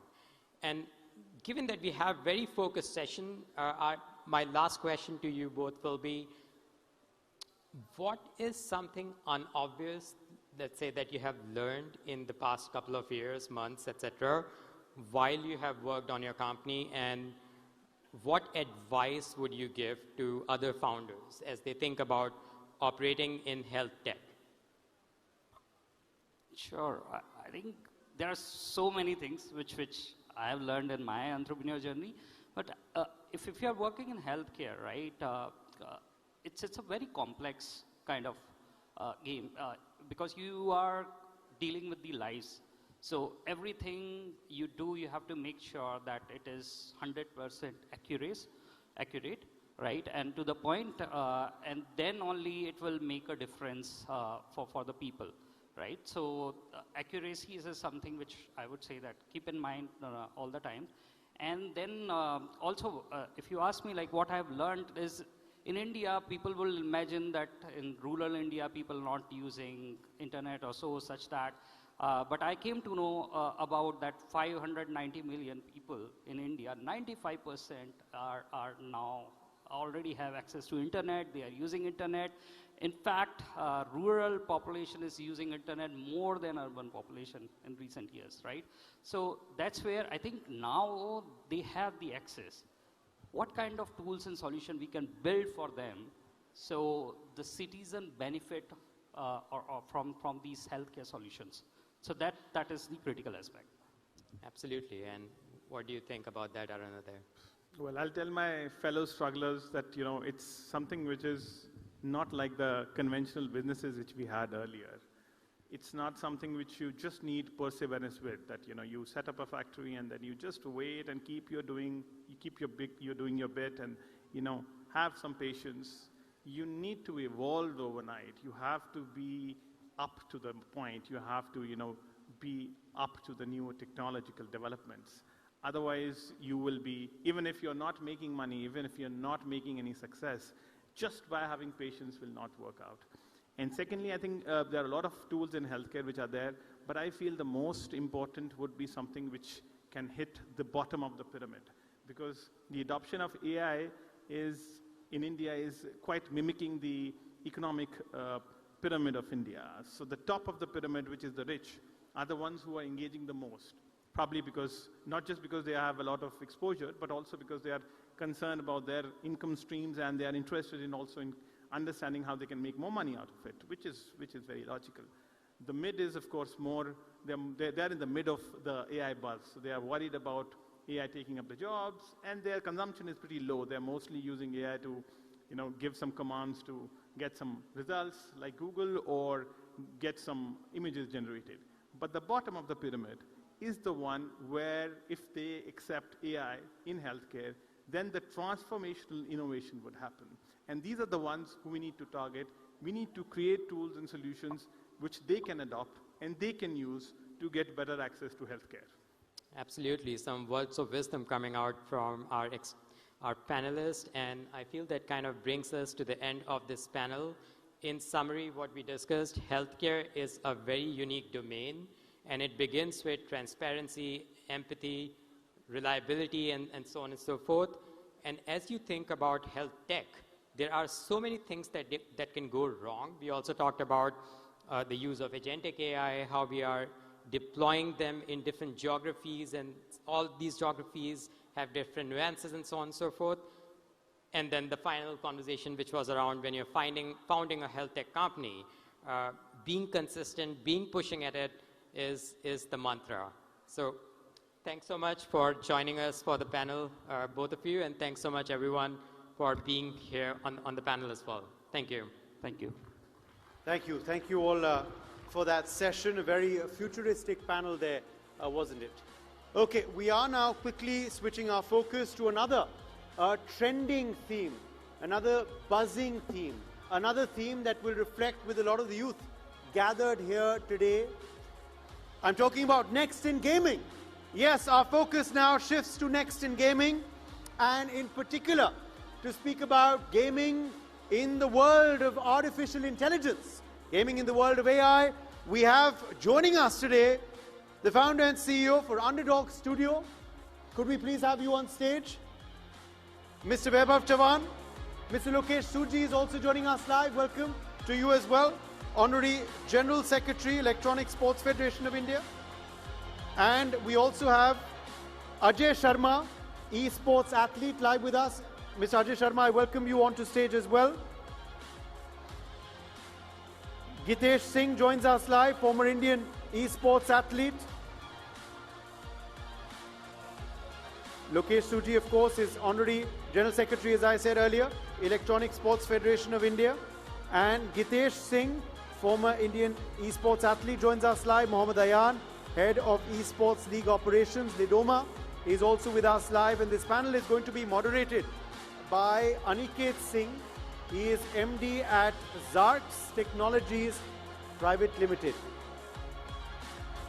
So, very, very excited to hear you all. Many of the youth have been waiting for this session. Not just youth, actually, everyone. So, I hand the floor over to you, Aniket.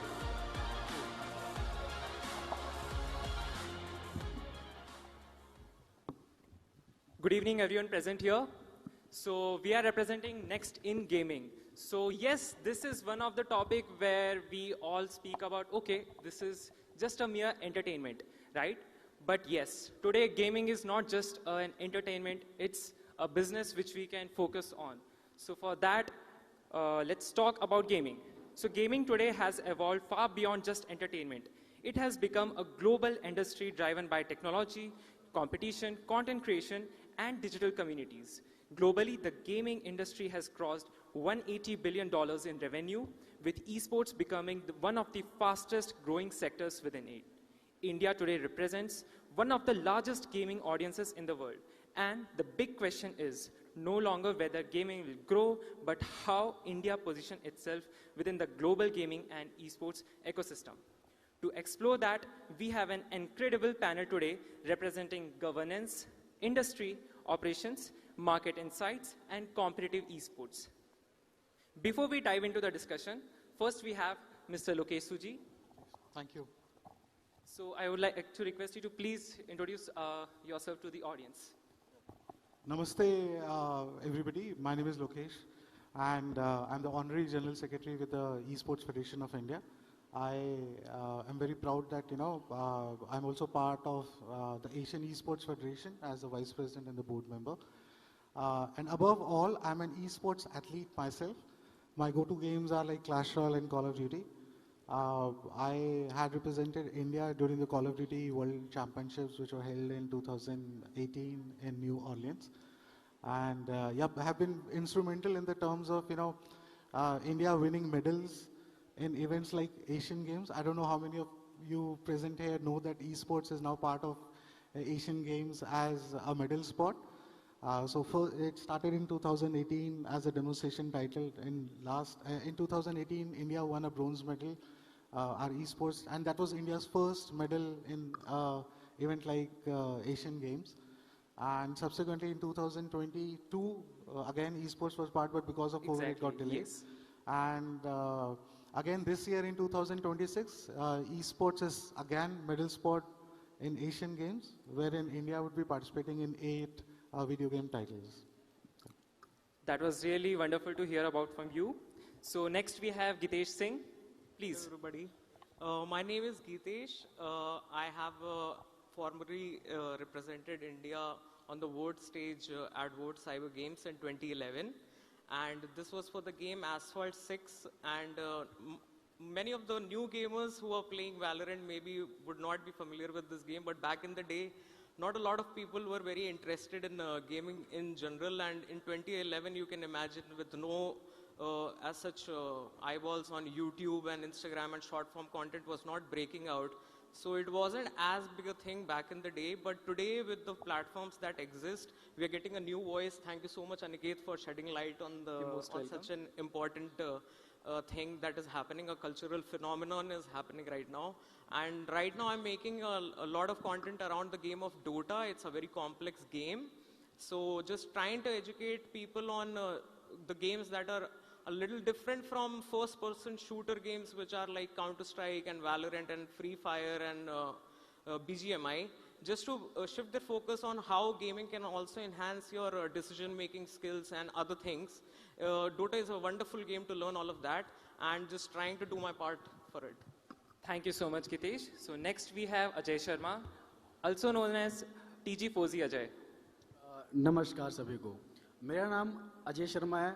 Game में मुझे फौजी अजय के नाम से जानते हैं, और मैं यहाँ पे जो आज आया हूँ वो हर एक उस प्लेयर की आवाज़ बन के आया हूँ जो स्पोर्ट्स कम्युनिटी में कुछ करना चाहता है, जो गेमिंग में कुछ अपने आप को इंडिया के लिए रिप्रेजेंट करना चाहता है। तो मैं छोटा इंट्रोडक्शन अपना दे देता हूँ। मैंने काफ़ी टूर्नामेंट जीत रखे हैं, चाहे वो इंडिया लेवल पे हो, एंड मुझे 2 बार IGL of the year award मिला हुआ है, और इसके अलावा काफ़ी सारे जो चैंपियनशिप है वो हमने जीत के रखी हुई है। तो आज जो भी बात होगी, जो डिस्कशन होगा, मैं उस हर एक प्लेयर्स की, उस स्पोर्ट्स एथलीट की की आवाज़ बन के बोलने वाला हूँ कि जो वो सपने देखता है इंडिया को रिप्रेजेंट करना या गेमिंग में कुछ करने के लिए, तो डेफिनेटली आज मैं उसकी आवाज़ बन के बात करूँगा यहाँ से. Thank you so much, Ajay, for joining us. Also, I would like to summarize, Ajay, what he mentioned. So, if we talk about him, his achievements, it is enormous and it would take a day to define that. So, that is really inspiring for us. And for that, I would like to give him a huge round of applause from the audience. Please. Next, we have Mr. Mohammad Ayan. Hello everyone, my name is Muhammad Ayan and I am an esports manager been 6 years in the industry, and I serve as the head of esports operations at Lidoma Visions Esports, and I manage many titles, game titles, tournaments in many games across Asia. So thank you for this opportunity, and Aniket, thank you for the warm welcome. Absolutely. So thank you all for being here. So let's start with Lokesh Suji. So with the Olympics esports game on the horizon, how do we bridge the gap between private publisher-led leagues and national medal pathways without creating a conflict of interest? I think, yeah, so I forgot to mention that esports is now becoming part of Olympics also. So as a parent, obviously I'm sure all the youngsters would be very happy to know about that, but as a parent, do encourage your child, male, female, to kind of engage, and if they're already playing certain set of video games, do encourage them. Definitely there's a lot of potential. And looking at, the technology background which we have as India, we are known for it. And we are very confident that, till date we have got around 6 medals, but I'm very confident that, we'll be able to achieve those numbers like 30, 40, 50 medals in a year. Yes. Right. So, see, I think it is important for all of us first to understand that just playing a video game is not esports. Right? So take, for example, if you're playing Candy Crush, so that is not esports. So there are certain genres or genres of video games on which if you do a competition, then that competition on video games is what is called as esports.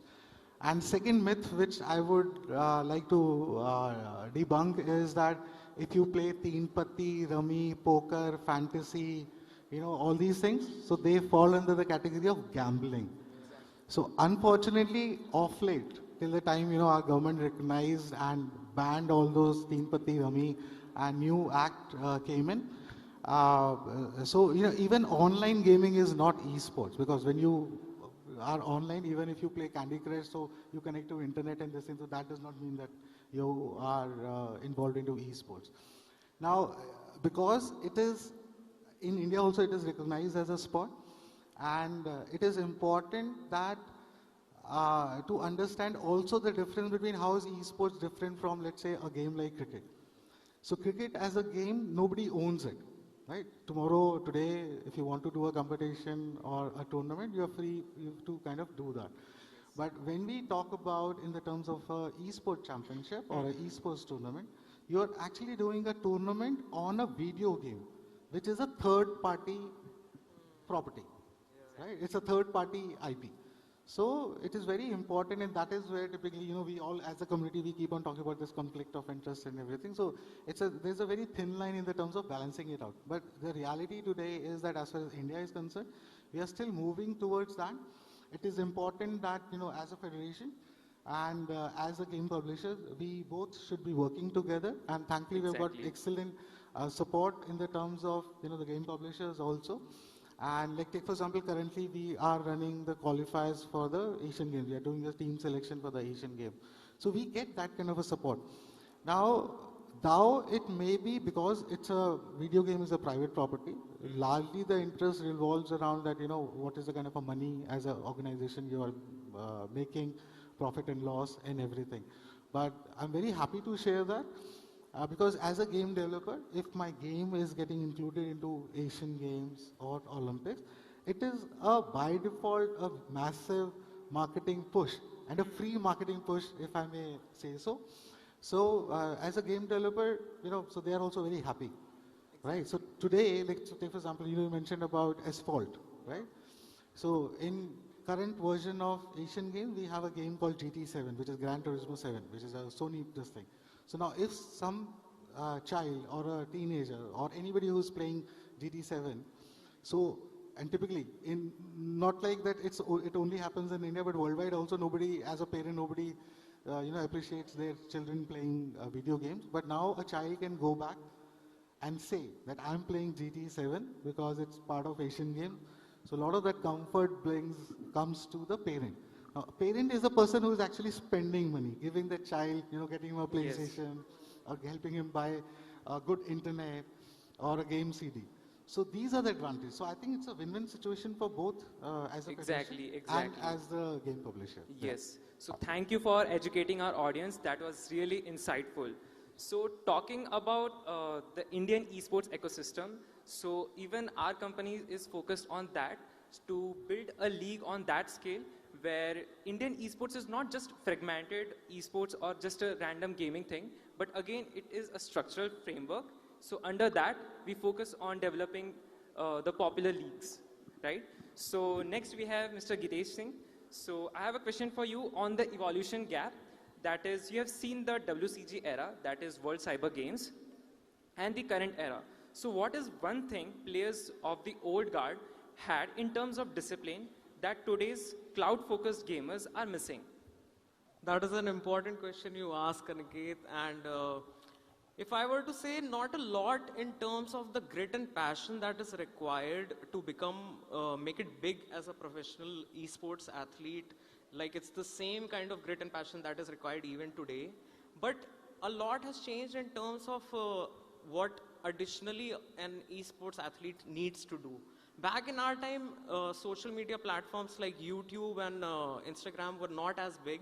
So the amount of reach that today's gamers have and the amount of involvement they need to, and the kind of engagement they need to do on these platforms is much bigger. Back in our times, like it used to just be in our room, we are just playing a game, grinding all day, all night, like it's just non-stop practicing, and it's the same. But today, if you do not interact with that platform, you're losing out on a lot of scouting opportunities, because I think sir would agree, like there's a lot of scouting that goes around on these platforms. So everyone is seeking a well-rounded personality and not just an athlete right now. Even a Messi needs to go out and market himself, do a lot of marketing push for their own personal brand. So a personal brand is something that the people and gamers of today's age, they understand it better. And the more you embrace it, the better your chances of, like making it big is what I believe is happening today. So that would be my answer to the question. That was absolutely amazing. Thank you for sharing your knowledge with us. So next we have Mr. Ajay Sharma. So with the thousands of new creators entering monthly, what is that X factor that separates top tier creator from someone who just plays but never scales? Since you are a professional athlete, so this is a question for you, ki how it will help the player to get into the content creation part. देखिए ये दो चीज़ में divide होता है. एक sports athlete, जो sports athlete होता है वो लाइक कंपटीशन, जो अपना गेम खेल रहा है, जिस टूर्नामेंट की तैयारी कर रहा है, उससे जो जीत रहा है उससे भी वो कमा रहा है. बट ये एक एज, एक वो होता है कि प्लेयर्स के जो रिफ्लेक्सेस होते हैं वो एक सर्टन टाइम तक चलते हैं कि भाई 5 साल 6 साल तक एक प्लेयर, क्योंकि जो ग्राइंड के जो टाइम होता है कर पाना, वो हर प्लेयर अपने आप को पूरा टाइम नहीं दे पाता. और अगर हम बात करते हैं जो हमारा ये कंटेंट क्रिएशन वाला होता है, उसके अंदर अगर प्लेयर अपने गेमिंग के जो पीक पे चलता है उसके साथ में कंटेंट क्रिएशन को फॉलो करता है, तो उसको काफ़ी ज़्यादा हेल्प होती है आगे चल के. लाइक वो जो भी बिल्ड कर रहा है अपने लेगेसी गेम, ब्रांड से डील करना, वो काफ़ी हेल्पफुल होती है वो चीज़ें.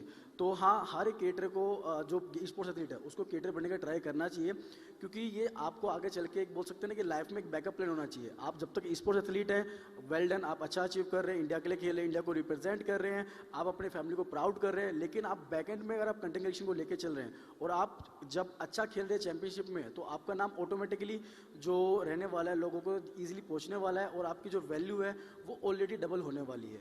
तो डेफिनेटली उस चीज़ को लेकर चलना चाहिए. और हाँ, जो चैंपियंस रहते हैं या जो वो चीज़ रहती है वो बहुत जल्दी फेम पाते हैं, लेकिन मेहनत करने वालों को भी हार नहीं होती, वो चीज़ रहती है.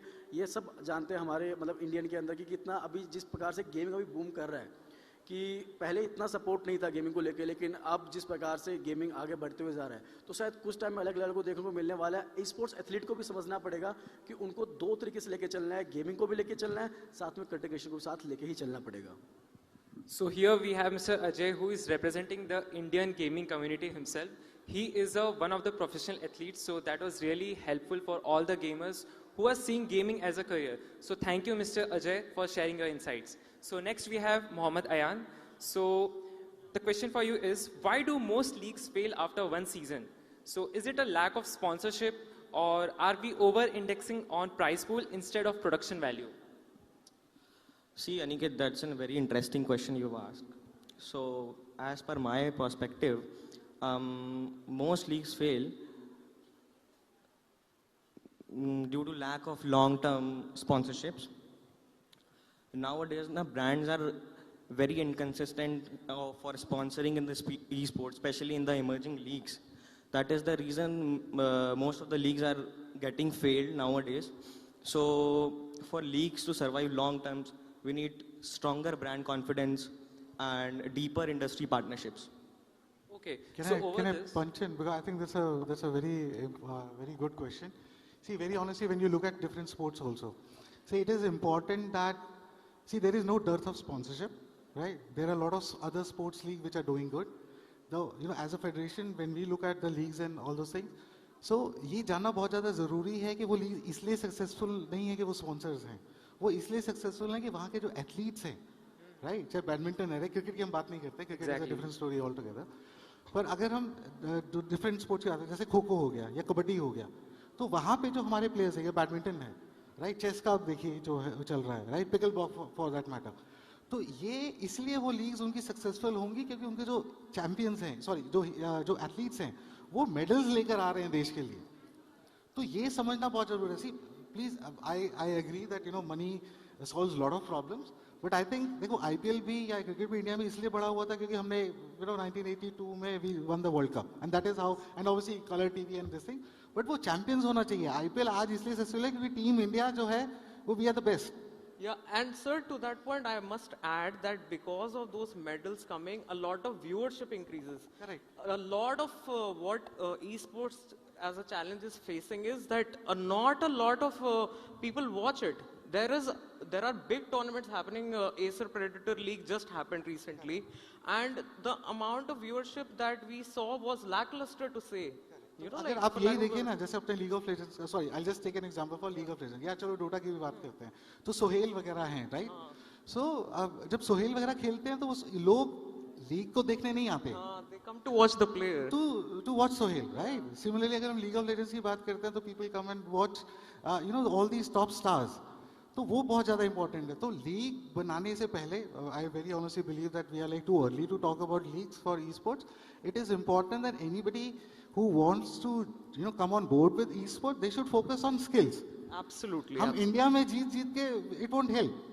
It is important that जब हम बाहर जा रहे हैं, जब हम देश को रिप्रेजेंट कर रहे हैं, तो आप इंडिया में 5 करोड़ 10 करोड़ 50 करोड़ का इवेंट एक e-sports का जीत कर आइए, एयरपोर्ट पे हो सकता है 10 20 50 लोग खड़े होंगे आपको रिसीव करने के लिए, पर एक मेडल आप ओलंपिक्स या एशियन उसमें गोल्ड लेकर आओगे, you will see the roads getting jammed. And that is exactly what happened in the case of Neeraj Chopra also. And for an aspirational market like India, with the young people also becoming very aspirational, if we have a medal to back ourselves and esports, like it also makes them, like curious about, okay, this is one domain that we can also look into.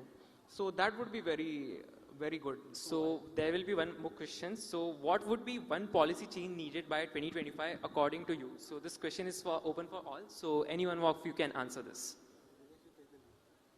I mean, in terms of policy change, the government already is very pro-orange economy and the creators economy, and a lot of centers are going to be opened up to, create the next generation of content creators and gamers as such. But a lot of grassroots level disruption is what I feel is required in this movement. A lot of participation, especially because esports is another thing. First, we need to do away with the stigma surrounding gaming in general. Gaming is still, if you go to any household in India, like people are still very stigmatized, like parents are not very, like supportive of their kids spending 8 hours playing a game. Now, the same kid, if he is to go out and play cricket for 8 hours, they see the scope, the kind of growth that awaits them. But for a game, they cannot see that because it hasn't been established in a country like ours. Elsewhere in Europe, if you go, there are people who encourage their kids to, like do that. But for that, we need a very grassroots level disruption. Thank you, Mr. Gitesh, for sharing that. And coming to this, the Indian gaming market is a fact, but Indian gaming power is a choice. So we have veterans, the creators, and the operators, and the policymakers. The roadmap to 2030 is no longer about playing on borrowed tools, but it's about next in gaming. Thank you for being the transitor builders. Thank you, everyone. Thank you so much. Thank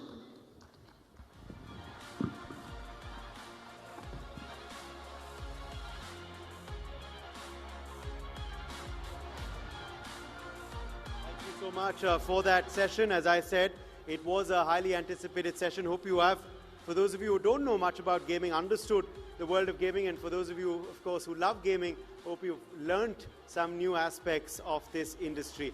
All right, now joining us next, of course, to delve into the Next in Tech segment, we have another special panel lined up.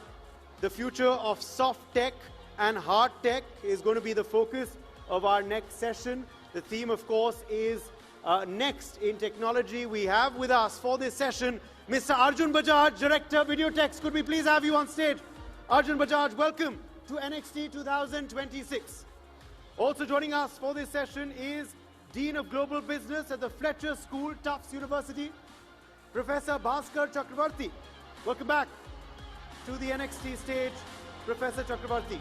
And this time, Professor Chakravarti is going to be donning the moderator's hat. So I hand the floor over to you for this segment.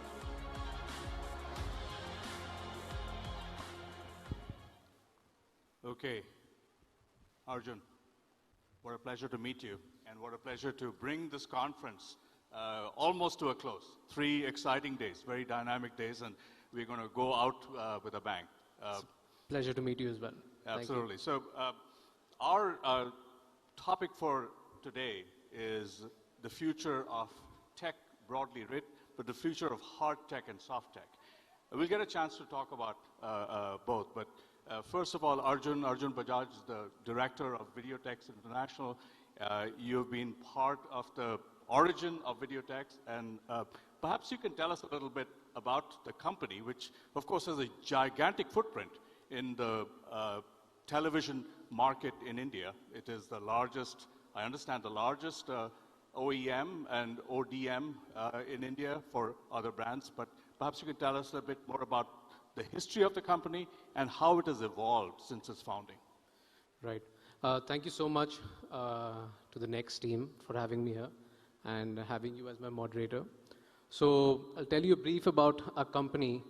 Videotex is now 4 decades old. So we have, in fact, we are 42 years young now, as I would say. And we are one of the oldest companies to have transformed from the era of the black and white TVs to the era of, say, mini LED TVs today. So you can say Videotex is the only company who's evolved from the black and white era to the colored TV era to the plasma, LCD, and the LED TV segment that we are. So I am actually a 3rd generation if I talk about the overall structure of the company, but 2nd generation when it comes to manufacturing, because the 1st generation, which was my grandfather, they were into the hardcore distribution of televisions. But when my father came in, he decided that no, not distribution, but I think the future is about manufacturing. And so when I was born, of course, I was always put in my mind that, okay, manufacturing is the way to go. And so that's how my education, and that's why my focus has always been into manufacturing as well. So Videotex now is into a complete backward integration setup. And we are manufacturing about 7 to 8 sizes of TVs. And we are one of the only companies who have a large network, or I would say a large portfolio of operating systems that are available. So be it LG's WebOS TV operating system or Samsung's Tizen OS, Google TV. And we have the rights for all of these operating systems which are embedded in the hardware that we are making. And so we have two manufacturing units here in India which are based out of Greater Noida. So the Make in India initiative, which was started by our Prime Minister over the decade, we have been actually contributing to that from much before. And ever since that came into place, we have taken that mission even more seriously. So Videotex, I would say, yes, we are definitely a leading player in the ODM space, and we are also catering to all the leading brands that you see available here in the industry. So I'm not going to be able to name those brands, but yes, they're all the leading brands that you see everywhere. And we are the tech providers, we are the back-end players who are manufacturing the next-gen technology for all these brands who can focus on building the next brands, and they can focus on their marketing and sales while we are there as their supporting partners in the manufacturing space. So this is all in all about Videotex. In a gist, we are a television manufacturing company who designs the complete product, manufactures it in India, white labels it for the brands that are selling. So we are the complete back-end setup for all the leading brands. Fantastic. That's a great story. Arjun, I know that India has been working very hard to build up its manufacturing sector broadly. And Videotex is a great example of a manufacturing success in India. Could you say a bit more about what you have learned through the success of your own company that could be useful for others who are trying to set up manufacturing here in India? What are some of the competitive advantages? What are the sorts of competitive advantages that India has for manufacturing television sets relative to it being manufactured elsewhere or maybe just assembled here? I mean, what advice would you give to others who are trying to do the same thing in other domains? Okay. So since we've been into this field for almost 42 years now, so we understand the complete in and out. It's not an easy business for any new entrant to come into and try to disrupt it, because it requires a lot of technical know-how, a lot of experience, because you have to deal with the supply chain issues from day to day. And of course, you have to also see what are the geopolitical issues that are happening in the country and plan things accordingly. So for anyone who's entering into this business, I would say it's really not the right space to enter, because we already have very, very strong companies who are building for the future. But yes, of course, there are always new companies who could enter in to support this ecosystem rather than compete against this ecosystem. So I would say, yes, definitely there's an ease of doing business for companies who've already been into the manufacturing space, because we have a pool of talent that's available here. We have strong engineers here. We already have large setups. And in fact, if I have to talk about why we are present in Greater Noida, because we already have a very strong ecosystem that's there. We definitely have less value addition at the moment when it comes to the product, the value of the product. But at the same time, in order to support the manufacturing, we have a complete ecosystem that's there. We have the vendors, we have the supply chain required for the local parts that are available, be it the packaging industry or the BOPP parts industry, or when it comes to speakers. We have all of these industries that are there, but of course the major players like the display, fab and semiconductors, we are getting there. India is getting there, and the initiative that's been taken by the country, which is the semiconductor mission, we are already running strong. If you must have heard recently, India has already inaugurated one of the AMTP facilities for semiconductors in Gujarat, and we already have 3 more companies that are lined up for the next semiconductor facility setup, and we have 10 more projects that are coming up, and a total investment of $20 billion have already been sanctioned, with almost $10 billion being supported by the government. So we're already working very, very strong to become the next technological or the global manufacturing hub. And if we can really take control of semiconductor as well, which is the heart of all modern technology, and in fact our product, which is semiconductor, is the most crucial bit. So I think that's just the way to go for any company now or the country. Great. So you perfect segue to the next question I had, which is you noted the advancement towards semiconductors, manufacturing semiconductors here in India, putting up fabs in Gujarat and other places possibly. And that's tremendous because having manufacturing of semiconductors in country is enormously important in a world where so much of it is bottlenecked in a few places. And semiconductors is a very complex industry with a massive supply chain that cuts across many, many countries, many, many components. Where do you see the future of semiconductor manufacturing in India from your vantage point? Do you see it being a growth sector, or is it going to be limited by some of the inherent constraints that India has had historically? Okay, that's a very good question.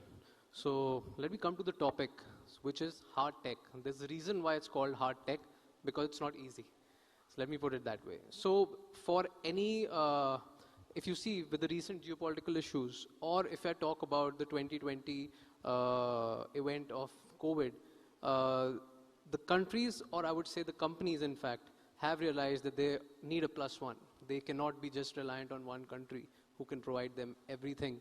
So India took that as an initiative and took it as an opportunity to be able to become that +1 where we started working on.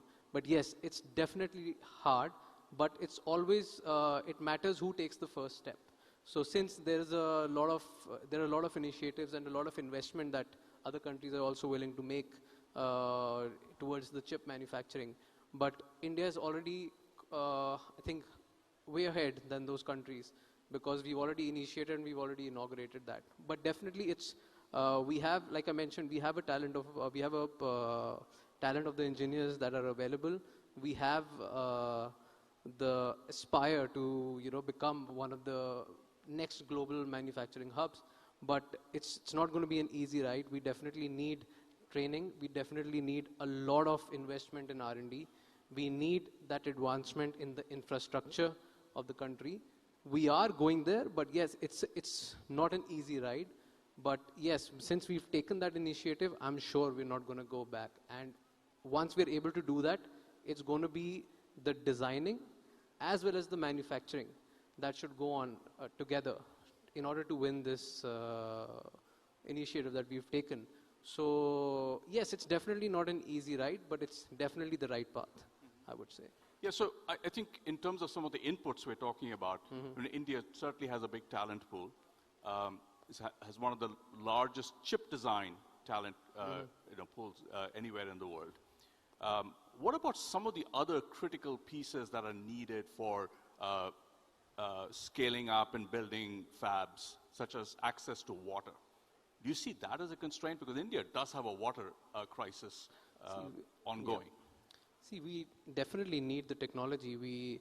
It's not that if we've taken that initiative and we can just do it ourselves. We definitely need a support.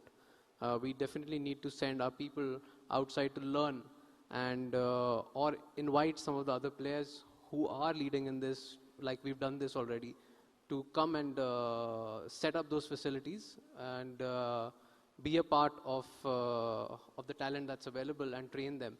But at the same time, I would say, but at the same time, like I mentioned before, India is not just a market that's there. We, in fact, the kind of population that we have, we are a market in ourselves. We can support so much supply, or we can supply endless products. And in terms of consumer electronics, or in terms of, say for example, my industry, which is TVs and appliances, we have that market that's available, and we can supply endless products to the country and to the people that's there. So yes, I think we're on the right path, and hopefully in the next decade we would be one of the major global manufacturing hubs. I would say that, yes. Great. So the card I just got says time's up. Yes, that's what I could read that. But no conversation on technology can be completed without a 30-second soundbite on AI. So your 30-second soundbite on AI and how that's factoring into your business. So AI, definitely. So I would say TV is no longer a hardware or just a display product. It's a hardware which has been infused with software, which is AI today. And it's no longer just a device which has the display or the semiconductor in it. It's infused with a lot of AI in terms of voice, in terms of user behavior, in terms of, it's a connected device in itself. And it's learning your habits, it's learning your the way you're watching the shows, the way you're watching the content, and the way you're interacting with the product. And with the kind of investments and with the kind of facilities and the products that are available, it's also interacting. In fact, I would say TV is the next product for the home to be able to control all your devices that are there. And that's where all the operating systems and the hardware that are being developed are working towards. So that's my bit on AI. That's where we are going with our product. Okay, it's a great place to end, where we're going to go into the future where not only are we watching our TVs, but our TVs are also watching us. Exactly. All right, fantastic. Thank you, Arjun. Thank you. Pleasure.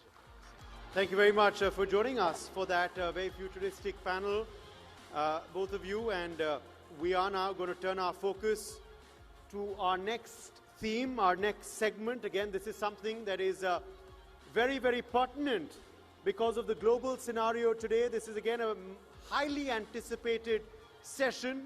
I'm talking about Next in India, Israel.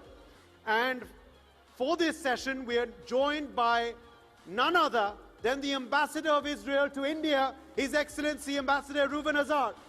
I warmly welcome you to NXT 2026. Your Excellency, please come on stage. Thank you very much for being with us. Also, joining us on stage is Megha Sharma, Senior Executive Editor of NewsX. She's going to be moderating this panel. So we hand the floor over to you, Megha, to take forward Next in India, Israel.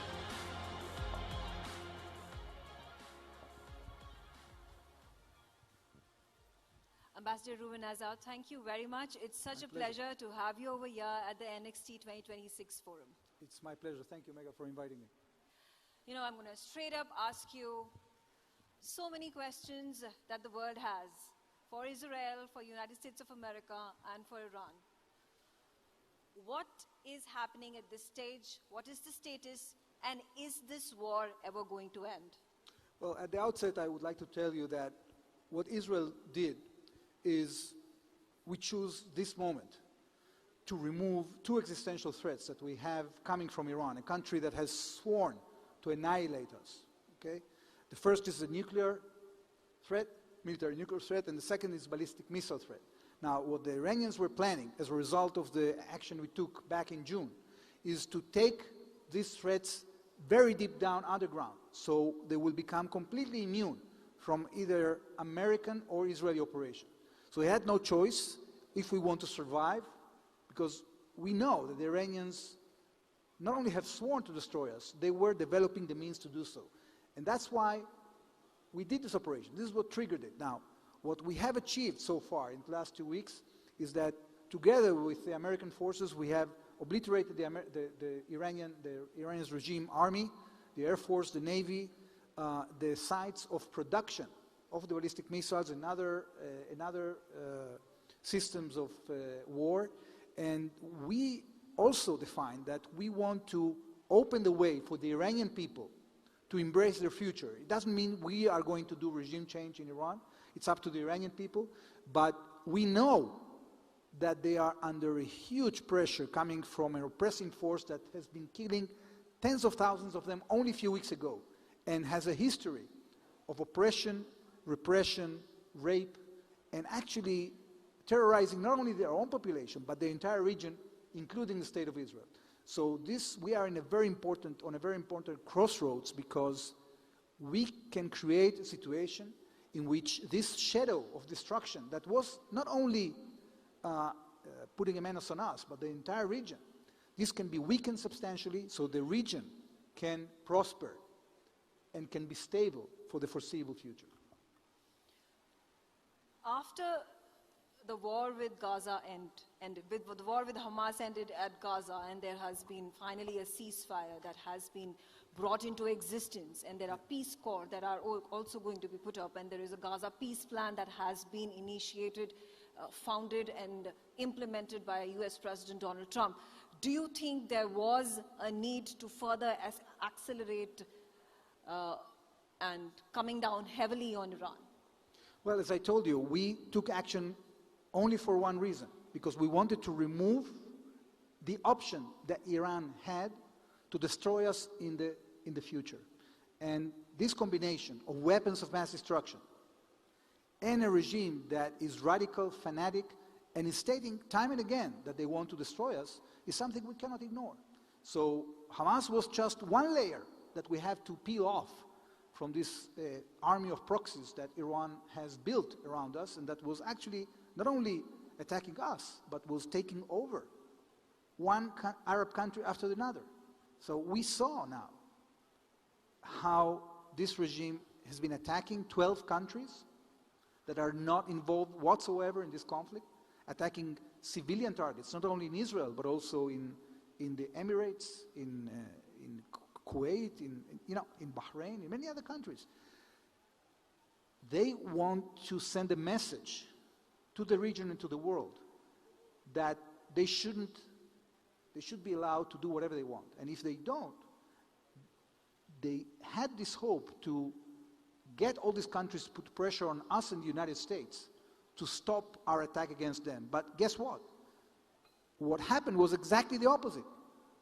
Because only yesterday, the UN Security Council adopted a resolution condemning Iran and putting 100, and by the way, this was co-sponsored by India, and 130 countries sent a very clear message to this regime that it's not legitimate to hit other countries, to try to block the Straits of Hormuz.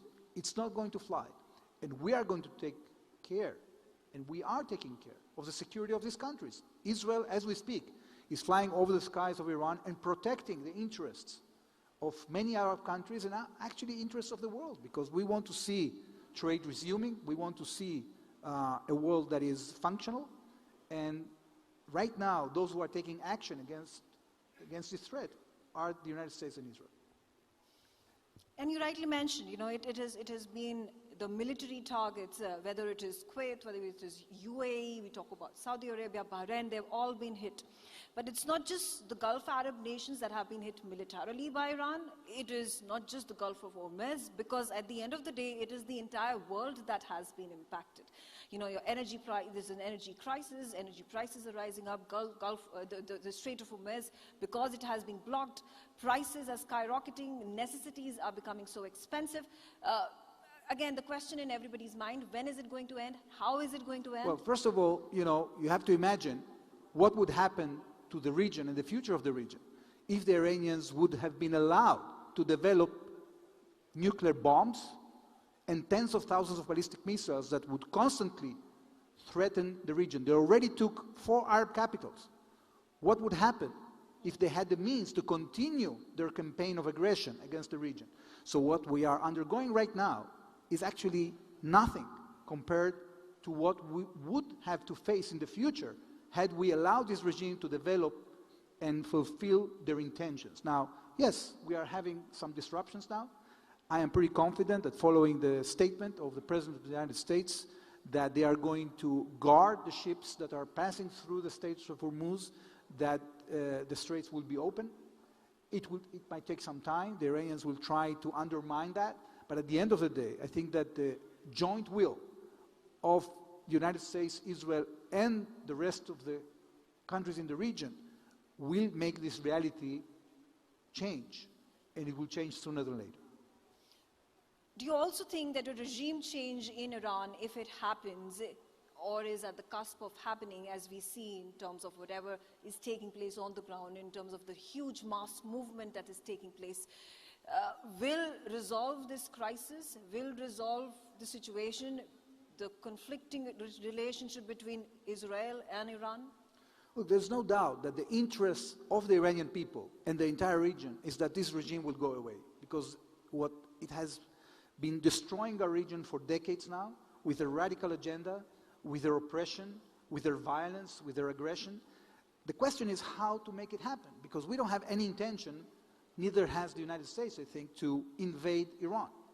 So it's up to the Iranian people. What we said is that it's not easy for the Iranian people to do it. You know, people sometimes take for granted the liberty we have and us being empowered as free citizens in democratic countries to do whatever we want.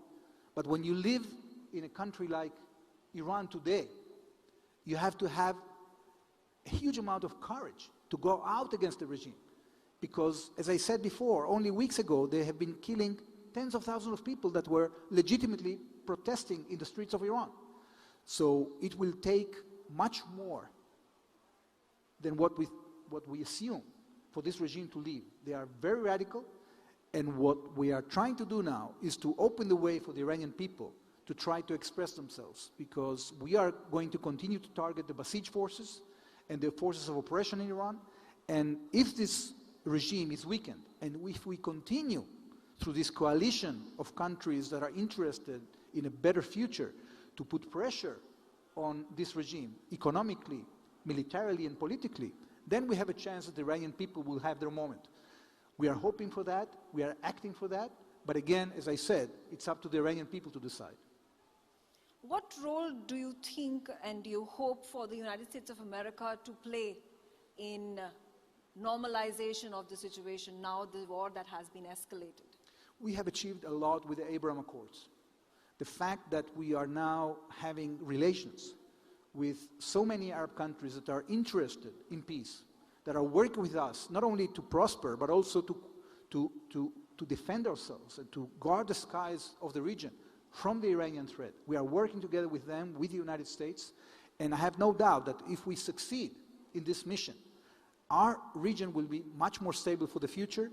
And I'm talking here for opportunities for millions and millions of Indians that now might feel insecure in the Gulf, but they will feel much more secure if these threats are neutralized. And I think that especially since India is not only the fastest growing economy in the world today, but it also has recently signed trade agreements with all the major blocks of trade in the world.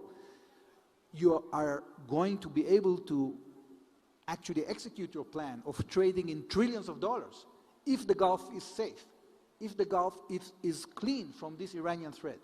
As we have, and if we don't act, and this threat continues, the prospects for stability in our region would be much worse. And therefore, I think we have to have the resolve, we have to be resilient, as Israel's citizens are, you know. Millions of our citizens are running to shelters time and again, but we are optimistic because, first of all, we know that compared to last June, the degree of destruction in Israel is much lesser. I'll just give you an example. Back in June, with the 200 ballistic missiles that Iran fired at us, 30 buildings in Israel were destroyed. Now only 2 were destroyed. So every casualty is terrible and is tragic. But our sense is that, you know, the fire is dwindling down, that we are capable of continuing with our lives, and we will continue with our lives once we end this campaign, this military campaign, to obliterate the threats coming from Iran against our country. I also want to understand from you now that there has been momentum that has gained in rehabilitation of Gaza. Like I said initially, the 21 peace plan that has been proposed by President Donald Trump, there has been, you know, some hesitation that has been shown by countries, particularly in Europe, in joining forces with US President Donald Trump and Israel. What do you think is going to be in finality of this peace plan? We completely support, I think the international community supports the 20-point plan of President Trump. The question is whether Hamas is going to comply. Because the plans to reconstruct Gaza are really amazing. We could get into an implementation of this vision of creating a Riviera. But at the end of the day, people have to understand, Palestinians have to understand that this path of trying to destroy Israel will not work.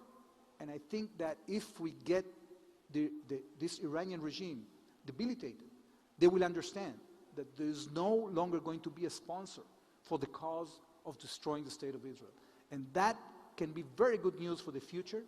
Israel has proven in the last 3 years, not only that we can fight and we can survive, but we can thrive. Look, Israel's economy has grown in 2025 3.8%.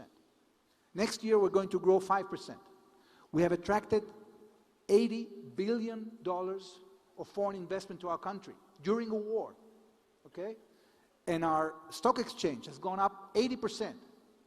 And the Israeli shekel has appreciated against almost any other currency. So during the visit of Prime Minister Modi to Israel, we actually have set the ground to an amazing upgrade in the relations with India, because both India and Israel have a common interest here. We want to be part of the future.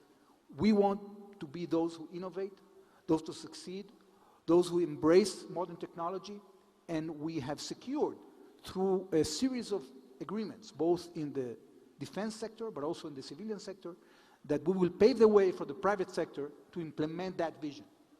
We're going to cooperate in emerging technologies.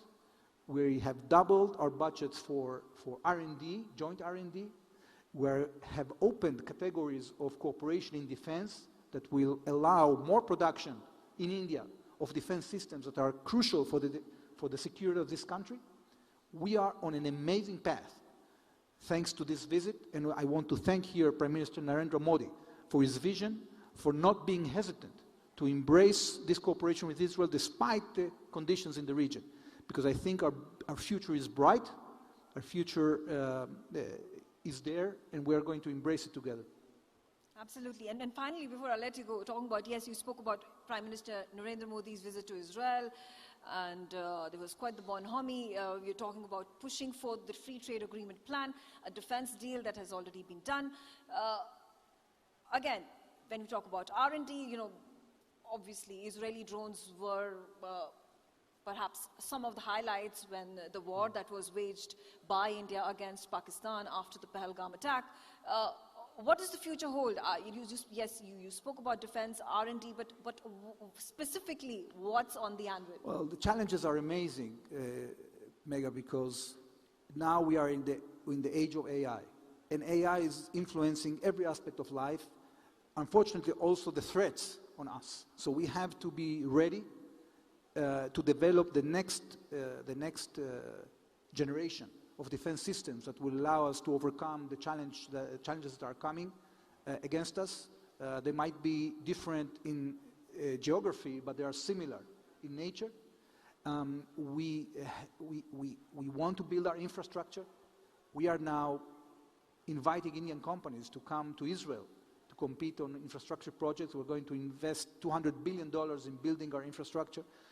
We can do this together. And we have to, roll our sleeves. We have a lot of work. But I think that our leaders have put a very good plan. The Israeli government, just before Prime Minister Narendra Modi came, adopted a resolution that invests another $50 million just in the bilateral projects between Israel and India. We're very serious about this because for us, India is a strategic partner. We have declared during this visit that we have now built a special strategic partnership. And that cannot be just a word. It is backed with the agreements, it is backed with the commitment of the Israeli government to implement all these projects, and we're going to have a lot of work in the next year to implement all the agreements that were signed and to spend all the money that we have allocated to cooperate with India. Ambassador Reuven Azar, thank you very much for speaking to us and being with us on the NXT 2026 Forum. Thank you very much.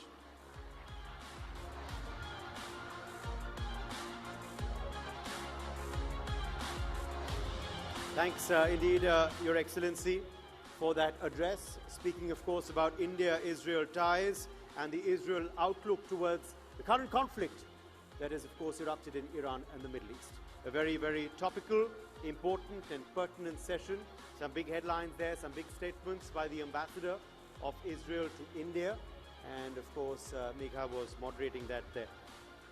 Well, these, of course, are the big sessions at NXT that are still to come. We're going to be focusing on international affairs.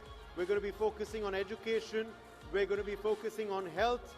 We're going to be focusing on content creation this evening. All that is lined up, of course, for you in some time from now. But for now, I want to quickly, in fact, play out for you a video message that has been sent to us for NXT 2026. Remember, there are a lot of dignitaries who've, of course, physically come to India, but there are also some who couldn't make it physically to the country.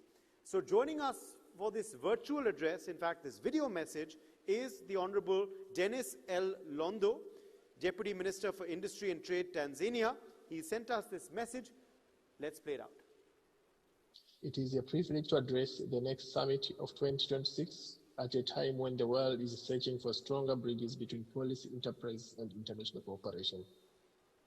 I would like also to wish and convey my deep appreciation to Honorable Prime Minister Narendra Modi for his visionary leadership. Under his stewardship, India has emerged not only a major economic force, but also a voice of confidence, innovation, and partnership for the global South in the spirit of South-South cooperation. I also commend the organizers of the next summit for creating such a timely and relevant platform. In today's world, gatherings like next are not mere events. They are bridges. They connect governments with industry, connect ideas with action, and connect nations through shared ambitions and practical cooperation. For Tanzania, this spirit is a spirit of meaningful, especially meaningful in the spirit of global South or South-South cooperation, where India and Tanzania enjoy a warm and historical relations. And in recent years, this partnership has required a new momentum. Our ties today are defined not only by friendship, but by expanding cooperation in trade, investment, manufacturing, capacity building, infrastructure, and people-to-people engagement. The elevation of India-Tanzania relations to strategic partnership reflect the growing importance of this relationship for both our nations. From the perspectives of industry and trade, this is a moment of great opportunity. Tanzania is committed to industrial growth, value addition, entrepreneurship, and regional cooperation. India, with its scale, technology, and development experience, is a natural and trusted partner in this journey. Together, our countries can do much more to promote resilient supply chains, support enterprises, empower youth, and create growth that is both inclusive and sustainable. The importance of NXT lies precisely here. It gives us, all of us, a forum to think beyond immediate transactions and to build long-term partnership. It reminds us that the future will belong to us and those nations that can elaborate with trust, that can collaborate with trust, move with the speed, and act with clarity of purpose. I also extend my appreciation to Sri Kartikeya Sharma for his vision in building NXT into a platform that brings together parliamentarians, policymakers, business leaders, and global thinkers. Such initiatives are essential in our time because progress today demands dialogue across sectors and also across borders. Let us therefore use this occasion not only to exchange ideas, but to strengthen partnership that can deliver real outcomes for our people. Let us build new bridges between India and Africa, between East Africa and South Asia, and between public leadership and economic partnership and opportunity. Thank you very much for listening.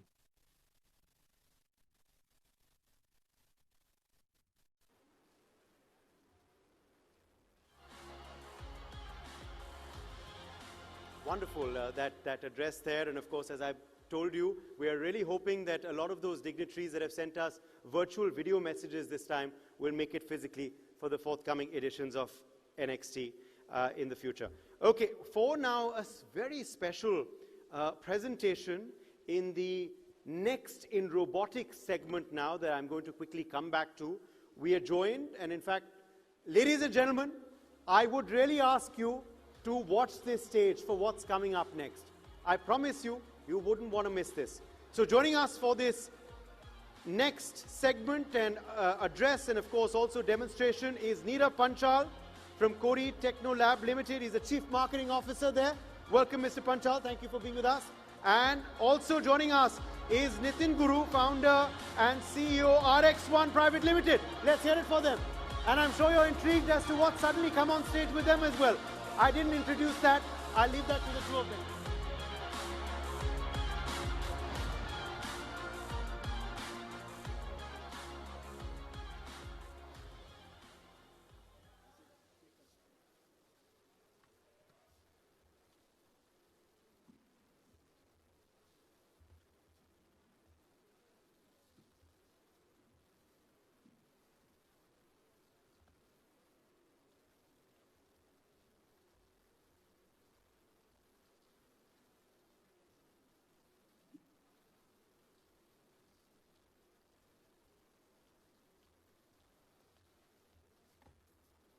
Good evening, everyone.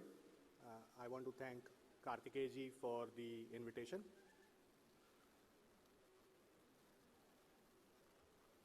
A lot has been said since past couple of days and even in the earlier sessions about health tech, AI, and I want to take the same conversation a little bit forward. I want to begin with a simple thought, and it's a precursor before we talk about AI. I want to talk about the health infrastructure first. Health infrastructure is not judged on its best day, it is judged on its busiest day. It is judged when there are long queues, when medical staff are stretched, when follow-up is uncertain, and when risk is present, but it's still invisible. And that is exactly where one of the healthcare challenges exist. Not only in treating disease, but in finding it early, finding it consistently, and finding it at a scale that actually matters. Because by the time many people enter the healthcare system, the problem is no longer early stage, it has already become serious. So how do we build a public health system that acts earlier? Not occasionally, not symbolically, but systematically. Today in many environments, screening still happens in fragments. One device for blood pressure, another for glucose, another for ECG. One staff member records something manually, another tries to coordinate the next step. A report may be generated, or maybe it's not. A patient may come back for follow-up, or maybe they do not. So the issue is not that health systems do not care. The issue is not that our learned doctors do not know what matters. The issue is that in many places, the infrastructure for early detection is still too fragmented, too manual, and too inconsistent. And when screening is fragmented, three things happen. First, throughput suffers. Second, consistency suffers. And third, continuity suffers. And once continuity suffers, public health suffers as well. Manual screening can be helpful, but then one-off camps are not useful as well, because they are not the infrastructure themselves. Multiple devices can generate readings, but readings alone do not create a system. A system needs workflow. A system needs standardization. A system needs reporting. And system needs a follow-up. What public health increasingly needs is not just another machine, it needs a screening infrastructure layer. A layer that can operate in high footfall settings, a layer that can guide the workflow, a layer that can connect multiple diagnostic inputs, a layer that can generate a structured report, a layer that can support continuity over time. That is the space where Kori Techno Lab comes in. We have developed this robo, Medigo. It's an AI-enabled, on-demand health screen infrastructure for high-footfall deployments across institutions. It is designed to bring a standardized screening layer to places where routine screening coverage is inconsistent. By connecting multiple diagnostic devices into one guided workflow and consolidating results into a single report, it enables a repeatable screening programs, faster risk identification, and structured program data.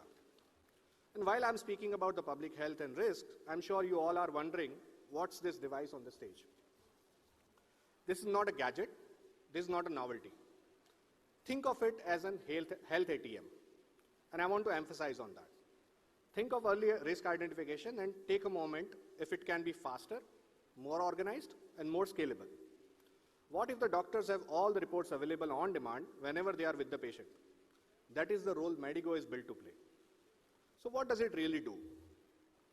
It creates a standardized screening journey.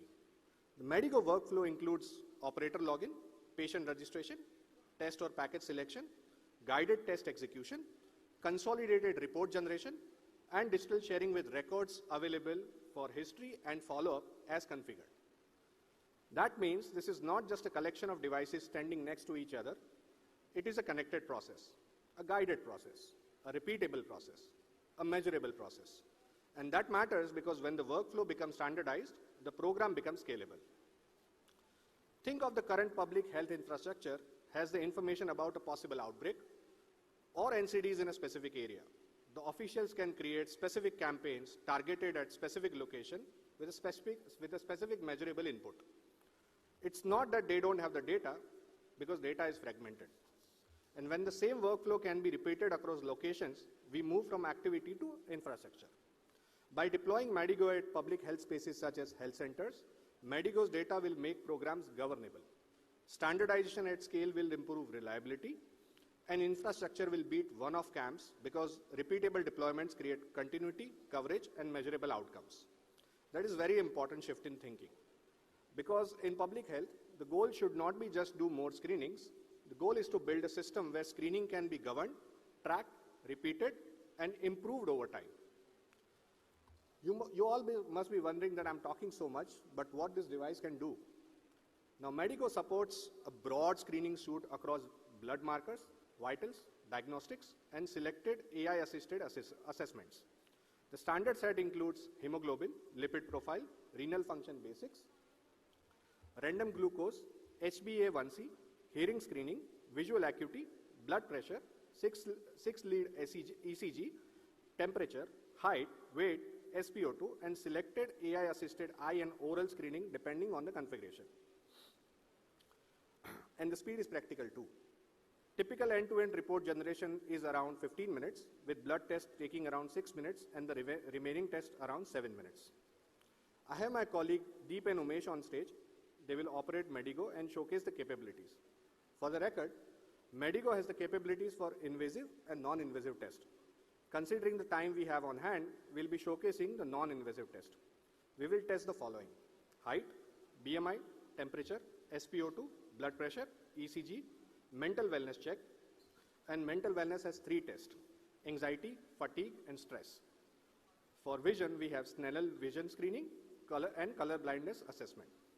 Deep, Umesh, let's show what Medigo is capable of. We will begin with the height.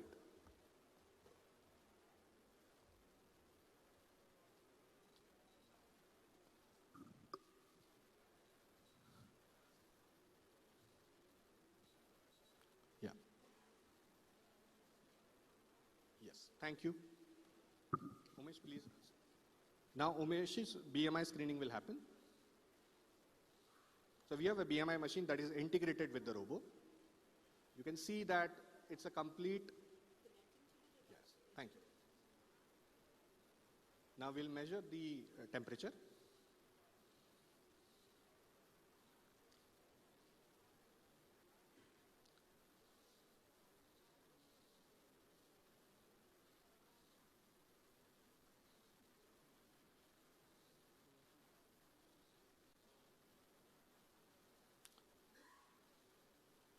It's taking a little bit of time. Yeah, thank you.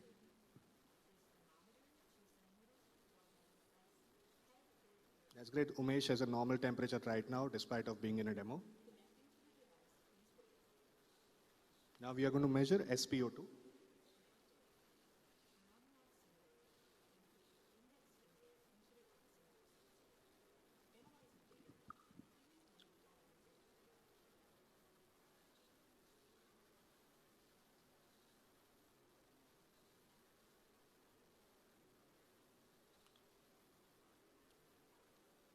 Now we are going to measure the blood pressure.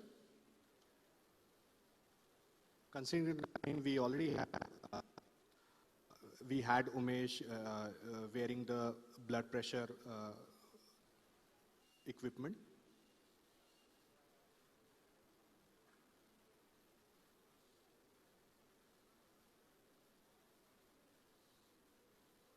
So you can see systolic and diastolic readings at the same time. I can say, oh, my blood pressure is shooting through the roof.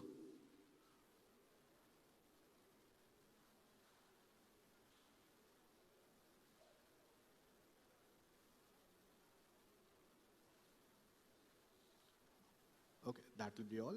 And we are going to move now to ECG screening.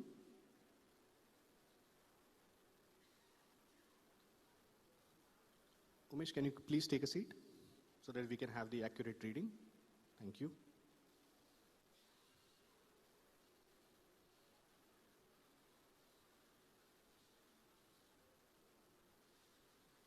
Fantastic.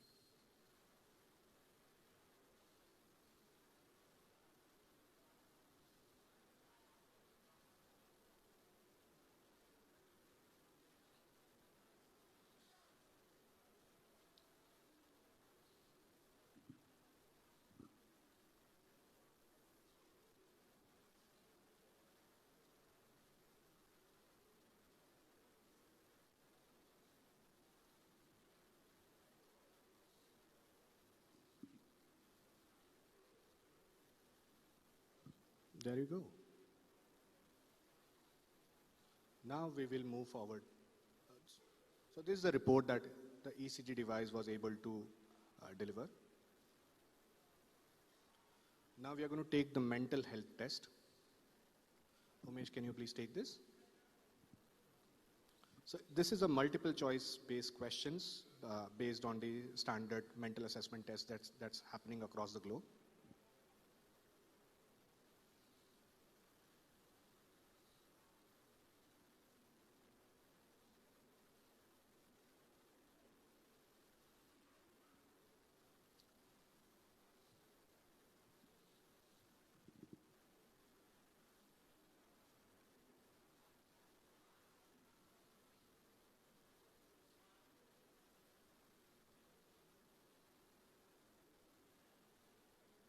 So you can see this is very simple to use.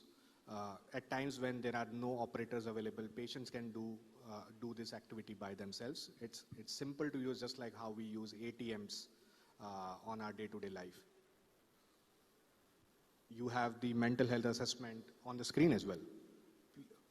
Let's move on to the next test. That's a fatigue assessment test. Umesh, can you please help us? Thank you.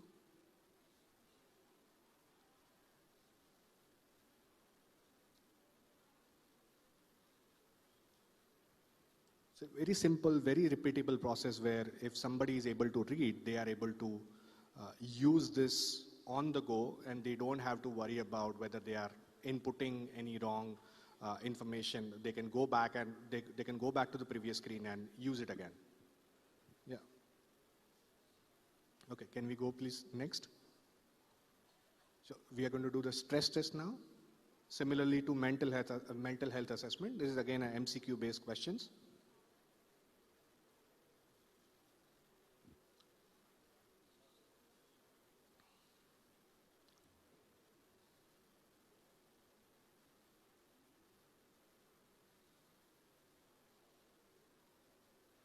There you go.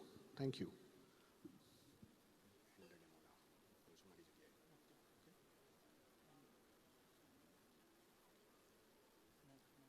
Now we have the Snellen vision screening.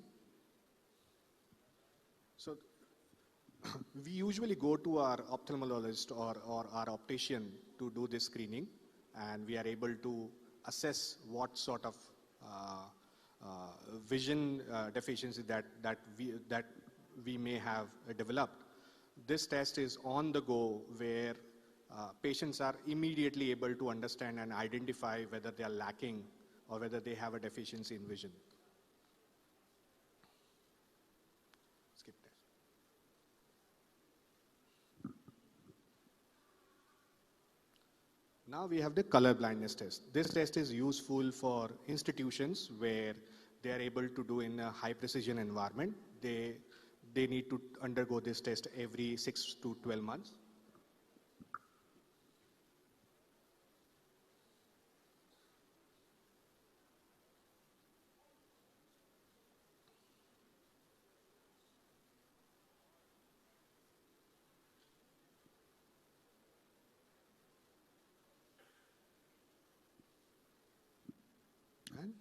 hit submit. Thank you.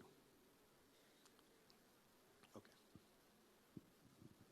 Your diagnostic tests are completed. Take a look at your results.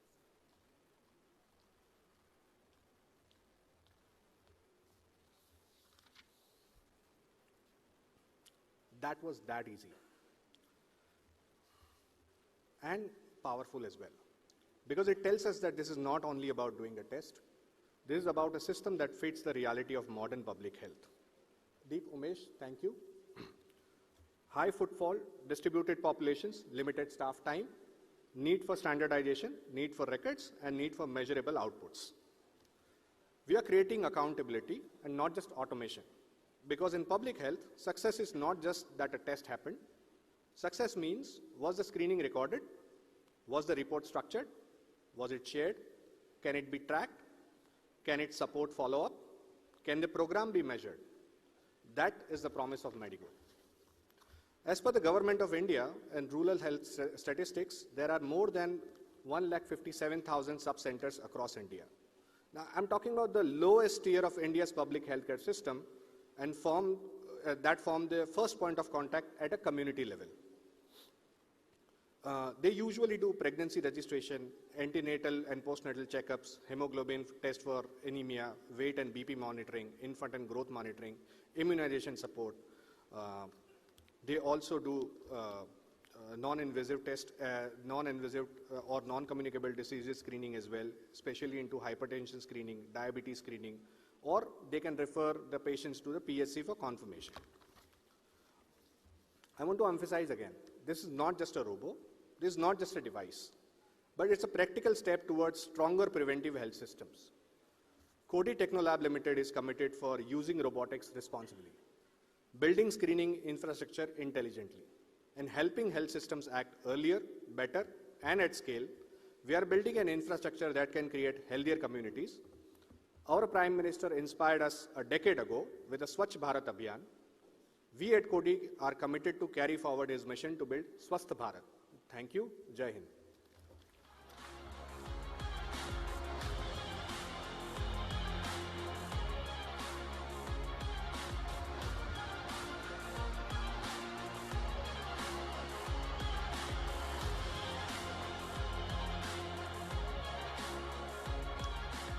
What a futuristic session, and it's of course very engaging when we have a live demonstration along with an address as well, isn't it?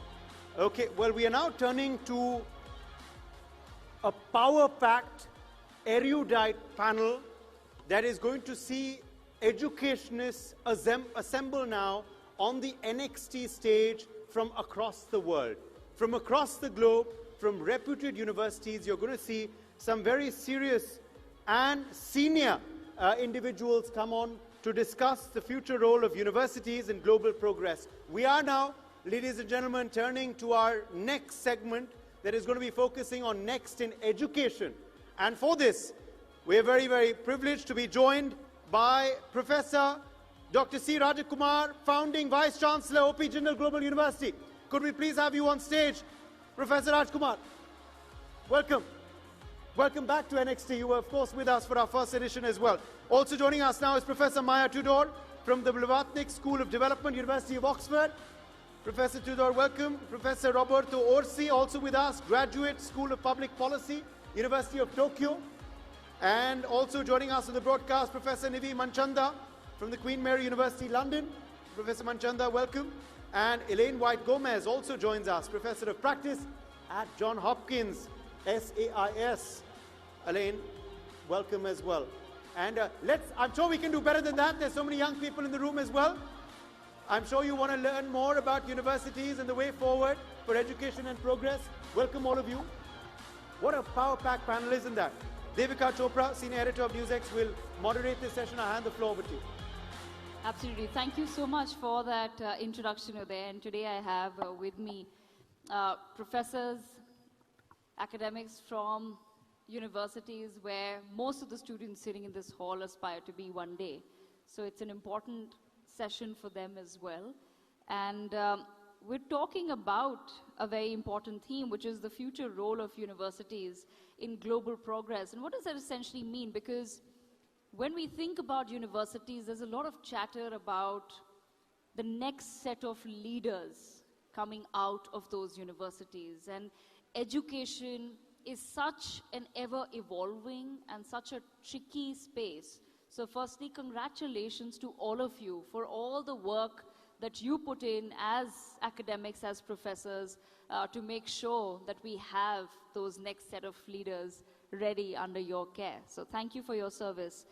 But I want to begin with a common question to all my panelists.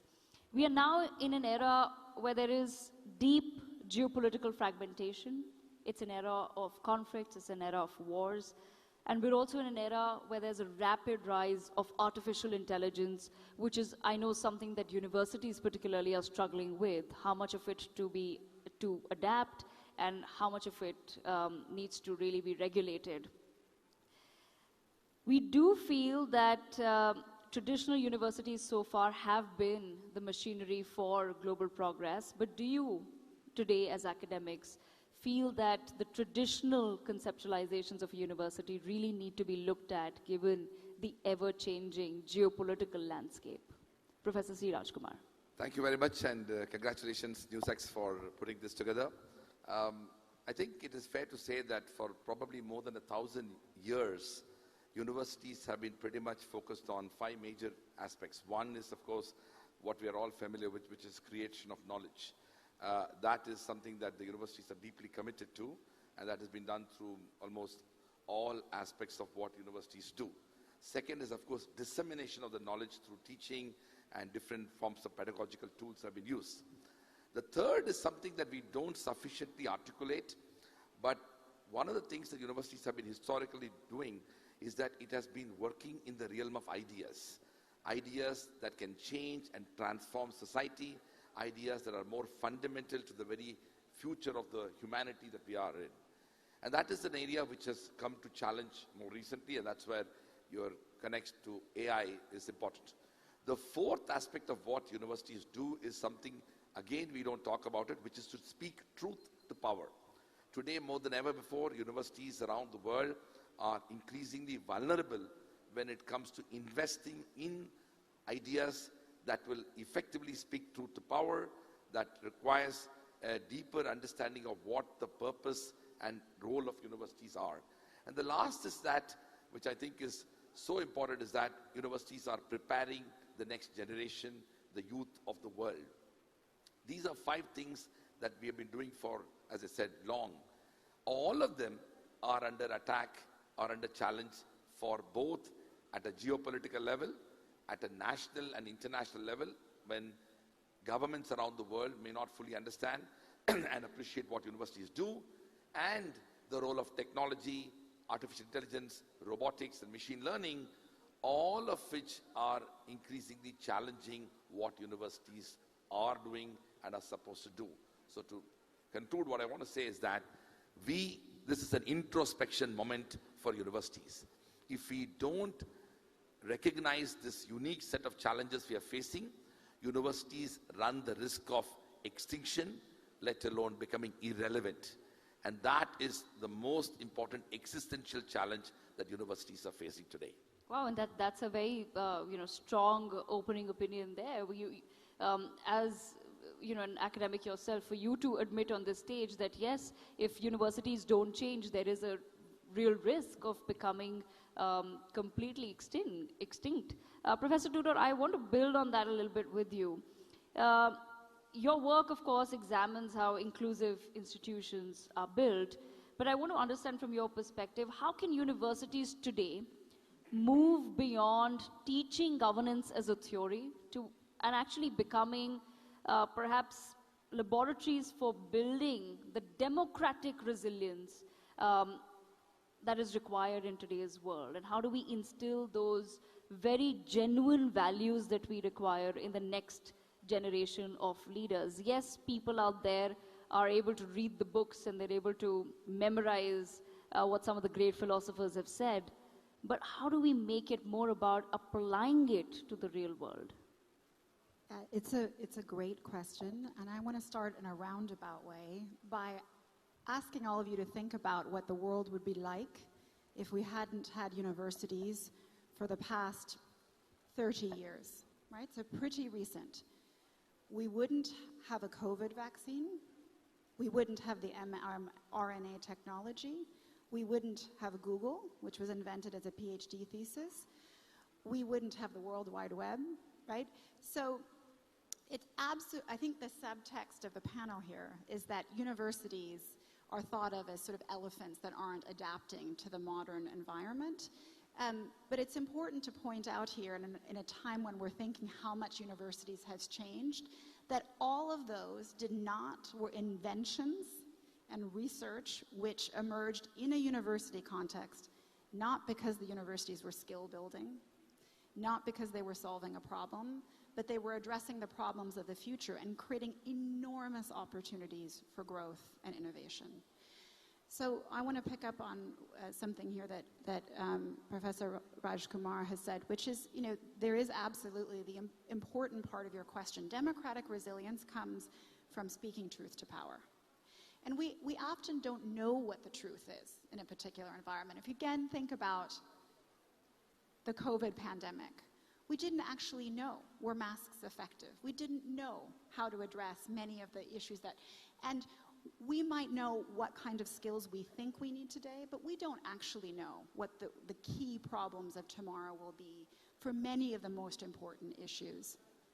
So I think there are 3 things that universities do. I mean, there are 2 things, really, research and teaching, and I think they're going to change in 3 ways.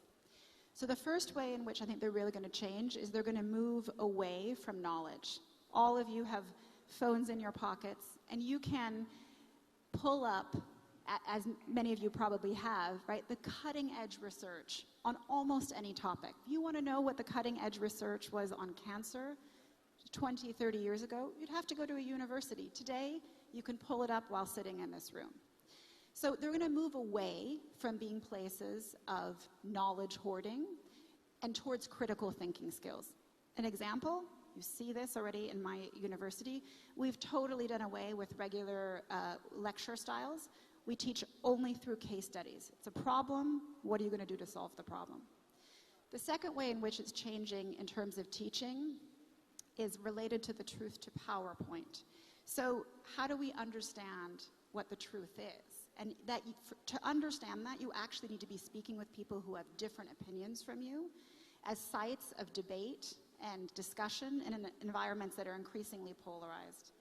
And finally, and this is the point I've already made, is that they're huge centers of research and innovation.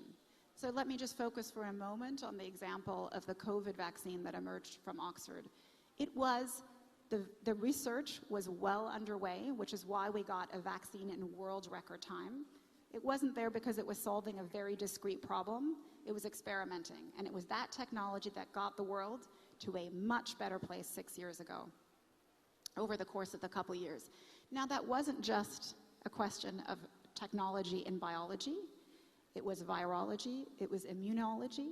You needed people from behavioral science to think about how you brought that vaccine to the market when it had been developed in record time, and there were lots of skeptics about it. You needed people from business to understand how to get the supply chains in place. You needed public health experts and epidemiologists, right? So where are the places in society that we bring that kind of research together? It's universities. All right, Professor Gomez, just building on, the sort of line of thought that I've been taking up with the other professors as well. I want to understand from you, you have a lot of experience in high-stakes multilateral diplomacy. What is the one truth about global progress that universities should really focus on telling their students, and something that they're probably failing to teach right now?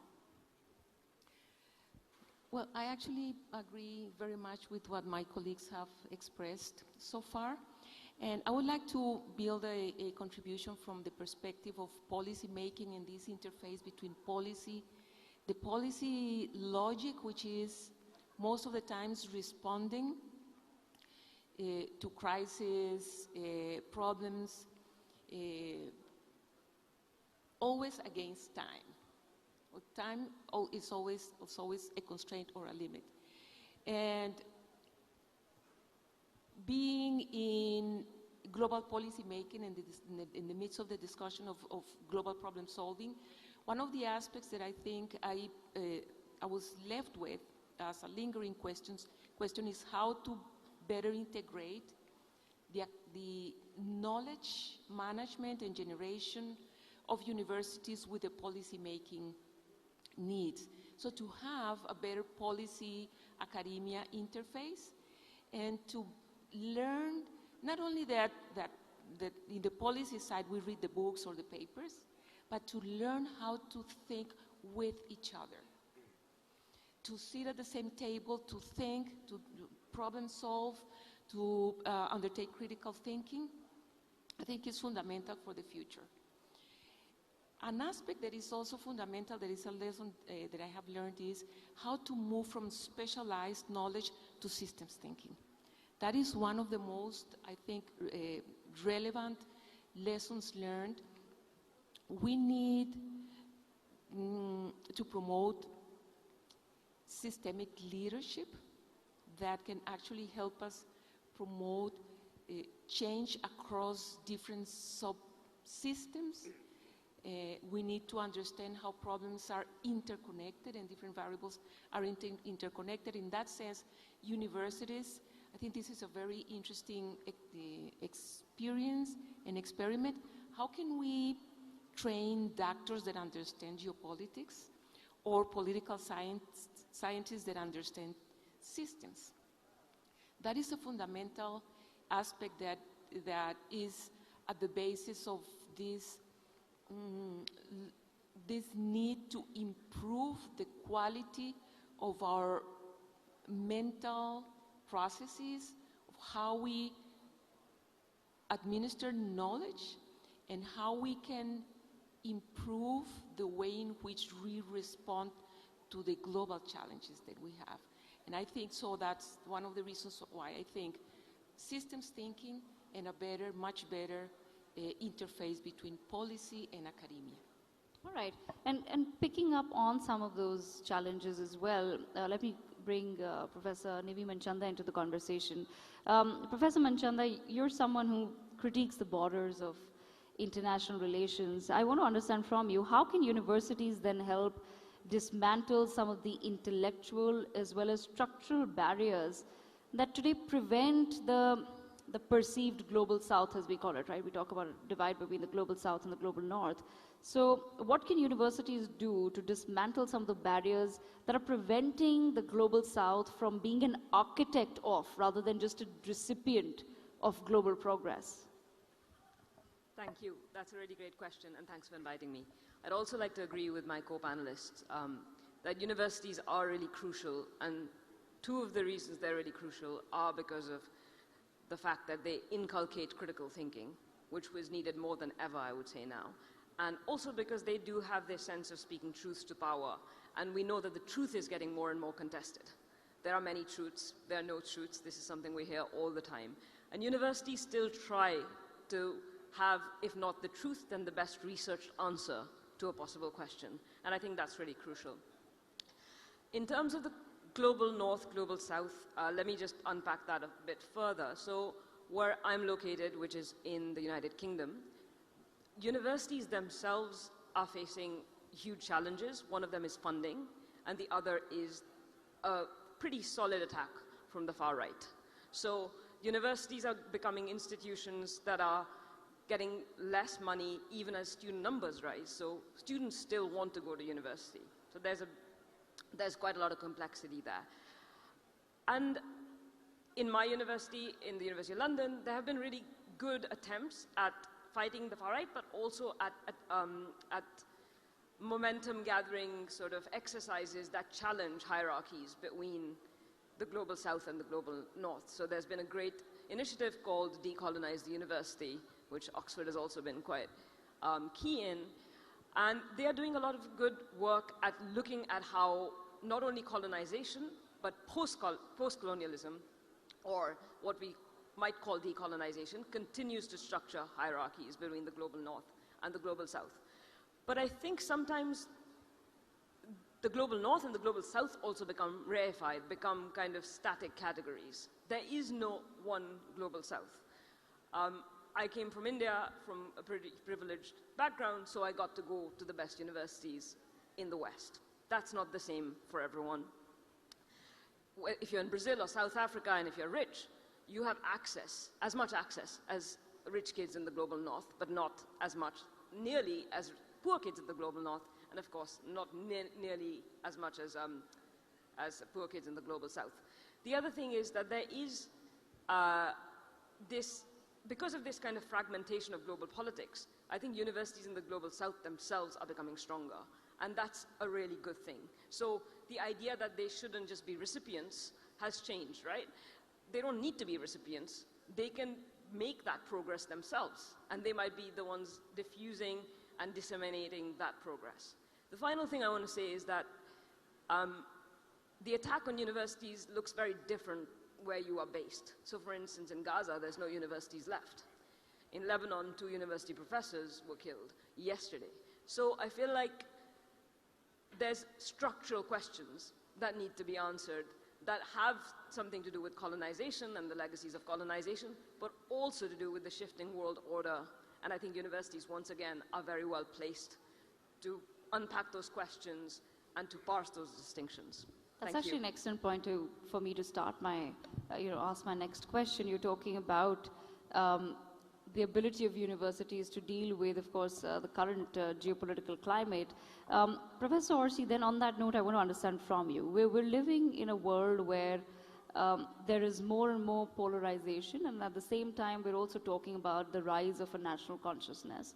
And that's not just true to certain countries. It's, I think, all over the world, more and more countries are becoming more aware of a concept of us versus the other, that the other is coming in and they're taking the jobs, et cetera, and of course, so I just want to understand from you some of the concepts that we have, for example, grown up with. I would say that those are concepts that have been adopted from Western perspectives. It could be concepts of democracy, of liberalism. All of those are very Western concepts, and we have in Asia, in the eastern part of the world, our own concepts. For example, India has been guided by Vedic philosophies for a very long time, but we don't necessarily teach those in our universities. We still focus on, for example, talking about democracy rather than talking about the Vedic principles of the rights for everyone. So I just want to understand from you, what is the role that universities then should be playing in ensuring that in the current geopolitical climate where there is a rise of nationalism, is that an opportunity to perhaps start imparting knowledge based on our own value systems? Because those value systems led us to where we are today, and do we now need to go back and reflect upon those and teach our students and people who are working in our country those values, and are they better suited to guide us into a more coherent future? That's my question to you. How do we move away a little bit from the Western gaze and we go back into just imbibing what is truly ours? And this is not to say that there's something wrong with Western philosophies. It is only to understand that certain concepts may not be applicable to everyone. Definitely. So thank you very much, first of all, for having me here. It's really an honor to be part of this panel, part of this event. Your question, of course, is a very complex question. I'm just going to mention perhaps a few things, and I'm probably concentrating on the role of universities, what we can do as universities, institutions, and even as individual professors and academics. Yes, in many respects, the world that we live in, I always tell my students, look, the world we live in is extremely complex. Not only that, but has never been tried before. We never had so many people. We never had so much interconnectedness and so much interdependence. This world is pretty much experimental, and also doesn't come from particularly just and fair foundations. So the globalized world and the spread of certain kinds of universalism, which also contains things that are normally considered good, like democracy and liberalism, comes from expansion of the West, which was not exactly just diffusion of ideas. This was also project domination, oppression, colonialism, and so on. So then the question becomes, what can be done about perhaps saving, so rescuing a dimension of universalism, while at the same time recovering more regional perspectives whereby different cultures had their own set of values. I personally am not so enthusiastic about the concept of value, but let's simplify the discourse by saying, of course, several cultures have their own discourses about themselves, about politics in general, and it makes a lot of sense that such communities go back to their past and recover parts of that. But at the same time, we also wish to maintain a universal dimension. I don't think that is very contradictory in reality, because every culture fundamentally produces concepts, structures to solve problems. So if you see that from a functionalist perspective, we as human beings are always social beings necessarily. We live in societies, great variety of societies, but fundamentally we also have to solve a set of common problems, okay? And so already anthropologists in the last century have noticed that many structures actually converge in that. So many, let's say, myths, you can find the same myths, more or less with the same structures in many, many different cultures, because we, as human beings, we have to deal with several similar problems. So let's say how to deal with your parents, how to deal with figures of authority, how to deal with men, how to deal with women, right? So in a way, we can converge, we do converge as cultures as a core in our forms of looking for solutions of common problems. Then what we can do as universities in navigating this complex compromise between fragmentation and universalism, well, first of all, I think we need to continue to believe in the force of dialogue. So continue to have channels opened and conversation, and especially having good faith conversation, which is not easy, is a difficult exercise, but I strongly believe we should try to do that more often. So we are the people who can talk to the counterparts, or we should be able to talk to counterparts, no matter what, because yes, we are also citizens of certain countries, but we should also be loyal to higher principles of learning and of love for knowledge. So that's something that should unify us also beyond differences. Then, as a scholar who lives in the East, I live in Japan, but comes from the West, I also wonder, and I discuss often with my students, how we can integrate Eastern perspectives and Western universalist sort of tendencies. And it's a very difficult discussion. Also because, again, going back to reification, there is not really a coherent East, right? So let's say a traditional Indian culture is quite analytical, a little bit like the Greek culture, but the traditional Chinese culture is very synthetic, is based on a different way of communicating ideas, and the Japanese culture even more so, perhaps, in certain respects. So we simply need to find, as I said before, what is fundamentally the function that is beyond certain solution, and we can continue to converge on these aspects. I make a very brief example. Our concept of justice in the West is very much based on the idea of equality. We are fundamentally all equal, right? Yes. That's our starting point. But for Confucius, the idea that we treat people equally would be absurd, and not just at all, because people are different. And so you treat people differently, which is also kind of makes sense in a different perspective. So, and then I tell my students, look, yes, in the West we believe in equality, but then we have special rules, special laws for special categories of people. You are more responsible for certain things if you are in charge of certain responsibilities. And also in Confucianism, eventually they have to take care of some kind of evenness of judgment. So I think that's the key. So try to find out the convergence between different arrangements in specific cultures. Thank you. Yes, and the perfect balance is, of course, what all of us strive for. I'm going to I just have a couple of minutes left. I just want one last quick rapid fire with everyone. Professor C. Rajkumar, just starting with you, same question to everyone. If there's one thing that you could change about the relationship between academia and global policymakers for a more stable 2047, what would that be? So I think it's fair to say that we need to move towards developing, universal values. I don't think we can escape from that. I personally believe that the difference between the so-called Western values and Eastern values are overstated. I think it is fair to say that there are fault lines everywhere. While, for example, historically West could have believed in principles of equality, we know that it took a civil war in the United States and much later for the blacks to have meaningful rights. We have even European countries, including Switzerland, did not give the right to vote for women till the 1960s and early 70s, when a country like India, just at the dawn of independence in 1947, our constitution provided for a universal adult franchise, including the right to vote for women. I want to make the larger point that I think it is important for us to recognize that regardless of whichever civilizational heritage and lived experiences societies come from, we need to recognize and come to terms with the idea of certain universal values.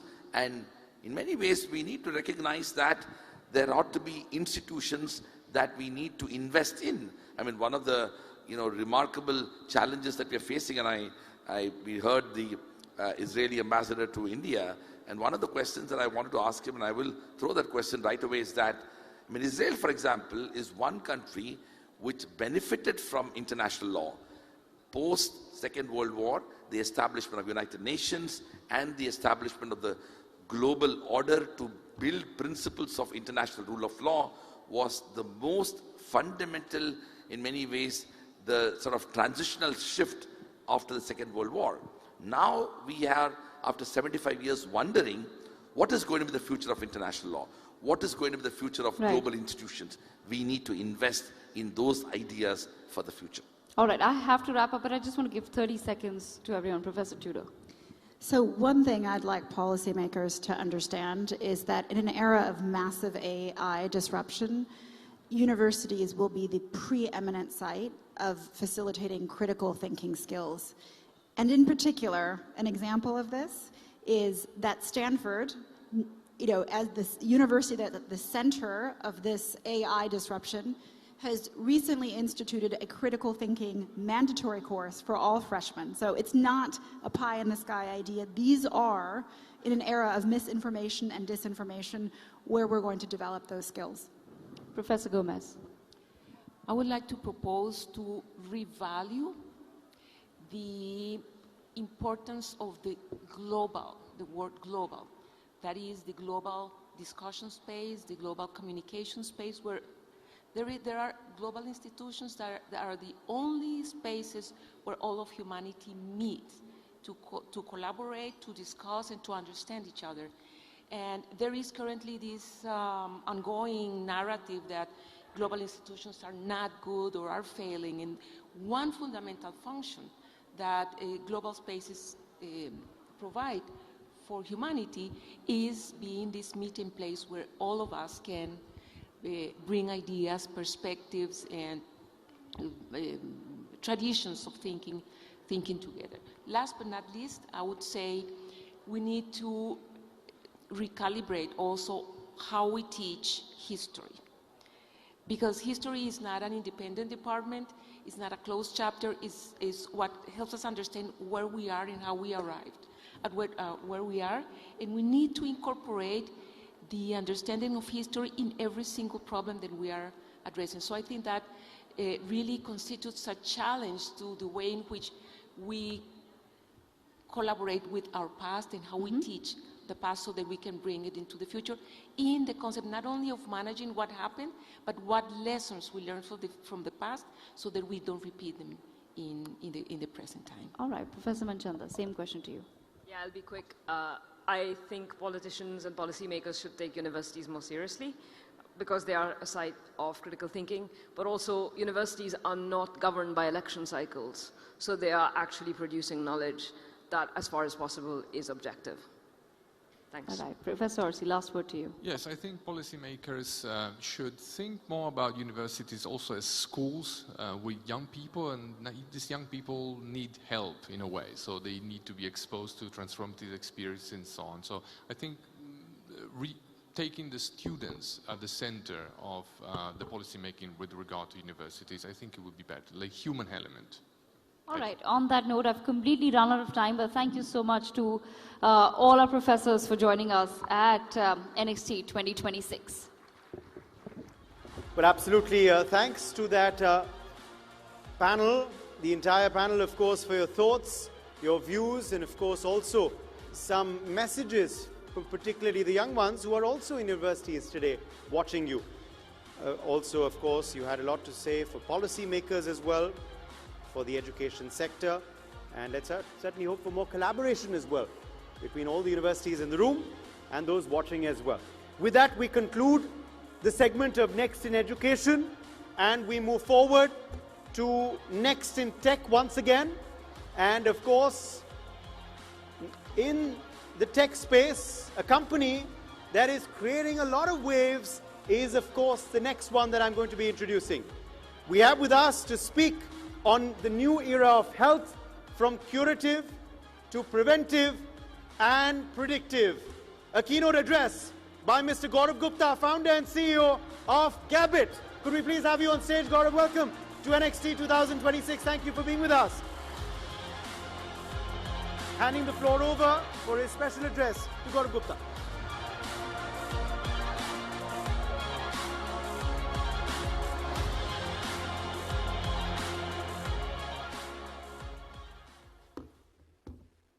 Hi everyone, good evening. One thing you must have noticed that's happening nowadays, each generation seems to be aging better than the previous generation. How many people agree to that? Can I see a raise of hands, please? They're aging better than the previous generation. Yeah, and I think one important thing we can do to help each of us get more aware about longevity, better health, is when you meet someone, a lot of us ask people, what is your age? By that we mean, what is your chronological age? I think we should start asking, what is your metabolic age? Or what is your biological age? Which essentially means, how well is your body functioning, or according to what age is your body functioning? And the reason that's important also is because we are at a stage where there's a big health crisis right now, all over the world, especially in India as well. In India alone, we have close to 250 million people who are diabetic or pre-diabetic, 200 million people who are hypertensive, 36% or 37% of our adult population is overweight, 15% of adult population is also going through some sort of mental health issue. And you know, the more important part is not these numbers. The more important part is that India, or population of India, is facing these issues 10 years earlier than most other countries. And I think we need to correct that. We need to do something about it. And the interesting part there is that it's not about medicine, it's not about pharma, but it's about 4 pillars of health, which can actually help alleviate any health issue that you have today. The 4 pillars are fitness, movement. The second is sleep, stress, and nutrition. You pick up any health goal, whether it's diabetes, pre-diabetes, hypertension, being overweight, obesity, these are the 4 pillars that can help you get better. And the more interesting part is that these 4 pillars are interconnected. They feed off each other. They're actually interconnected in your body and brain, and they work together, not in an isolated fashion. For example, being sedentary is actually a disease, and that's how we should treat it. Sleep is the most legit and strongest, powerful, performance-enhancing drug, if you can call it that. And that's what we should think about it. The second thing is, for all of this, if you want to improve your health, tracking your health is super important. Can I have a raise of hand again so that we are engaged this and you're not getting bored with this? how many people here use wearables to track their health? Can you raise your hands? A few. And you know, something that you can't measure, you can't improve. So tracking your health is super important. And now, tracking your health has become super easy. Companies like Gabbett, which make a smart ring, and other companies like us, they have made it very, very easy. So you basically, this smart ring on my hand, you buy it online like you buy apparel, you buy clothes, you buy shoes, and you put it on your finger, and you start going on a health journey. So it's become much, much easier to start on your health journey. And the interesting part is, when you start looking at your own data, it's so personalized to you, start moving. I want to share one example. My mother is a power user of a smart ring. She doesn't want a bad sleep score in the morning. And because of that, she's fixed her habits, she sleeps on time, makes my dad sleep on time. And if I would have told her, you should do these 3 things to improve your sleep, or somebody else would have told her, she wouldn't have done that. But because she saw her own data, she actually started making those changes. So it is very powerful when you look at your own data and you're able to see how do I improve this. And the other interesting that we've done, I think we have seen a lot of good apparatus, good robots here which can track a lot. But what's happening, what's changing is we are making it even more easier. So this is one smart ring can actually track all the 4 pillars that I mentioned.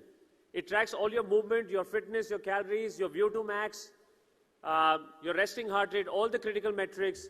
It tracks your sleep, stages of sleep. It tracks your nutrition. So we've used an AI-based feature where you can speak into the app to log your food. And we got a full database at the back end. And it also tracks your stress. A lot of people use it to use the ring. And at the end of the day, look at which are the people who actually gave me stress today. And they try to manage their meetings much better. So just one ring on the finger can actually track so much today. And if you extrapolate this in the future, there's so much that we can track. Eventually, I think every important metric will come onto these wearables. And if you go beyond just the wearables, the other important thing to track is blood test. How many people here get a regular blood test done every 6 months or every 12 months? Again, it's very few people. It's super important to know how your body is functioning, because guess what? What looks from the outside might not be true from the inside. So at Gabbett today, you can actually track 150 markers on one platform. You know why? Because all these markers are connected, they're interconnected. So the data on the ring, your blood markers, glucose monitoring, and even a smart scale which gives you muscle mass or body fat percentage, all these 150 markers are connected. On Gabbett, we help you track this on one platform, and now we use AI to assess you, to tell you what is really the problem with your health, or which blood marker might be affecting your sleep. So it's got very detailed, and it helps you basically make those improvements. In fact, I'm sure, let me ask you one other thing. How many people here take supplements? Can you raise your hands? How many people measure what the supplements are doing to you after you take supplements through a blood test? Absolutely. That is another problem, because all our bodies have different absorption levels of different supplements. In fact, when I was taking vitamin D, I realized that my vitamin D from being less had gone to a toxic level in 6 months, because my absorption of vitamin D is much, much higher than most other people. So I had to regulate what I was taking in. So again, tracking is super important to make sure that we are doing a good job. And this is what is preventive health. On Gabbett, you can actually not only get the assessment, but we also tell you what you need to do to improve your health. And now we have supplements on the platform to, based on the recommendation, take supplements, and once you take them, you can actually track whether the supplements are working for you or not. So it's a fully closed-loop ecosystem which helps you track, take interventions, and improve. And this is what preventive health is moving towards. A lot of people gift the wearable to their loved ones because health is the best gift to give. A lot of companies are using now these wearables for employee wellness. A lot of hospitals want to use wearables to help track their patients when they leave the hospitals. So there are a lot of areas where this can be used. And I also must tell you that this is about assessment, and AI is helping us assess all of this better. But what is happening now in the future is that companies like Gabbett are collaborating, for example, with leading global institutions now to see if we can use the power of AI. By the way, this data is very, very powerful.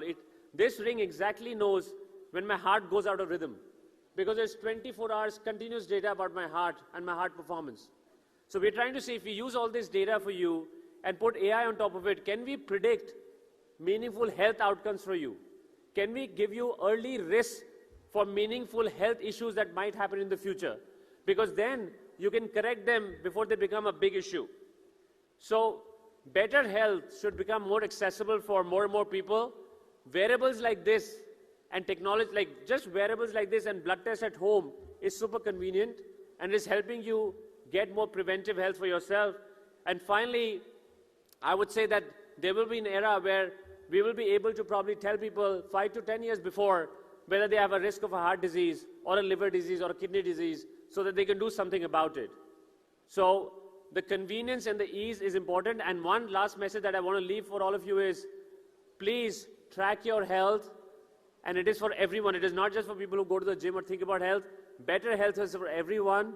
And we should all on a regular basis, either using wearables or regular blood testing, track your health to see what is happening inside and what can you do to fix it. Thank you so much. It was lovely talking to you all.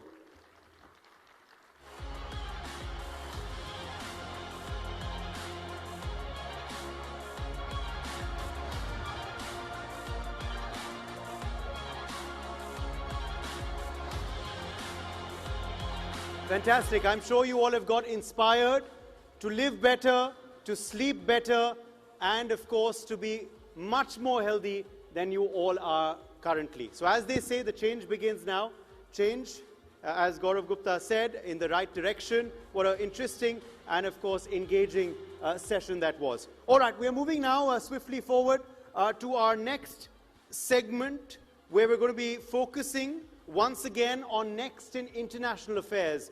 Yes, we have got a great panel lined up for you. We are now moving in to the finale phase of today.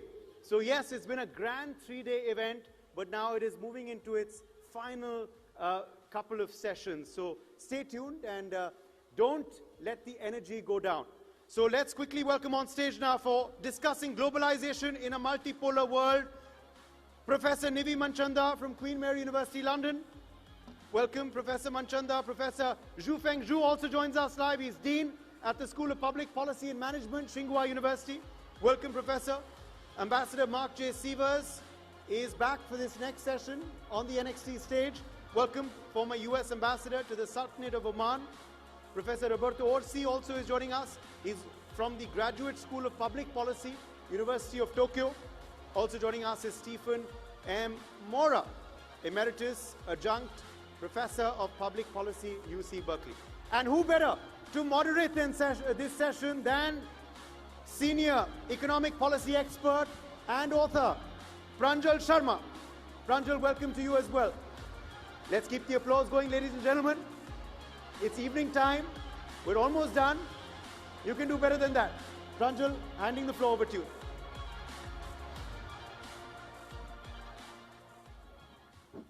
Thank you.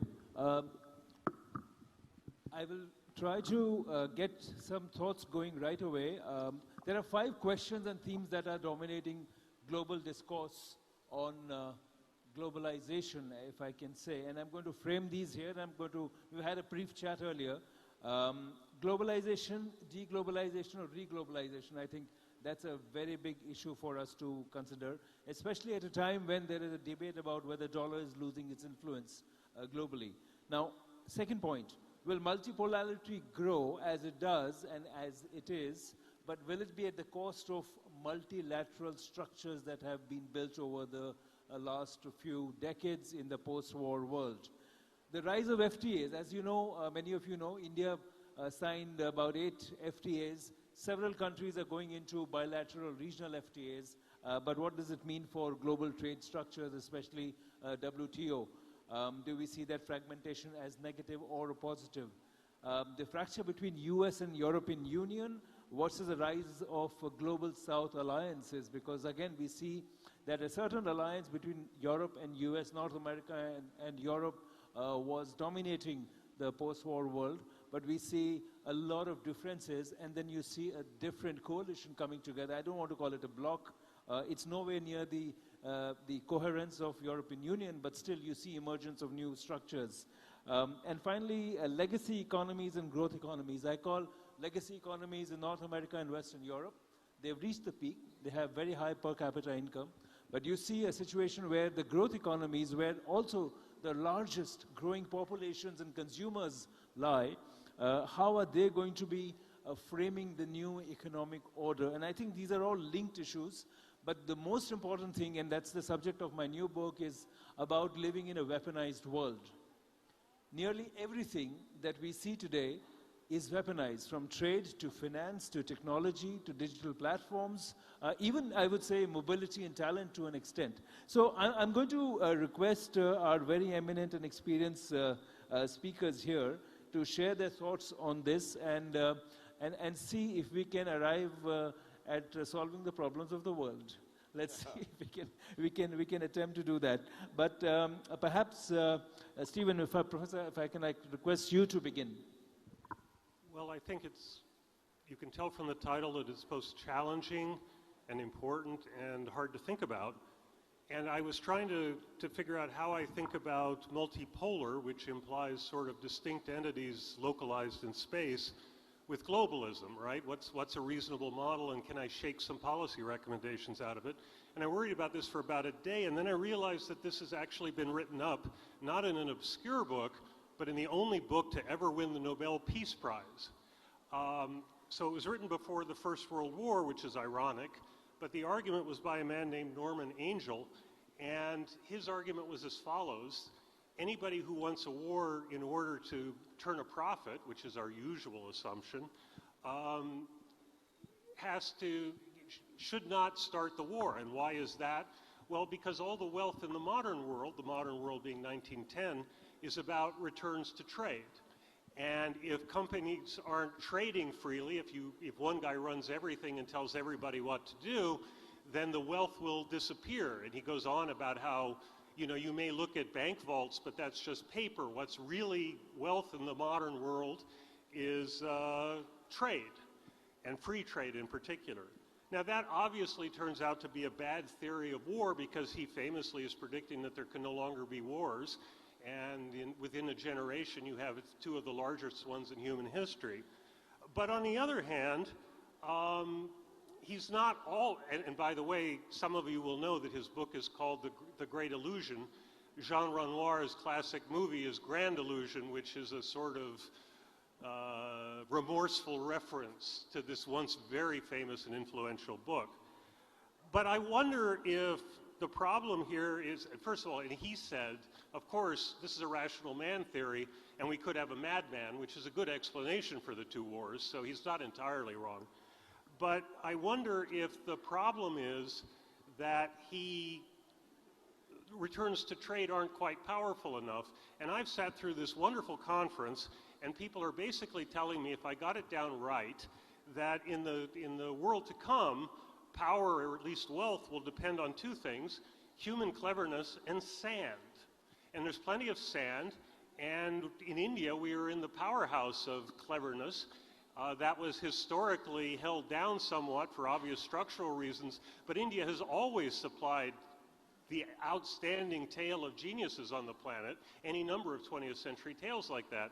So we are at a place where Angell's argument is much stronger than it ever was, and that gives me hope. But then the question is, how do we take policy implications out of that? And I'll just finish by saying, you want to make the world as simple as Angell's model, right? I mean, let's drag the world toward Angell's model. And his model was based on trade, and that's a strong argument against tariffs.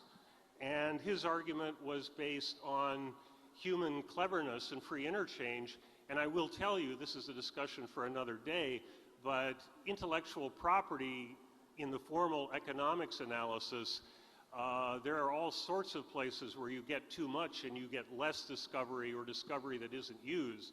So people should be very careful before just saying any problem we need to have patent rights or stronger patent rights. That's another thing that interferes with this argument. And the last one, of course, I don't know what to do with.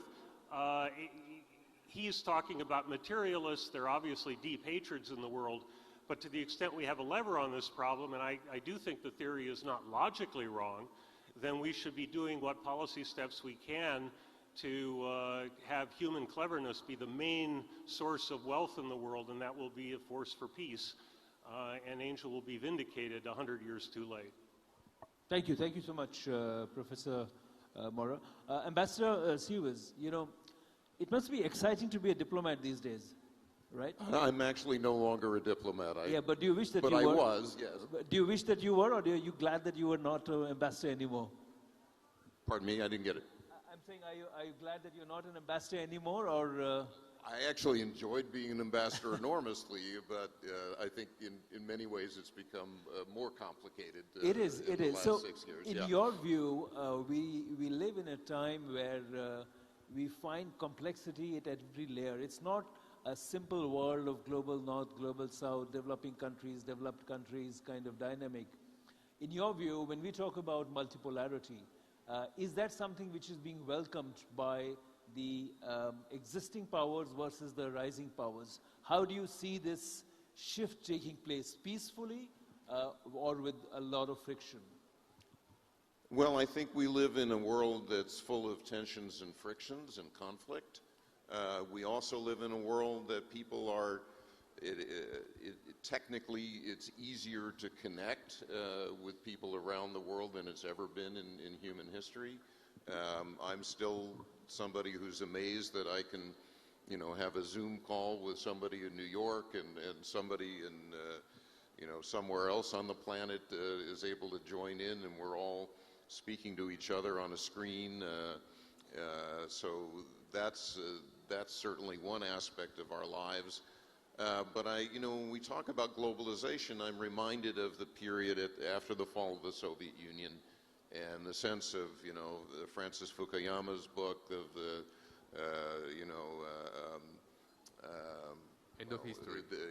I'm sorry, I'm blanking, but the end of history, where, thank you, where liberal democracy was going to spread throughout the world, and conflict would be a thing of the past. And of course, it hasn't turned out to be true. It was a nice idea, but we've had a very conflicted last decade or so. And I don't think that's going away. And the other thing is, I think there was a discounting of the responsibility of government to exercise sovereignty and to set the interests of its citizens as its highest priority. I think that is being reestablished, at least in the United States, and that held out as a model. But obviously, countries have to cooperate as well. They can't exist entirely on their own terms. So, but I think that some restoration of the importance of sovereignty and the obligation of states to their own citizens is something that's been that's badly needed, and that I think is a good thing. Thank you. Professor Zhu, you know, a few years ago at Davos, I heard President Xi Jinping and Prime Minister Modi talking about the importance of globalization. And it was very interesting because the European and the North American leaders were saying, well, we don't like what's happening with globalization. And today, in a few years later, we see more of that. It's very interesting that China and India are in favor of globalization, but the rest of the world seems to be saying, well, I think we need to change the rules. How do you see that, especially from your perspective in China? Okay, thank you. Talking about the multipolar world, actually, in my framework of understanding in the world, there are different positions of different countries. If we define who are the polars, first you must be unique, and you must be irreplaceable. And in the world, there are three roles. One is resource countries, another one is production countries, The third one is consumption countries. So there are different countries whose roles are different. For example, America. America is the biggest power in the world, but it is also, at the same time, is the biggest production, resource, and consumption countries altogether. This is why America is most powerful in the world. The military based, behind the military is the production, right? And China, currently China is the biggest production country. And Russia is the resource country, right? And India, maybe India is the most human resource country. Therefore, in the global trade, actually, the fundamental tension among different countries means the redistribution of the interest among the global value chains. For example, European countries from the beginning, they have a monopoly of some technology, so their profit is very high, and then their workers beneficial, the higher social welfare and low production, and maybe every week they only need to work for 4 days. So that could be the high products and the high competitiveness. But now, China, India, the emerging economies, they are rising. They want to get more interest in the global value chain. Therefore, the conflicts or intention begins. Suppose there's no new technologies and the new increased total values in the world. So this is the zero-sum competition. If China and if new economies want to get more benefit, there must be some losers. For example, European countries or like American countries are sort of. Therefore, that could be the current situation. Why after the year of 2000, because there are no fundamentally revolutionary technological development. So no economic boomers. Therefore, countries must compete with each other to get the stable benefit in the global value chain. That's the result of the current situation. And then Professor Zhou, if I can just interrupt you quickly. You know, a few days ago in India, one of the senior US government administration officials said that they will not make the mistake with India what they made with China in terms of allowing the rise of China. It was a very strong statement saying that in effect allowing China to rise was a mistake, and especially from a perspective of global value chains. How do you see this statement? I mean, not just a statement, it's a thought process that, well, we allowed certain countries to rise and we are not going to allow these. And to sort of answer that, Indian Foreign Minister said that India's rise will not depend on the mistakes of others. So there's this very large current of thought saying that any rise of any other country from outside the global north has to be controlled or contained. First, America has never been declining. They are still at the top. The reason why China rise so fast from the beginning, from 40 years ago, because at that time, China was the biggest third party among that kind, at that time, the geopolitical system. What is that political system? It's a Cold War. The biggest two powers, America and the Soviet Union.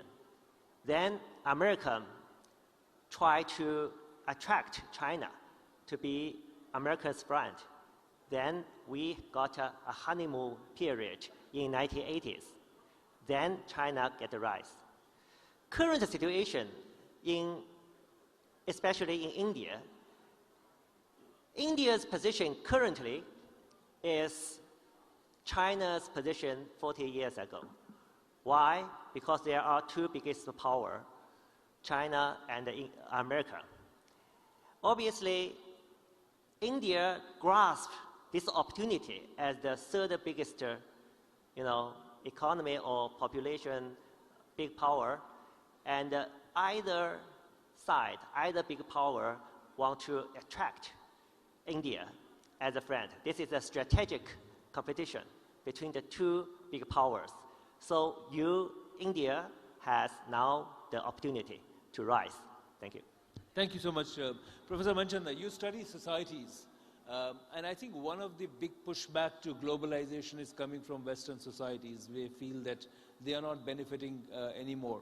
And interestingly, the societies of the growth economies feel that, well, there is a lot to go ahead for. Now, what kind of dynamics do you see in societies in terms of challenging existing economic growth policies of legacy countries and the growth economies?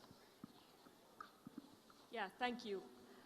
I guess I have to ask you a little bit more maybe about what you mean by globalization. And the reason I'm asking that is when I was studying international relations 20 years ago, globalization was often pitted against the state. So there was globalization, which meant that the state was retreating or the state was growing stronger and therefore there was less globalization. What we have now is clearly not that. What we have is both stronger states, so nationalism is growing and states are asserting their power, as well as globalization, particularly when it comes to global finance and global capitalism. That is not stopping.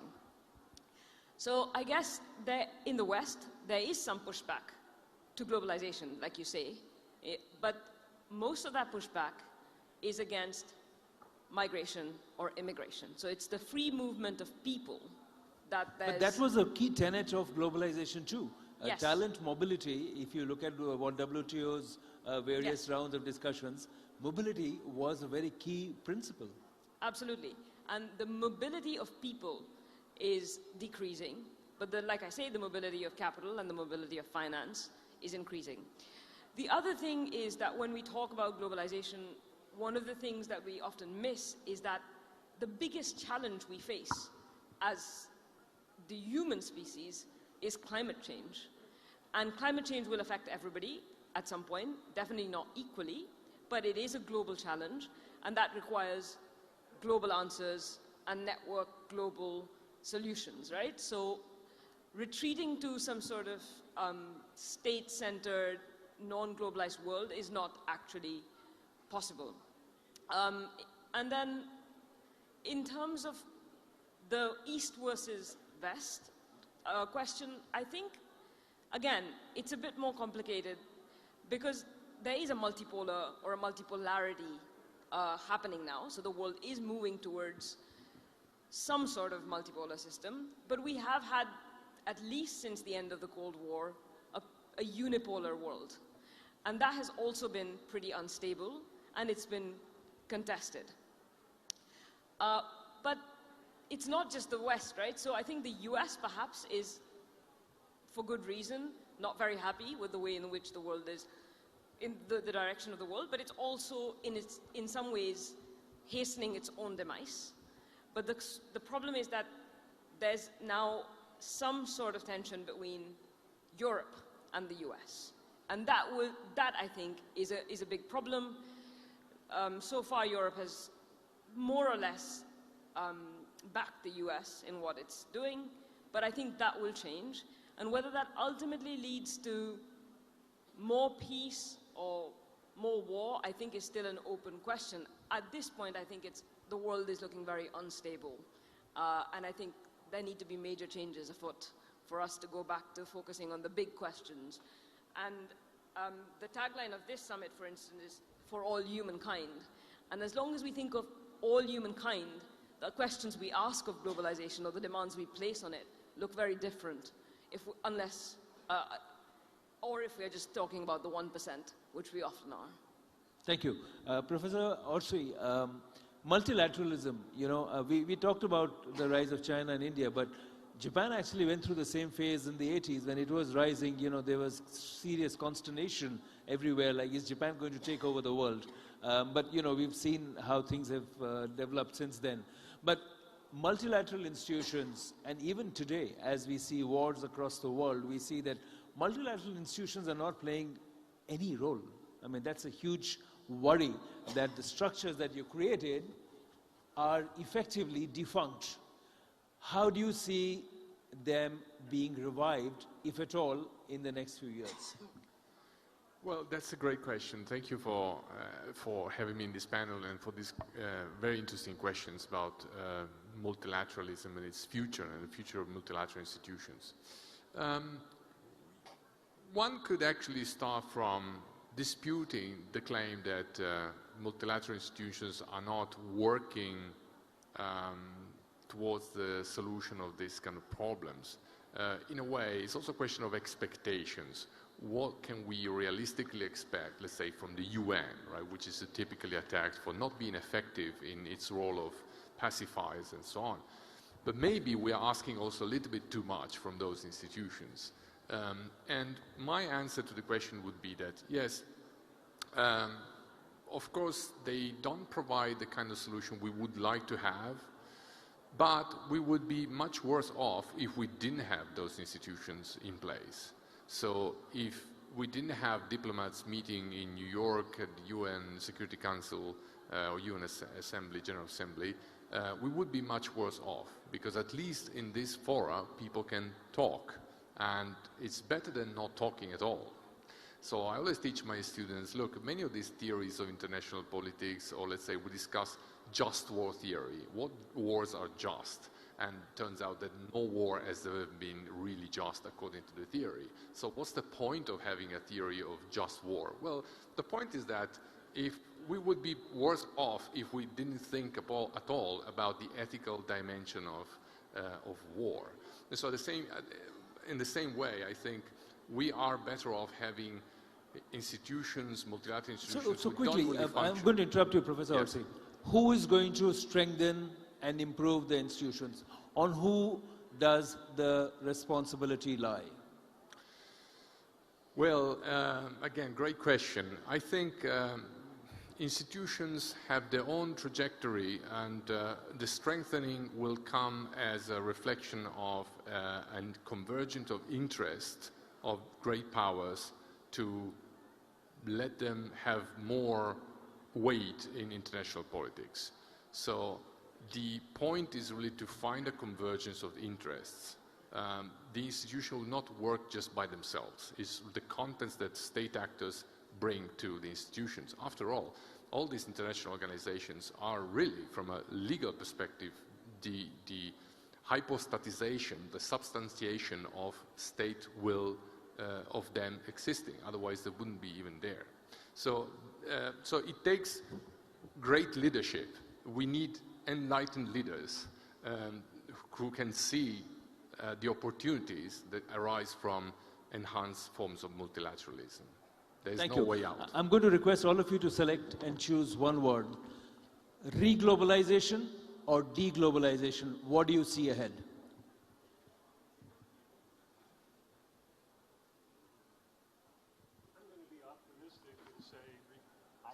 Mike. Oh, I'm sorry, the wrong cue. I'm going to be optimistic and say reglobalization because, for the reason already stated, those make nations more secure. Thank you. Ambassador. Re or D? I lean toward deglobalization, but the networks of global trade and global interactions, finance, so forth, are here to stay and need to be strengthened at the same time. But I think we're going to see more assertion of national interests around the world. Thank you. Professor Zhu, D or Re? I think First is, I don't want to define what is globalization and deglobalization, but in my mind, during the Biden administration, the system, the global system is isolate China outside the global trade system. But the current, the Trump administration is self-isolated outside the global trade system from America. Thank you. So do you see deglobalization or reglobalization? No, I mean not deglobalization. None of the above. Only one country was isolated by the globalized system. Okay, got that point. Professor? I think I'll say that we'll see a bit more globalization or reglobalization for some people and in some places, and then some quite scary deglobalization for other people in other places. So it's going to be uneven, I guess. Thank you, Professor Aussie. Great. I think globalization is a mega trend, and let's say in the years between the 1990s and the 2000, we had a huge acceleration. That's why we had the whole debate on globalization, and probably there's been some excesses, or some people are losers of this particular aspect of globalization, around the globalization. So it's natural that someone wants to push back, but I think in the long term, if these problems are solved, then there will be re-globalization, maybe more balanced one. Thank you so much. And please join me in thanking our panelists and speakers. This is a thought for all of you. Will we go for deglobalization or reglobalization? Think on it, and there'll be many more debates to come. Thank you so much for joining us today.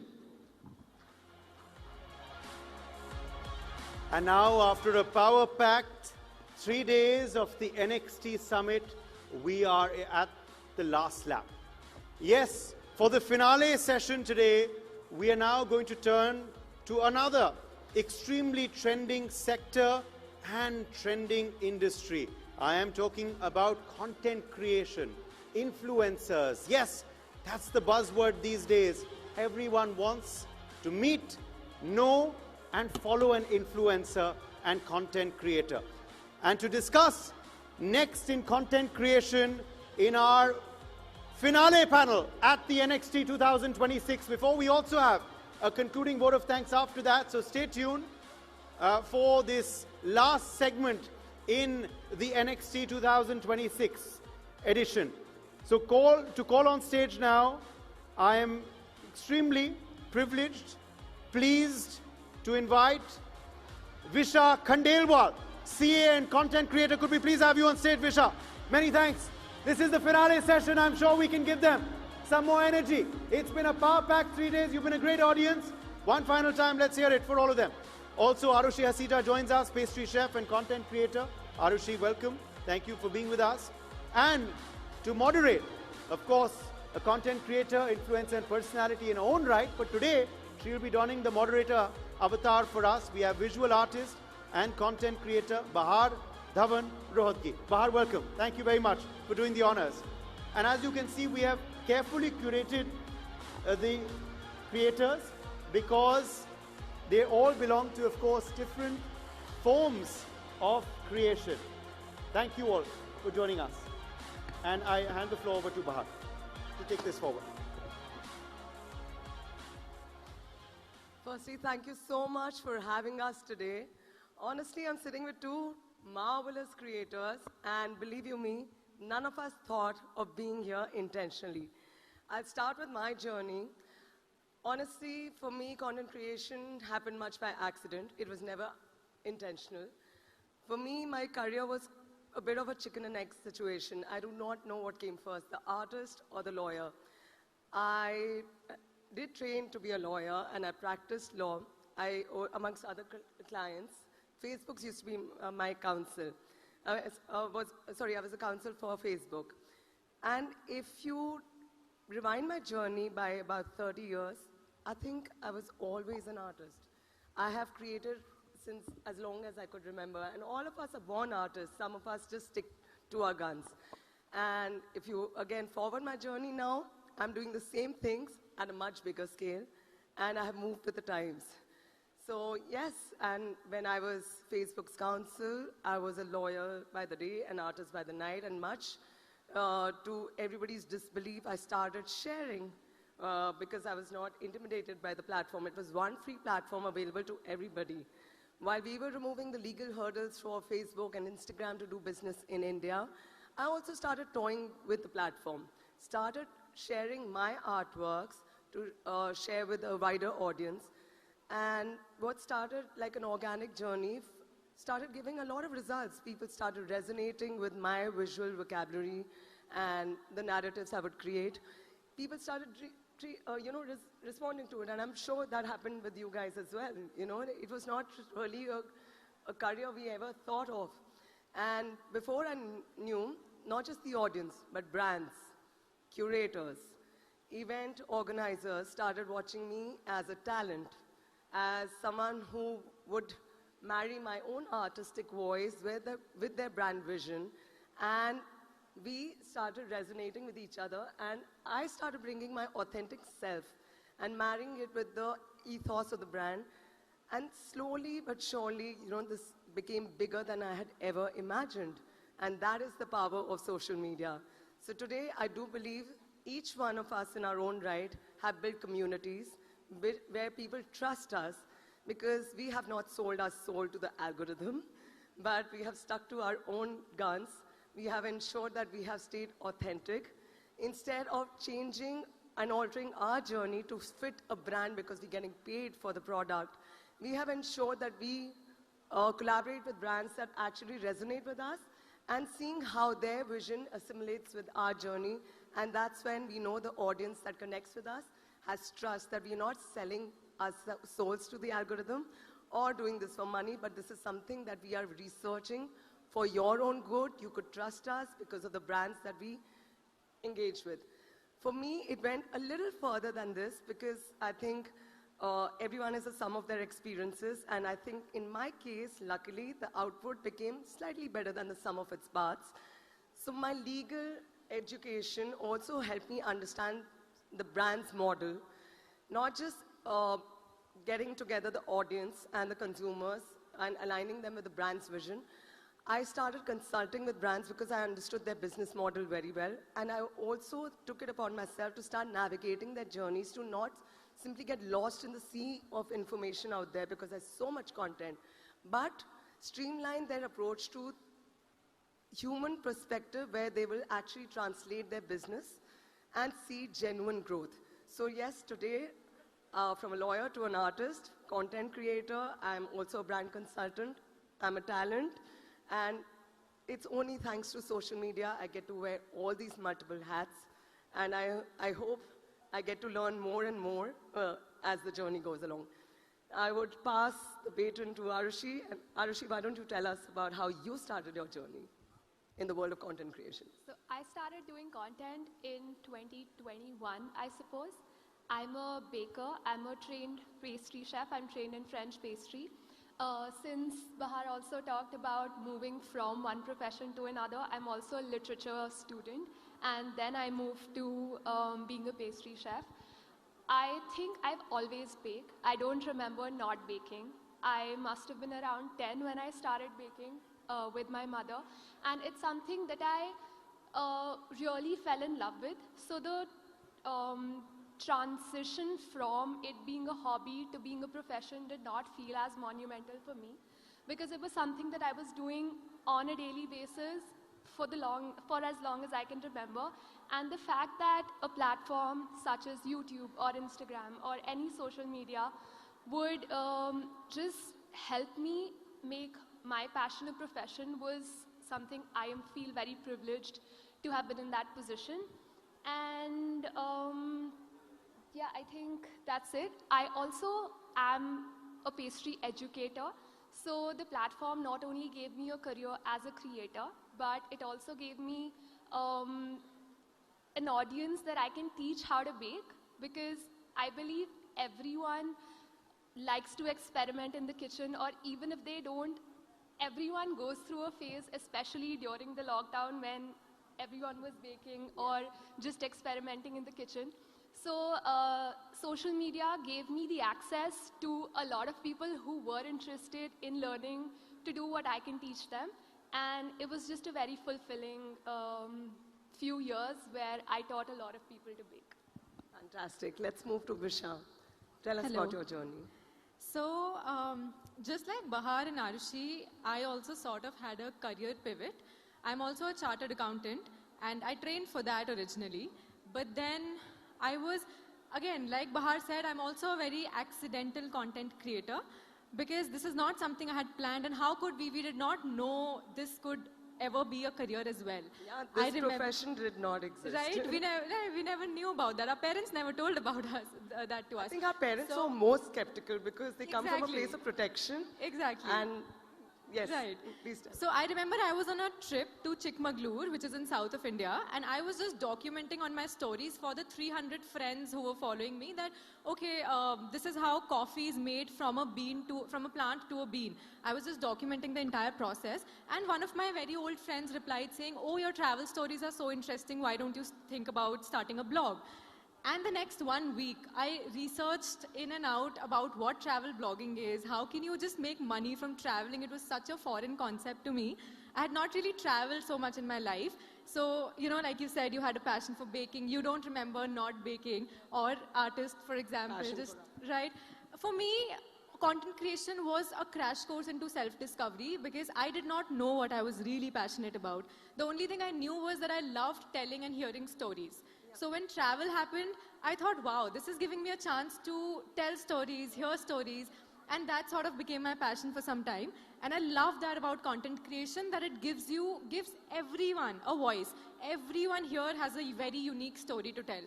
And I was just happy that this is giving me audience and a platform and a way to wear multiple hats, to edit those stories, to narrate those stories and all of that. So yeah, and in fact, another example when I realized the power of stories was, so when I became a CA, in my first attempt, I saw a failure. And that was very new to me, that, oh my God, how do I face this situation?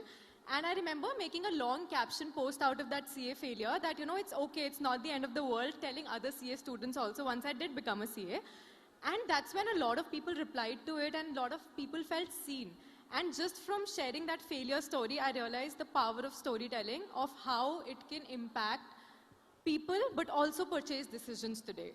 Right. I think accidentally, we have created communities that trust us, that resonate with us, and they start responding to us. Response is what we see the growth in. I don't think any of us started a journey because of vanity or for the need of visibility. I'm sure most of content creators who have maintained to stay sustainable and stable in this profession, and who, even if they entered the profession by accident, they've done it not because they wanted to just influence and promote, but because they were sharing a part of themselves authentically, and that's what got everybody connected to us. So while I'm sure none of us, I mean, maybe some of us do, but some of us do not have a following that runs into millions, because we are not TikTokers necessarily. Some of us do not follow the trends, but stick to one niche. And I genuinely feel, in the sea of information and content out there, the only voices that will still stay strong are the ones who are authentic and have a spirit animal of an amoeba who's willing to learn, because this journey keeps changing from year to year, and I think we are learners for life if we are in this profession, right? Another very, as you said, why we keep doing what we're doing and how we're able to be very authentic is that the impact that we're making is so tangible. If for any other profession, it takes you months or years to see that impact, but it's so spontaneous in content creation. Immediate. If I give my example, if I share a recipe, and within, say, a week, 10 people or 15 people come back to me with pictures of what they made, and the fact that they're able to make that recipe successfully is just so fulfilling, and it just gives you encouragement to keep doing what you do. Yeah, absolutely. That could be such an encouragement to people who are thinking of toying with the whole influencer journey. The idea is to understand that even 15, 20 people responding and actually recreating something where you genuinely got influenced by someone online is the goal, not the monopoly numbers. Don't get intimidated by lesser numbers. In fact, we have that tool where you just hide your likes and insights. Please do that, because I do that for my mental sanity. I still do what I want to do. I post, I exit.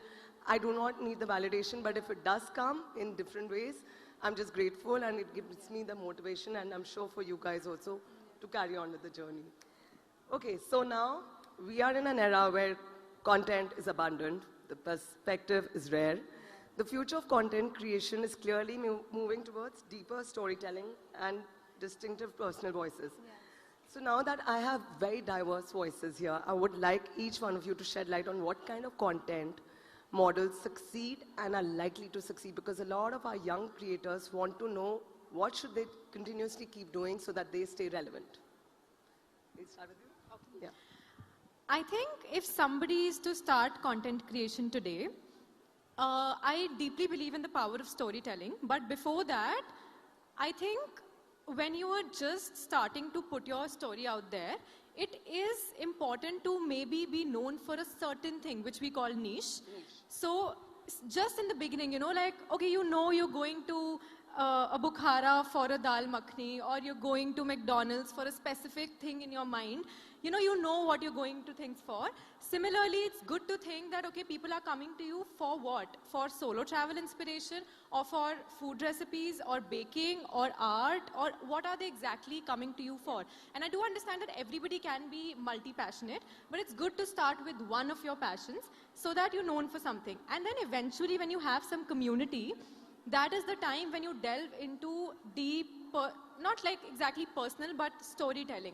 In the sense that I'm sure the fact that you're so passionate about baking, I'm sure it comes from somewhere, from a story that you have, right? As an audience, I would love to know that story so that I can exactly feel that passion, and I know that, okay, how she thinks about baking is how I think about traveling. So I think people connect with stories.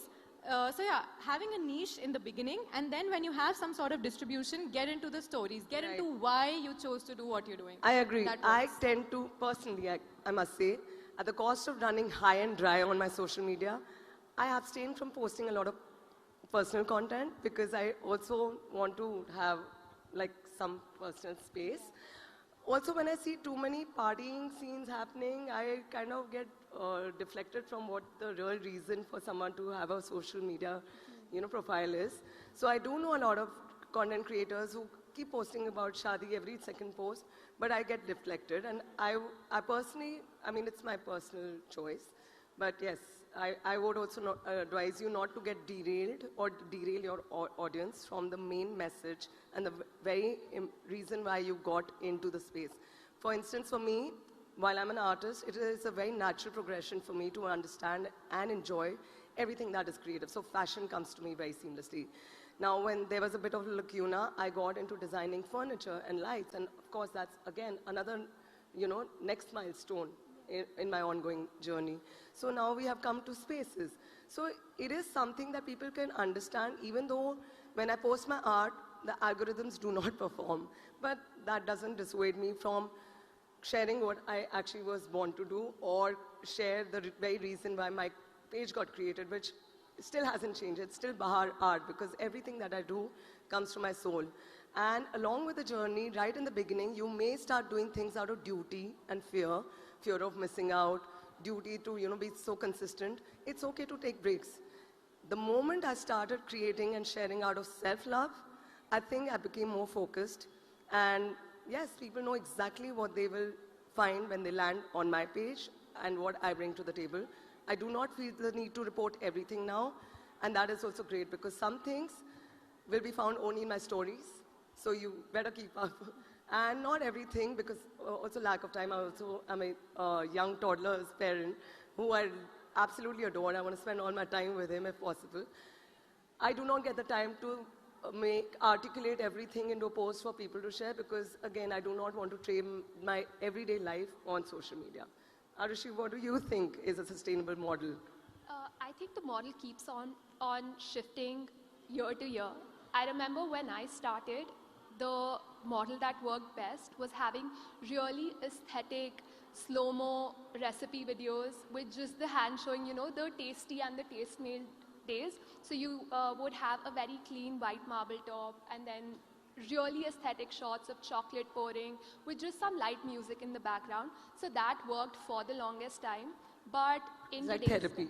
yeah, but in today's time, unfortunately, that does not work. Even though it's very satisfying to watch, people, I believe, have perfection fatigue now because they don't want to see anything that is perfect. They'd rather see something that's relatable.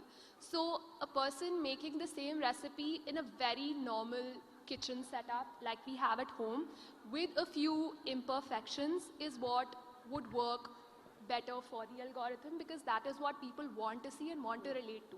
So it's not perfection, it is rather relatability that is performing better So now. basically, the audience that is watching us is very discerning. Yes. They are seeing when things are forced as opposed to what genuinely aligns with your personality. Yeah.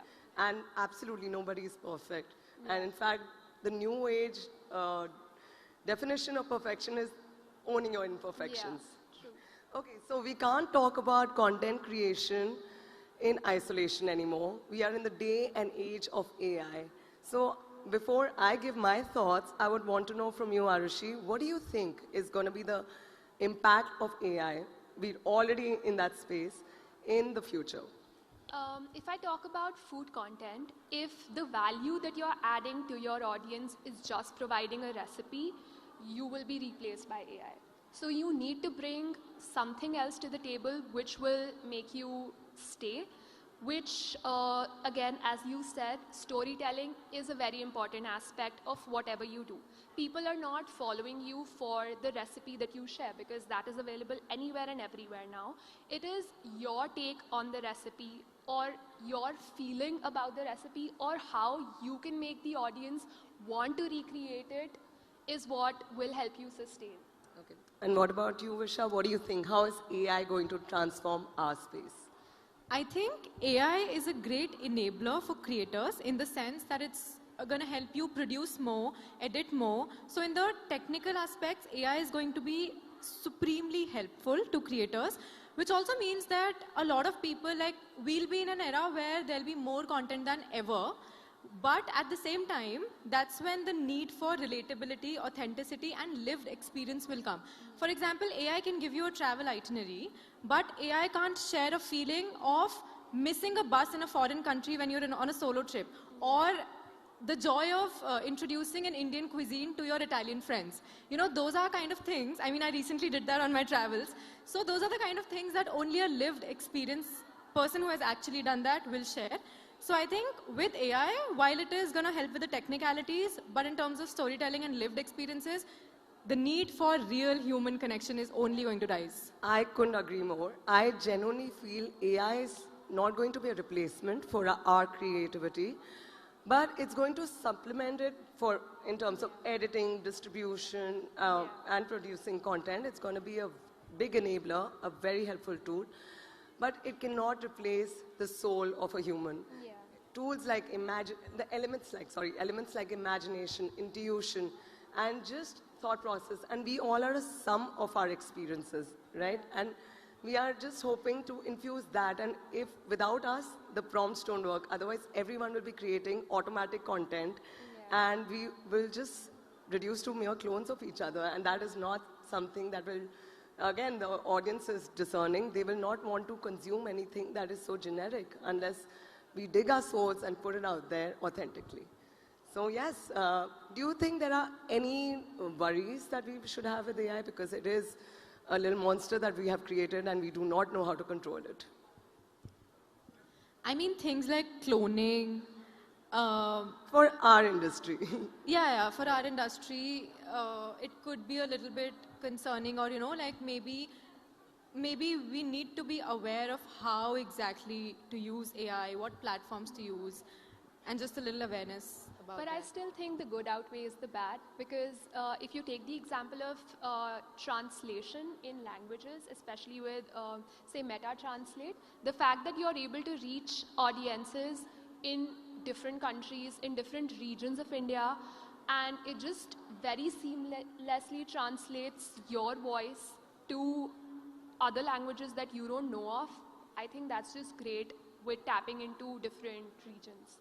Yeah, thank you so much. I think 20 minutes is too short a time to, carry on. But ultimately, I just want to say where the future of this industry lies is in creators who are not just creating content for visibility and just for the sake of being consistent posting every day, but it's all about genuinely sharing a piece of you with the audience and creating trust and communities that you can help.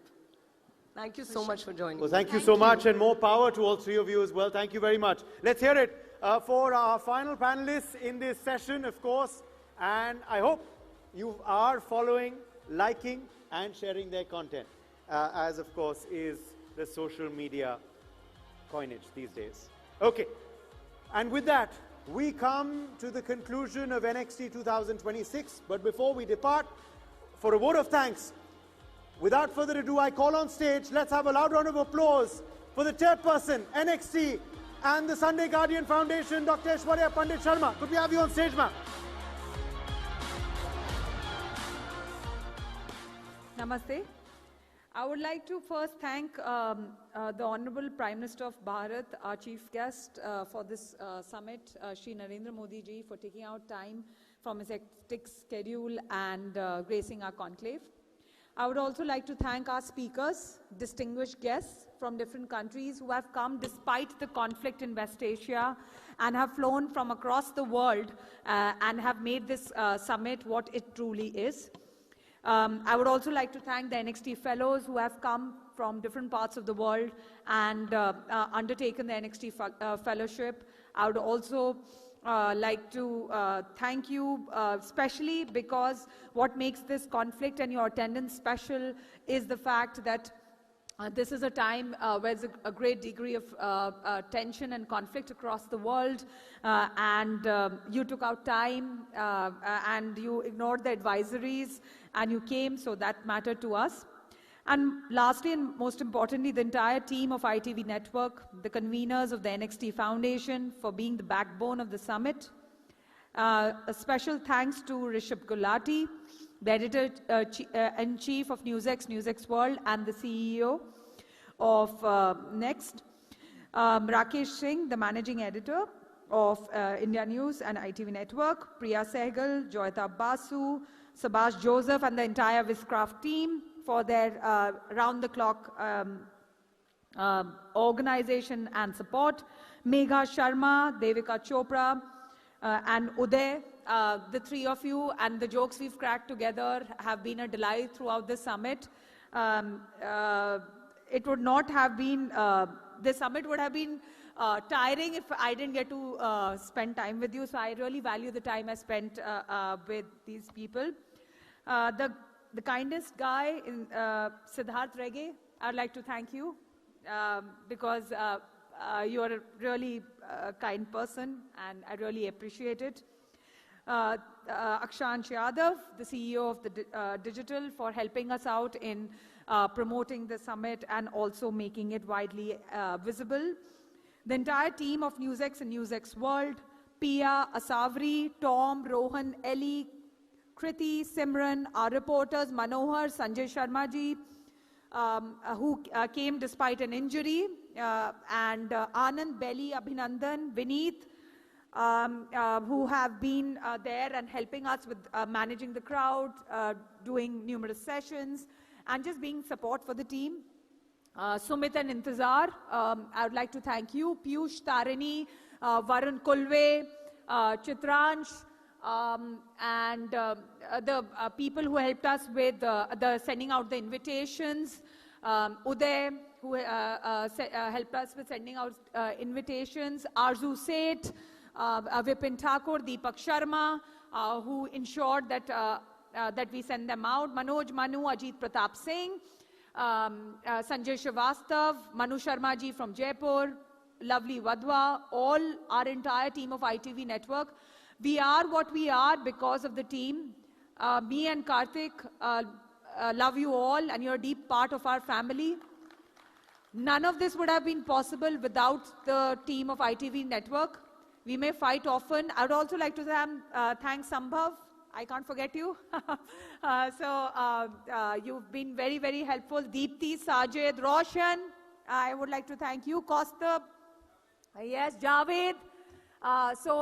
Just in case I've missed anyone, please forgive me. Rakesh Rawalji, I would like to thank everyone. And guys, we are the good team. We are a strong team because we agree to disagree, and we disagree a lot, a lot more nowadays. But then the fact that we can put it behind and laugh over it is a great thing. I would also like to thank our founder, Kartikeya Sharma, for his tireless efforts in organizing this conclave and making it a grand success. He personally gets involved in almost everything. I would like to thank all our reporters, Manoj from Setup, Kulvinder Singh, all the people who have been a part of ITV network, Mukesh Thakur for transport. Please, if I've forgotten you, you can come and complain to me on Monday. I'll be in my cabin on the first floor. I'll hear your complaint and I'll also apologize. Thanks you once again. I would like the team to play out the promo of NXT for the one last time because that's the soul of the summit.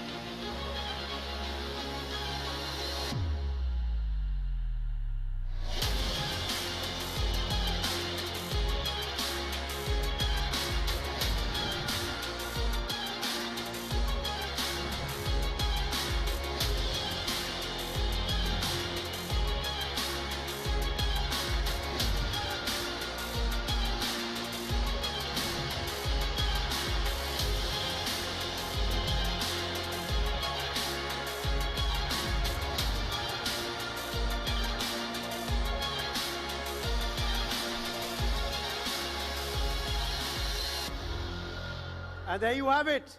NXT 2026 is going to come to a close, but we will see you back here for NXT 2027 in not too longer time. We'll be back, and we'll be back bigger and better. So stay tuned for that. But it's not over yet. We have with us now some video messages because so many dignitaries were here over the course of these 3 days on the stage, in the audience, but so many of them couldn't join us either. And we have, of course, those video messages that we're going to be playing out very, very shortly as well, because remember, of course, the fact is that there have been so many dignitaries who, for whatever reason, could not be here physically in New Delhi. We're hoping they will join us for forthcoming editions of NXT. But for now, we're going to be playing out the video messages very, very shortly, of course. And these have come in from all parts of the globe. Sitting ministers, sitting members of parliament, former members of the House of Representatives, they've all sent us messages from across the globe. I'm sure you all have noticed the flags while coming into this big, grand, multi-purpose hall. Well, all those countries of the flags you can see are represented in this August gathering of NXT. And we're ready now. So, as I said, the show is not over yet. Picture abhi baki hai. Let's play out those video messages, and we thank all of them for sending in these virtual messages and statements for NXT. Thank you to organizers and personally to the founder of NXT Summit for having an opportunity to speak in front of you and sharing some messages from Ukraine. Let me start by saying that the world, which once seemed stable, is now facing new challenges to global security. We can see this today in the Middle East. War erupted in a single day, and the world was not prepared. In Ukraine, the war has been going on for 12 years, and for over 4 years, we experienced full-scale invasion of Russia in my country. Ukraine did not choose this war. We are forced to defend ourselves. And one of the main tools of our defense has become military technologies. Over these years, Ukraine has become one of the most dynamic centers of military innovations in the world. Thousands of Ukrainian engineers, entrepreneurs, and soldiers are working every day on new technologies, from unmanned aerial vehicles and maritime drones to artificial intelligence and cyber defense. These technologies are created to save lives, to protect our cities and our people, our infrastructure from Russian missiles and drone attacks. Over the past 4 years, Ukraine has moved from almost complete dependence on support from allies to building its own strong defense capability. In 2026, Ukraine has reopened the defense sector, and now joint militech companies are already appearing around the world, producing equipment based on military technologies developed in Ukraine and tested on the battlefield. Ukrainian experience in defense innovations is now important not only for us, and the war in Middle East has shown this.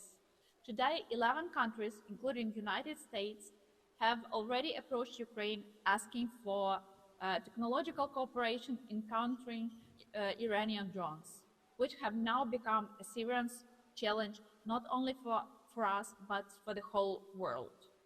That is why today it's important to talk not only about technologies, but also about responsibility. I believe that wars should be ultimately ended with diplomacy, but military technologies can become an argument in this diplomacy. Wars continue as long as they have financing. Russia wants to continue the war in Ukraine as long as it receives sufficient revenue from selling its oil and gas. The role of large influential countries like India could be very important in helping bringing the Russian war of aggression to the end. We would welcome such efforts from India. Economic decisions made by states can either bring peace closer or prolong conflicts. And then at least one of the major wars that currently take place in the world can be finally over. Thank you.